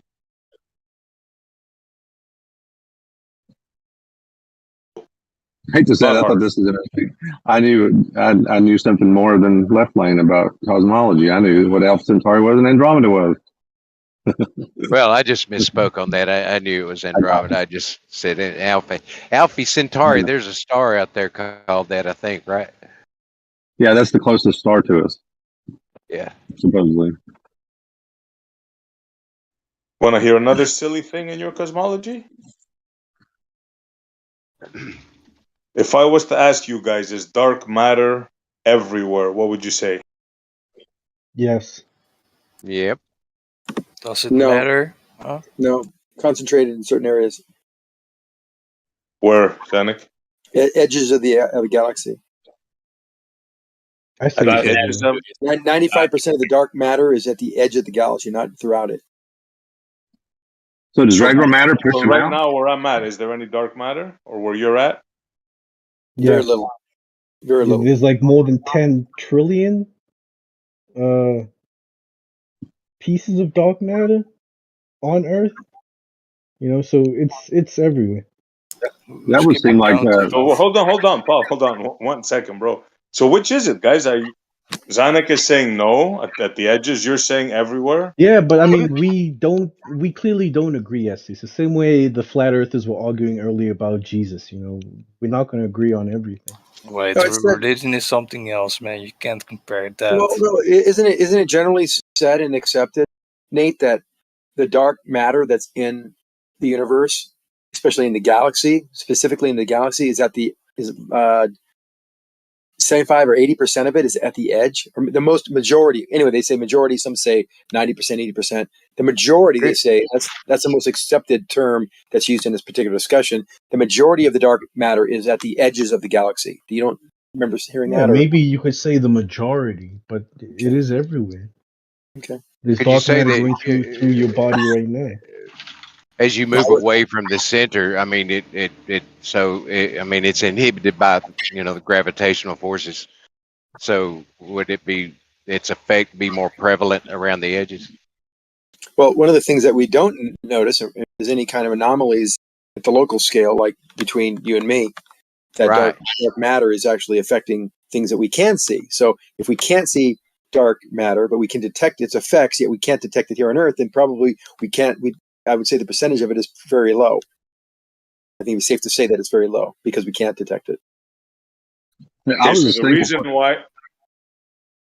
reason why I asked is because I looked into this, right, and I've read. Now, the most recent thing that I read was that first I've heard dark matter is everywhere, like you guys are saying. Then the recent thing I read was, well, it appears that their mythical dark matter is not in the solar system, right?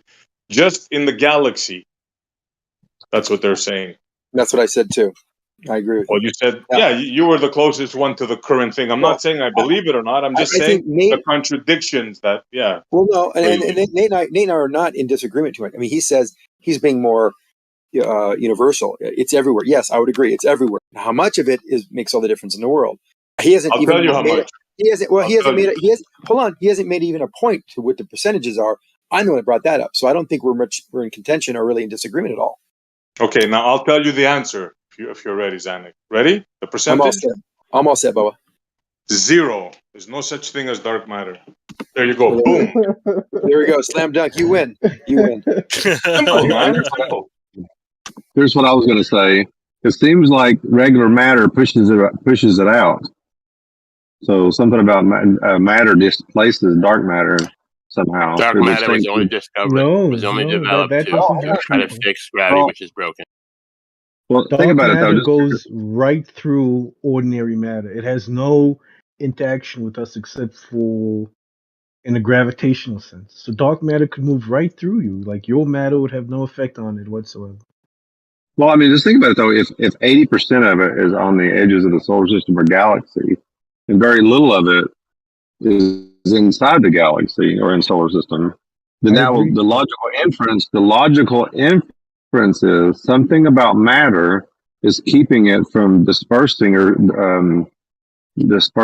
diluting into the space. It's not it's not diffusing into the rest of space. Something about regular matter is keeping it out. You would think. Yeah, did you notice the contradiction he made, though, in the beginning of his sentence? It goes right through you, not it goes through. Yeah, he said dark matter goes right through you, doesn't interact with you. And then in the same sentence, he said, I don't even think he took a breath. He said, but it doesn't, first he said it doesn't interact, and then he said it does interact. Well, it has to interact.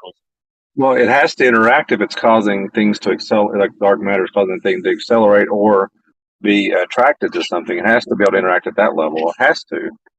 Yeah, but he said it goes it right has a through gravitational interaction. But you are right, Essie. I was kind of double speaking there. I should have been Yeah, more bro. clear. You Yeah.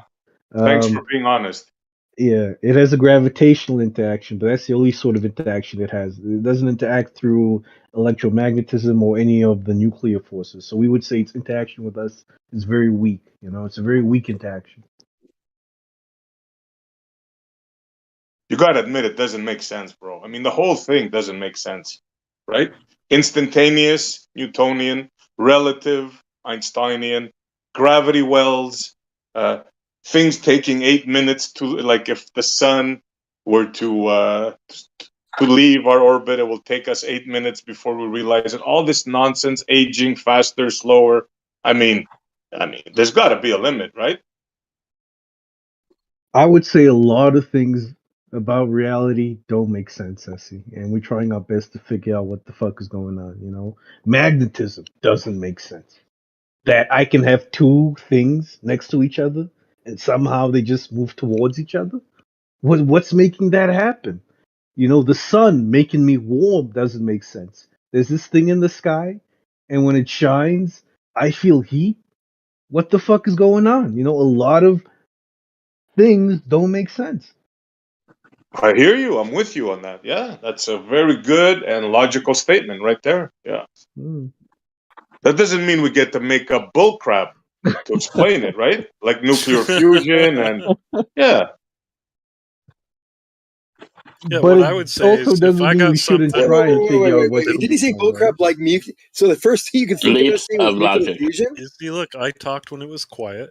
Oh, What I would I say knew is you when were you really quiet have on this, my. I'm sorry, I when apologize. I was just responding back if you to have a SC.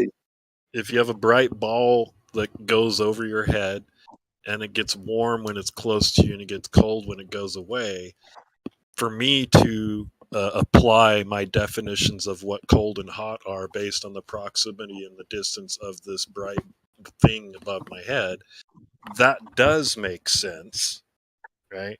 But when you start coming up with all these equations and theories that you can't actually apply to what you can witness and experience yourself, well, then it doesn't make sense. You know, I could go along with an idea of, okay, look, this thing goes over my head, and it shows up every day, and it's pretty reliable, and it gets warm and cold when it's here and there, and all that makes sense.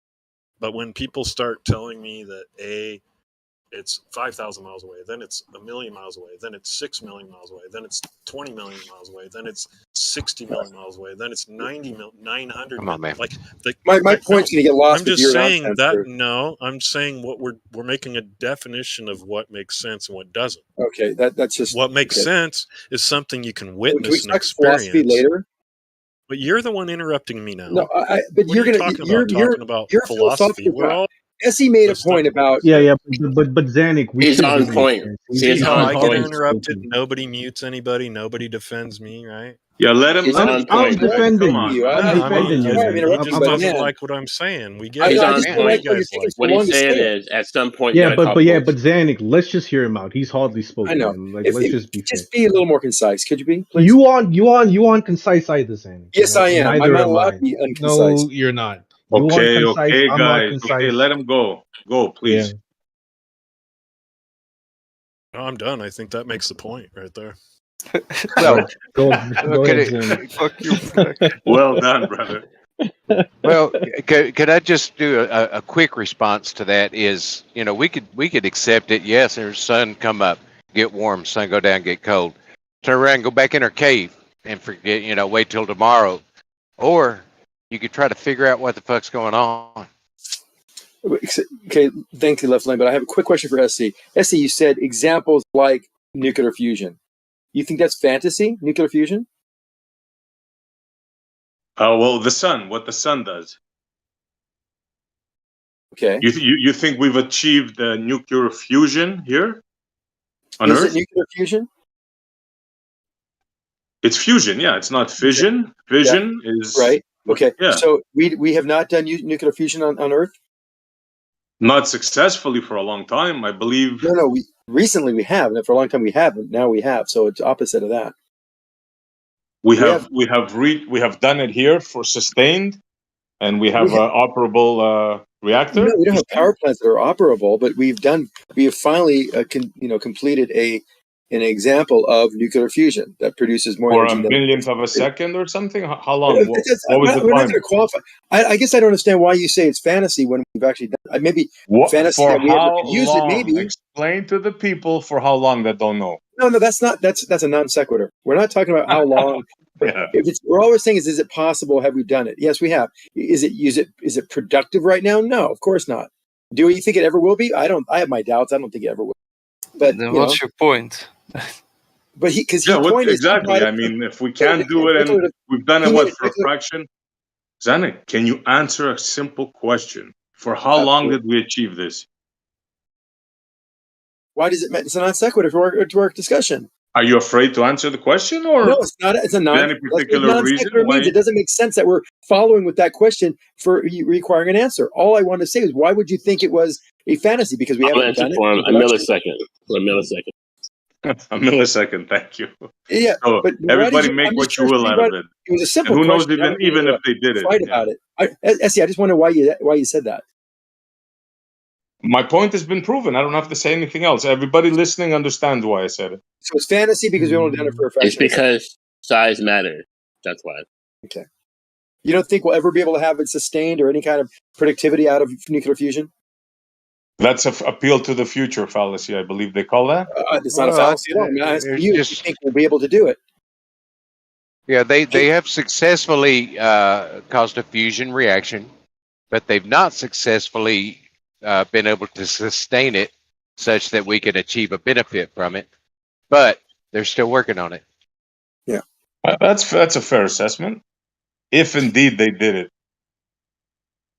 But let's say they did it for a billionth of a second, whatever. Whoop-de-doo. All right. I just was curious why you even brought that up, because you have so many other things you can gotchas for us, and that was kind of odd to hear that from that you said, oh, it's like fantasy, like nuclear fusion. I don't know what we were talking about the sun. I don't know why we I don't brought know, it because up. the other guy got in there and talked philosophy, what is logical, what is not. So I forgot what you even said now. So sorry to interrupt it. Sorry, I even derailed the convo. Continue on. Yeah, you better be sorry. I told you I'm sorry. What, we grovel in it? Sorry. Oh, I know why. Because Nate was saying about the sun and it's miraculous and it does this and that, and yeah, absolutely. Oh, there. Yeah. Okay, you're right. That's why I asked the question. So yes, sun to sun does it. Now we've tried to do it. Succeeded in doing it for a very short period of time, but we've done it, and we can envision how this will play out down the road if we have more advancements in that field. So it's not like it's fantasy. We see it in the sun. How about if I give you one up? How about if I give you one up that the Chinese did something with plasma? I was reading it yesterday. How about if I tell you to look that up? The Chinese sun. How about it? Have a look, bro. Google it now. What's your point? Chinese sun. Go. The Chinese sun? Yep.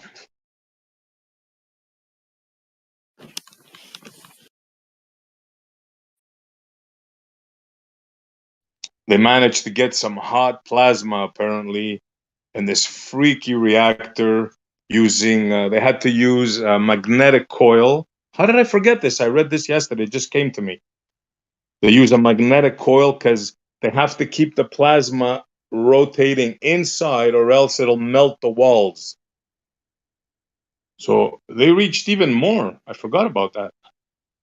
See, when I even when something goes against what I'm saying, I'll even say it if it's true. So there you go. Check it out. There's 17 minutes nuclear fusion. There it is. Yeah, Even but then, that's just induction. It's not fusion. Didn't this happen last Yeah, year? real quick. No, they Real said quick. Is nuclear fusion. there's a cap on how cold Xanax, you son of a bitch. There's a cap on how cold we can get something, right? Absolute zero. But is there a cap on how hot we can get something? I don't think so. Right. I don't think so, That's John. good. That's good. Here's a question for you. Yeah, that's a good one. If there is a cap, we don't know what it is. Yeah, so shouldn't it go both ways? I don't think so. No. That's a good one, Jeremy. Interesting. Mind blown. Yeah.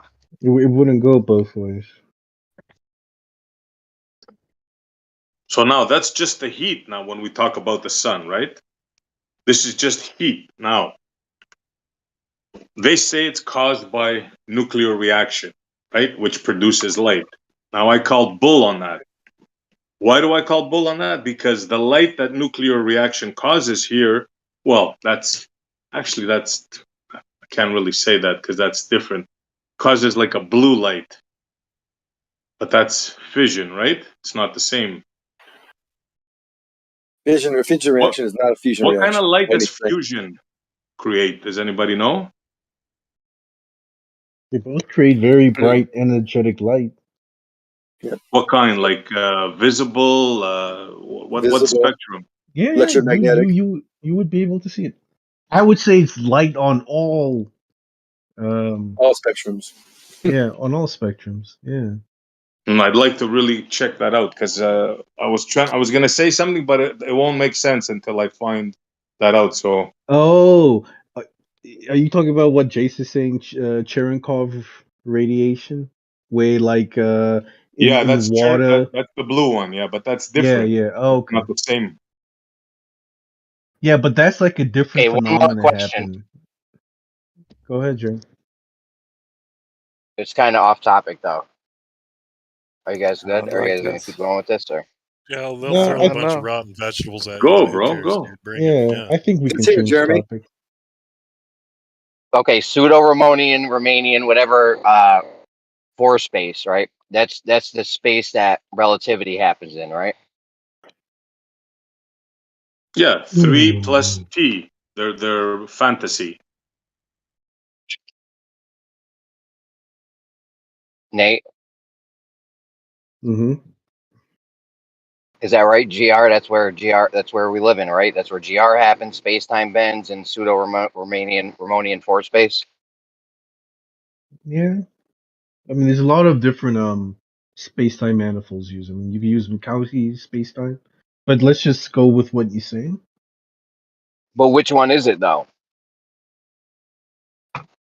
Yeah, the one you talking about is one. Yeah. I thought it was No, which one is pseudoscientific the force. one? You want to talk Yeah, but about there can only what be causes one, the right? This is acceleration? like Highlander. So the bending and warping of space-time, that It's factor, that term, it's a type times of time. space-time manifold, Jeremy.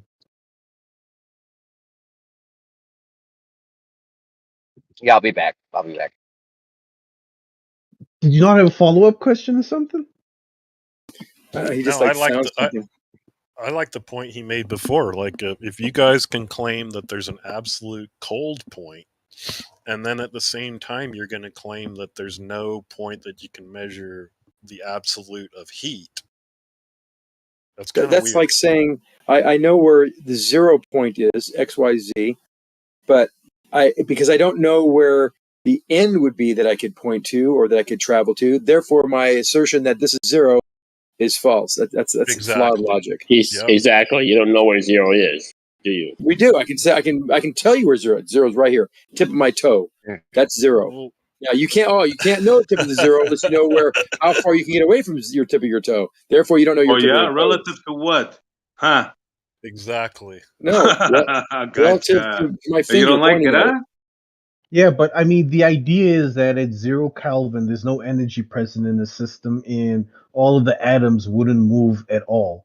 So you can't go from moving to not moving to negative movement, But then the idea is going upwards. There's no limit on how fast or how much energy, how much movement there can be in the system. Yeah, maybe these particles can only go light speed. Maybe that's the limit. The question is, you have agreed to a point of reference. Mm-hmm. Okay. Yeah. So that means that it can, even by your own definition, it can only continue, I guess, getting hotter and hotter and hotter forever. But yet you have already claimed that you have measured the coldest. So you're unable to comprehend that that's counterintuitive because you're It's claiming not. You just got to explain to you with a great that you've analogy. absolutely been able to define the metric of the heat point, but at the same time you're saying that you can't define the end of the heat. Okay, right? should I That's make why it it's clearer? counterintuitive, dude. Okay, can you stop doing that? Because it's making me look bad that I'm interrupting you. You stop and say it 4 times, and you keep on saying it 4 more times before you stop. I get it. We all get it. The reason that it's not flawed logic is because we don't know what the limit is. Now, it could be the speed of light, for example. It could atoms and particles, and maybe nothing can move faster than the speed of light. If that's the case, maybe we can calculate what the highest temperature could ever be for something. If that's what you're asking, but that doesn't. Yeah, they're not related. they're not just a reference.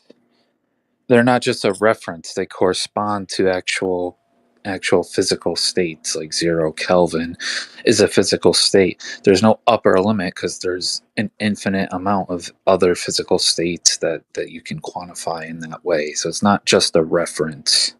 Exactly. What you're saying is that you've measured the lower That's limit. why I gave the analogy but you to can't distance. measure the upper limit based on the same metric. That's what you're saying. That's what I gave. And that's that's why I why gave the we're analogy. saying that doesn't make any sense. Can you not hear me? No, but go that's why ahead. I said, that's why I gave the analogy of distance. That's why I gave the analogy of distance. Start at 0. We all know where 0 is. We don't know how far the max distance is. Doesn't because we don't know that distance limit, we don't know where we are right now. Yeah, but I think Jace's explanation was a lot more eloquent and simpler. It's to do with entropy, basically. If there's no energy, there's only one configuration this system can be in. There's no disorder. But the moment you pump in energy, this system can manifest in many different types of configurations. There's no limit to what the system could be, you know? Oh, that's a tough one. Yeah, but that explains it best. But it should work both ways. No. You can't go If there's below no- zero. It's like Based on having relativity, it has to work both ways. We're talking about relativity. But it's not You about guys relativity. It's this about is what's weird entropy. about you guys. You go back and forth. You choose, you pick and choose.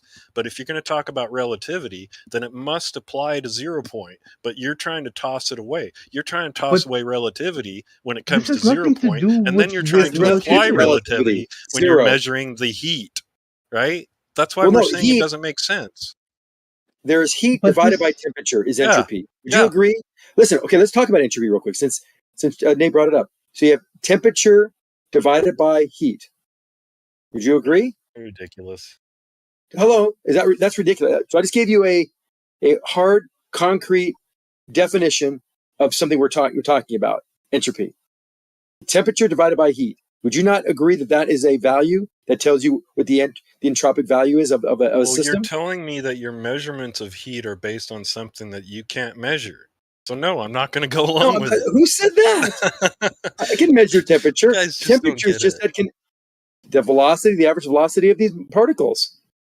Yo, Fleck, can I ask you a question? Why do you think this has something to do with relativity? Could you explain the? It has everything to do with it. Explain you it guys to want us, please. Claim that your math and it can change based on like some things that you can't even measure. You're just making up new math to go and to adapt to your new model. You're not answering but his question, Nobody can actually replicate or build your model. You're not that's the answering his difference question. here. He wants to know how it pertains to You did. I answered relativity. it. No, he Fleck, answered you aren't specific answering my Everything to do question. with it. I'll try and rephrase my question. What does there not being a limit to how cold things can get have to do with relativity? Because there would have to be based on relativity. It's How pretty so? simple, dude. No, I think he's saying elaborate on that. Nate, I think he's saying relativity meaning like relative to something else. I don't think he means relativity like Einsteinian. I think he's just using the word relative. Even relativity is based on a stationary point of reference. Therefore, itself, it's not. its own definition is blown apart. It's not You guys based just on that. You can't accept this, and that's think okay. he's Yeah, but Fleck, what does that have to do with temperature and 0 Kelvin? Everything, because your measurements of temperature are based on relativity. Huh? Yeah, your whole model is based on relativity. This is Hold getting kind of ridiculous now. Hey, hold up, Zanuck, hold up. So, Flack, are you talking about relativity in the sense of Einsteinian, either general relativity or special relativity? And if so, can you kind of elaborate on how that ties in? I do not advocate relativity in any way, shape, or form. I'm just stating that these guys are the ones that they have been this whole time, but then they threw in this temperature metric where they're claiming that they know what absolute zero is, and I'm like, hold on a second, you can't claim that if you're also going to go along with relativity. You can't do that. Are you saying you got to pick one or the other? You got to pick one or the other, guys. Yeah, are you saying that you can't have an absolute within general relativity? Is that kind of what you're saying?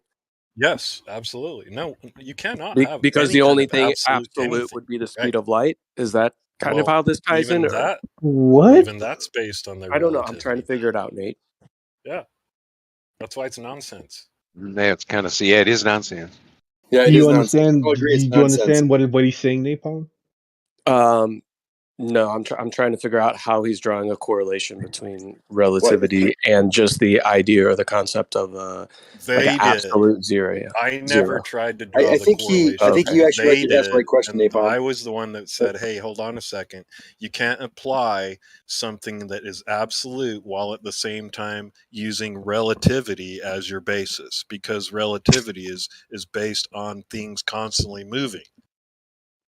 My God, yeah, you keep on saying these. That's the facts. It's not coherent. What you're saying doesn't make any sense. It's based on your own stuff. No, it's not based on anything other than your misuse of the term relativity, for example, for one. Now, Napalm had the smartest question out of the bunch, about, are you talking about special or general relativity, or talking about something relative position It or doesn't relative matter. velocities? All of It does it's matter. the same. If we're because talking about it's an energy relative. state, as Nate mentioned, is being zero. That means no particles or molecules or atoms, nothing is moving. That would be zero. That'd be absolute zero. There's your Yeah, So we so can this stationary would be control dealing. There you go. outward This from would that be way, and higher temperature. We don't know what the limit is. We don't have to know the limit because it could be infinite. We think maybe there could be. I could give you a theory right now. I think that the limit might be the speed of light of particles, and that might be equating to some temperature in Kelvin that we could actually give you. But that's probably wrong because I'm just No, guessing. this is actually making sense to me. If you guys would agree that your relativity math is based on a 0-point energy, what you call the coldest whatever, and that's a not what that stationary means point either. of reference, I'd be like, yeah, well, okay. That's well, just let's not what do that. relativity is. More words again. Exactly. That's That's not what my 0-point point. energy That means. is my whole point. Well, hold on. I think I might be able to illustrate something here. On the globe side, right? The understanding and ideas, concepts around relativity, as well as like the quantum level. These two aren't necessarily compatible at the moment when we're talking about absolute zero or energy becoming at some sort of like inertial state, meaning there is no actual movement to the energy, nothing being measured. That would be more along the lines of quantum, and it's my understanding that the quantum and the application of relativity don't necessarily jive at this point. Is that what you're Nope, talking not at all. about? Or yeah, but what they're He's talking he, about would be in the realm of quantum, right? This is why everything's kind of compartmentalized in their viewpoint. They don't really have an overarching concept that encompasses everything. So you can't really apply relativity at the quantum scale, but somebody can correct Yes, me if I'm thank wrong. you. That was literally what the point I was making. But that you wasn't did the it point you were making. more Don't lie, bro. whatever, dude. And I no, think I can speak for myself. Their model don't match, and they can't use that any of isn't their stuff on the quantum level. It yeah, doesn't that match. isn't what we are saying, Quantum is Napalm, matched. and It that doesn't match isn't their globe model. yeah, that isn't what we are saying, Napalm, and that isn't what you know, that isn't what our model says. When it comes to 0-point Kelvin, it's all about entropy. It's got nothing to do with quantum mechanics or general relativity. Black was just trying to say something about our model being based on relativity and then trying to somehow link relativity to 0-point Kelvin, but no one understands that link. Flack can't explain it, and he's just looking for a way You out. can't. My point was Gotcha. that you So, couldn't. I didn't try to. Look. It's already been done. It's You perfect. had the worst point in the world, bro. Just let it go. Sure. so you got I may have missed a lot of the conversation. I don't know. So it was this whole conversation stemmed from some sort of entropic principle that was being talked about. Yeah, but I don't know how we got here, but basically, I don't know if it was Jeremy or Essie. Someone asked the question, if there's a limit to absolute cold, why isn't there a limit to absolute hot? Someone Did asked that Jeremy do question. that? Did Jeremy just I come think it by and was drop a Jeremy. bomb in the VC and then leave Yeah. to let everybody else discuss it? No, he's still chilling, but he made a very Jeremy. good point. I just kind of followed up with it. Yeah, it was Jeremy. Was Definitely did that. I thought there was a limit to absolute hot. There's Isn't it? not. I thought there was. I saw Vsauce talking about it one time. He brought up Yeah, something to do with you Planck know what it is? space. My wife is the limit of absolute hot. So There you go. if Smart. you want to get example, come by I and got have a a beer. I'm not putting. My I got a question. example is my ex-wife. All right. Hey, I got a question. So if there's no absolute zero, theoretically speaking, is there There an is. absolute speed of light? And is there an absolute vacuum? Or is anything absolute? Or is There's an everything absolute relative? vacuum. There's an absolute. There is an absolute zero, bro. We're telling you there's. And there's an absolute vacuum as well. So the vacuum is absolute. There's nothing in it. Nothing in it. So Yep. outer space is complete vacuum. I don't think Some there's such a areas thing as an are. absolute vacuum. The areas And there's between particles. The areas between particles is absolute zero. I'm just curious to what you think. I'm not, this You're isn't a gonna right or wrong answer because You're I gonna don't know say? myself. I don't And then agree with that so the speed of because light It's is getting all absolute. So the squirrely speed because you of guys light. are making them all uncomfortable. Oh God. If you hear Hold what I on, said, hold on. The speed of light is area constant, between, right? I mean, Too many Lion, people talking. Lion, Too many people I'm giving talking. you an answer. The area between particles is absolute zero. It's absolute zero vacuum as well. So there's no particles there. It's And absolute zero light's vacuum. constant always since the You're beginning gonna of glaze time. over that? Can we take one point at a time? No, So I'm we asking you we multiple measure questions. collisions, and they happen ever so often. But between their contact, it's absolute zero in vacuum. What's your question, Lion? So sorry. So my first question was, if there's absolute zero, right? If it Yes. exists, is there absolute space? Like, is it an absolute vacuum? Absolute, No. like there's nothing in it, no particles, no quartz, No. nothing. No, that doesn't exist because there's always virtual particles fluctuating in and out of existence. You know? And then, so it's relative. That's not relative. There's really no such thing as a pure vacuum because if you go and look at things Is there on certain the space? quantum Okay, all scale. right, that's fine. I don't need. I just want to ask you. So, in Okay. certain places in the universe, in certain parts of space itself, in the vacuum of space, theoretically speaking, there could be areas in the universe where it has a higher concentration of minute particles. Yes. So it's But there's relative.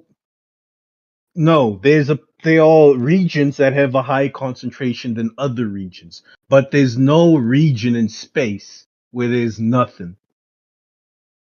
And then, okay, next question: Is light constant at all times since the beginning of time? And how do you know that? I don't understand that question. What do you mean is light constant? Is the speed of light constant? Has it remained the same speed since the beginning of time, or is there any? Does it actually deviate from its speed at all, or can things affect the speed of light? Can the speed of light be increased or decreased? Is The that speed of a light possibility? can be increased or decreased depending on the type of medium it propagates through. But in a vacuum, we've only measured it to be one speed. So light is also not constant. No, it In a is still vacuum, constant. it is. So is light? So that's what I'm saying. See, so is light constant or not? It is constant. in a vacuum. Well, one guy's saying it's constant, the other guy's saying it's not. So which is it? I No, didn't say no, it's it's not. not. When it goes through a medium, it interacts with molecules on the way through, which give the appearance of it slowing down. But it's just taking a longer path to get through that medium. See, this is what I don't understand because according to EMC squared, I thought light was constant, but you just explained a In a phenomenon vacuum. where light is not constant. What? In the He said vacuum, it it's was. constant. He said it was in a vacuum. But there's no I absolute think, vacuum in space, you said. right, exactly, and that's my point I was going to make. He said that the speed of light is constant in a vacuum, but nobody's ever been able to create an absolute vacuum. Nobody. So So how can you make that claim? That's what that every time they equation, make those claims, I'm just like, what the hell? And then they go to that math. equation Like, is based on it's an assumption, right? Right. The main No. variable in that What equation is based on an assumption. So the What whole house of assumption? cards, right? The whole house of cards of theoretical physics, based off that one equation, is based on an assumption. And we know how What mathematics assumption? work. If You one could pretend variable is that. off at the foundation of the equation, if one variable is off, then the whole house of cards collapses But You because what can it is only think this that. compounds on assumption? It's itself. just not true. What All is the right. assumption? I Number mean, one. anyways, And that's number enough. I'm good. two, I said my 2 cents. what the fuck, bro? Really? Oh, cheers. I think you made some good points there. Okay. Can he support his points? Well, it's not that. It's the fact that you got, like, when you say that light travels in a constant speed in a vacuum, while at the same time never been able to produce an actual vacuum based on your claims, we're going to call BS on it. But we don't And need it's to just produce common an sense, dude. actual. Oh, We don't you need just to. need math, right? We don't need to produce an actual vacuum. Simulations based on shit you never experienced. All right, I'll shut up.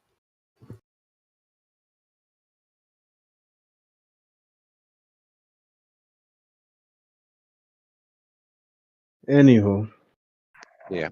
It's Hey, okay Nate, can I because ask it's you a leaps of question, Nate? logic. you guys It's spoke okay at to the leap same in time. logic. It's okay to leap in logic, dude. I was gonna ask you a question, Nate. Is it true that whenever light interacts with a material, like there's like electrons in a material, they absorb some of the energy, blah blah blah. They maybe emit some other light, and that interferes with it, and yada yada yada, and the light interferes with itself, with the light that was being produced, and that slows it down in a medium. That makes sense to me. What yeah, that doesn't make makes sense sense. to me is that, for that to occur via virtual. I don't think there's like virtual atoms, right? It's not virtual material. There's Virtual atoms? virtual No. particles. Yeah, right. Yeah. Well, Yeah, I'll Yeah, tell so you you're what's not those gonna are get. You're not gonna. virtual atoms. Basically, when light propagates, it Yeah, so emits an electromagnetic field, and when it enters a medium, within that medium, there are electrons that also emit electromagnetic fields.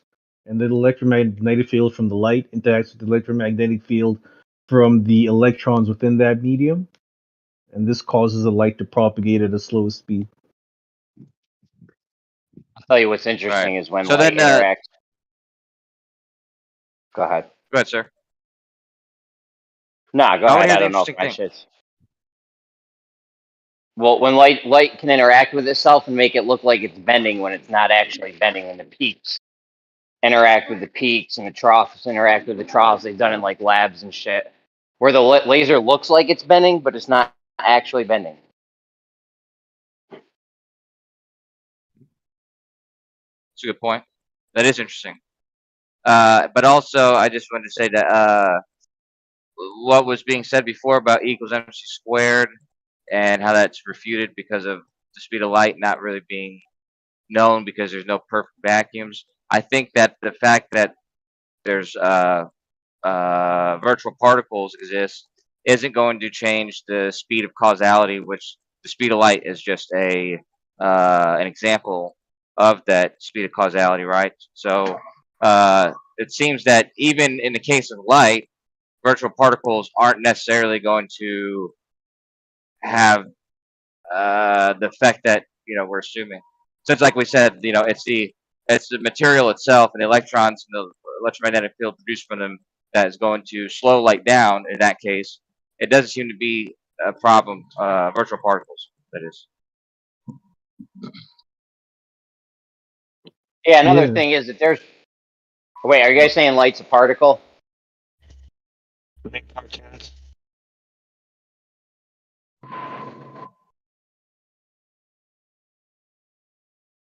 Go ahead, Jeremy. Are you guys saying light's a particle?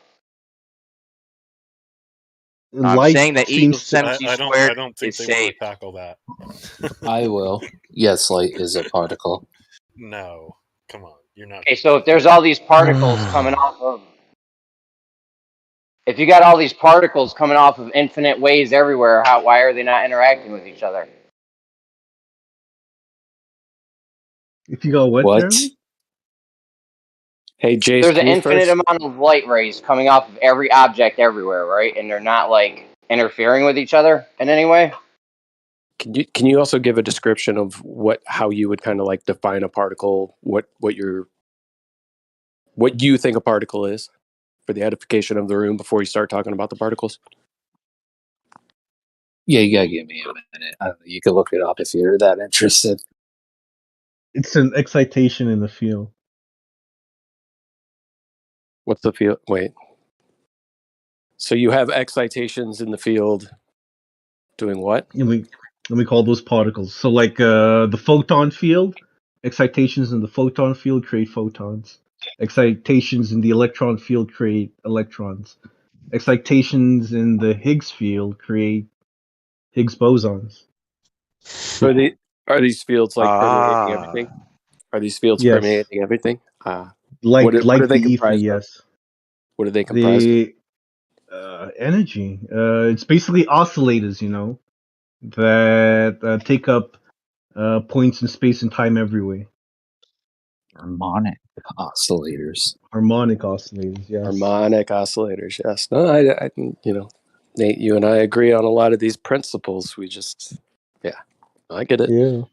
But the big question, right? What is the field comprised of?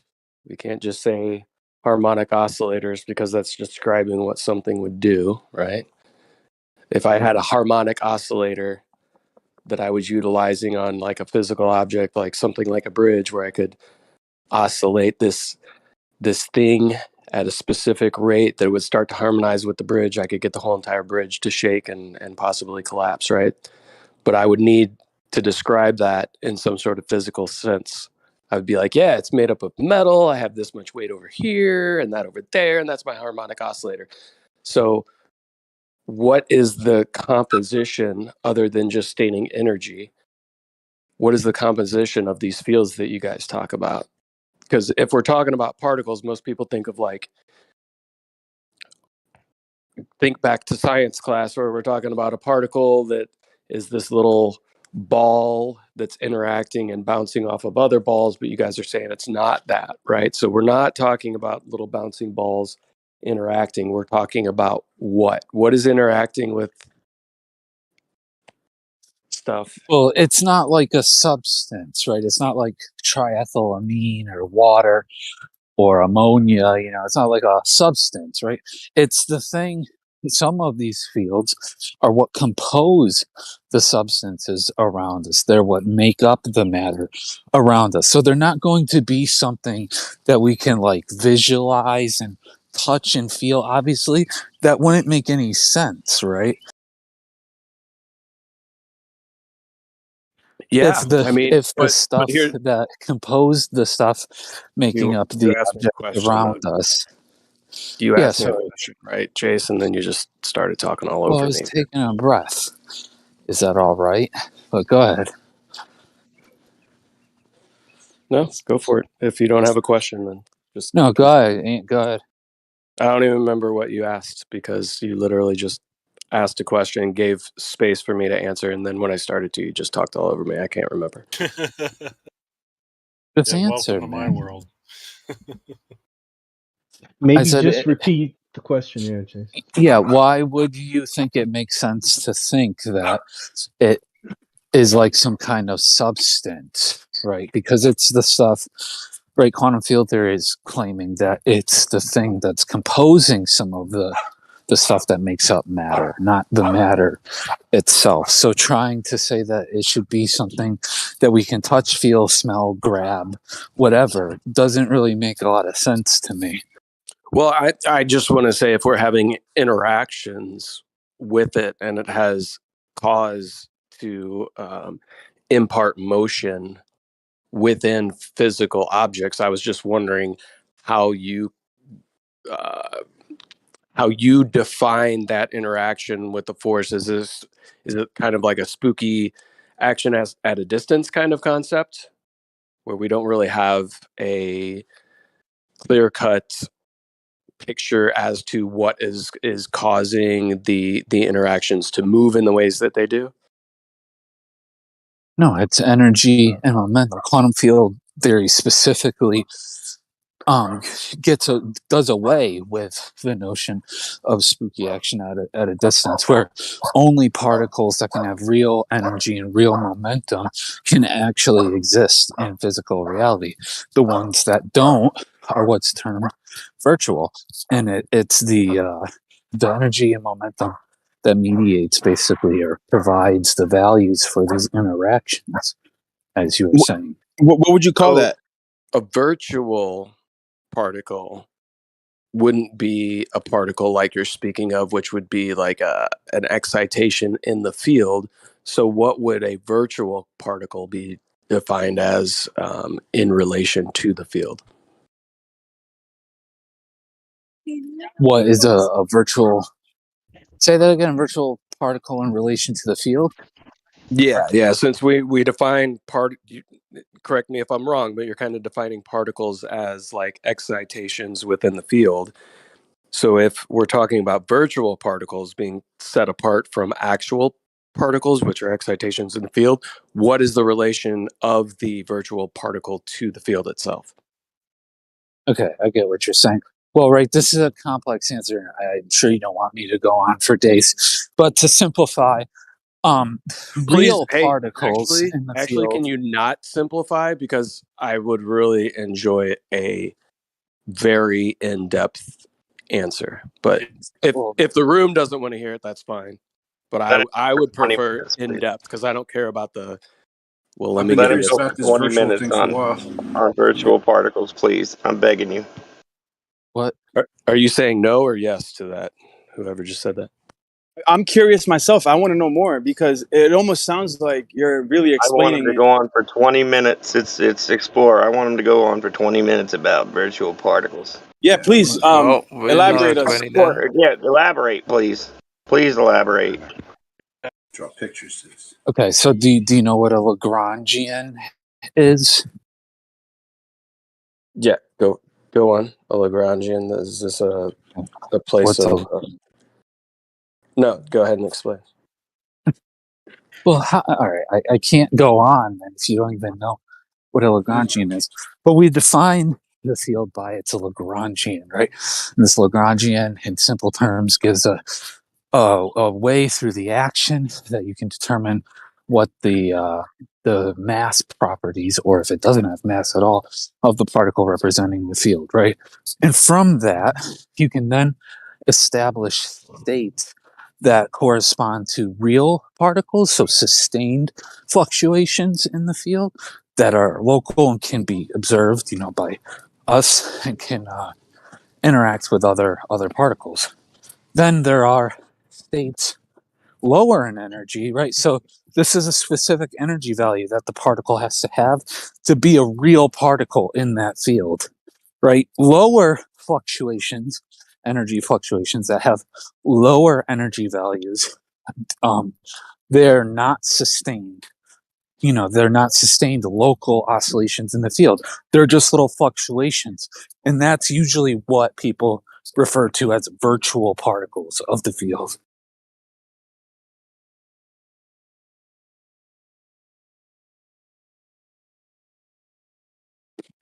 So is that like an opposite reaction to the things that are sustained within the field? Because when you say that they're not sustained, are these just similar oscillations or disturbances within the field that are just too weak to actually sustain themselves, or is it kind of like an opposite or a counter to the what would be a sustained, I don't know, energetic node or whatever within the field? Is it the opposite of that? That's a good question, right? Because that actually can happen where you have a real particle, but also its real version, but of the opposite sign, right? And that's when annihilation happens, like positron, electron annihilation, or matter, antimatter annihilation. But no, right? So these are quantum fields. So what quantum, right? The whole idea of quantum is that you can only have, for something to be like a real particle or real energy level, right? It has to exist in integer multiples of something. Usually it's Planck's constant. That's like what the whole idea of quantum mechanics is, right? So in order for a real particle to exist in the field, like an electron per se, right, the electron field has to have a specific value of energy, right? And that would be one real electron in the field. Then a integer multiple of that would give you two real electrons in the electron field, right, for its energy value, right? But things lower than that, or the energies in between those integer multiples, correspond to virtual particle states where they're not at that quantized energy value that they have to be a real particle. So if they're not at that energetic level, are they measurable? So when you were just saying that, what you were just describing, I just had this idea of levels of energy and a quantification of when that energy has a slight discharge, meaning each field has its own kind of capacitance, and then once you go slightly over the capacitance of that field, you get these discharges, which would be what we call like energy in a sense of something moving from its potential state to its realized state. So then we have the measurable discharge, and we kind of call that like an electron. And within the electron field, that discharge is when specific, if you want to call them spaces within wherever that manifests within space. We have a coordinate to that, but there's a potential within that field that is below the threshold for the energy to discharge, and that energy that is still in its potential state, when it's being stored there or existing there in its kind of inertial state, it has a limit before it can manifest into its actual energetic state. And would that be the virtual particle, kind of the inertial state of it, or is it, or did that make no sense to you at all? Kind of. Kind of. I guess. Okay. I just want to say I'm ignorant of this topic. You know, it's not my area of specialty, but I'm just wondering what's wrong with the ether? Like, what's wrong with you guys accepting the ether? It almost seems like these virtual particles are being brought forth through the ether or from the ether, and they come in and out of existence. Someone's 1 hot second mic. they're there, 1 second they're not. And I'm just curious. Oh, really? If there are multiple dimensions, theoretically speaking, and the ether permeates all the realms, if there are particles that are moving in and out of these different realms and they're popping in and out of existence, wouldn't the ether kind of explain that better as a unified theory They and solved combining this back in the Newtonian 1800s. They Newtonian solved physics this with shit back in relativity? the 1800s. Well, what's the Lion, problem I'm with the you, ether? Relative yeah, motion. I'm with you, Lion, dude. They solved this in the 1800s, and that's why they came up with this Einsteinian relativity crap, because they didn't want to accept the fact that, oh, wait, this is how it is. And they wanted to keep using people and manipulating people and changing the labels, moving the goalposts. We'll call it this, we'll call it that, we'll call it this, we'll call it that, but we can't call it ether because, hey, Tesla kind of figured out how to make your own power generator in your backyard for like a couple $100. That has nothing to do with what he asked. We can't call it ether. That's where it all broke away. The reason why we can't come to terms with ether, just for your information, is because we can't. There's no evidence that when we talk about relative motion that it has a spot in relevance. In other words, something as simple as a laser, something as simple as a laser gun, being able to measure the velocity of something coming towards you. Yet, if you're moving, it still can tell that exact same relative velocity with respect to you, even though it's moving with respect to something else. So, if there's ether, that would create errors in those measurements, which it doesn't. So, there's the ether problem right there. There's no ether problem besides monopolizing the ability for common people to focus energy into a form of electricity. That's not what I'm talking about. You want to know what ether? But you're simultaneously talking about ethereal particles, bro. If you'd those have particles to be in able to define existence, the ether, Zanuck. In order to deny it, you'd have to be able to define it. So unless you can do that and you understand what the ether is, then you got no point in saying what you just said. Something or anything that is in between us and any other object. That could be the ether. Lion. The long and short of it is we haven't detected an ether, so there's no point, like worrying or thinking about it. Correct. Well, that's actually my I actually don't mind the ether, right? But where my snafu with it is this notion that it can't even be defined, right? Like, I don't have a problem with you or myself or anyone calling quantum field theory, the ether, right? But with the caveat that you have to know that quantum field theory predicts it's very specific, not even just with its predictions, with what it says the fields are and the properties they have and stuff are very specific. Now, my snafu with this ether thing is like it's just kind of a word that's used all encompassing for a whole bunch of different things. So trying to shoehorn it into the quantum field model, that's where my problem comes in with it in this context.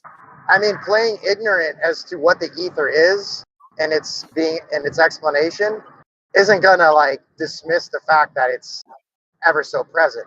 And again, I can define the ether for you if you've never had it defined, or if you just choose to have it be some. Can you word. define it and then give me an example of how it can be shown, or you can illuminate us as to how it can be shown to be in existence?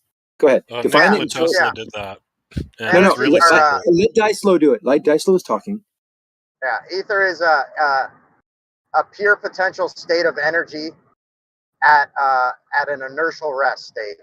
So basically, you can validate that through the quantum field. That's what the quantum field is. How about validating we're literally something a little talking. larger? We're literally talking. Yeah, we're literally talking about the same thing. We're just looking at it from different perspectives. That's all. Exactly. Okay. Well, can I respond to him real quick before everyone gets an agreement? So you said it's a pure potential in an inertial state, right? Energy in a pure potential inertial state. So if I'm moving through this ether, would you say that the air is mixed in with the ether? That we're like between you and me, wherever you are located and on the earth, between you and me, there exists ether, and it's moving in all directions, correct? Or it's inertial. I would state. say so. Okay, That's so how you get quantum entanglement. So if we're not talking about quantum entanglement, we're not even talking about quantum mechanics. We're talking about ether between Dyslow and me. So if I get on a jet airplane and I start flying towards you, and you had a laser gun which uses light to bounce off me and then make a return trip, and I get a time how long it took to go from you to me, that would require the ether to be excited, as Whitsitt says. It says this is a excitation of this medium. That is light. Light isn't going through it. There's no such thing as a photon. We're exciting and causing a perturbation, as he says, in the ether. So if that's true, Dyslow, if you look at me on the jet airplane and you took a laser gun and saw me approaching and said, okay, he's going 300 miles an hour. Great. What if you got in the car and you're in a bountiful salt flats while this is happening, and you took off at 200 miles an hour and looked backward and saw a reading from your laser gun through the ether and only saw 100 miles an hour exactly? That would say that there's this inertial state cannot be, well, it's an example, and it's not long-winded. It's just very clear. It's saying that when I move, I can still use laser guns and use light and with the theory that light particles or light, photons are moving out and coming back. But you're saying it's the actual medium that's exciting. So how can you then rectify that scenario where we have a very easy time measuring things coming at us, whether You're talking about moving the or not? medium in a physical state. I'm talking about the background medium, not the physical medium, i.e. the atmosphere. We're talking about the non-dimensionality, the counter-spatial Wait a minute. realm. This is what we're talking about. The magic part. How does it get excited if it's not in the atmosphere? It's a bigger or outside of that. Virtual No. displacement. But how do we excite it to make light possible? If light is the excitation of this medium, how can it not be between us? Yeah. Again, like when you're talking about between us, you're talking about a quantifiable measure of space and volume, which this is the antecedent thereof. Okay, you're not. That's not really an answer. I mean, you didn't take very long to think about it. I would urge you to think a little more about that. And when you talk about between us, you're across the room. And what's between us? Is there ether between us? And is that actually excited? Bro. Listen. Okay, so why, when I'm moving through it, why does it not detect movement? Hold on. I was talking to Dyslow, and you're just jumping in. Well, hold on, bro. No, just give me 2 seconds, bro. What he's saying is that the fundamental construct of all things, there's an ether between all of us, even possibly theoretically through all realms. So if you believe in the fabric of space and time, and that each universe has a fabric of space and time, right? And that there's multiple universes, theoretically speaking, I believe that this ether permeates all existence, including in other realms and other universes. It's the same ether. It's the fundamental particle that you guys been looking for. Entirely. The God particle, the quartz. It's literally the fundamental field of all things. So you don't want to talk and answer the question. If it exists between us, and as Whitsitt says, the ether is excited, and it is what it shows itself it manifests itself as illumination, as he says. then that means it must be between us. And if it's an inertial state, as Dyslo said, then it's not moving. Yet if I move through it, wouldn't that throw off the excitation field as I'm moving? You're talking about it from a physical perspective. I'm trying to tell you that when we talk about the space between you and I, to say ether is there, right, isn't really saying much. That's what I'm trying to tell you. This is ether being pure potential energy at an inertial state of rest is non-quantifiable. We only just know it quantified by it. we only we know can't it by the detect it. loss of. We can't detect it. We can't You're just quantify gonna it. keep Okay. fucking chanting through me. Can you settle down? No, I don't want to. I'm sorry. Well, I let want him to hear you. finish, So Danik. we only quantify it by the release of that energy, the discharging of that energy. Okay, if that Pure energy is out of state of rest, non-quantifiable. So the excitation would be the release of that energy, which would be quantifiable. all right. So if it's at a state of rest, then you've mentioned rest. Rest is a respect of a position change, right? It doesn't have a position change with respect to you or me. That's what rest means. It's relative, It's but in a you're state of making homeostasis. Holy shit. whatever. Zanuck, It's think the of it same this way. thing. Zanuck, Wait, think can I of it finish this this? way. Can I finish the statement?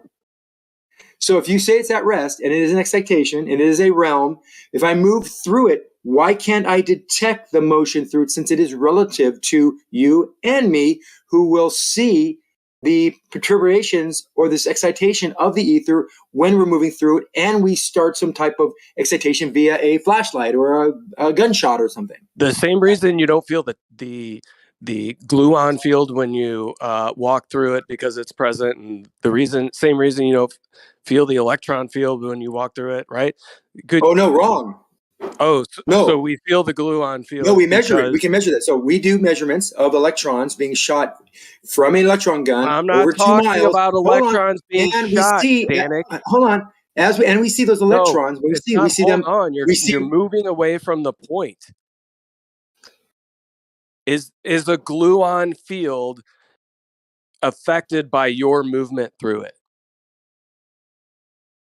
If we can detect the gluon field, which I don't think we can because it's something that's more theoretical, any other field we can detect us motion through it because that's how relativity works. That's why we have the Lorentz contractions. That's why we can measure the string of electrons getting shorter You as can't they fly measure through us. anything with the Lorentz contraction. You can't measure anything What are because you talking the about? Have you never measurement been within the reference frame to actually empirically measure it is being contracted as well. That we don't need to go through all of this BS. If you No, but have an you actual legitimate question and you I do, really but you want to just said hear what we Dyslo has to say we about measure. the ether and how, dude, you have to control yourself, Zanuck.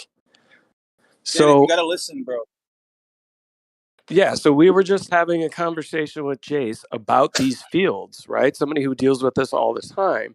And when he was talking about virtual particles and where they stem from, and talking about how the fields could be thought of as how I kind of explained it, right? Some sort of energy that was at an inertial state, and what's being measured as the particles within the fields would be when that energy reaches above the capacity of the field and it discharges into the energetic node that we are able to measure, right? So if you think of it that way and you think of the virtual particles being housed within that field that eventually can be manifest into the particles that we can measure, right? Then how is what Dyslo is saying any different than what Jace, his conceptual Because ideas as to what's taking place? Can you because explain to me the difference? yes, if you stop talking, I'd love to explain to you.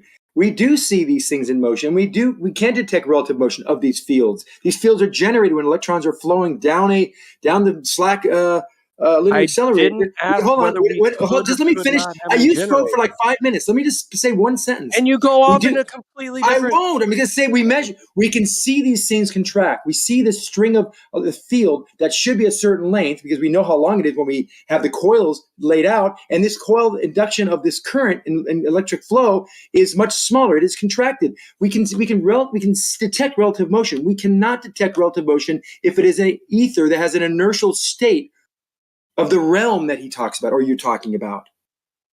It's all about relative velocities. That's all I'm speaking about is relative velocities. Try to tell me something that explains that or detects that.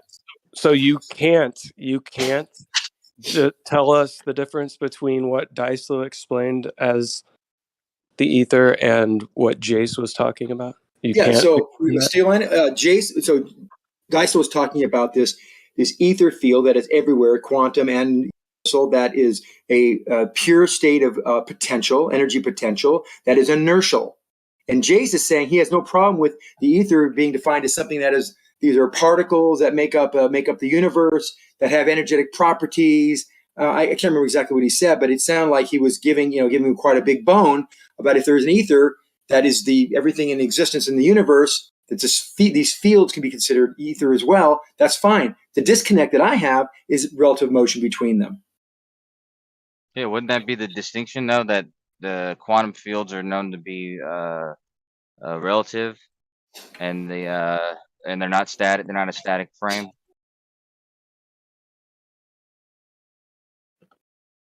Wouldn't that be the distinction between what was said? Because I think Dyslow was saying that it was a static frame.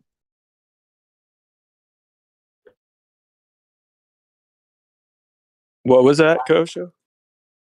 I think Dyslow was describing the ether as being a static frame, and I'm saying I think that would be the distinction between what we understand as the quantum fields is that we understand would be relative frames and not a universal static frame.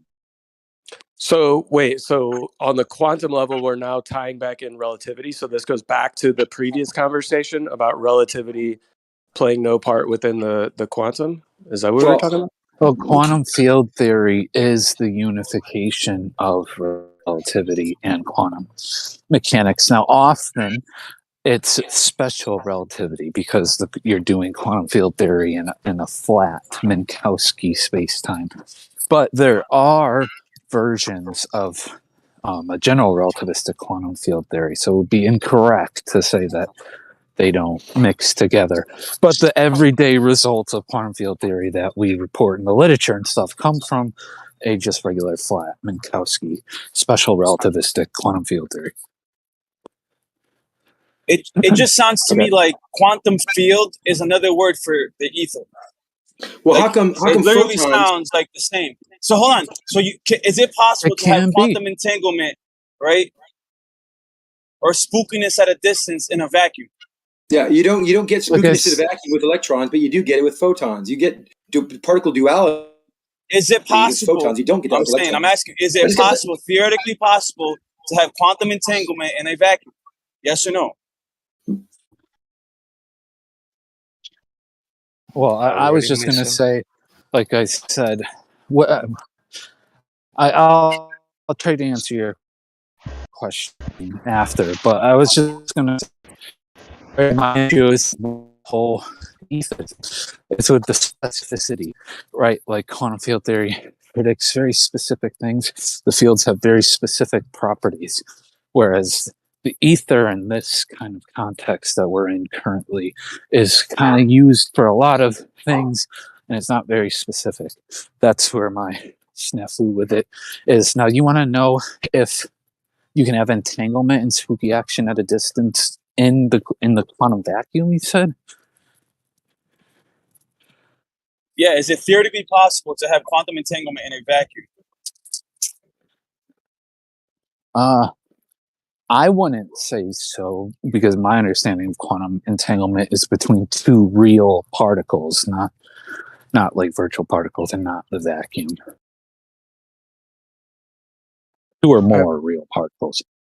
I have a question, Jace. The quantum fields, the various ones, those are the quantum fields defined by the particles themselves? They can't be, because the particles are popping in and out of existence. They pop in and out. They're fluctuating. I know. I want him to. All right. They're really defined, like I said before, by what's called a Lagrangian.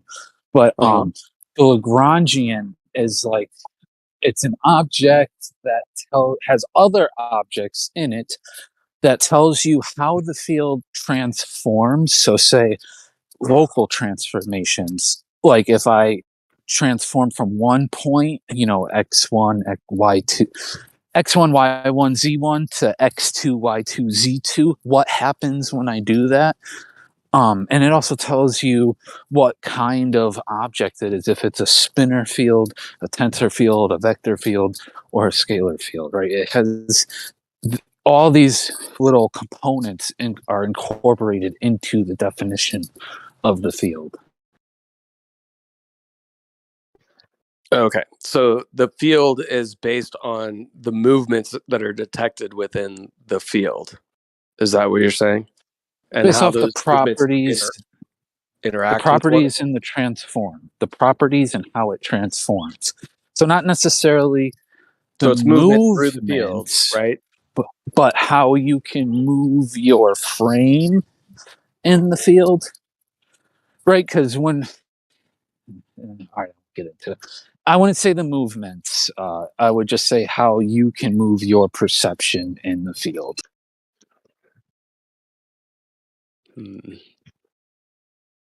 Okay. I wish I could better conceptualize that. Me too.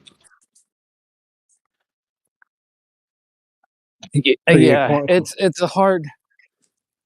It's kind of hard to explain, but right, like if I'm in, say, like everyone knows what a moving object is, right? So we can all kind of visualize that. It's kind of the movement of a property, either energy, momentum, or whatever, through the field.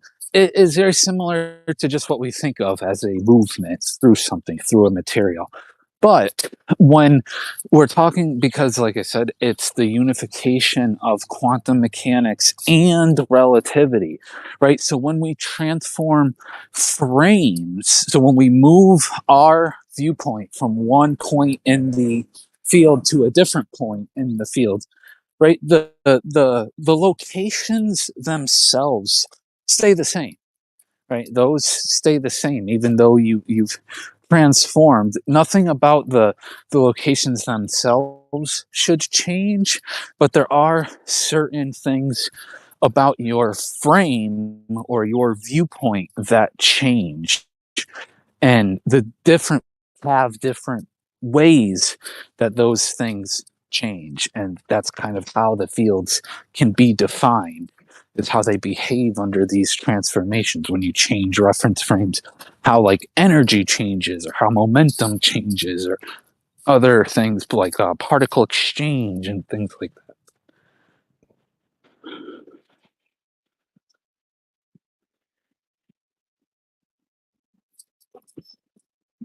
Okay, so when you when you're changing your frame, how are you doing that? Is it analogous to like people's perception? When you say frame within the realm of quantum, can you give me an idea as to where that frame is coming from and how you're moving that frame? Yeah, it's a gauge transformation, right? So it's similar to like a Lorentz transform, where you're going from, So is one. this strictly mathematics? The change of frame, is that strictly Well, like a mathematical frame change? Well, I'm trying to give you the conceptual basis for it, but yes, it would be mathematic, because I can't go to like the electron field and myself start moving around in it, right? I have to, how I derive quantities is through mathematics, and that's how I can figure out how the field's going to change. Then I can use that to predict the outcome of experiment and compare the experiment to what I predicted.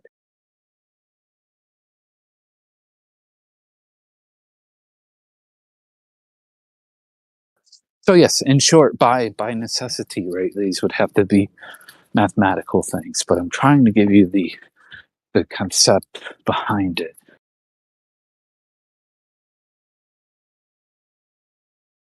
Yeah, go ahead, man. Yeah, I just wanted to say that This is to Lion. The ether is not a quantum field. They have nothing to do with each other.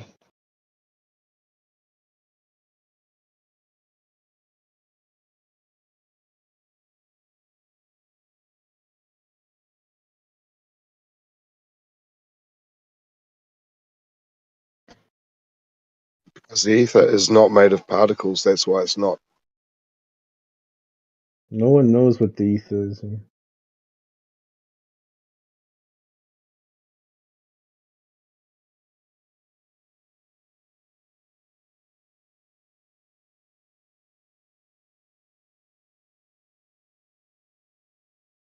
Yeah, nobody knows what quantum fields are comprised of, but it's all good, man.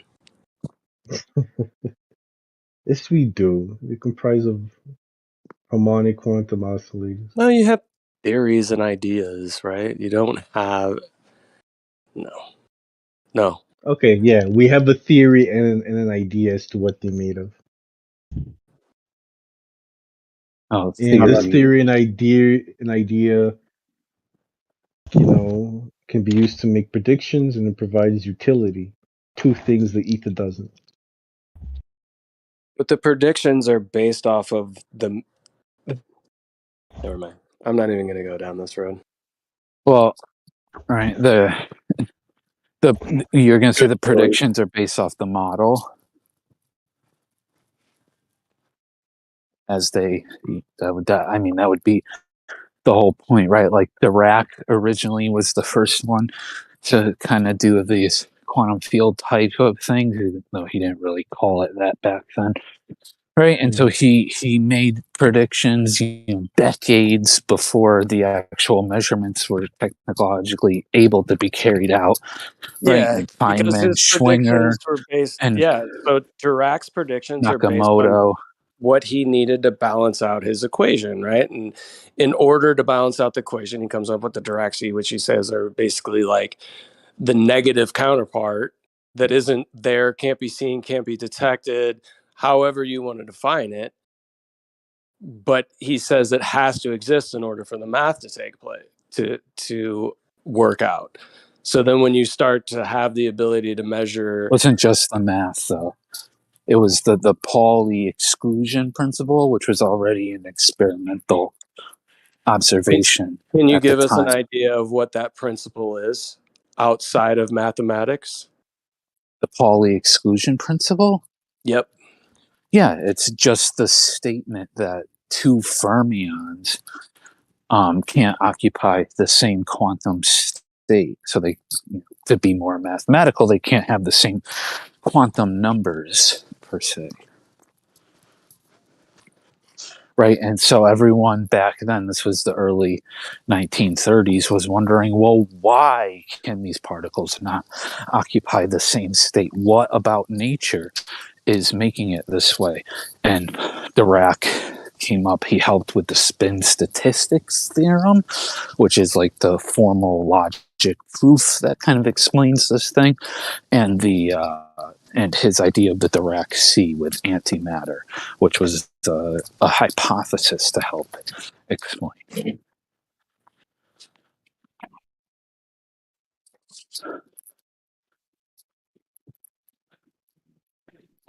But like, it wasn't just a math thing. Like, yes, it was half math, but he derived what's been termed nowadays as self energies for just electrons. You don't even have to consider like positrons and stuff.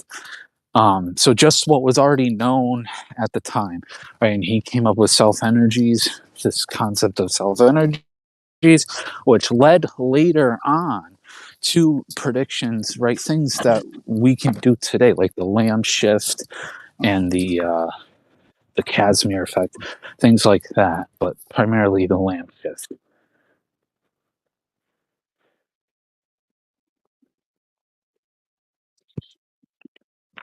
And that's what I mean about specificity, right? Like quantum field theory gives very specific properties with specific values that lead to predictions for experimental outcomes for specific values. Yeah, I mean, it's No. It's based on the mathematics. It's mathematical predictions, right?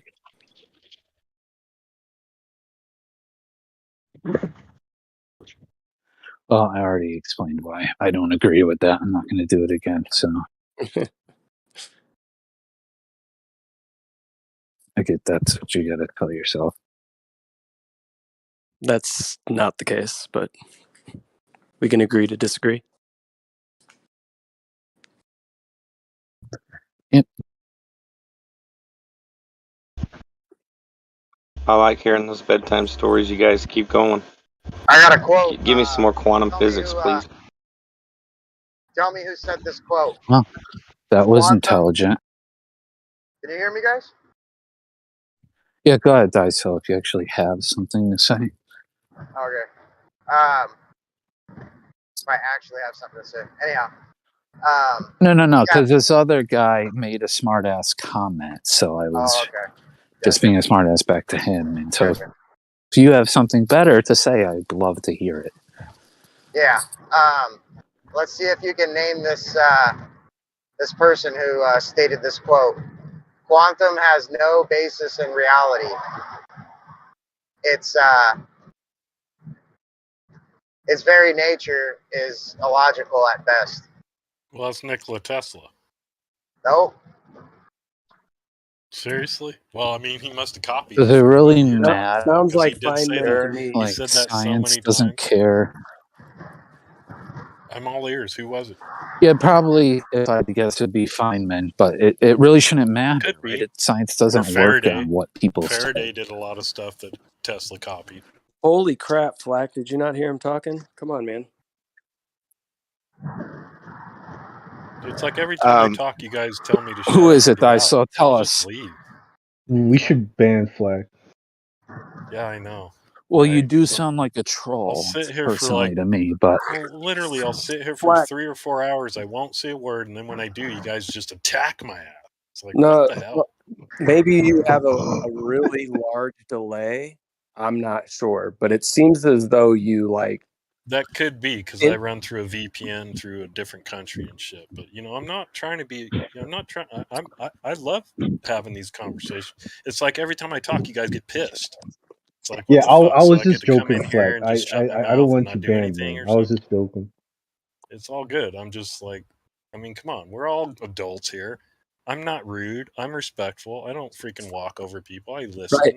Well, Flack, here's the thing. I told you there might be a massive delay, which leads everybody to believe that you are just walking all over them. If you're coming in extremely late and talking over people, which that appears to be the case very often, then that can appear to be you just interrupting and talking over people. Yeah, I get that. And And I it don't could want to be a disrupt delay. your shit. I get that. I don't want to disrupt your shit. I want you guys to continue doing what you're doing. I'd like to engage in it, but hey, if every time I engage causes you guys such distress that you gotta freaking attack me and mute me and shit. I mean, dude, I've spent It's not hundreds of that. hours It in here. could. And Did you not hear there's a what I lot of other said? guys. Let's wait. See, now you're Stay doing chilly, it to bro. me. You're doing it to me. I'm like, I've Because spent you're hundreds of monologuing this hours in. whole victim thing, See, man. Now we're off the conversation. See, here, you're walking over me, but it's okay for you. Yeah, Right. dude, I'm coming. Right. I'm When is coming it in. actually I came fair in here? to moderate, Flack. All I right, I'll came in to just leave, moderate. dude. I'll All just you have make to it say better is for you guys. it I'll could just be leave. possible that I have a Don't leave. delay. Don't leave, dude. Just hang out and just Jesus. He left. Yeah, give it a break. Well, shit. Every time I say something, I get Everybody be attacked. cool. It's like, what the fuck Everybody do be I cool. do here? Like a couple Jeremy, of motherfucking didn't you have a Fonzies. question? I got a question. Jace, could you name a couple of well-known utilities that we've derived from quantum mechanics? Well, real quick before Jace does that, because I kind of got interrupted. The quote I was referring to was Leonard Susskind. Actually, he says, "Where common sense and intuition failed, we, the insane relativists," I kind of added that part, "had to create a new form of intuition based upon abstract mathematics. When common sense fails, we must create uncommon sense." That's Leonard Susskind, who was a a professor in theoretical physics and literally a priest of quantum. And then we've got one more quick one from Walter Russell. Nothing is more of a fantastical. Nothing is more fantastical and a travesty of how nature works than is quantum theory. End quote. Thank you. Two brilliant men. That's all. That's all I wanted to hear. I appreciate it. Thank you. So Jace, back to the naming, the utility that's come out of quantum mechanics. Do we use that on a daily basis? And is something that has value? Yes. I mean, there's different levels of involvement and contribution to the thing, depending on what exactly you're talking about. But like computers, phones, headphones, any kind of electronic device, quantum mechanics has played some kind of pivotal role in both the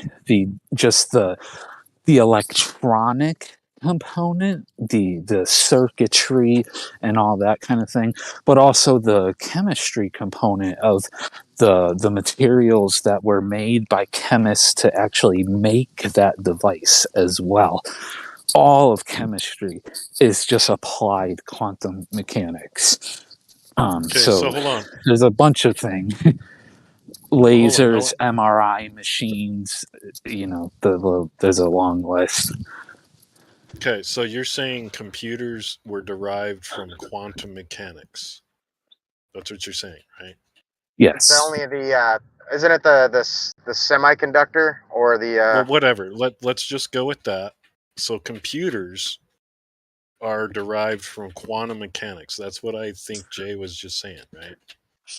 I said that the any kind of electronic device, and computers included, quantum mechanics has a pivotal role in the operation and the development of that device. Okay, so my question is, how come there was electricity in computers before anybody came up with the idea of quantum mechanics? Like what kind of computer exactly. Isn't that weird? are you talking about? Oh, the IBM punch card computers, the first computers that were ever invented back, the early 1900s. They were just mechanical gear operated input-output. Why aren't we using right? But those wait, anymore? hold on a second. But nobody even knew anything about quantum mechanics. And the same thing with Benjamin Franklin, which is a big farce. That he hung a key on a kite and he discovered electricity, whatever. But the reality is nobody had any. So this is what I'm confused about. You're telling me that computers and what we know of electricity and everything there's quantum mechanics involved in that, but yet we were able to develop these apparatuses before we even knew what quantum mechanics was, before anybody came up with the label of quantum mechanics. Somehow we were able to produce electricity and computers before that was even a label or a name. Right. So to me, it doesn't make sense. You would first discover quantum mechanics, and then you would design the computers and all the means that you're claiming that were all derived from quantum mechanics, right? But you're telling me that all that stuff came out first, and then somebody else was like, "Oh, well, this is why it works because of this math that I just figured out a label for." Wrap it up, man. You're saying the same thing, I'm just done. 3 different That's ways. No, it's done, dude. You said punch card computers in the early 1900s. Yes, that was the first computers ever designed that were named computers. They were gear operated. They were mechanical. Quantum mechanics was around at 1905. Physics, right, and the quantum computers mechanics were was way born before in that. 1905. You said the early 1900s. Now you're changing the story. Well, you but could nonetheless, argue that the it's cotton about gin the was a computer. capacity. It doesn't even matter. It doesn't matter what year it came out with. It's about the capacity. Why aren't we using these punch card computers anymore? Why don't you have one in your house right now? Why aren't you talking to me on one right now?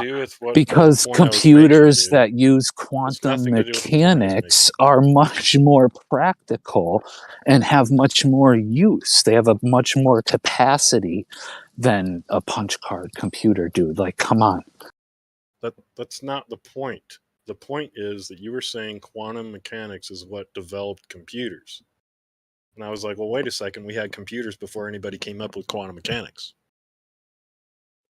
That Yeah, was a because simple it's point. That about was the it. practicality, dude. Not just like its invention.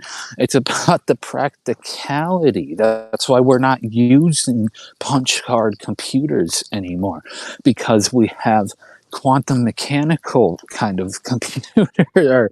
Well, there are quantum computers, but we have computers that use electronic chips and circuitry that are based on the concepts of quantum mechanics. And those are much more practical than what you're talking about, which obviously is not what I meant. Like they had to have quantum mechanics developed first in order to develop a computer. That's not at all what I meant. I meant in terms of practicality in what we're using today.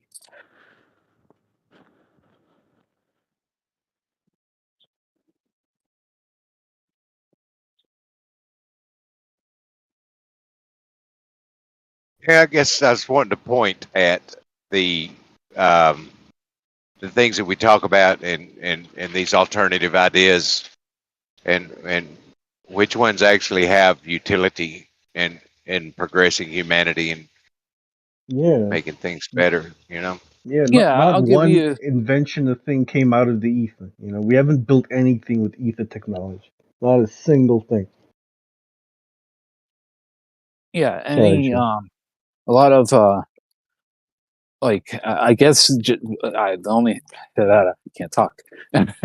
I guess a good example for myself of how quantum mechanics involved in like what I do my life and like making medicines and stuff. You know, it's involved in chemistry, but also in like synchrotron. So in order to figure out like a target like an enzyme or a protein or cell surface receptor that we want to target for inhibition or to bind a substrate to cause some other kind of effect in the body to potentially use as a medicine, right? We do those things, we figure out what those look like, the molecular structure of those proteins, receptors, enzymes, etc., using particle accelerators that are all based on quantum mechanical processes. We do crystallographs on particle accelerators, and even sometimes something called cryo-EM, where we can take images of the protein, enzyme, whatever, biological molecule. Right. And so that leads to, further things in the world, medical devices, medications, other kind of treatments for, like sprained ankles and things like that. So it has a cascading impact, this quantum mechanics thing, into other fields. MRI machines is another good one. That's all quantum mechanical stuff in the MRI machine. I mean, we've been living under the globe model for quite some time, and I look around and the world looks like shit.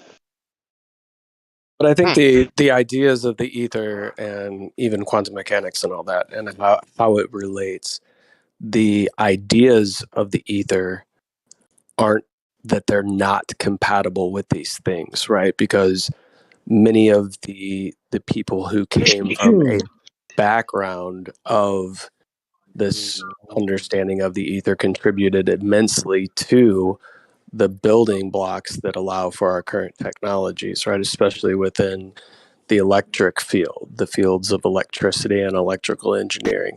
So, building upon those building blocks and then eventually saying, actually, the parts that we can't explain, right? Because you guys, everybody, all of us don't really have a good definition when we get to a certain point as to what we're talking about within these virtual particles, these states of energy that have not yet been manifest, right? Nobody has a full satisfaction of that. We're just saying that there is a conception behind it that had been utilized, had been utilized even to build the ideas behind quantum mechanics and all that. It's not like you have to have a dissolution of the ether in order for those to take place. I agree, and like I said, I don't necessarily, poo-poo the whole ether thing. Um, like the old school luminiferous ether that light traveled through, yeah. But like if you're willing to say, like the entirety, the total of all the quantum fields and their interactions with each other, that is all the ether. Sure, I could rock with that. You would also call that the Lagrangian too? Sum of all energy of the subsystems and all that.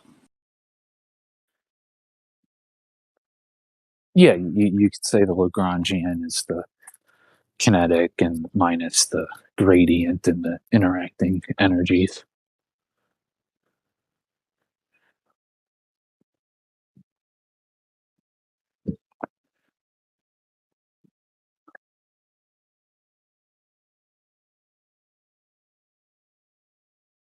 Yeah, I just wanted to be clear about something that the first computers, because I studied computer engineering, so at least what they taught us was that the first computers were actually human beings, ladies to be exact, women, and that's where the name computers come from.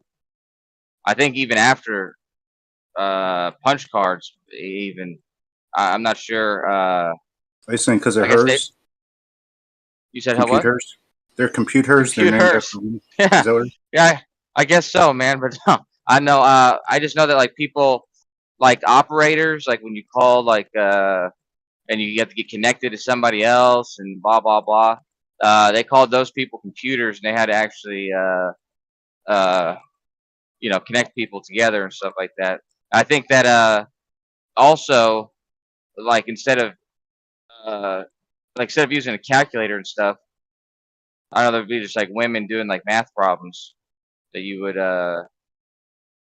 call and they'd figure that stuff out too. I think those were the first computers. Just to be clear.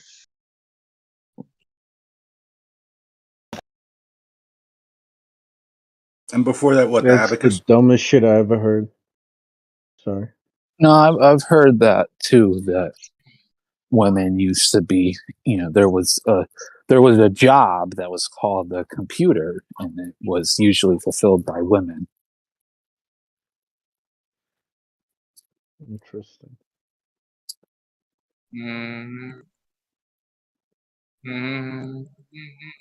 Yeah, whatever, kosher. 1833, it was actually the first computer on record. 1833. I mean, come on. Again, man, you're just mischaracterizing what I was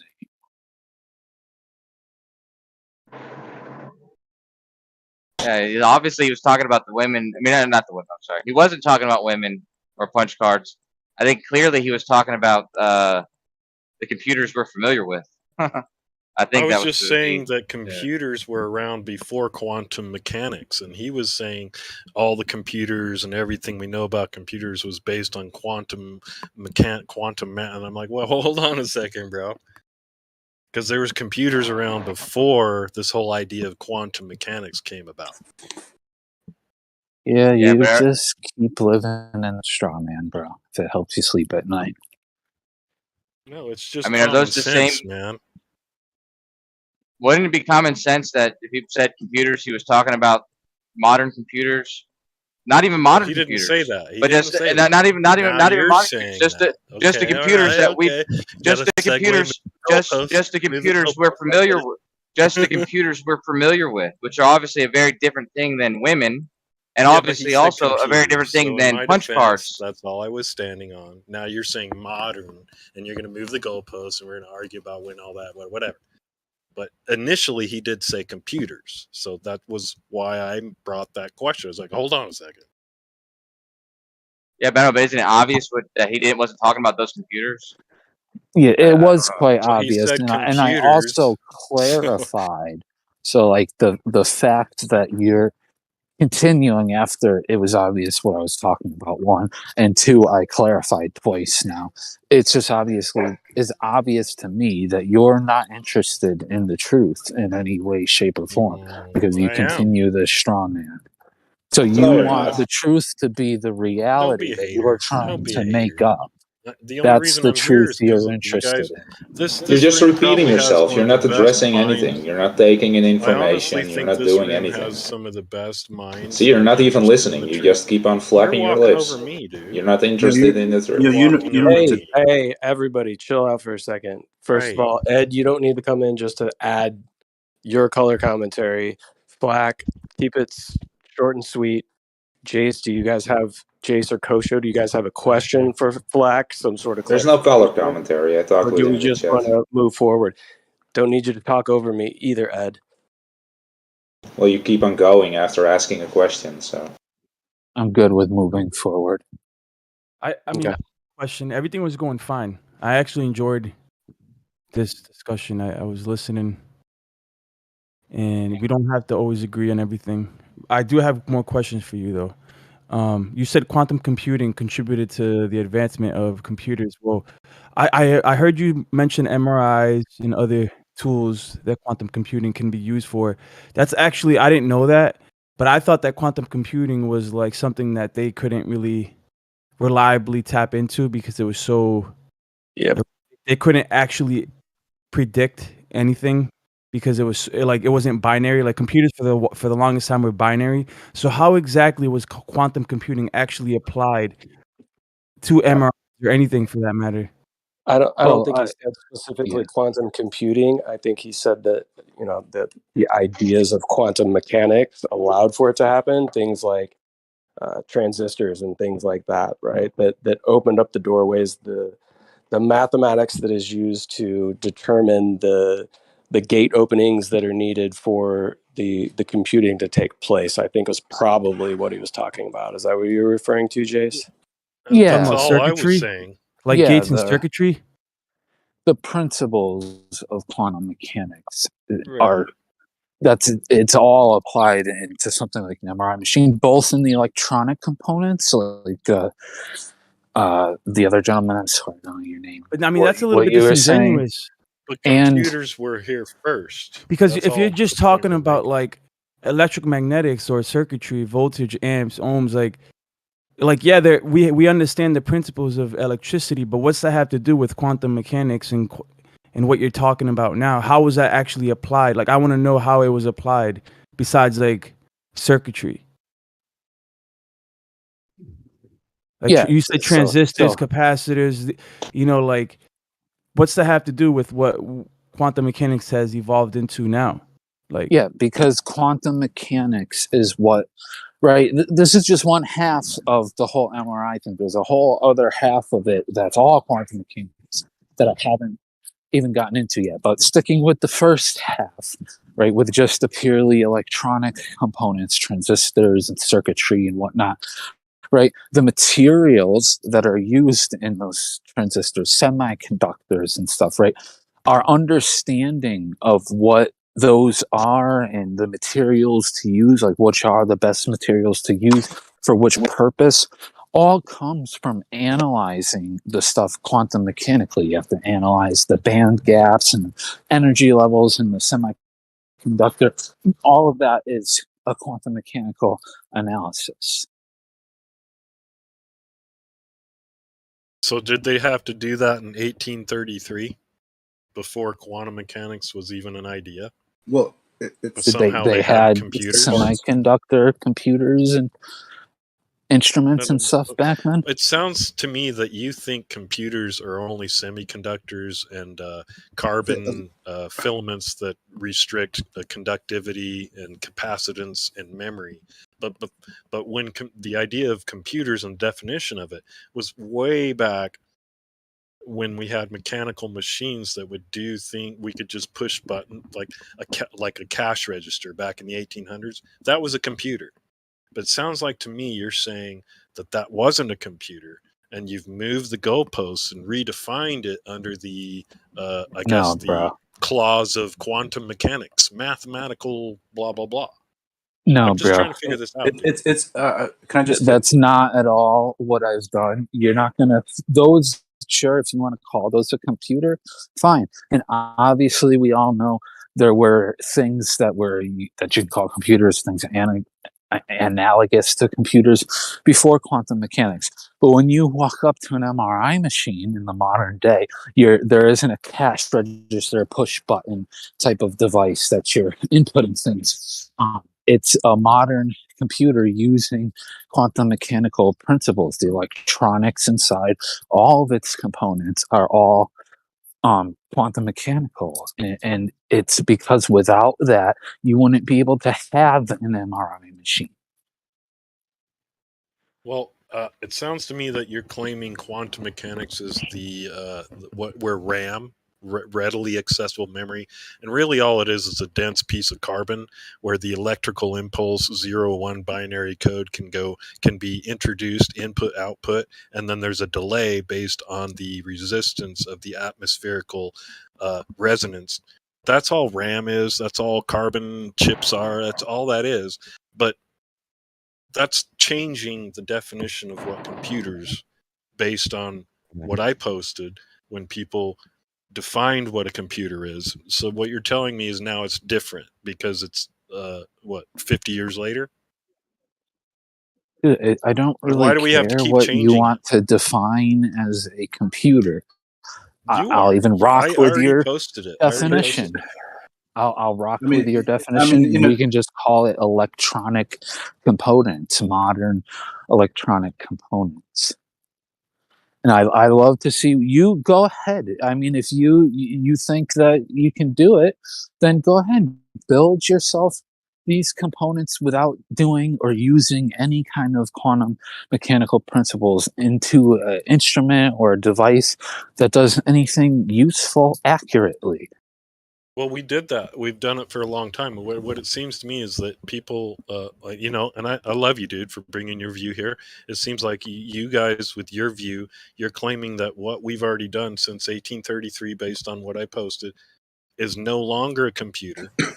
And we have to add this new label to it, call it a modern computer.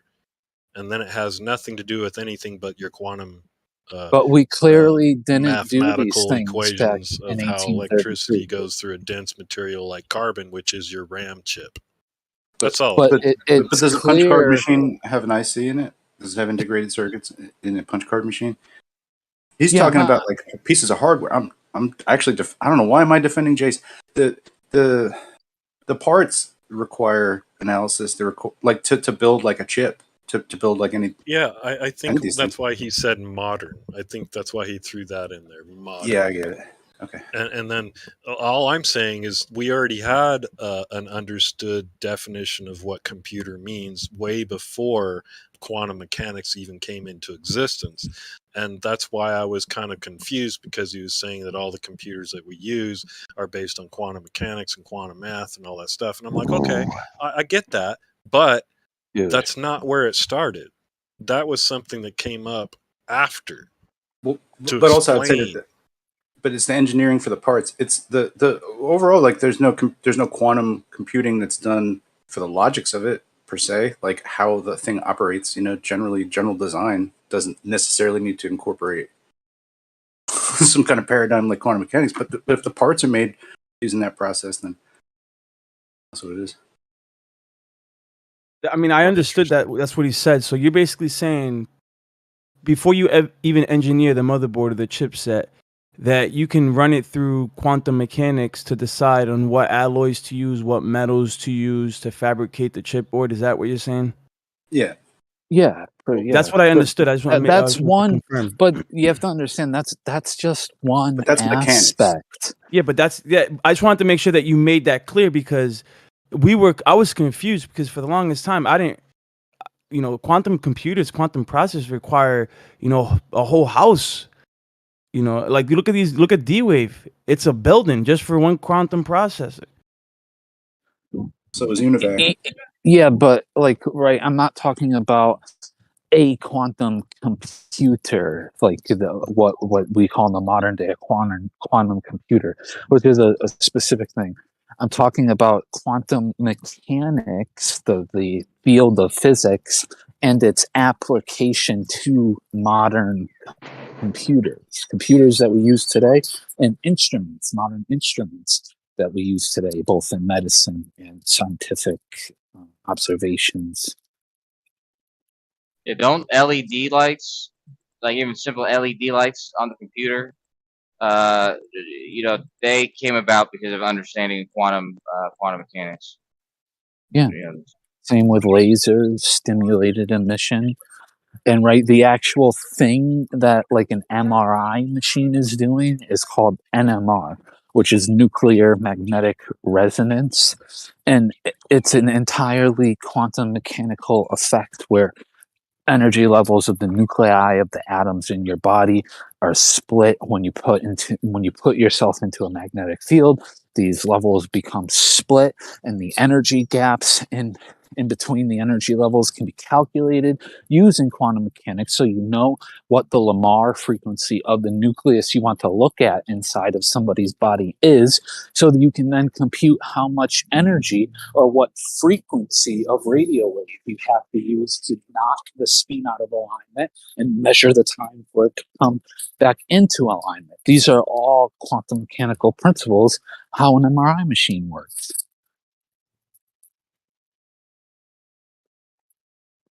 Are there virtual particles in the D-wave quantum computer? Does it produce them, or Yeah, these virtual particles you're talking about? What is a virtual particle? Come on, guys. Let's Hold think on a about second. this. Please, let me just ask him this question. Sorry. Yeah. Are there any virtual particles in the MRI machine?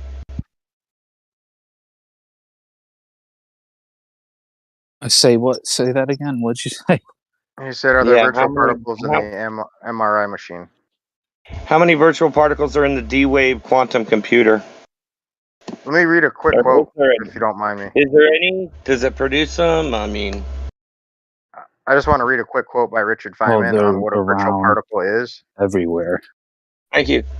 You can read that. Go ahead, man. Yeah. A virtual particle is an abstraction which facilitates in calculations and understanding.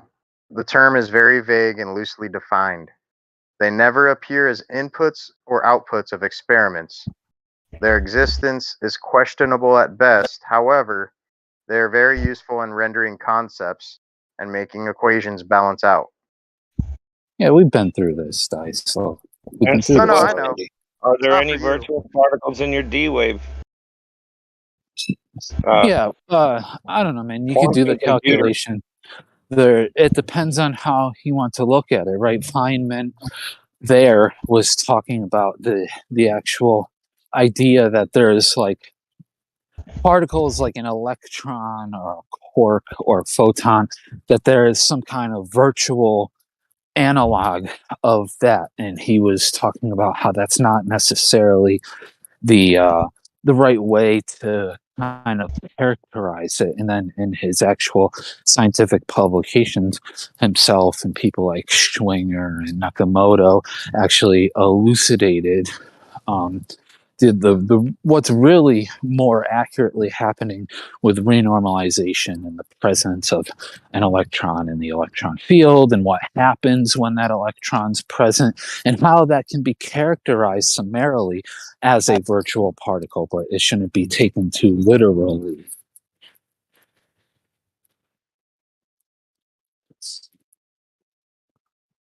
Was that sensical? I'm not entirely sure.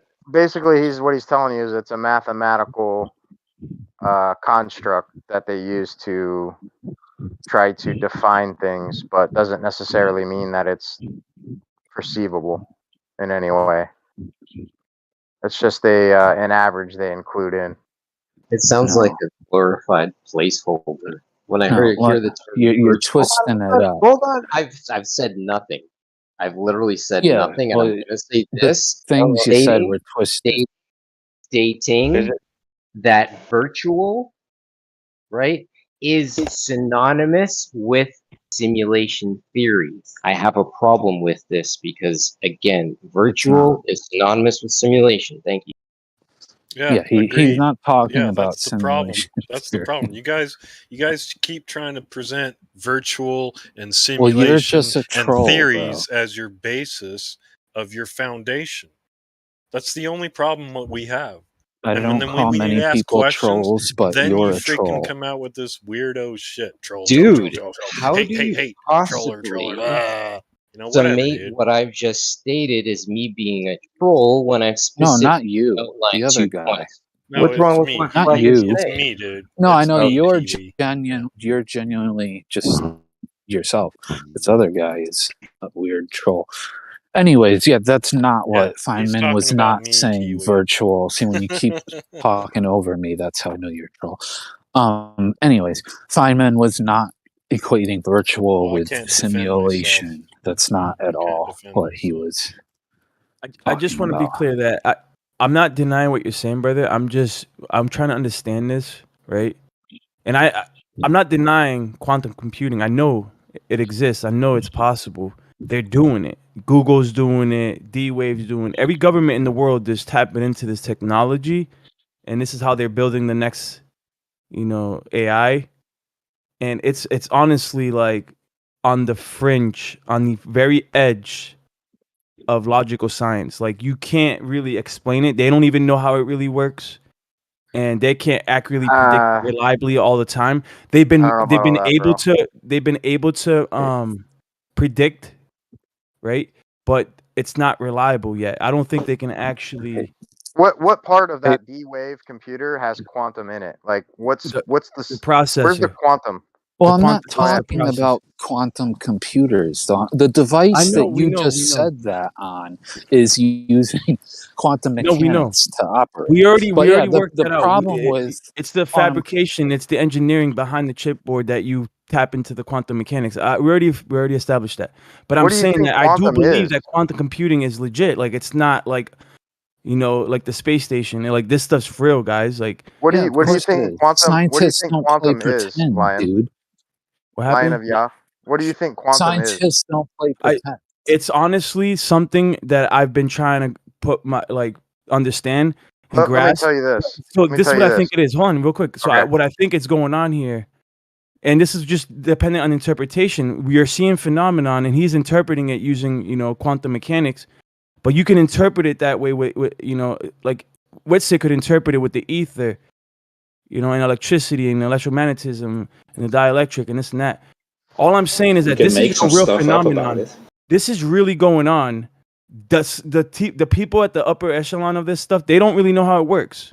They're trying to figure it out right now, but it you're works. kind of deviating because I asked you specifically, what do you mean when you say the word quantum? Like where is quantum in nature? Is there a specific place you can point to and say there's quantum? Yeah, no. every living thing, right, has a quantum processor. It is their brain. It works faster than the speed of light. Nobody can define consciousness, what it is. Nobody can measure it. It's ethereal, right? You can't taste it. You can't touch it. You can't measure it. It has no weight. You know what the ideology of quantum is all based on theoretical physics. Nobody can explain it, bro, because it's ethereal. You don't have tools to measure it. Do you know what the ideology of the word quantum comes from? I have no idea.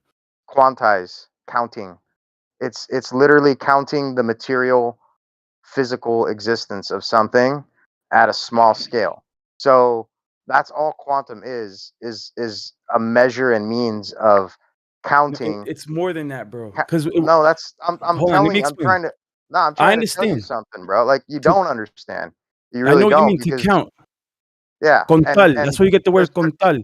So there's nowhere in nature that quantum exists, is what I'm trying to tell you. It's not a thing. I just told you, all bro. it is materialism. It's an atomistic Our perception. brains are organic, natural quantum computers, bro. That's what we have as brains. They're literally organic quantum computers, bro. So what they're trying to do, right, is I've got a replicate quantum that heating using device in my kitchen. It's called a microwave. Like I can call anything quantum. That doesn't say anything. What I'm trying to tell you is, if you understand quantum mechanics, bro, you have particles appearing and disappearing simultaneously. We're not talking about binary systems anymore. This is beyond that. This gets into the ethereal, bro. Nobody understands it. I have not heard any the physicists right now in the top of their line. They don't even know how to really explain it. It's all theoretical. They don't know what's going on there, bro.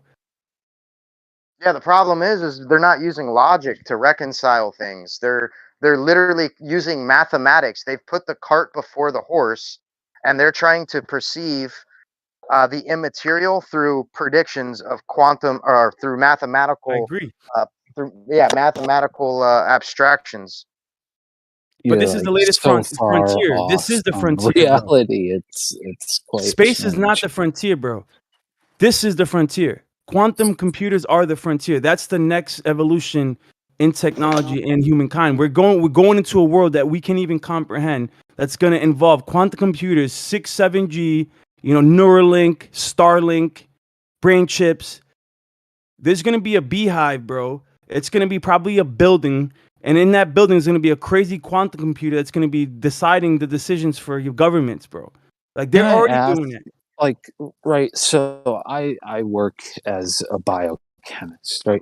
Why do you think someone like me or another biochemist or molecular biologist, whatever, doesn't matter, would have any interest in like turning you or the whole civilization into a brain chip or a brain computer? Like, why do you think that? According to Elon Musk, he says because if you can't beat him, join him. But Elon Musk doesn't have like the knowledge to do these things. He would need people like I don't even like Musk, bro. or a molecular biologist to do that for him. Listen, there are ethics, right? There are ethics involved in this that at the highest forms of government, even Google just fired a person that they hired for that specific reason. I forget what they were called, but they were involved in ethics, and they were there only to tell Google when they've gone too far. And this person spoke up, and they said that they've gone too far, that they're being ethically irresponsible. And that person was fired because AI is getting so strong that we don't know its limits right now, bro. Like, they can crack passwords right now if they wanted to. They can crack every password that we know. There's no firewall that can protect your computer or your database from quantum computers, bro. They can tap into any password, any firewall. There's nothing that can stop it. Why don't they just gather all the bitcoins in? Yeah, there's a lot of issues with quantum computers, man. It's hard to maintain an entangled state like that in an environment like that, and that's always going to be an issue. With what I know about it, I don't foresee really that issue being overcome in a practical way. Now, that doesn't mean it can't happen, but I think there's some huge barriers to this whole quantum computer taking over the world idea still. It's not Yeah, bro. It's like the internet, bro. It's like the internet. We never expected this thing to just wrap itself around the world, but that's what happened. Let me ask you a quick question, y'all. Do you think AI will ever become conscious? Is that what you're alluding? It's a possibility. I think that it's already somewhat conscious as we speak, because that's what that's what our brains are. Bro. Yeah. There's the disconnect, because when you talk to a lot of these Glovers that are understood upon like quantum relativity and all this extra stuff, they don't really think that. Like, I haven't really heard a Glover yet say that AI can ever become conscious, as in like a living conscious being. So you're kind of like putting yourself in a class of your own and saying that to a large degree. So I worked on a data center in Utah, Salt Lake City, Utah, and it was massive. Had like several thousand gallons of water just for the cooling system on those motherboards, those computers that were collecting data, and they said they could store all the data on the Earth for 100,000 years. Every single piece of information on the Earth for 100,000 years. That's how powerful those computers are at that data center in Salt Lake City, but there's several of them worldwide. And they can't, they can't replicate an eyeball. The insinuation that we're like plotting that regular scientists are gonna like try to take over the world or do these evil things, Right. It just hasn't been my experience in scientific fields. I haven't met anyone who has that kind of interest, right? Like you can say maybe these world elites may, because who knows, they do fucked up shit all the time, but they aren't in, all they have is the money. They aren't really in the intellectual position to actually carry these things out. They would need your average everyday scientist to do that for them. And I just don't see that coming to fruition. Like, I have a hard time just getting the ethics board to approve an animal study for me, never mind trying to take over human beings. Get on that data center, and they got fences all around it. Well, why would they have this massive computer collecting data, every piece of data on the Earth for 100,000 years? What would they use that for? What? But yeah, and I'm not saying that they're going to take over like it's going to be some dystopian state. That's not what I'm saying. It's a slow progression that eventually leads to that. When human beings start messing with, like, you know, nature and genetics and nuclear fuel and everything that's possible, they don't think about the ultimate consequences. They do it anyways, bro. Like, they tried nuking the moon. They tried nuking the firmament, if you believe in the firmament. They do whatever they, you know, they don't care, bro, about the repercussions. So you're thinking about morality like they really give a shit. They don't know where this is gonna end up. They're gonna do it anyways. But who is they? I'm telling you, it's Though? already Who happening. is That was they? years ago. They are just generic people, right? That are just continuing to push the limits of technology, bro. Do you really think they gave a shit when they tried nuking the moon, bro? I'm unfamiliar with this nuking the moon thing. Can you tell me a little more about that? I've heard about the firmament one, but not the moon. Yeah, bro. They've tried all kinds of crazy shit. Well, When did they do this shot stuff? high explosives into the air. It's under Operation Dominic, bro. There's like 30 missions, declassified missions, bro. That's just one of them. They try to nuke the moon. Again, now this adds another. So they have this master plan, and then they declassified it for all you guys to see. Like, that Usually doesn't make takes 30 any years. sense. Yeah, it usually takes 30 years to declassify something, bro. Yeah, By the we time got all you the heard about it, it was documents. 30 years ago. Whoa, he's not even lying, guys. This is true. Project A119, 1958, United States Air Force. Aim of the project was to detonate a nuclear bomb on the moon. What the but did fuck? they do that? Wasn't that before they ever sent anything to the moon? I don't know if they did it, but They tried, bro. They couldn't reach it, dude. That's what happened. the fuck? They hadn't sent anything to the moon at that point. Dude, Yeah, they but they tried, had but you plans. can't get to the moon, bro.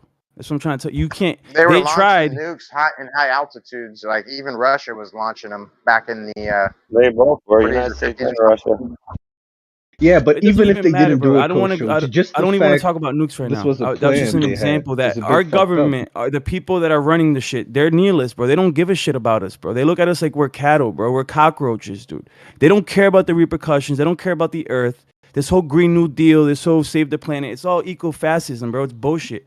If they really cared about the earth, you think they'd be nuking trying to nuke the firmament? We'd be growing hemp everywhere.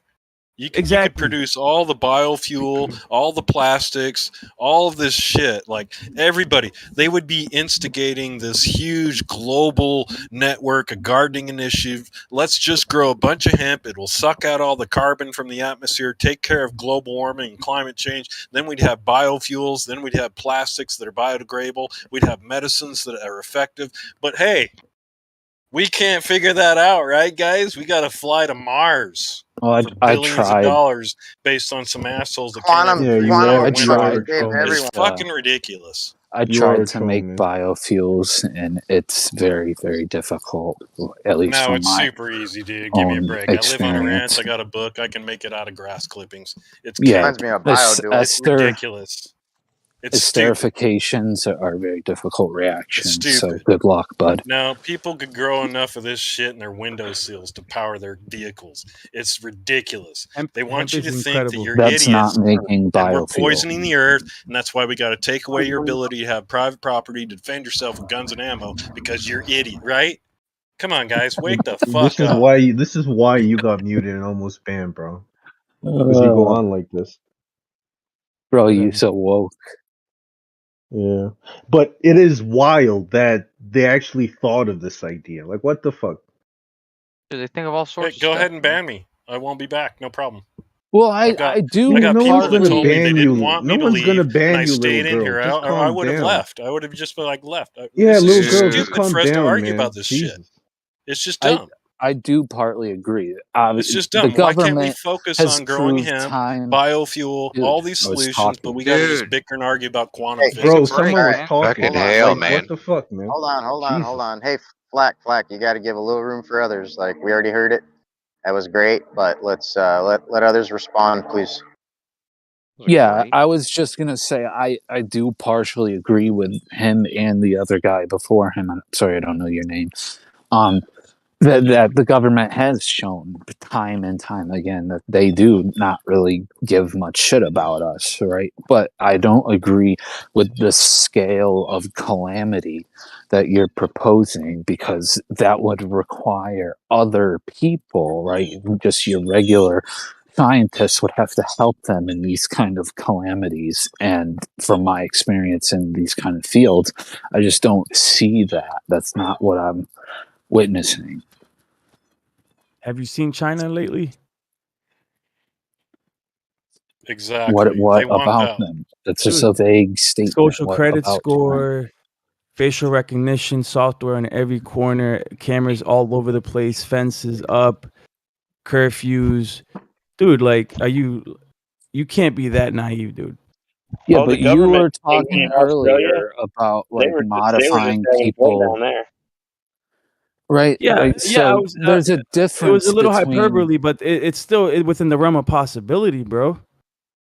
yeah, You but can't tell me there's a that big we don't. You difference. can't. If in 30 years, God for all we damn know, it. because what Elon Musk is doing right now, he's trying to develop a machine, and I've seen the machine. I've seen the blueprints to it. Dude, you'll be able to get a brain chip in the middle of the mall, dude. It's like getting a piercing. You'll sit on a chair. The computer will surgically implant a chip into the back of your forearm magnum, and then you're good to go. You don't think that's a possibility? You think that's too far fetched? Yeah. Yes. All right, then Yeah, that sounds like a movie, man. all right. It is what it is. Sounds like a movie called Total Recall. Yeah. Exactly. Doesn't he go to the mall and get that thing, that hypnosis thing? Yeah, like But that's what I mean. I've seen that in a movie. It's more like idiocracy. What's the best? What's I mean, we're in idiocracy get your right ass to now. Mars. Get your ass to Mars. Idiocracy. Yeah, That's that's where where we're we're at at. right now. People We're think at it's in the future. It's idiocracy. like, dude, we're looking We at it ain't right total now. recall. We in idiocracy going on around here. That's right. Yeah. I see it happening within the next century, man. Honestly, maybe within the next 20 years. But Dude, you I'm won't live watching to it right see I it now. don't then. think it's gonna take that long, fellas. Not in this not in this condition. We going down fast. This boat's going down. It's No, not it's easy. not. Elon Musk can barely run Twitter. How is he going to control the world with these brain chips? Like, how He's not does the he only do one that? developing it, though. There are people right now working with nanotechnology that have actually developed a better prototype of a brain chip than Elon Musk. Elon Musk is like you said, he's not that smart. There are people that are been working on this technology for a very long time, bro, and they're gonna be implementing in them probably through like, instead of like an actual chip, it'll be more like an injection. Instead of a surgical procedure, it'll be more like an injection. Elon likes shooting cars to the moon or whatever, Mars or whatever. He likes shooting stuff on rockets like his car. Yeah. I think he's just, he's a genius. Yeah. But the merging of human beings with AI or with computers, it's not too far fetched, bro. I thought Elon's idea was not a chip at all whatsoever. It was actually what he called a neural lace, right? Like an injectable thing that kind of goes throughout all your synapses in your brain and creates a neurological, like, interlacing mesh. I think it was a Neuralink, unless he changed it. He was talking about getting one first. Yeah, no Well, thanks. unless he has some kind of secret technology, right? Like regular biochemistry is quite far. Like we're just now beginning to even understand the brain in a sophisticated way. Never mind trying to inject something that can lace through all your synapses and stuff like that's Well, far with ahead. nanotechnology, I don't think it's too would far out agree. of reach. When you can have something construct How do they itself know where to inside the go? system. How do they Well, it's know all where to go and what synapse to occupy and how to communicate that? And I don't think it'll ever happen. Yeah, I think it's nothing just all kind of like behind that, scare though. tactics There's nothing nefarious to behind put out on the everybody news in their head. to get people in fear.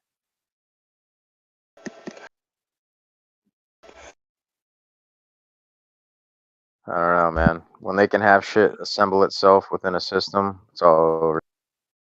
Yeah, it's all good. They're outside the 60th parallel on their Epstein Islands on maps you've never seen, dude. We're in the petri dish. They're just having fun. It doesn't matter. Like they would love us to just kill each other, and then they'll just come out here and take over the resources and shit. You know, but they're just Who's going to having fun. finance them? Who's going to finance them if they kill the population off? They've already. This is their deal. They've already already raped think and they killed. think they've already stolen enough wealth from the petri dish. They've relocated outside the 60th parallel on private islands you've never seen, and they're going to use robots to grow their food. They got AI and robots. This is what they're telling their clubs. This is what they're telling all these guys. They're like, oh, hey, just sell your soul. Hey, come with us, and you'll be okay because we got robots. You can just sit on your ass, and we're just gonna feed. We're gonna feed like the awesome parasites we are in the petri dish here. The circumcision. What about all fins, the what about all the That's the hundreds of thousands circumcision of fins? hundreds of thousands of people that go missing each year? Well, they don't care. Yeah. They couldn't Well, I'm just care saying. less. That's Just the thing saying. is What? you guys don't get it. Is they don't care. They want us dead. They've already Yeah. scooped everything they want. They've already They've already labeled gotten you their ice dead. cream, dude. They've already got the technology. Now we're just experiencing their little experiments. They're going to try 5G, a little COVID. Oh, sorry, I don't know if that's good here, but they're just this is entertainment for them, guys. And until we actually start working together and focusing on what we can do in our neighborhoods, in our local communities to create a secure food, water, and shelter space, we're going to be their bitches and slaves. So what are you doing? Period. Like, what are you doing in your local community? Oh, I'm growing food. I got a farmer's market. I live on a ranch. I got tons of guns and ammo, and I talk about this shit. Like, hey, you guys, instead of bitching and moaning about they and these freaks that apparently you think rule your life, how about you get out there, grow some microgreens, get But a you are garden literally going. here bitching about them, bro. No, I'm not. I don't care. Yes, Dude, you I'm here, are. dude. You've been doing that I the will. last hour, bro. Oh, I'm bitching about the people that claim that they are their rulers. There's a difference. No, you bitching about There's something that all of people. us can do individually in our own space. Even if you live in a stack and pack. I grew 300 tomato plants in a stack and pack, a 1-bedroom apartment with a generator I built myself. I didn't pay That's for what's up. fuel. I didn't pay for nothing. I'm like, wait a second. How come this shit works and how come nobody's talking about it? And then when I talk about it, everybody wants to attack me. There's a problem there. What? I'm trying to grow Yeah, there's a vegetables. problem when people don't want to produce their own food and secure their shelter in their own proximity. There's a problem when they're sticking their faces to their screens and thinking that somebody up there on the stage is going to change shit when all they're doing is stealing from them. You work from your personal proximity, your situational awareness, and you work out.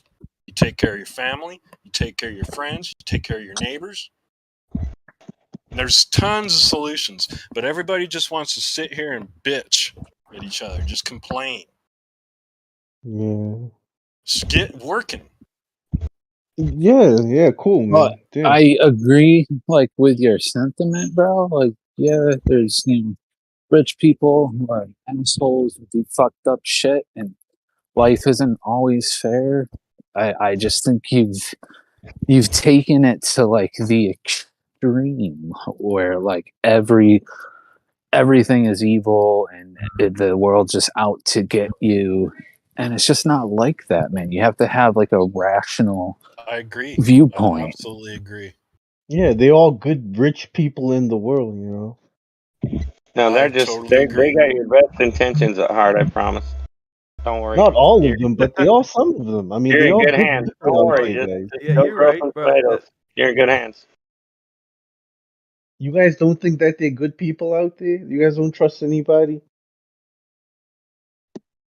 Listen, I'm an optimist, bro, but at the same time, Are you really lying? yeah, because I know that. Yeah, I know the everlasting life is a reality, bro. I'm just gonna garden follow the is real. song and just get some popcorn and watch them, mock them on their way to destruction. I guess it's just retarded. Well, I mean, that's all what do you good. guys? If we're all What do you gonna guys go down, do I'm gonna for go like down on my fun? feet. Do you guys have I didn't mean to hobbies? interrupt I mean, you guys got kids. You guys have any aspirations, hopes for the future? Hope for your children? Like, or is it just we're fucked and we gotta get guns? I already got 2 gas masks, right? I got one for my son, one for myself, right? It's biological, it's radiological, it's everything, bro, right? I have a bunch of food storage. I got an AR-15. I got ammo. Listen, I'm ready, bro. And if you are military, hold on, listen. What are you ready but this is what you don't understand, bro. If you are a responsible alpha male of your family, you got to be militant, bro, and you got to be prepared. You got to have Why do I situational need awareness to be everywhere that militant you go, living in bro. North America? You don't number get it, one. bro. And number two, what are you so ready for? You gotta have situational awareness wherever you go. You gotta expect the unexpected. You can't be complacent, right? And you gotta be prepared, bro. It's part of being a man. Super player. That's it. I'm prepared. I got money tucked away for a rainy day. I got family all over the world. You know, if shit goes down, I can be out of here in 2 days. But what is it you guys are so prepared for? Listen, back in the day, it wasn't. This was normal, bro. Our grandfathers, they stored food over the winter, they were bro. It was living in a lawless country. No. This is what people did for ages, dude. It wasn't until like the last 80 years where humankind and men especially have been like demasculated to the point where we don't recognize what it means to be militant anymore. We think that everything's gonna go nice and forever, dude, and everything's gonna be perfect.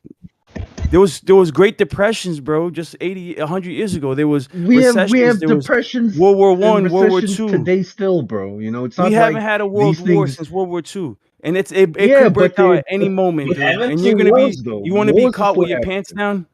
Are you telling me wars aren't happening? Wars what I'm saying is that I mean, you are making it sound like all of the problems of the world stopped long ago. Yada yada yada. I just want to know, what is it we need to be so prepared for? Like what's gonna happen? Listen, there are a multitude, a plethora of possibilities, dude. I can't tell you exactly what, but I just mentioned World War III is one, right? Biological warfare is two. Middle East. We are doing number 4 right now. We just went through a virus scare that didn't really amount to much. Thank Yah, right? It could have been a lot worse. Luckily, it was more of like a pandemic. Dude, I don't know. I mean, I believe a lot worse. Like it could have been 2 out of 10 people dead. 1 out of 10 people dead. It could have been 10%, right? Yeah, but then what do you need a gun for? Dude, you're asking me about theoretical situations. What do I need a gun for? Well, if society collapses because of a virus, right? And nobody wants to go to work because they're scared to go to work, right?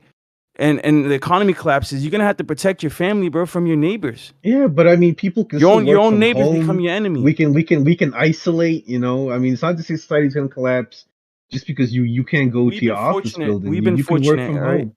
I understand, bro. We've been fortunate. We've been living good, but we can't be complacent because we've been. I don't good know, for man. so long. Lying to me just sounds like you have no hope in the future. Like you feel some shit's about to go down. You are pessimistic as hell. You know, there's not a single bright thought coming out from you. You know, you have no hope for the future. It's like you feel your son's not gonna live to see his 21st birthday because the war's gonna break out. You know, like it's wild with you, bro. I feel you, That's bro. what you're saying he That's fine feels, though. dude. That's I'm just militant. ridiculous. Look at these guys. They have to throw those labels at you so they feel better about their confusion of your standing. What do you mean? He explained himself. I'm saying everything based on what he said. I'm not, throwing words out So there. then cool, This accept is it. what You don't Lion have said. any. He's just expressing his standing. So why do you have to rebuttal it and claim that he's a Because I weirdo want to. for this and that, Why this and can't that? I? Do I not have a right to Well, you express my can, opinion as but that's well? what reveals you as the provocateur. How am I the Right? provocateur? I was just asking him questions. He answered them, and I And gave then when he my expressed opinion on that, it. then you came at him and attacked, like you tried to pick apart his character and his standing on his expression. When really you should just sit there and be like, "Huh, okay, No, that's but how it's you all right, feel. bro. All right, I I'm respect not that." offended. No, I mean, I Lion's my respect you, bro, guy. I because mean, there's a yeah. lot of people out there that think the same of me. You're not the only one, bro. Oh, dude, I get it, dude. I get before attacked like COVID hit. I mean, nobody oh else shit, on I these said No, servers. you're a whole weirdo, Flack. You're just a Yeah. strange guy. I'm one of those doomsday preppers. I'm one of those weird guys. No, not you, Lion. I'm saying the other guy. That's why my name's Flack, because you guys all Yeah. throw it at me. You're cool, You don't Lion. like I it when you just get it think back. That's what's funny, is you don't like it need to when you have get it a back. bit more hope in the future. You know, the world isn't all bad, man. Oh, I'm wide open, dude. Like, have you ever traveled outside of the country, Lion? Yes. I've been to I'm not Canada. talking to you, Flack. I've been to I'm not talking- Ontario, Quebec, Jeez. Montreal, Puerto Fucking Rico. I was born in Puerto Rico. Nice. And you've seen that, they are things in the world that are beautiful, that are worth living for and having optimism for, right? Yeah, bro. and Listen, this I'm place is the best place I'm to talking get to here. Lion, not you, Flack. No, Shut I the am fuck optimist, up. bro. Like I told you, like I have. You said my name. I thought you were talking to me, dude. So. I did not say anything. I have Go hope ahead, for Lion. y'all's people, bro. I have hope for y'all's people if we're obedient, right? And we're faithful and we walk in righteousness. There is hope for us, bro. That's part of the gospel message, right? To be resurrected with incorruptible bodies, bro. Like that's my hope. It's not this life, but the next life. That's what you should be focused on, not That's what's up. Nothing else. Nothing else, man. Isaiah said, "Don't call a conspiracy what they call a conspiracy. Don't fear what they fear. Only fear what Yah can do to you." So Exactly. yeah, You shouldn't be out here right. fearing other men, you know? Yeah, don't call a conspiracy what they do. And when I mean they, believe me, they know who I'm talking about.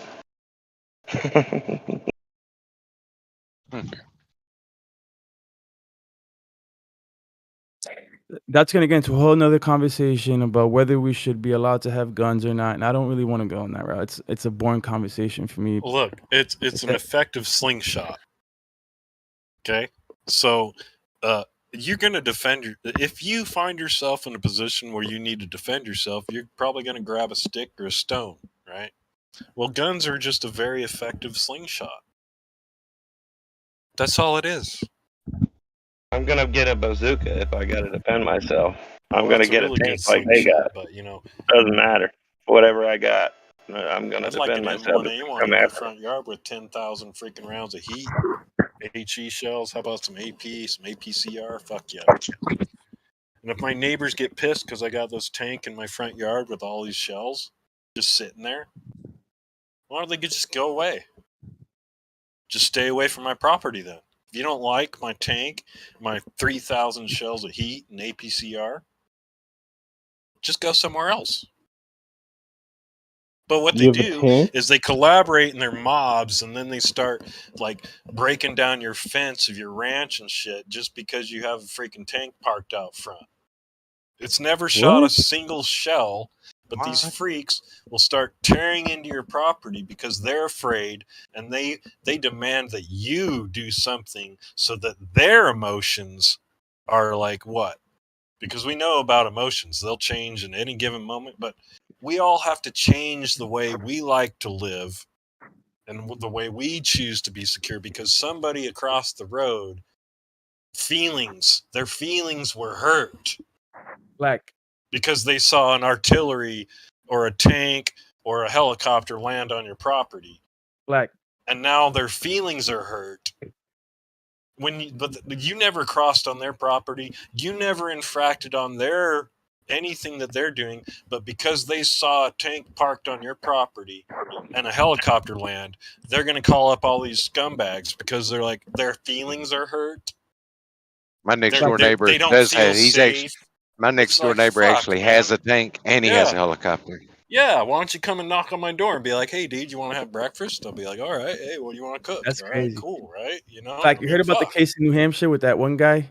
He was ex-military, and he like barricaded himself in his house. He didn't want to pay taxes. You heard about that? Well, they were gonna arrest him, right? But they were afraid. They had ATF and FBI agents in ghillie suits hiding in his property, bro, just looking at him, spying on him. Him being a militant individual, ex-military, he had he like seen things moving in the bushes, and come to find, he thought it was people were trying to rob him or something. He didn't know it was the FBI. They weren't wearing badges. They were concealed. He went inside, grabbed his gun, right? Him and his son, and they stepped outside to go see what was going on while they were armed, and they ended up getting into a shootout with the FBI that they didn't know was the FBI at the time. His son got shot, and his wife came out with her newborn. Her newborn was like 6 months old. Newborn got shot. His son got shot. The only one that didn't get shot was his wife. I think that, I'm not sure if he got shot too, but yeah, it was a crazy case. It went down recently. The FBI was I don't care actually what kind of badges or shit they're holding. If they're going to come in on my family like that, I'm going to unload every freaking piece of ammo I got. They can deal with it. And then everybody else can bitch at me for being a terrorist when all I was doing is standing on my land defending my family. I don't care. I'll go to the next life with that freaking honor. I will defend my family. How about we move the conversation? Yeah. Sure. Yeah, let's talk about something else. Yeah, I'll get This fired is up getting with this weird. shit. Like we're talking about killing people now. Like, damn. No, we're talking about defending our homeland. You know, you're talking about murdering people, bro. But let's just talk about something. This isn't. If some parasites want to come into my land, they might get shot. Flack. Hey, but Just saying, dude. can't advocate for I'm not things about like murder, that. dude. Do you Fuck hear murder. me? Do you hear me? All right, sorry. I have to mute you, Flack. Coming in as a point of moderation to say we need to move the conversation on from this topic. All right? Does anybody have anything that they would like to talk about, non-relating to what we were just talking about? He's not listening, he's typing. Yeah, what's up with all these Jews anyway? Said that. Damn.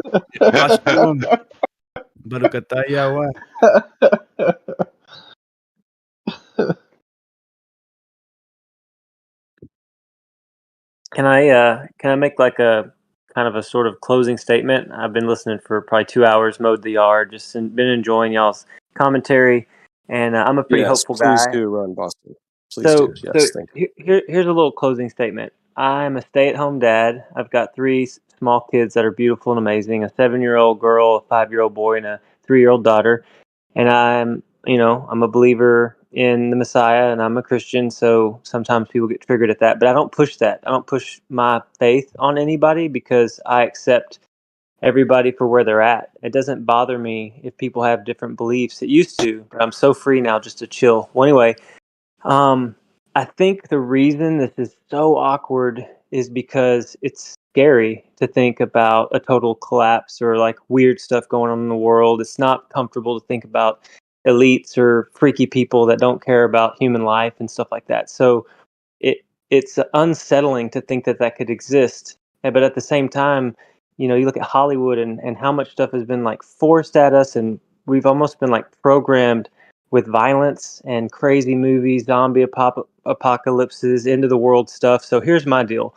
I'm going to keep loving my wife with all my heart and trying to bring glory to God with how I live my life and how I treat my fellow man. I'm going to keep taking care of my kids, making memories with them, laughing, playing. I'm an endurance athlete, so I'm going to keep training. I'm going to keep racing. I'm going to keep status quo, but I do have some backup food. I do have a water purifier. I do have a couple pistols. I pray with my wife that we never have to use them ever in defense. But if we do, if somebody comes up in the house, like, help us to shoot straight. I'm a real dude, but I understand what Lion's saying, because if there is a crazy collapse, you do want to protect at least your home and inside your home. If somebody's coming up in there to hurt you or your kids, you want to protect yourself. Now, on top of all this, you look at the food industry and everyone's being violently poisoned at all times with like additives and just crazy bad stuff, toxic stuff that makes you sick, that feeds into the medical system. That's like, holy crap, they just want to keep you sick.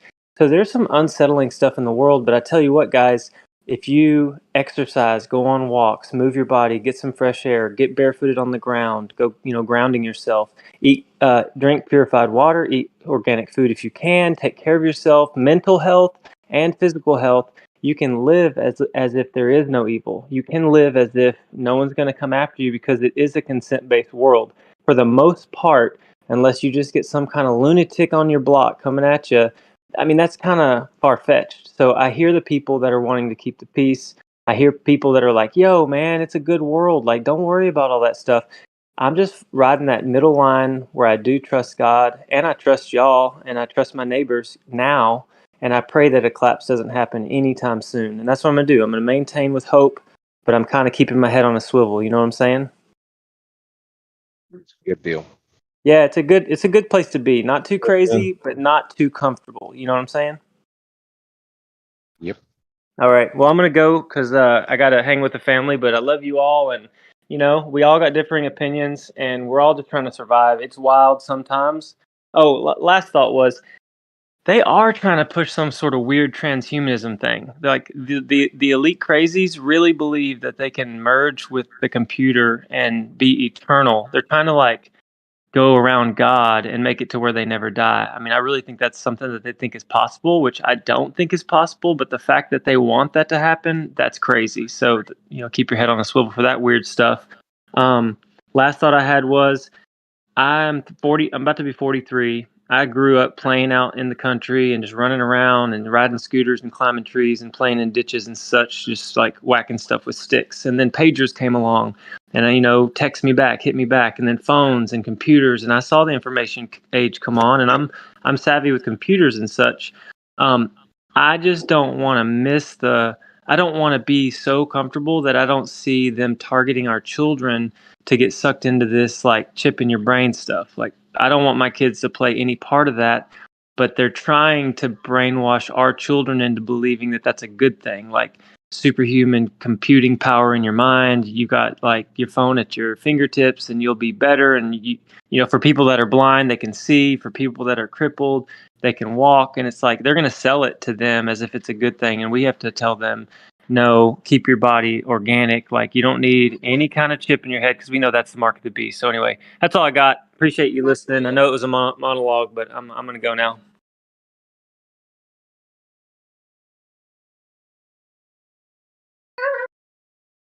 Thank y'all for listening anyway.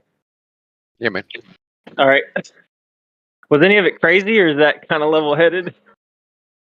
That's pretty level. I mean, it just is what it is. We're trying to figure it out, right?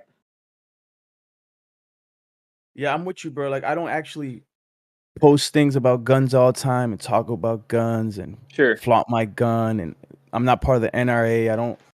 I'm not all about this pro-gun, all this gun stuff. Like, I understand its importance, but you won't see me emphasizing it or being too vocal about it. It's not my identity. Well, the cool thing is, as much as I just said, I've got less fear than I've ever had. Like, I used to fear what you guys thought about me. I used to be so worried about like how I sounded and self-esteem stuff. I don't fear death. I don't fear man. I think love is the answer. Like, not just sit around and marinate in love. Like, have your head on a swivel, love your fellow man, take care of your own, and that's gonna move us forward as humanity, is love. So that's what I preach, man. So take care, y'all. Lion, I always like what you say. I mean, everybody, flack all y'all. I know that sometimes we get off the rails, but everybody that says anything, I'm like, picking out the little nuggets and trying to take the good from it. And if you guys say something crazy, I leave it right with you because I don't want any of the crazy. But I'm not calling anybody crazy. Thanks, y'all. Bye. Later, Boston. Peace.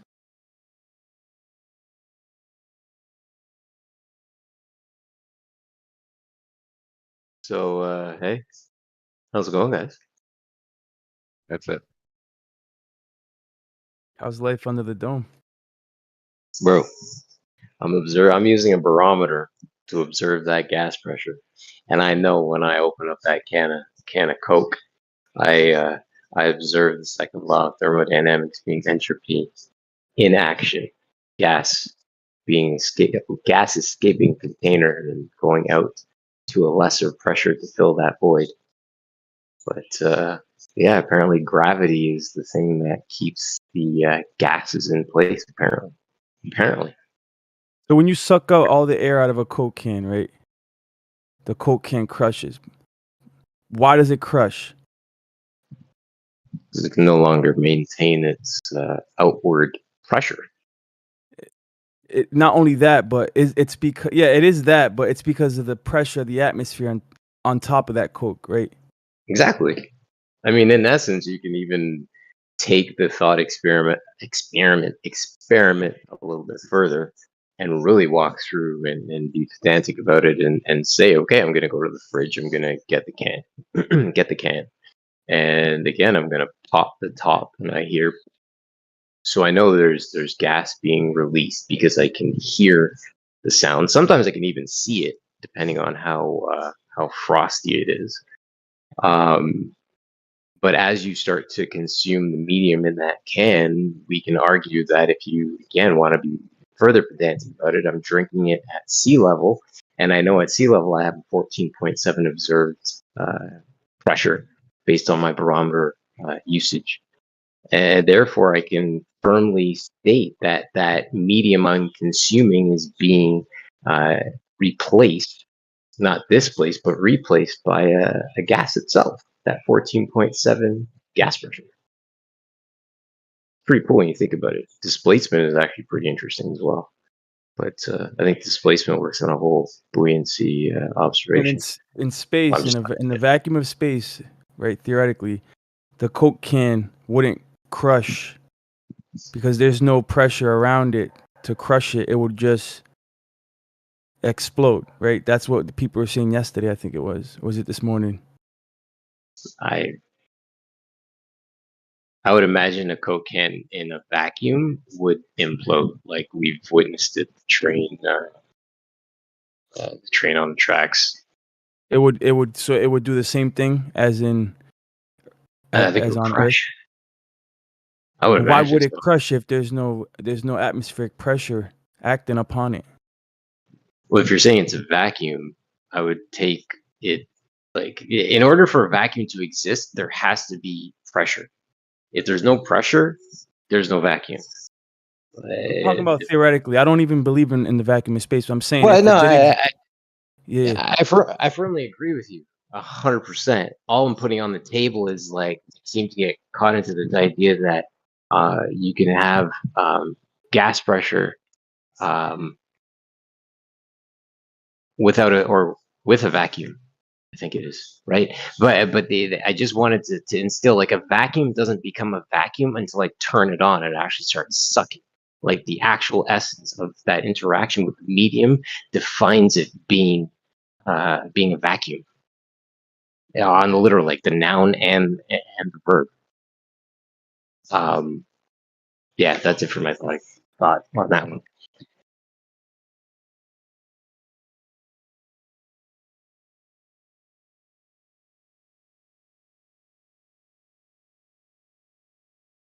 Like I was thinking about this. I was really trying to think about this. I think that if you did bring a Coke can to space, right, and opened it up, or even if you didn't open it up, it would be better to have it open when it got into space, and I don't think anything would happen to it if it was already open.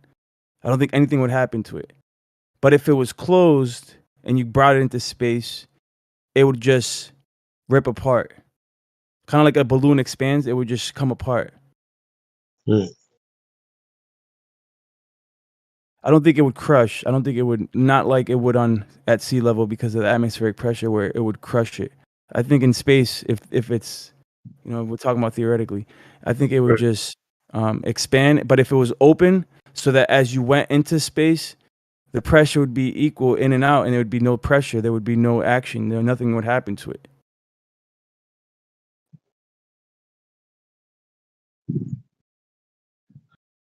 One of the Joe Rogan had an astronaut on his channel, his podcast. Apparently, this guy's like a twin brother. He's a twin brother on Earth. This guy went to space for like a day short of like 6 months or something. But he was talking about doing a spacewalk and doing work on the, I believe he said the space station or the shuttle. I can't recall exactly what. But what I found interesting is he made the connection that a part wouldn't fit.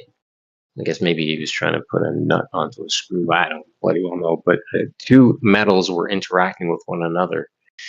And he specifically went to the fact that he just waited for the sun to rotate into position, and then he put that metal object in its direct light, and it allowed for the expansion of the object so that he could then thread the object onto the bolt. So I'm thinking to myself, expansion and contraction in space. They're making claims of an interaction with the sun, which causes an expansion. I'm also wondering about, as you say, how a vacuum would interact with an open canister. Structural integrity gets questioned. Who knows? 'Cause, I mean, we've all maybe, I don't know who here has drank a Sapporo beer, but the King cans, those things are like reinforced steel. You can't crush those bitches for shit. But I digress. Thanks for the chat, Line. Appreciate it, man, as always. Yeah, likewise, bro.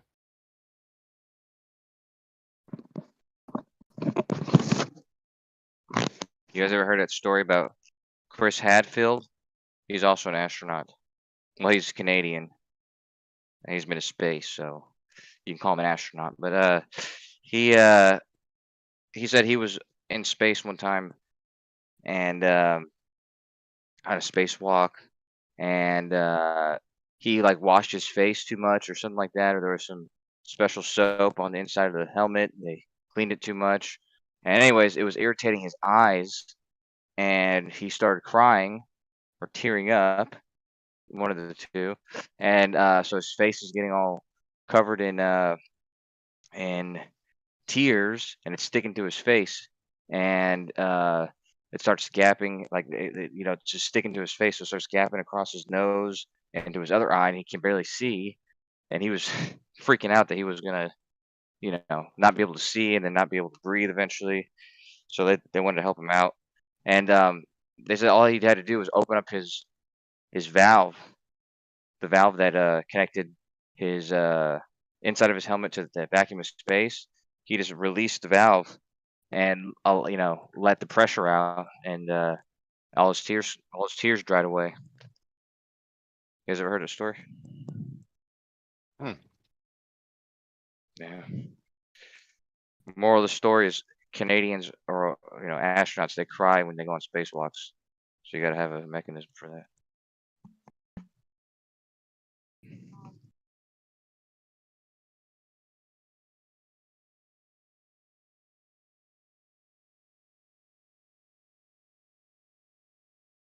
Wait a minute.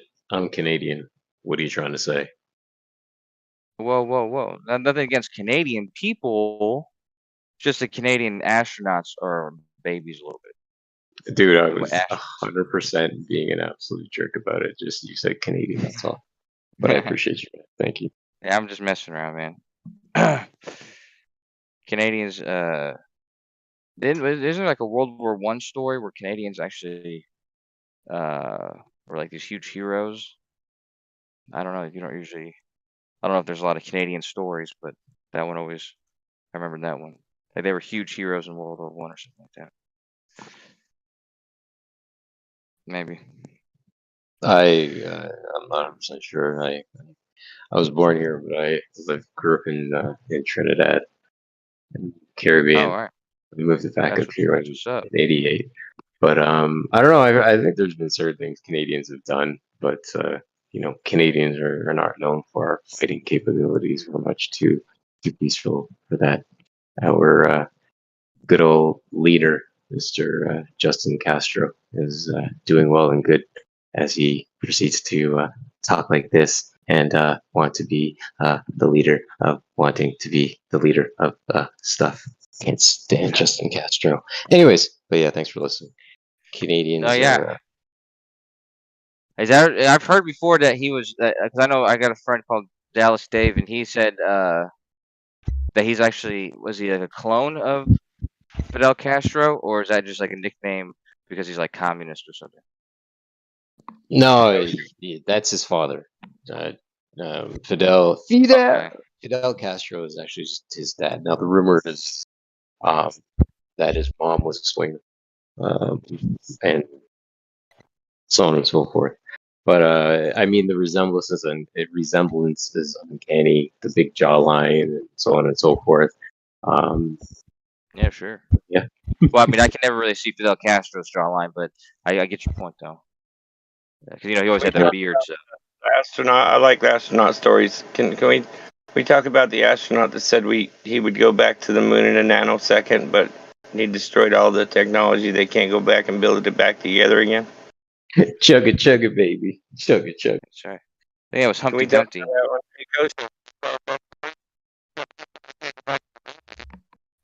about that? Sounds like one of the Peanuts Who let adults. Peanuts in the chat? Or is it? No, it's not Charlie Brown. It's Peanuts, right? Yeah, well, same thing. Same thing, yeah. It is what it sounds like, though. But yeah, that guy. What's his name? It sounded like you were talking about Humpty Dumpty, but I think you're talking about Don Pettit. Don That's Pettit. him. He's actually, yeah, he's. I mean, people know I'm fond of Don Pettit, so I mean, I think he did say that. That's true. He wanted to go back. Mwah, mwah, mwah.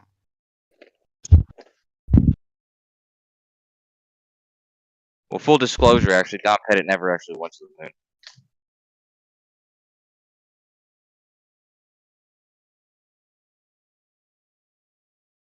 What you talking about, Willis? No, the other gentleman, the guy who before he broke up, he was talking about how Don Pettit said that he'd go back to the moon in a nanosecond, but we destroyed the technology, and it's difficult to build it back up. I don't disagree. That's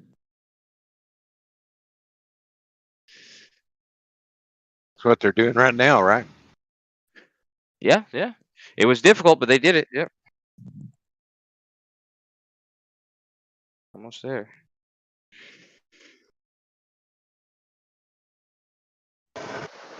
I got really excited when I saw the press conference. They explaining how they were going to live feed the whole entire mission. I said, "Right on! Finally, we get to see something." Yeah, there is some new technology. They're gonna try to stream the moon footage through laser, some kind of laser technology where they can transmit the signal. Oh yeah. Yeah. Yeah. bet. Like I forget what it's called, but yeah. High definition.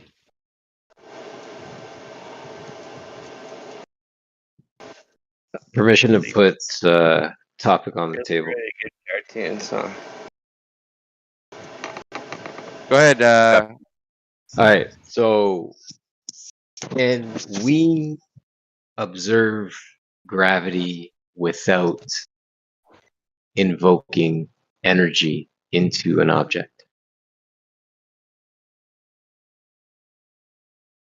I'm not sure I understand your question, but I think So, yes. like, Maybe to no, maybe.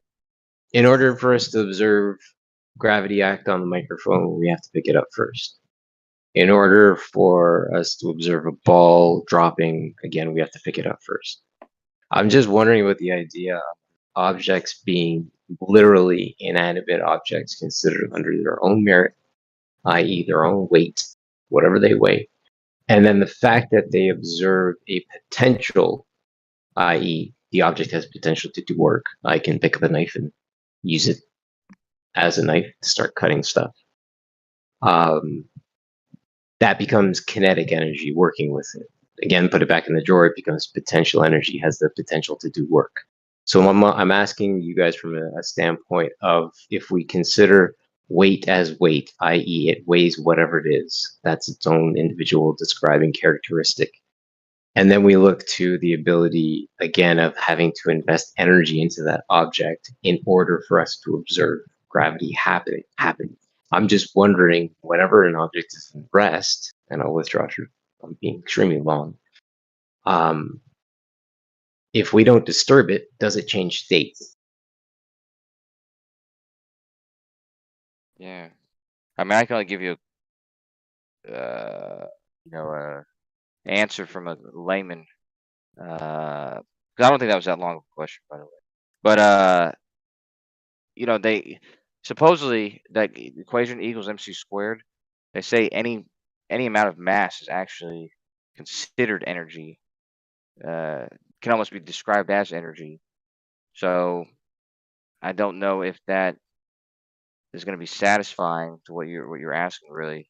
But so technically, with your original question, can you have gravity without there being any sort of intrinsic energy exchange or energy involved? I'd say no for that reason, but I think you might be asking a different question than that. Is that right? No, I think you got the tricks of it. It requires energy to lift the That's what I'm saying. object, but exactly left when you let it go, it succumbs to the forces that are acting upon it. Exactly. No, and that's totally cool, and that's where going to. And again, gentlemen, please realize that I started this word last year at some point in time, so I'm learning, how things are explained and whatnot. And this is where it talks about an electromagnetics, electrostatics. I start to really pay attention because I think about the actual investment of energy that's required, again, in order to observe gravity happen. And I'm going to be really long about this one because I love talking about it. I pick up a rock. The rock weighs 10 pounds. I get into a helicopter. That helicopter takes me to an altitude of 1,000 feet. I know that there's work being done because I'm carrying the object. I'm holding it in my muscles. I see my forearm contracting and so on and so forth.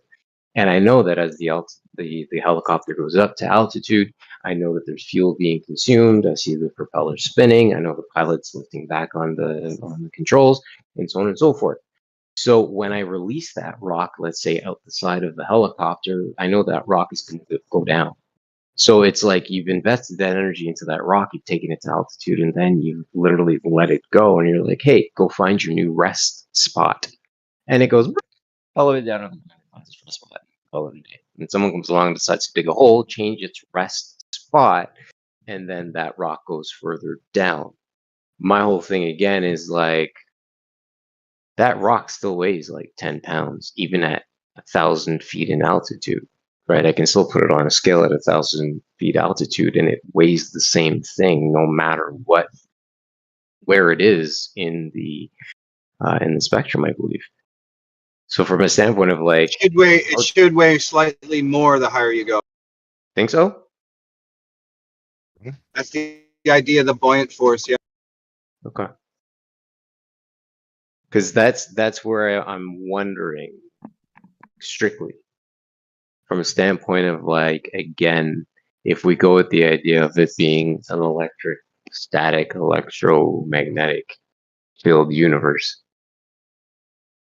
I'm getting that charge by taking it to 1,000 feet, and it can be calculated and identified at 9.8 meters per second squared. But I'm still wondering about the whole idea of like this uniform force that can actually, you can pin the creation of universes on this one sole idea that can be so easily um, taken off of its high horse by easily picking up something and dropping it and saying, this is what you call your gravity. I have a hard time with this again. Being respectful, obviously, as respectful as I can to gravity, although I make fun of it all the damn time. But Obviously, the contention is the potential energy that's transferred to the object, increasing weight artificially upon impact. The idea there has to be some motion prior, or some acceleration happening prior to give it that potential energy. Or it could be the movement of the electromagnetic frequency moving through Earth, creating a magnetic flux field, causing the slight bias, if you will. How would a feather fall from the same plane? think of feather. If you had a vacuum in a long enough distance, the heavier object would increase speed faster than the lighter one. So there wouldn't be a constant rate. It would continuously gaining momentum, and because it had more mass, the longer the distance, it will supersede the feather. But we have to also bear in mind that a feather has a completely different profile to that of, let's say, a rock. And I think profile. You're looking at the resistant factor, and the only test we've ever seen has been a local test, a small area. The formula they give you is 4 pi squared multiplied by the length of the string divided by the time period squared will give you little g. If you change the mass in that, example, you will change the rate of g. And this is by observation. You can do it on your own, right? Right, but isn't it just weight? The weight of the object. Isn't it as simple as that? That's what gravitas essentially means. It's just the idea is this artificial added weight to it through the motion of space. It creates an artificial change to the weight. And upon impact, like for instance, if you drop a roll of nickels from a certain height, you can literally kill somebody with it because but if you drop it at like 5 feet, it's not going to kill somebody. So there's this added momentum, and that's been the contention the whole time, is that the Earth has to be moving, or there has to be some type of potential energy that's added to the object in motion.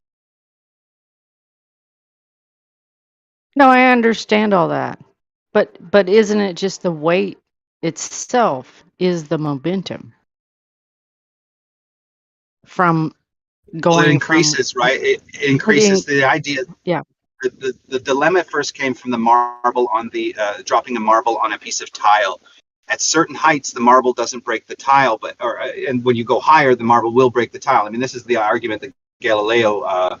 But this is the situation that Galileo came across, and he was wondering, where's this extra energy coming from?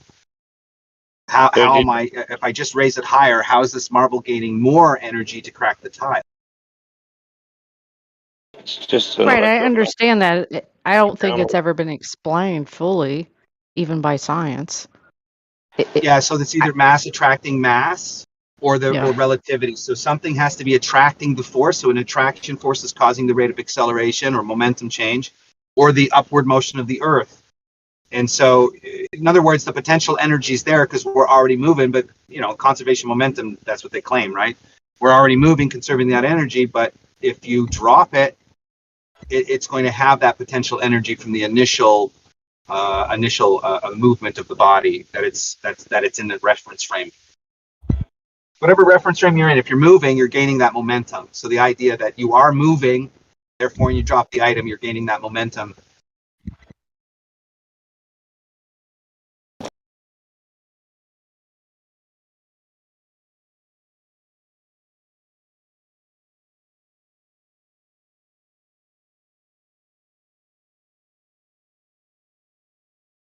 I think the vacuum energy that all matter is surrounding it is the potential energy. And the more that you move through space, you gain that more potential energy. That's what I think.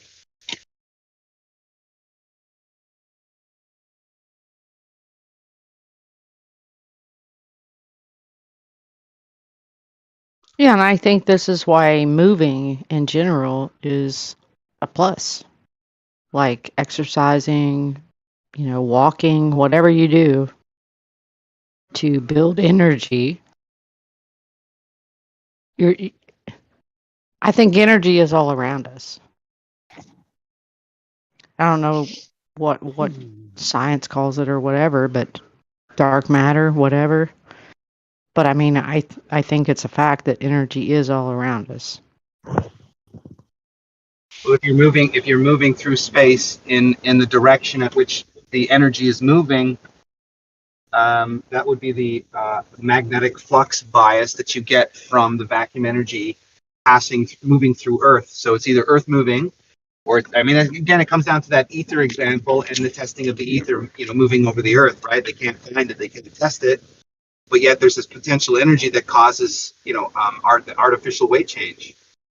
So something has to be moving, apparently, in the ideas of science that's testable, right? So through experimentation, it shows you that constant rate of motion can cause the added momentum through Yeah, experimentation. but right, and everything is moving. I mean, even when you're resting, right? Even when you think you are meditating or whatever Relativity. people do or whatever, your body is still energetic and moving within itself because your blood's flowing. Talking about I mean, vibration and all that stuff. yeah. I mean, everything, no matter if it's constant, it's still moving. So, I agree. I agree wholeheartedly. 100%. What do you agree with, Kosho? Hey, Kosho, I want to apologize to you again if I've ever been a dick or a jerk to you. It's all good, man. Tears have been shed, but what are you gonna do? What are you gonna do? So I appreciate you know that I never meant any ill will to you, ill towards your family. I hope you do good in life and you achieve all your goals. about my family. It's all good, man. I appreciate I appreciate you, buddy. I really do appreciate that, big time, man. You as well. I probably said some things I didn't mean or what have you. So I apologize as well. I accept your apology, Kosho.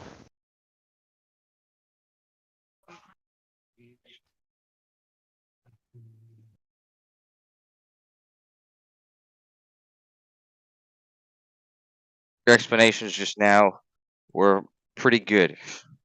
I didn't hear all of them, but I heard part of what you said, and it sounded correct and everything, and at least as far as I understand. And it's good work.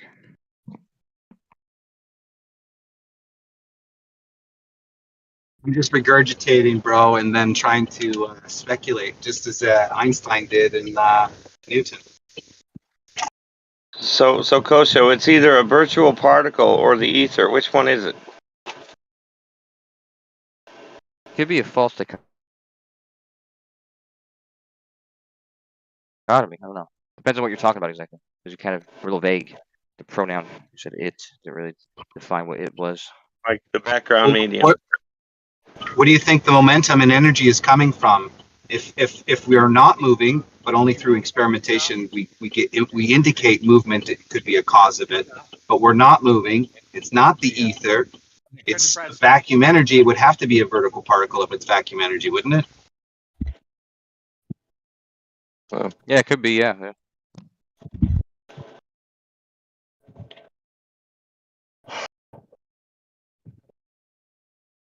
I don't know why you guys. I mean, you guys believe in a virtual particle, right, rather than the ether.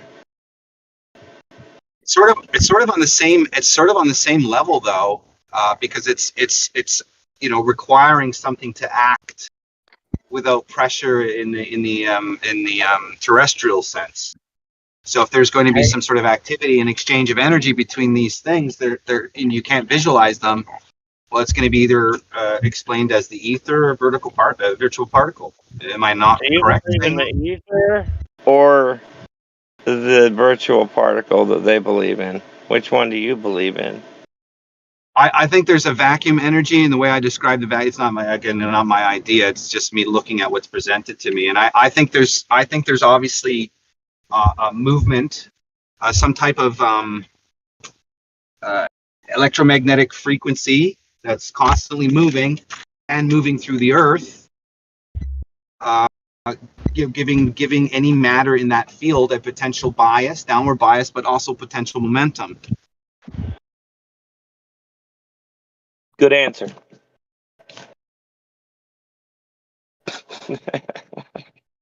No, I just wanted to ask, which one do you believe in? Which one makes more sense to you, the virtual particle or the ether? They're As a both the backup. same to me. They're both the same to me because they're metaphysics. They're metaphysical.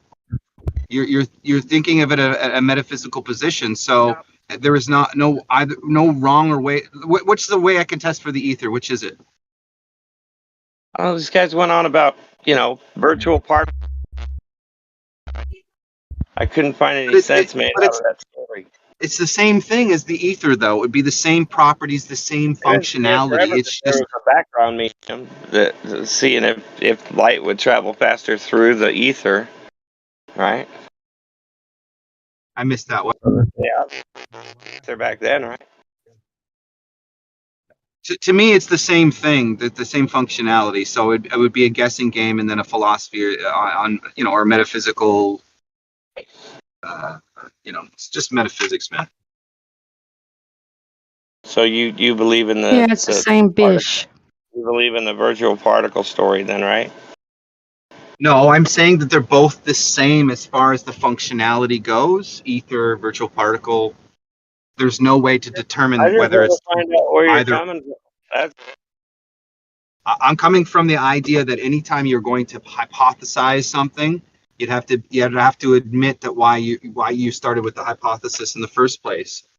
It's because you don't know what it is. I know hundreds of millions of men that believe the same thing I do, and it ain't had nothing to do with no virtual particle. So I apologize. Knock yourself out. I'm glad you believe in virtual particles. It has nothing to do with what I believe. It doesn't really matter. I'm just telling the story here. We're learning the story between the two.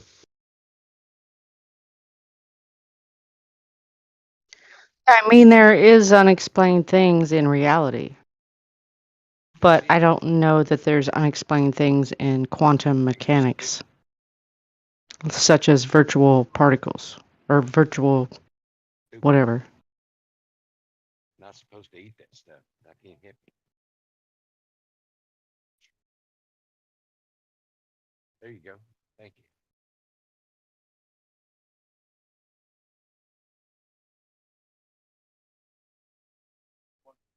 Oh, thank you. Appreciate it.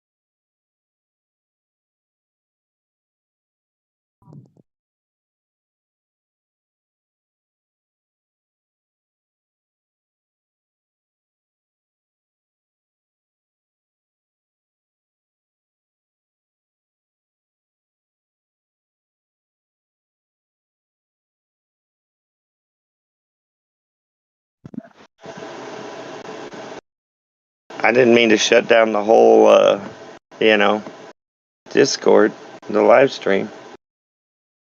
I apologize.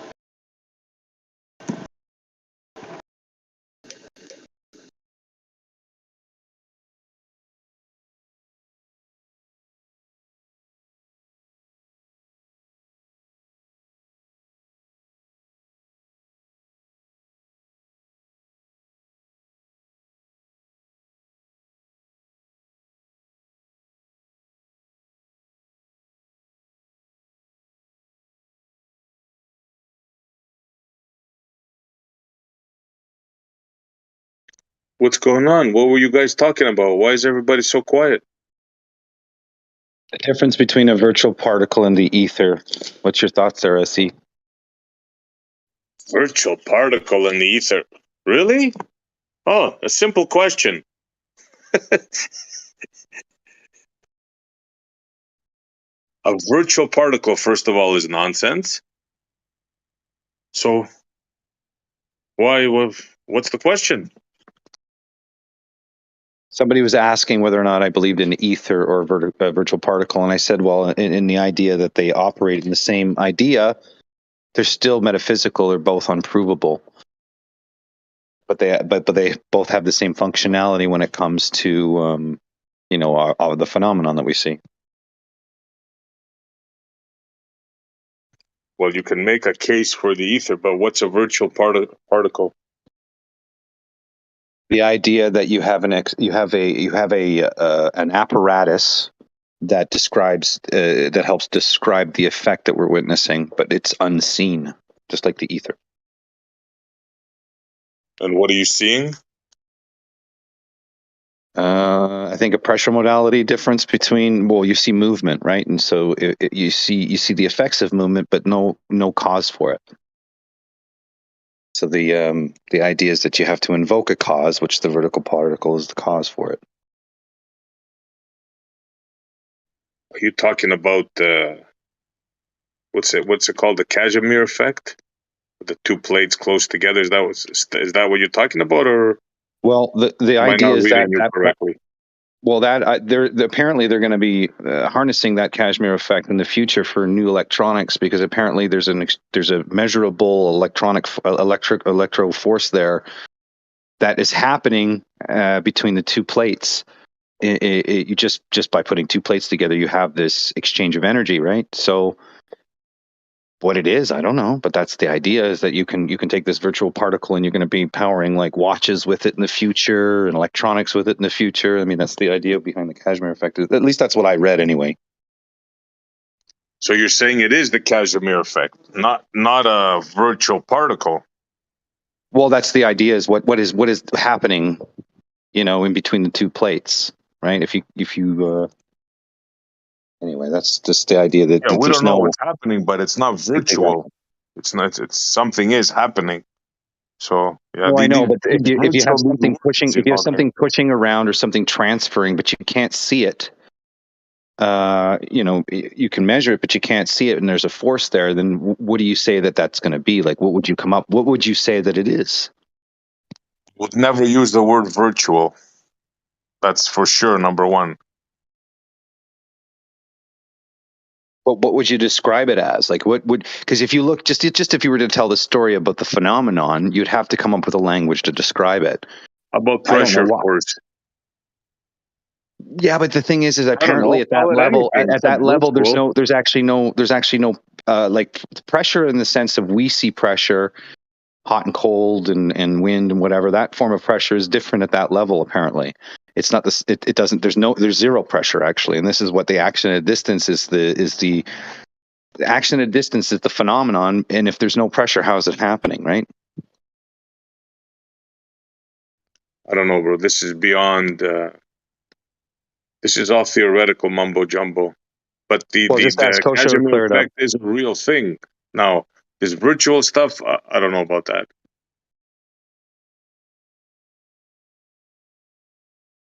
Anything with the word virtual in front of it, it's automatic suspect to me.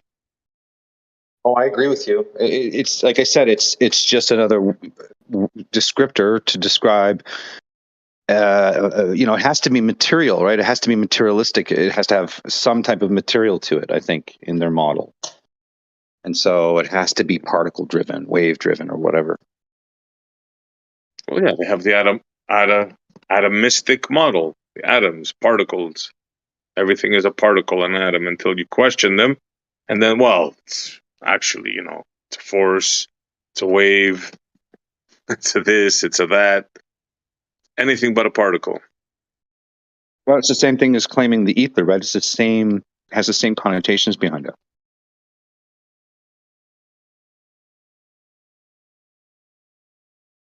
Yeah, it's best not to talk about stuff you don't know. That's what I say. The only way to learn about it is to talk about it.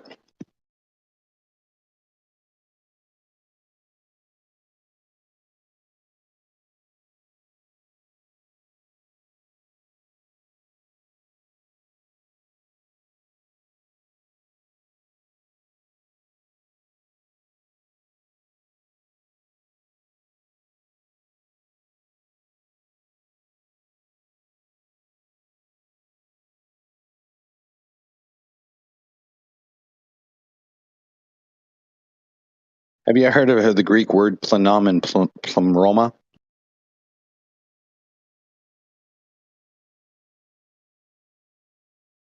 What? Say that again? There's two Greek words that I came across, plenum and pleroma, regarding the world we live in, the matter and space and such. Just want to know if you've ever heard those words. Maybe in a different pronunciation, but not the way you said them, no. I've Yeah, I heard don't of know those what I'm saying. words. I don't know if I'm saying them Pleroma. correctly, but I don't know if I can get through here. Can you hear me? Yeah, you're good, bro. Oh, sweet. I've heard of pleroma. I think it translates to fullness. And where I know it from is from the Nag Hammadi texts.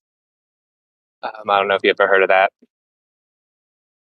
But yeah, I'm familiar with that word. I think it's a cool topic. I came across those words researching gravity and space-time. And there's a paper that I'll see if I can find again, but was referring to space-time and matter using those two words. One is the space at which the matter fills in, and then one is about the matter itself. I think something like that.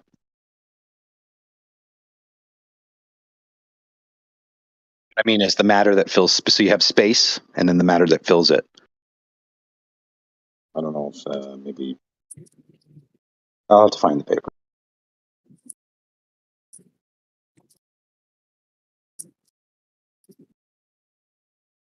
You know which word correlates to which concept? Is it a pleroma space? I think, yeah, something like that. But when I went to go search it up again, I couldn't find it, oddly enough. Let's just give me a second, see if I can just find it quick. It's a plemora, not what you said. Plemora, no? Maybe I'm wrong. I have to. I think it's pleroma and plenum. Yeah, that's what you're saying. I think that's incorrect. You're talking about something like heavens, like a Gnostic Basically, idea. what I recollect was one was the space, and then one was the matter that fills the space. Is it of Gnostic origin or something else? Most likely, I have to. Just give me a second. I'll just see if I can find it. Funny, I was looking at something they were talking about Lemaitre and his idea of the Big Bang, the cosmic egg, as they called it.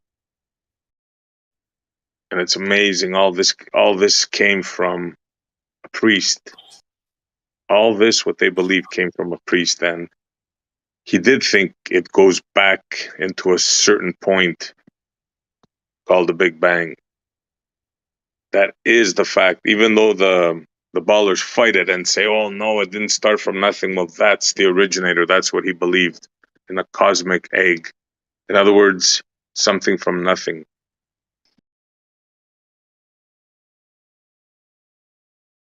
Yeah, but who cares what that guy believed if it's not what we're like okay, so it's like let's say like that's his belief or whatever, it's his claim, but the scientific theory doesn't necessarily claim that, right? Even though Well, he it might be the does. one who originated The it. original. Sorry, I didn't mean to cut you. I thought you were finished. No, I'm finished. Isn't that the original theory from the man himself, Yeah, but Lemaitre?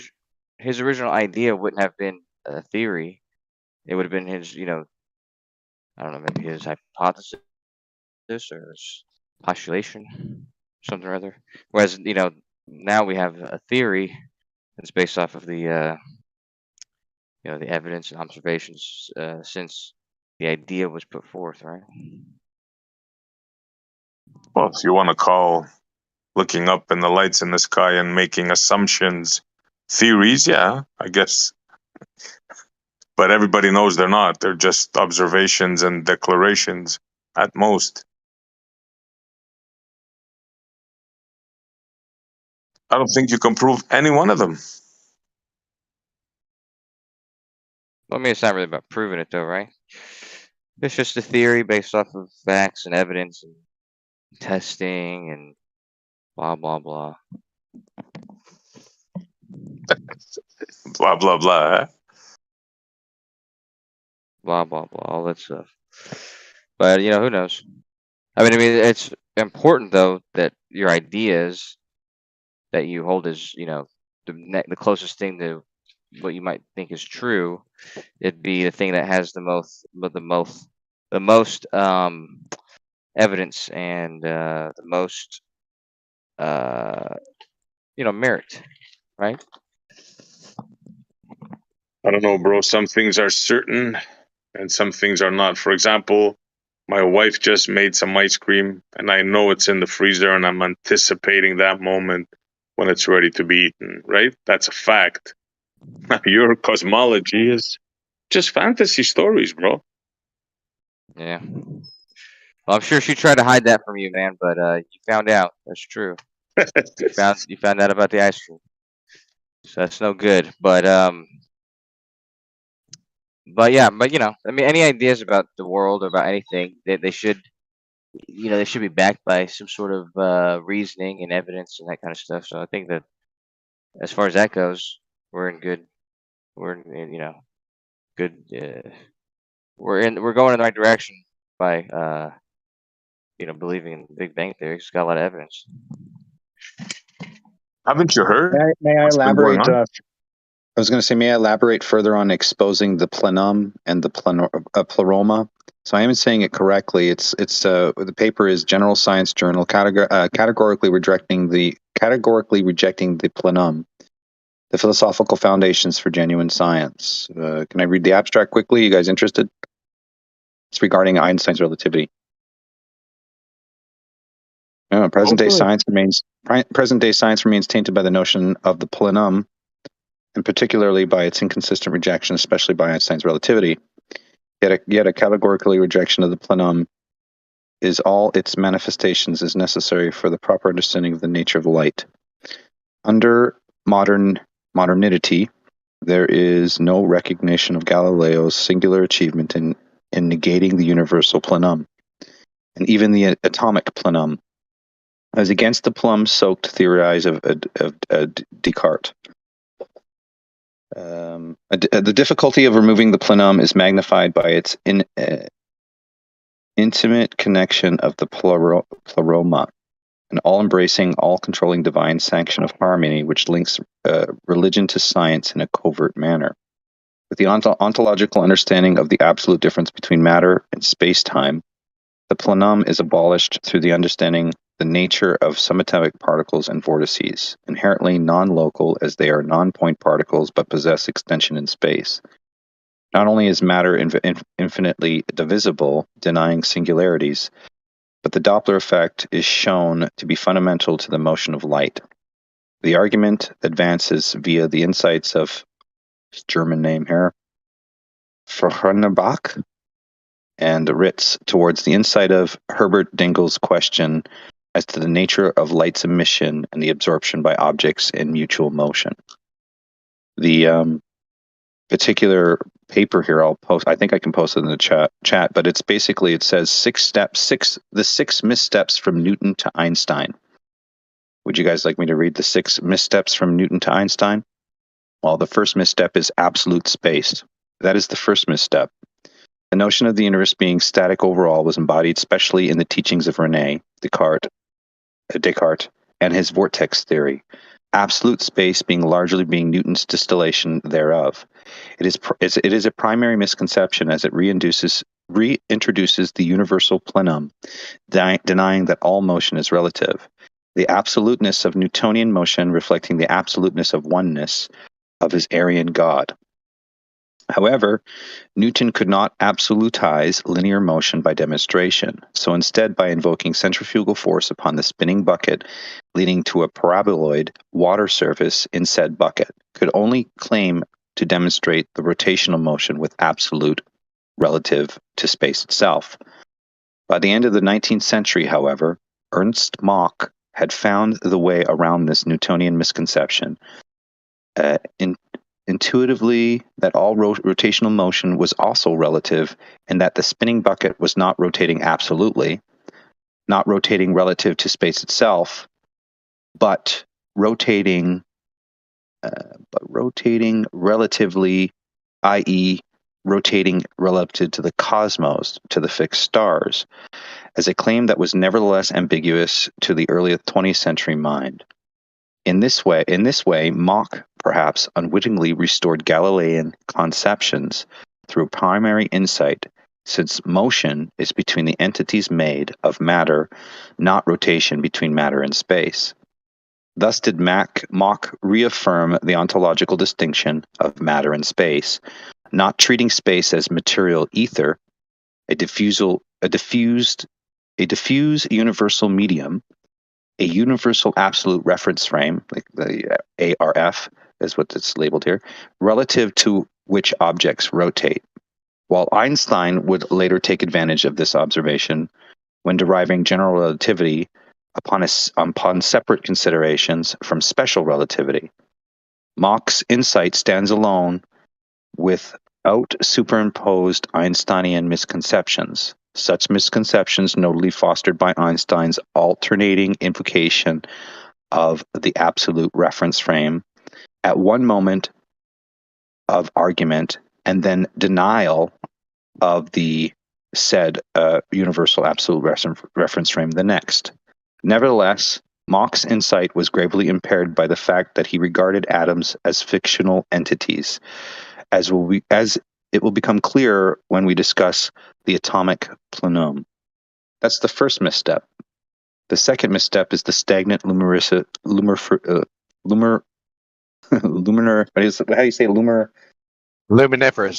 There you go. Thank you, Leslie.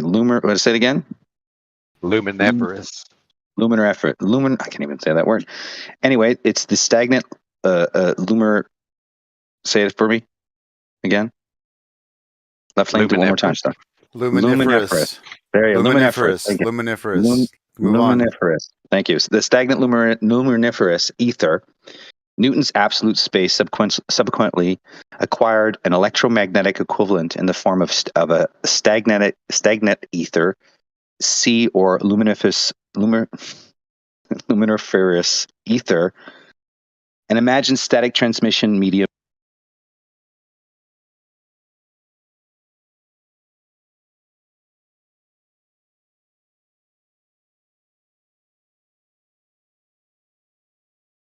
What?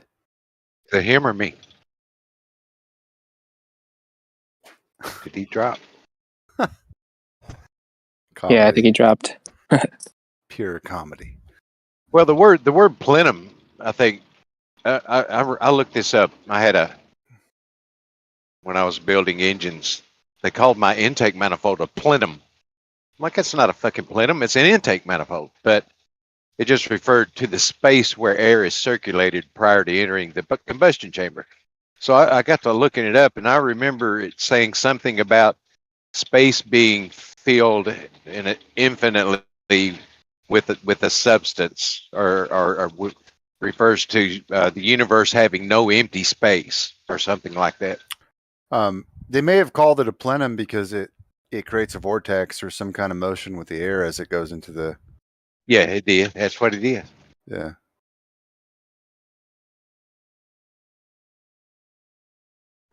These later models, they want to let the air sit out there and give it a minute to heat up before it goes in, so you get a cleaner burn. But you get kind of kills your power a little bit.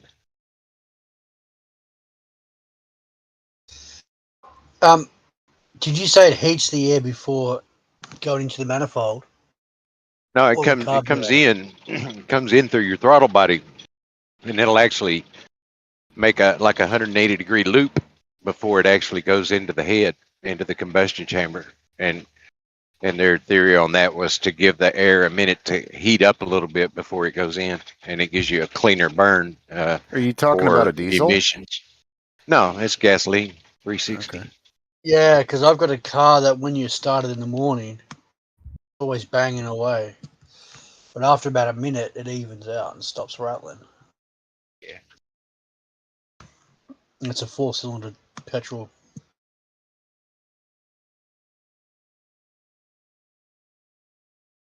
Yeah, I threw it away and put a tunnel ram on it.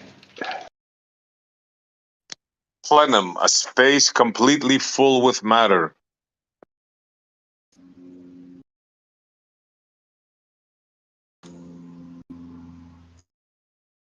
Okay, so what's the where were we going with this? Plenum? Was there any particular reason Why why he that was was? reading that out, but about missteps in physics or something, was that? The point I got that I thought was interesting was the absolute reference frame idea, and how, I guess Einstein kind of used that idea, then took away that idea in his work. Yeah, especially since he referenced it to the stars, apparently, which we know are moving, right? Constantly. Yeah.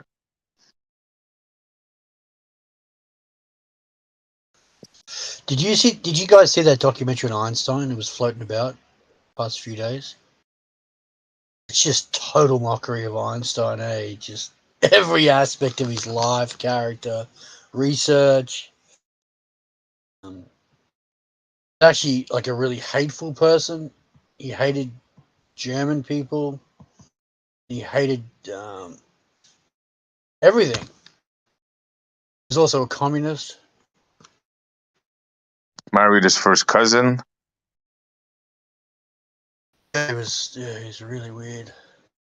Borrowed everything that he's known for, shall we say, in a polite manner. Yeah. Nothing of his thought was his. Even what he's known for, winning the prize there, the electromagnetic, the plate thing. Yeah, even that he took from somebody else. There's nothing that he Video has covered come up everything. with. Yeah, He's just a total fraud. And he was total. really Yeah, dumb.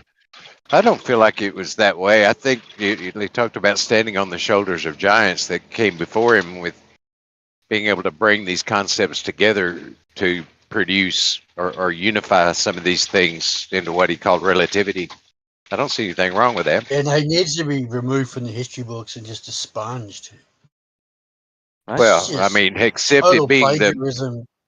except for it being the most proven concept in physics known today, right? What's that? What's the most proven concept? Relativity. Oh, it's not proven. Who told you that? Oh, it is. Yeah, very It's a strongly. total I mean, theory. There's no basis to it at all. supported by many evidences, and it's utilized in different Come on, things today. man. Yeah, it is. Well, I think it is. I mean, I think it is. you don't have to believe it, but it is. Isn't it the most scientifically tested idea? I thought. Yeah. That's what I thought. I'm going to create a theory of my lunchbox. You guys can worship that, all right?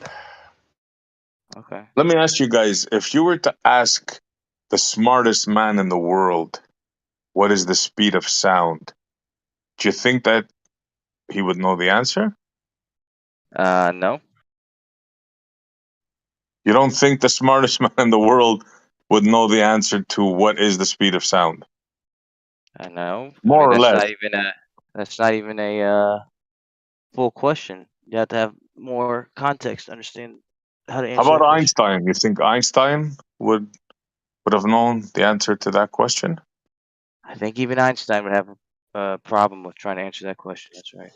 Since Is you that haven't Mark completed 1, it. the speed of sound? Here, I'll post the video and I'll let you guys blow your minds. I just Yeah, here found it is. this Speed of yesterday. sound is Mark 1, live science. 340 Yes. meters per second. The speed of sound in air at sea level, sure. SC didn't specify what he was even asking.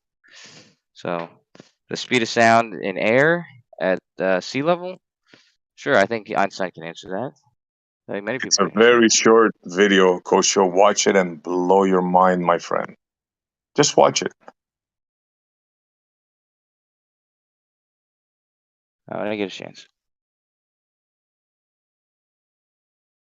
A complete fraud. This man is a complete fraud. And I don't think that he's known for coming up with those phenomena like the Lorentz contraction, or even the many things that the reasons why they were even postulated in the first place. I think what he's known for is coming up with an explanation for why those phenomena and the other phenomena like in electromagnetism, like the speed of light being the maximum speed and all this kind of stuff. He made sense of all these things and put it all together in a theory which was tested and also answered other questions. So it's his theories of special relativity and the photoelectric effect and these things. These aren't like him coming up and discovering these things. These are this is a collection of problems other people were having and not being able to answer, and he came up with an explanation. So I think that's the reason why people. Are you interested in the second misstep regarding the Hold on. luminiferous Before you go ether? on, let me just say one thing to him. He didn't know the speed of sound when asked by a reporter. The smartest man in the world that you just went on and on and on and on. He didn't know the speed of sound. I'm done. Go ahead, Data. The luminiferous ether, the second misstep, Newton's absolute space subsequently acquired an electromagnetic equivalent in the form of a stagnant ether, or a sea of luminiferous ether, an imagined static transmission medium for light, as water and air are for sound. Light has readily uncovered wave properties, which even Newton uncovered, although trying not to... Sorry. Newton uncovered, although trying not to draw conclusions from it. The indications for light being a wave came from the phenomenon called diffraction or interference. These occur with sound as well, the analogy between sound and light being in some way very close. Sound occurs in the essential static medium, air, but also water and rock. The last compromising sound wave, i.e. pressure wave or P waves, mainly familiar through seismic detection in search of earthquakes. Sound waves are also involved in longitudinal wave motion, back and forth motion in the direction of travel of the sound waves. This is very different to the light waves, whose waves motion is transverse at right angles to the direction of motion. In this respect, the transverse motion of light waves resembles ordinary surface waves, e.g., the up and down of water waves and earthquake surface waves called S waves. Counterintuitive in the same sense that light is not the surface of... it's counterintuitive in the sense that light is not a surface phenomenon, but a 3D something within space. Despite Newton's attempted rejection of the fluidic wave-bearing nature of light, many researchers, including Christian Huygens, Thomas Young, and others, developed the wave theory of light extensively. The crucial experiment arose in the 19th century when Auguste Jean Fresnel demonstrated the diffraction pattern produces at the edge of a shadow of a circular disk illuminated from behind a pointillistic light source. Mathematical theorists Simon Denis Poisson doubted this as he realized that if Fresnel claims were true, then there should be a bright spot at the center of the disk's shadow. This eventually demonstrated by formerly doubting Dominique Argo, now called the Arago spot. Sorry, it's doubting Dominic Arago, pardon me. Yeah, but, it's now but Data, sorry to interrupt you, but you're just going to go on reading and reading and reading. Like, what's the, like, are you getting to a point, or do you have, like... Well, this is the misstep, right? So these are 6 missteps in exposing the plenum. And this is the 6 missteps from Newton to Einstein. So what I'm doing is it's breaking down all the missteps that they're errors in their theories between what, light is, what sound is, and so forth. And all, obviously the build up to how they got to the diffraction, refraction, all this stuff. But it says here at the end of it, it's misstep 2. These extraordinary demonstrations led naively to the belief that light was transmitted by a medium, a stagnant ether sea, a fluid of plenum permeating the whole universe, since starlight had to be explained in the same way. The analogy of the transverse motion of surface waves was now applied improperly to the internal motion within the static fluid. Such motion within a fluid actually comprising of longitudinal waves, as found with sound and P waves. The imagined static structure of the ether was something even considered to be transparent solid, a crystalline ether, a solid plenum. That's the second misstep. There's still, 4 more to go. So I don't know. What do you Hey, mean by Montreal, I misstep? sent you a link in your IM. Yeah, what do you mean by misstep? Yeah, thanks, bro. Yeah, what do you mean, Data? Explain yourself. Like, you think what? This is 2 now. You think you're gonna read 6 of them, and just like that, we're not gonna discuss. Like, you gotta have a point there. The point is you read I'm just mentioning the first misstep, which is obviously Einstein talking about the space being absolute, right? And the argument behind that. Then we're talking about the second misstep, which is understanding the wave and the ether as being a solid or having attributes of these light sounds acting like we see sounds of waves of water or P waves from earthquakes, right? So these are the missteps. The third one is explaining the MMX. Now, what's the MMX? It's the Michelson-Morley experiment. So the third step is explaining the negative Michelson-Morley experiment. And so I'm just bringing up these missteps. If there's more questions, more asks, people want to ask between the first and the second one, we can go into it deeper. But that's some clarity, I guess, if everybody wants to continue, I guess, yeah. Well, this is what it is. So since sound waves undergo a change in frequency, 1 over the wavelength, when objects are moving in air, the Doppler effect, a common phenomenon as shown by a car engine or a siren passing by the street, the analogy was soon applied to light. So these are the missteps, right? You're applying the Doppler effect with sound to light. And if the stagnant ether existed, whether fluidic or crystalline, it should be possible to demonstrate motions relative to it, i.e. absolute motion. Since the motion of light through it should affect light's motion. If such absolute motion could be proven, it would be both demonstrable in the plenum's existence and quantify such motion. So despite repeatedly negative Michelson-Morley experiments revealing the non-existence of the ARF, which is the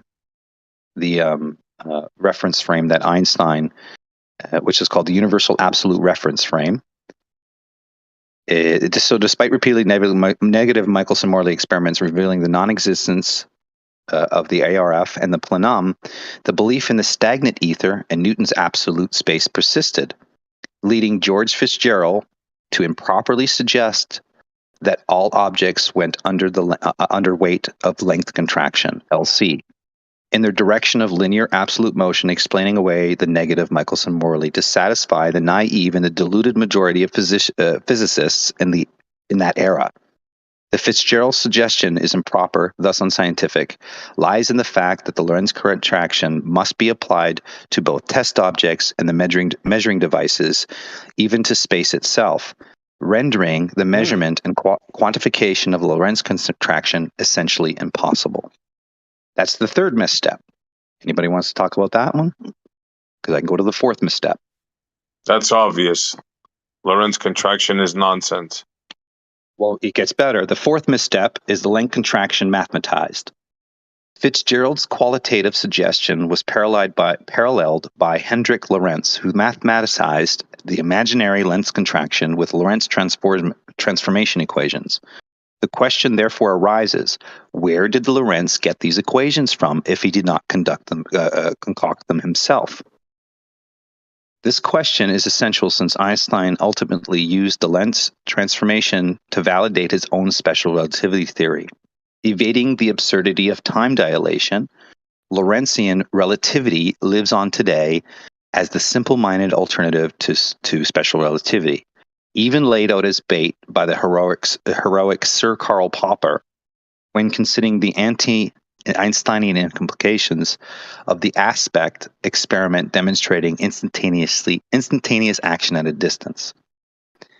Dedicated Lorentzians not only interpret the null Michelson-Morley as supporting their ideas, but claim the modification of the Michelson-Morley experiment device into a Sagnac, two oppositely detected circling paths of light that recombined prove absolute space because the Sagnac device gives a positive result, unlike the Michelson-Morley experiment.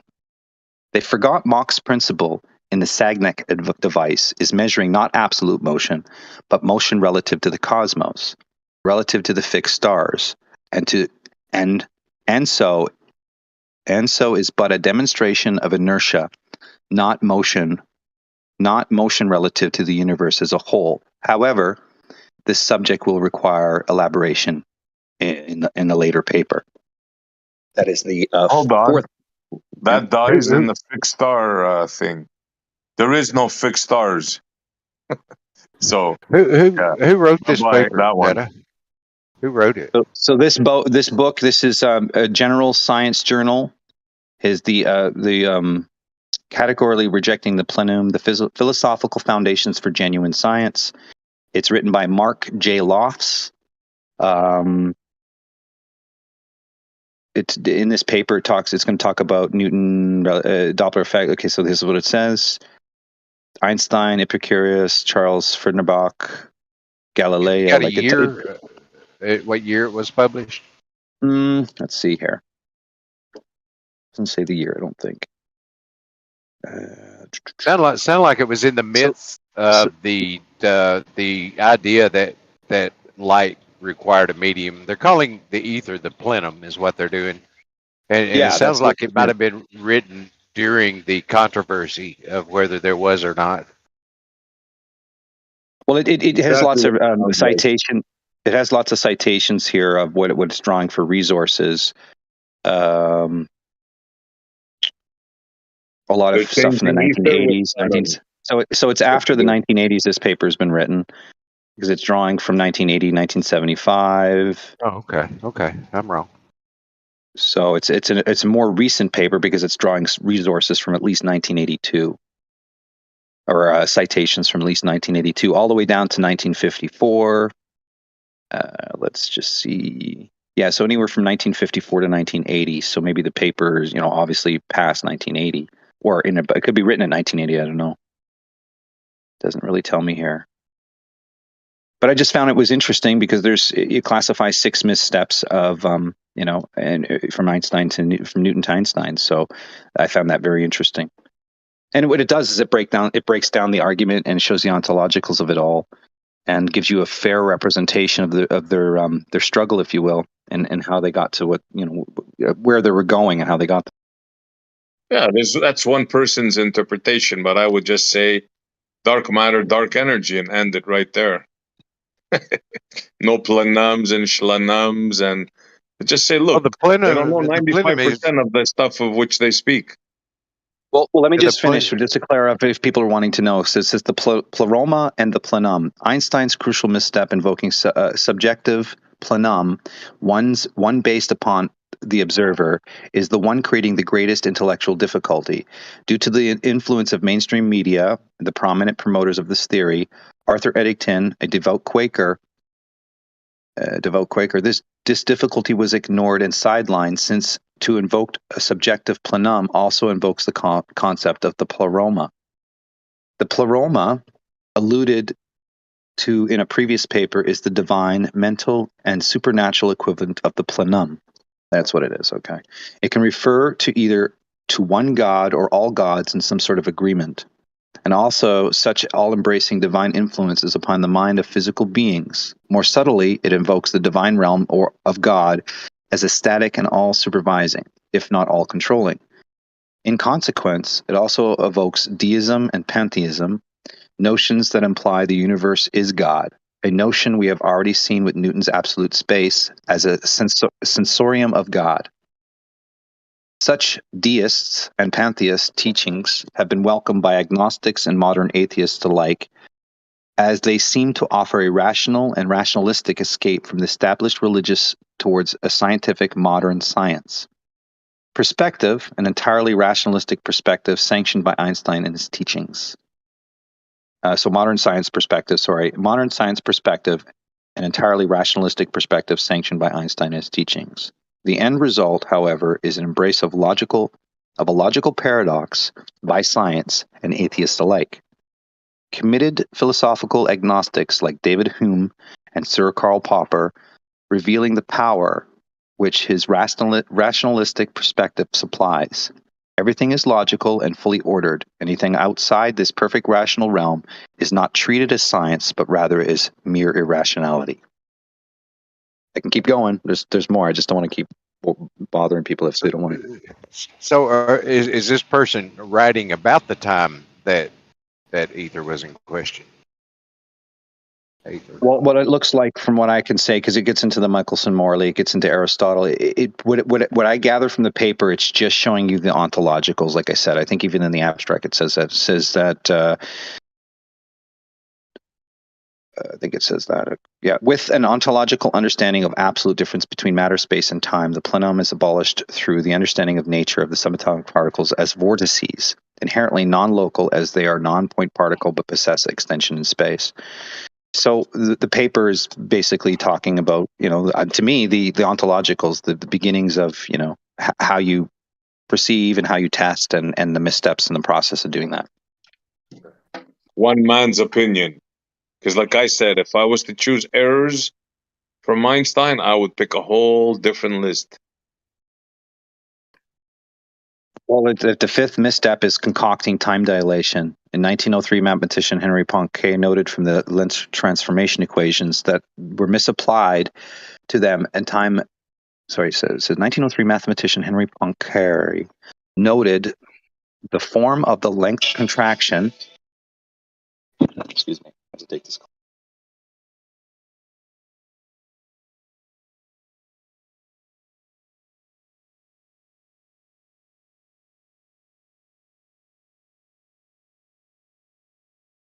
Anyway, I'll put the paper in the chat. I think I tried to put it in the chat before, but it was too big. So I don't know. It's called Research Papers, Astrophysics Science Journal. That's what it's called. General Science Journal. It's an astrophysicist science journal.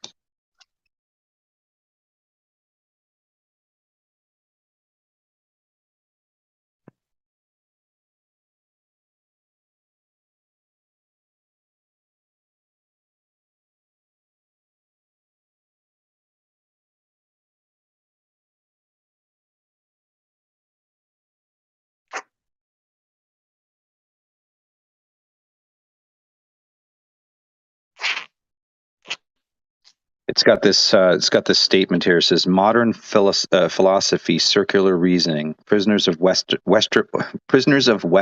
waffle. When dealing with physics,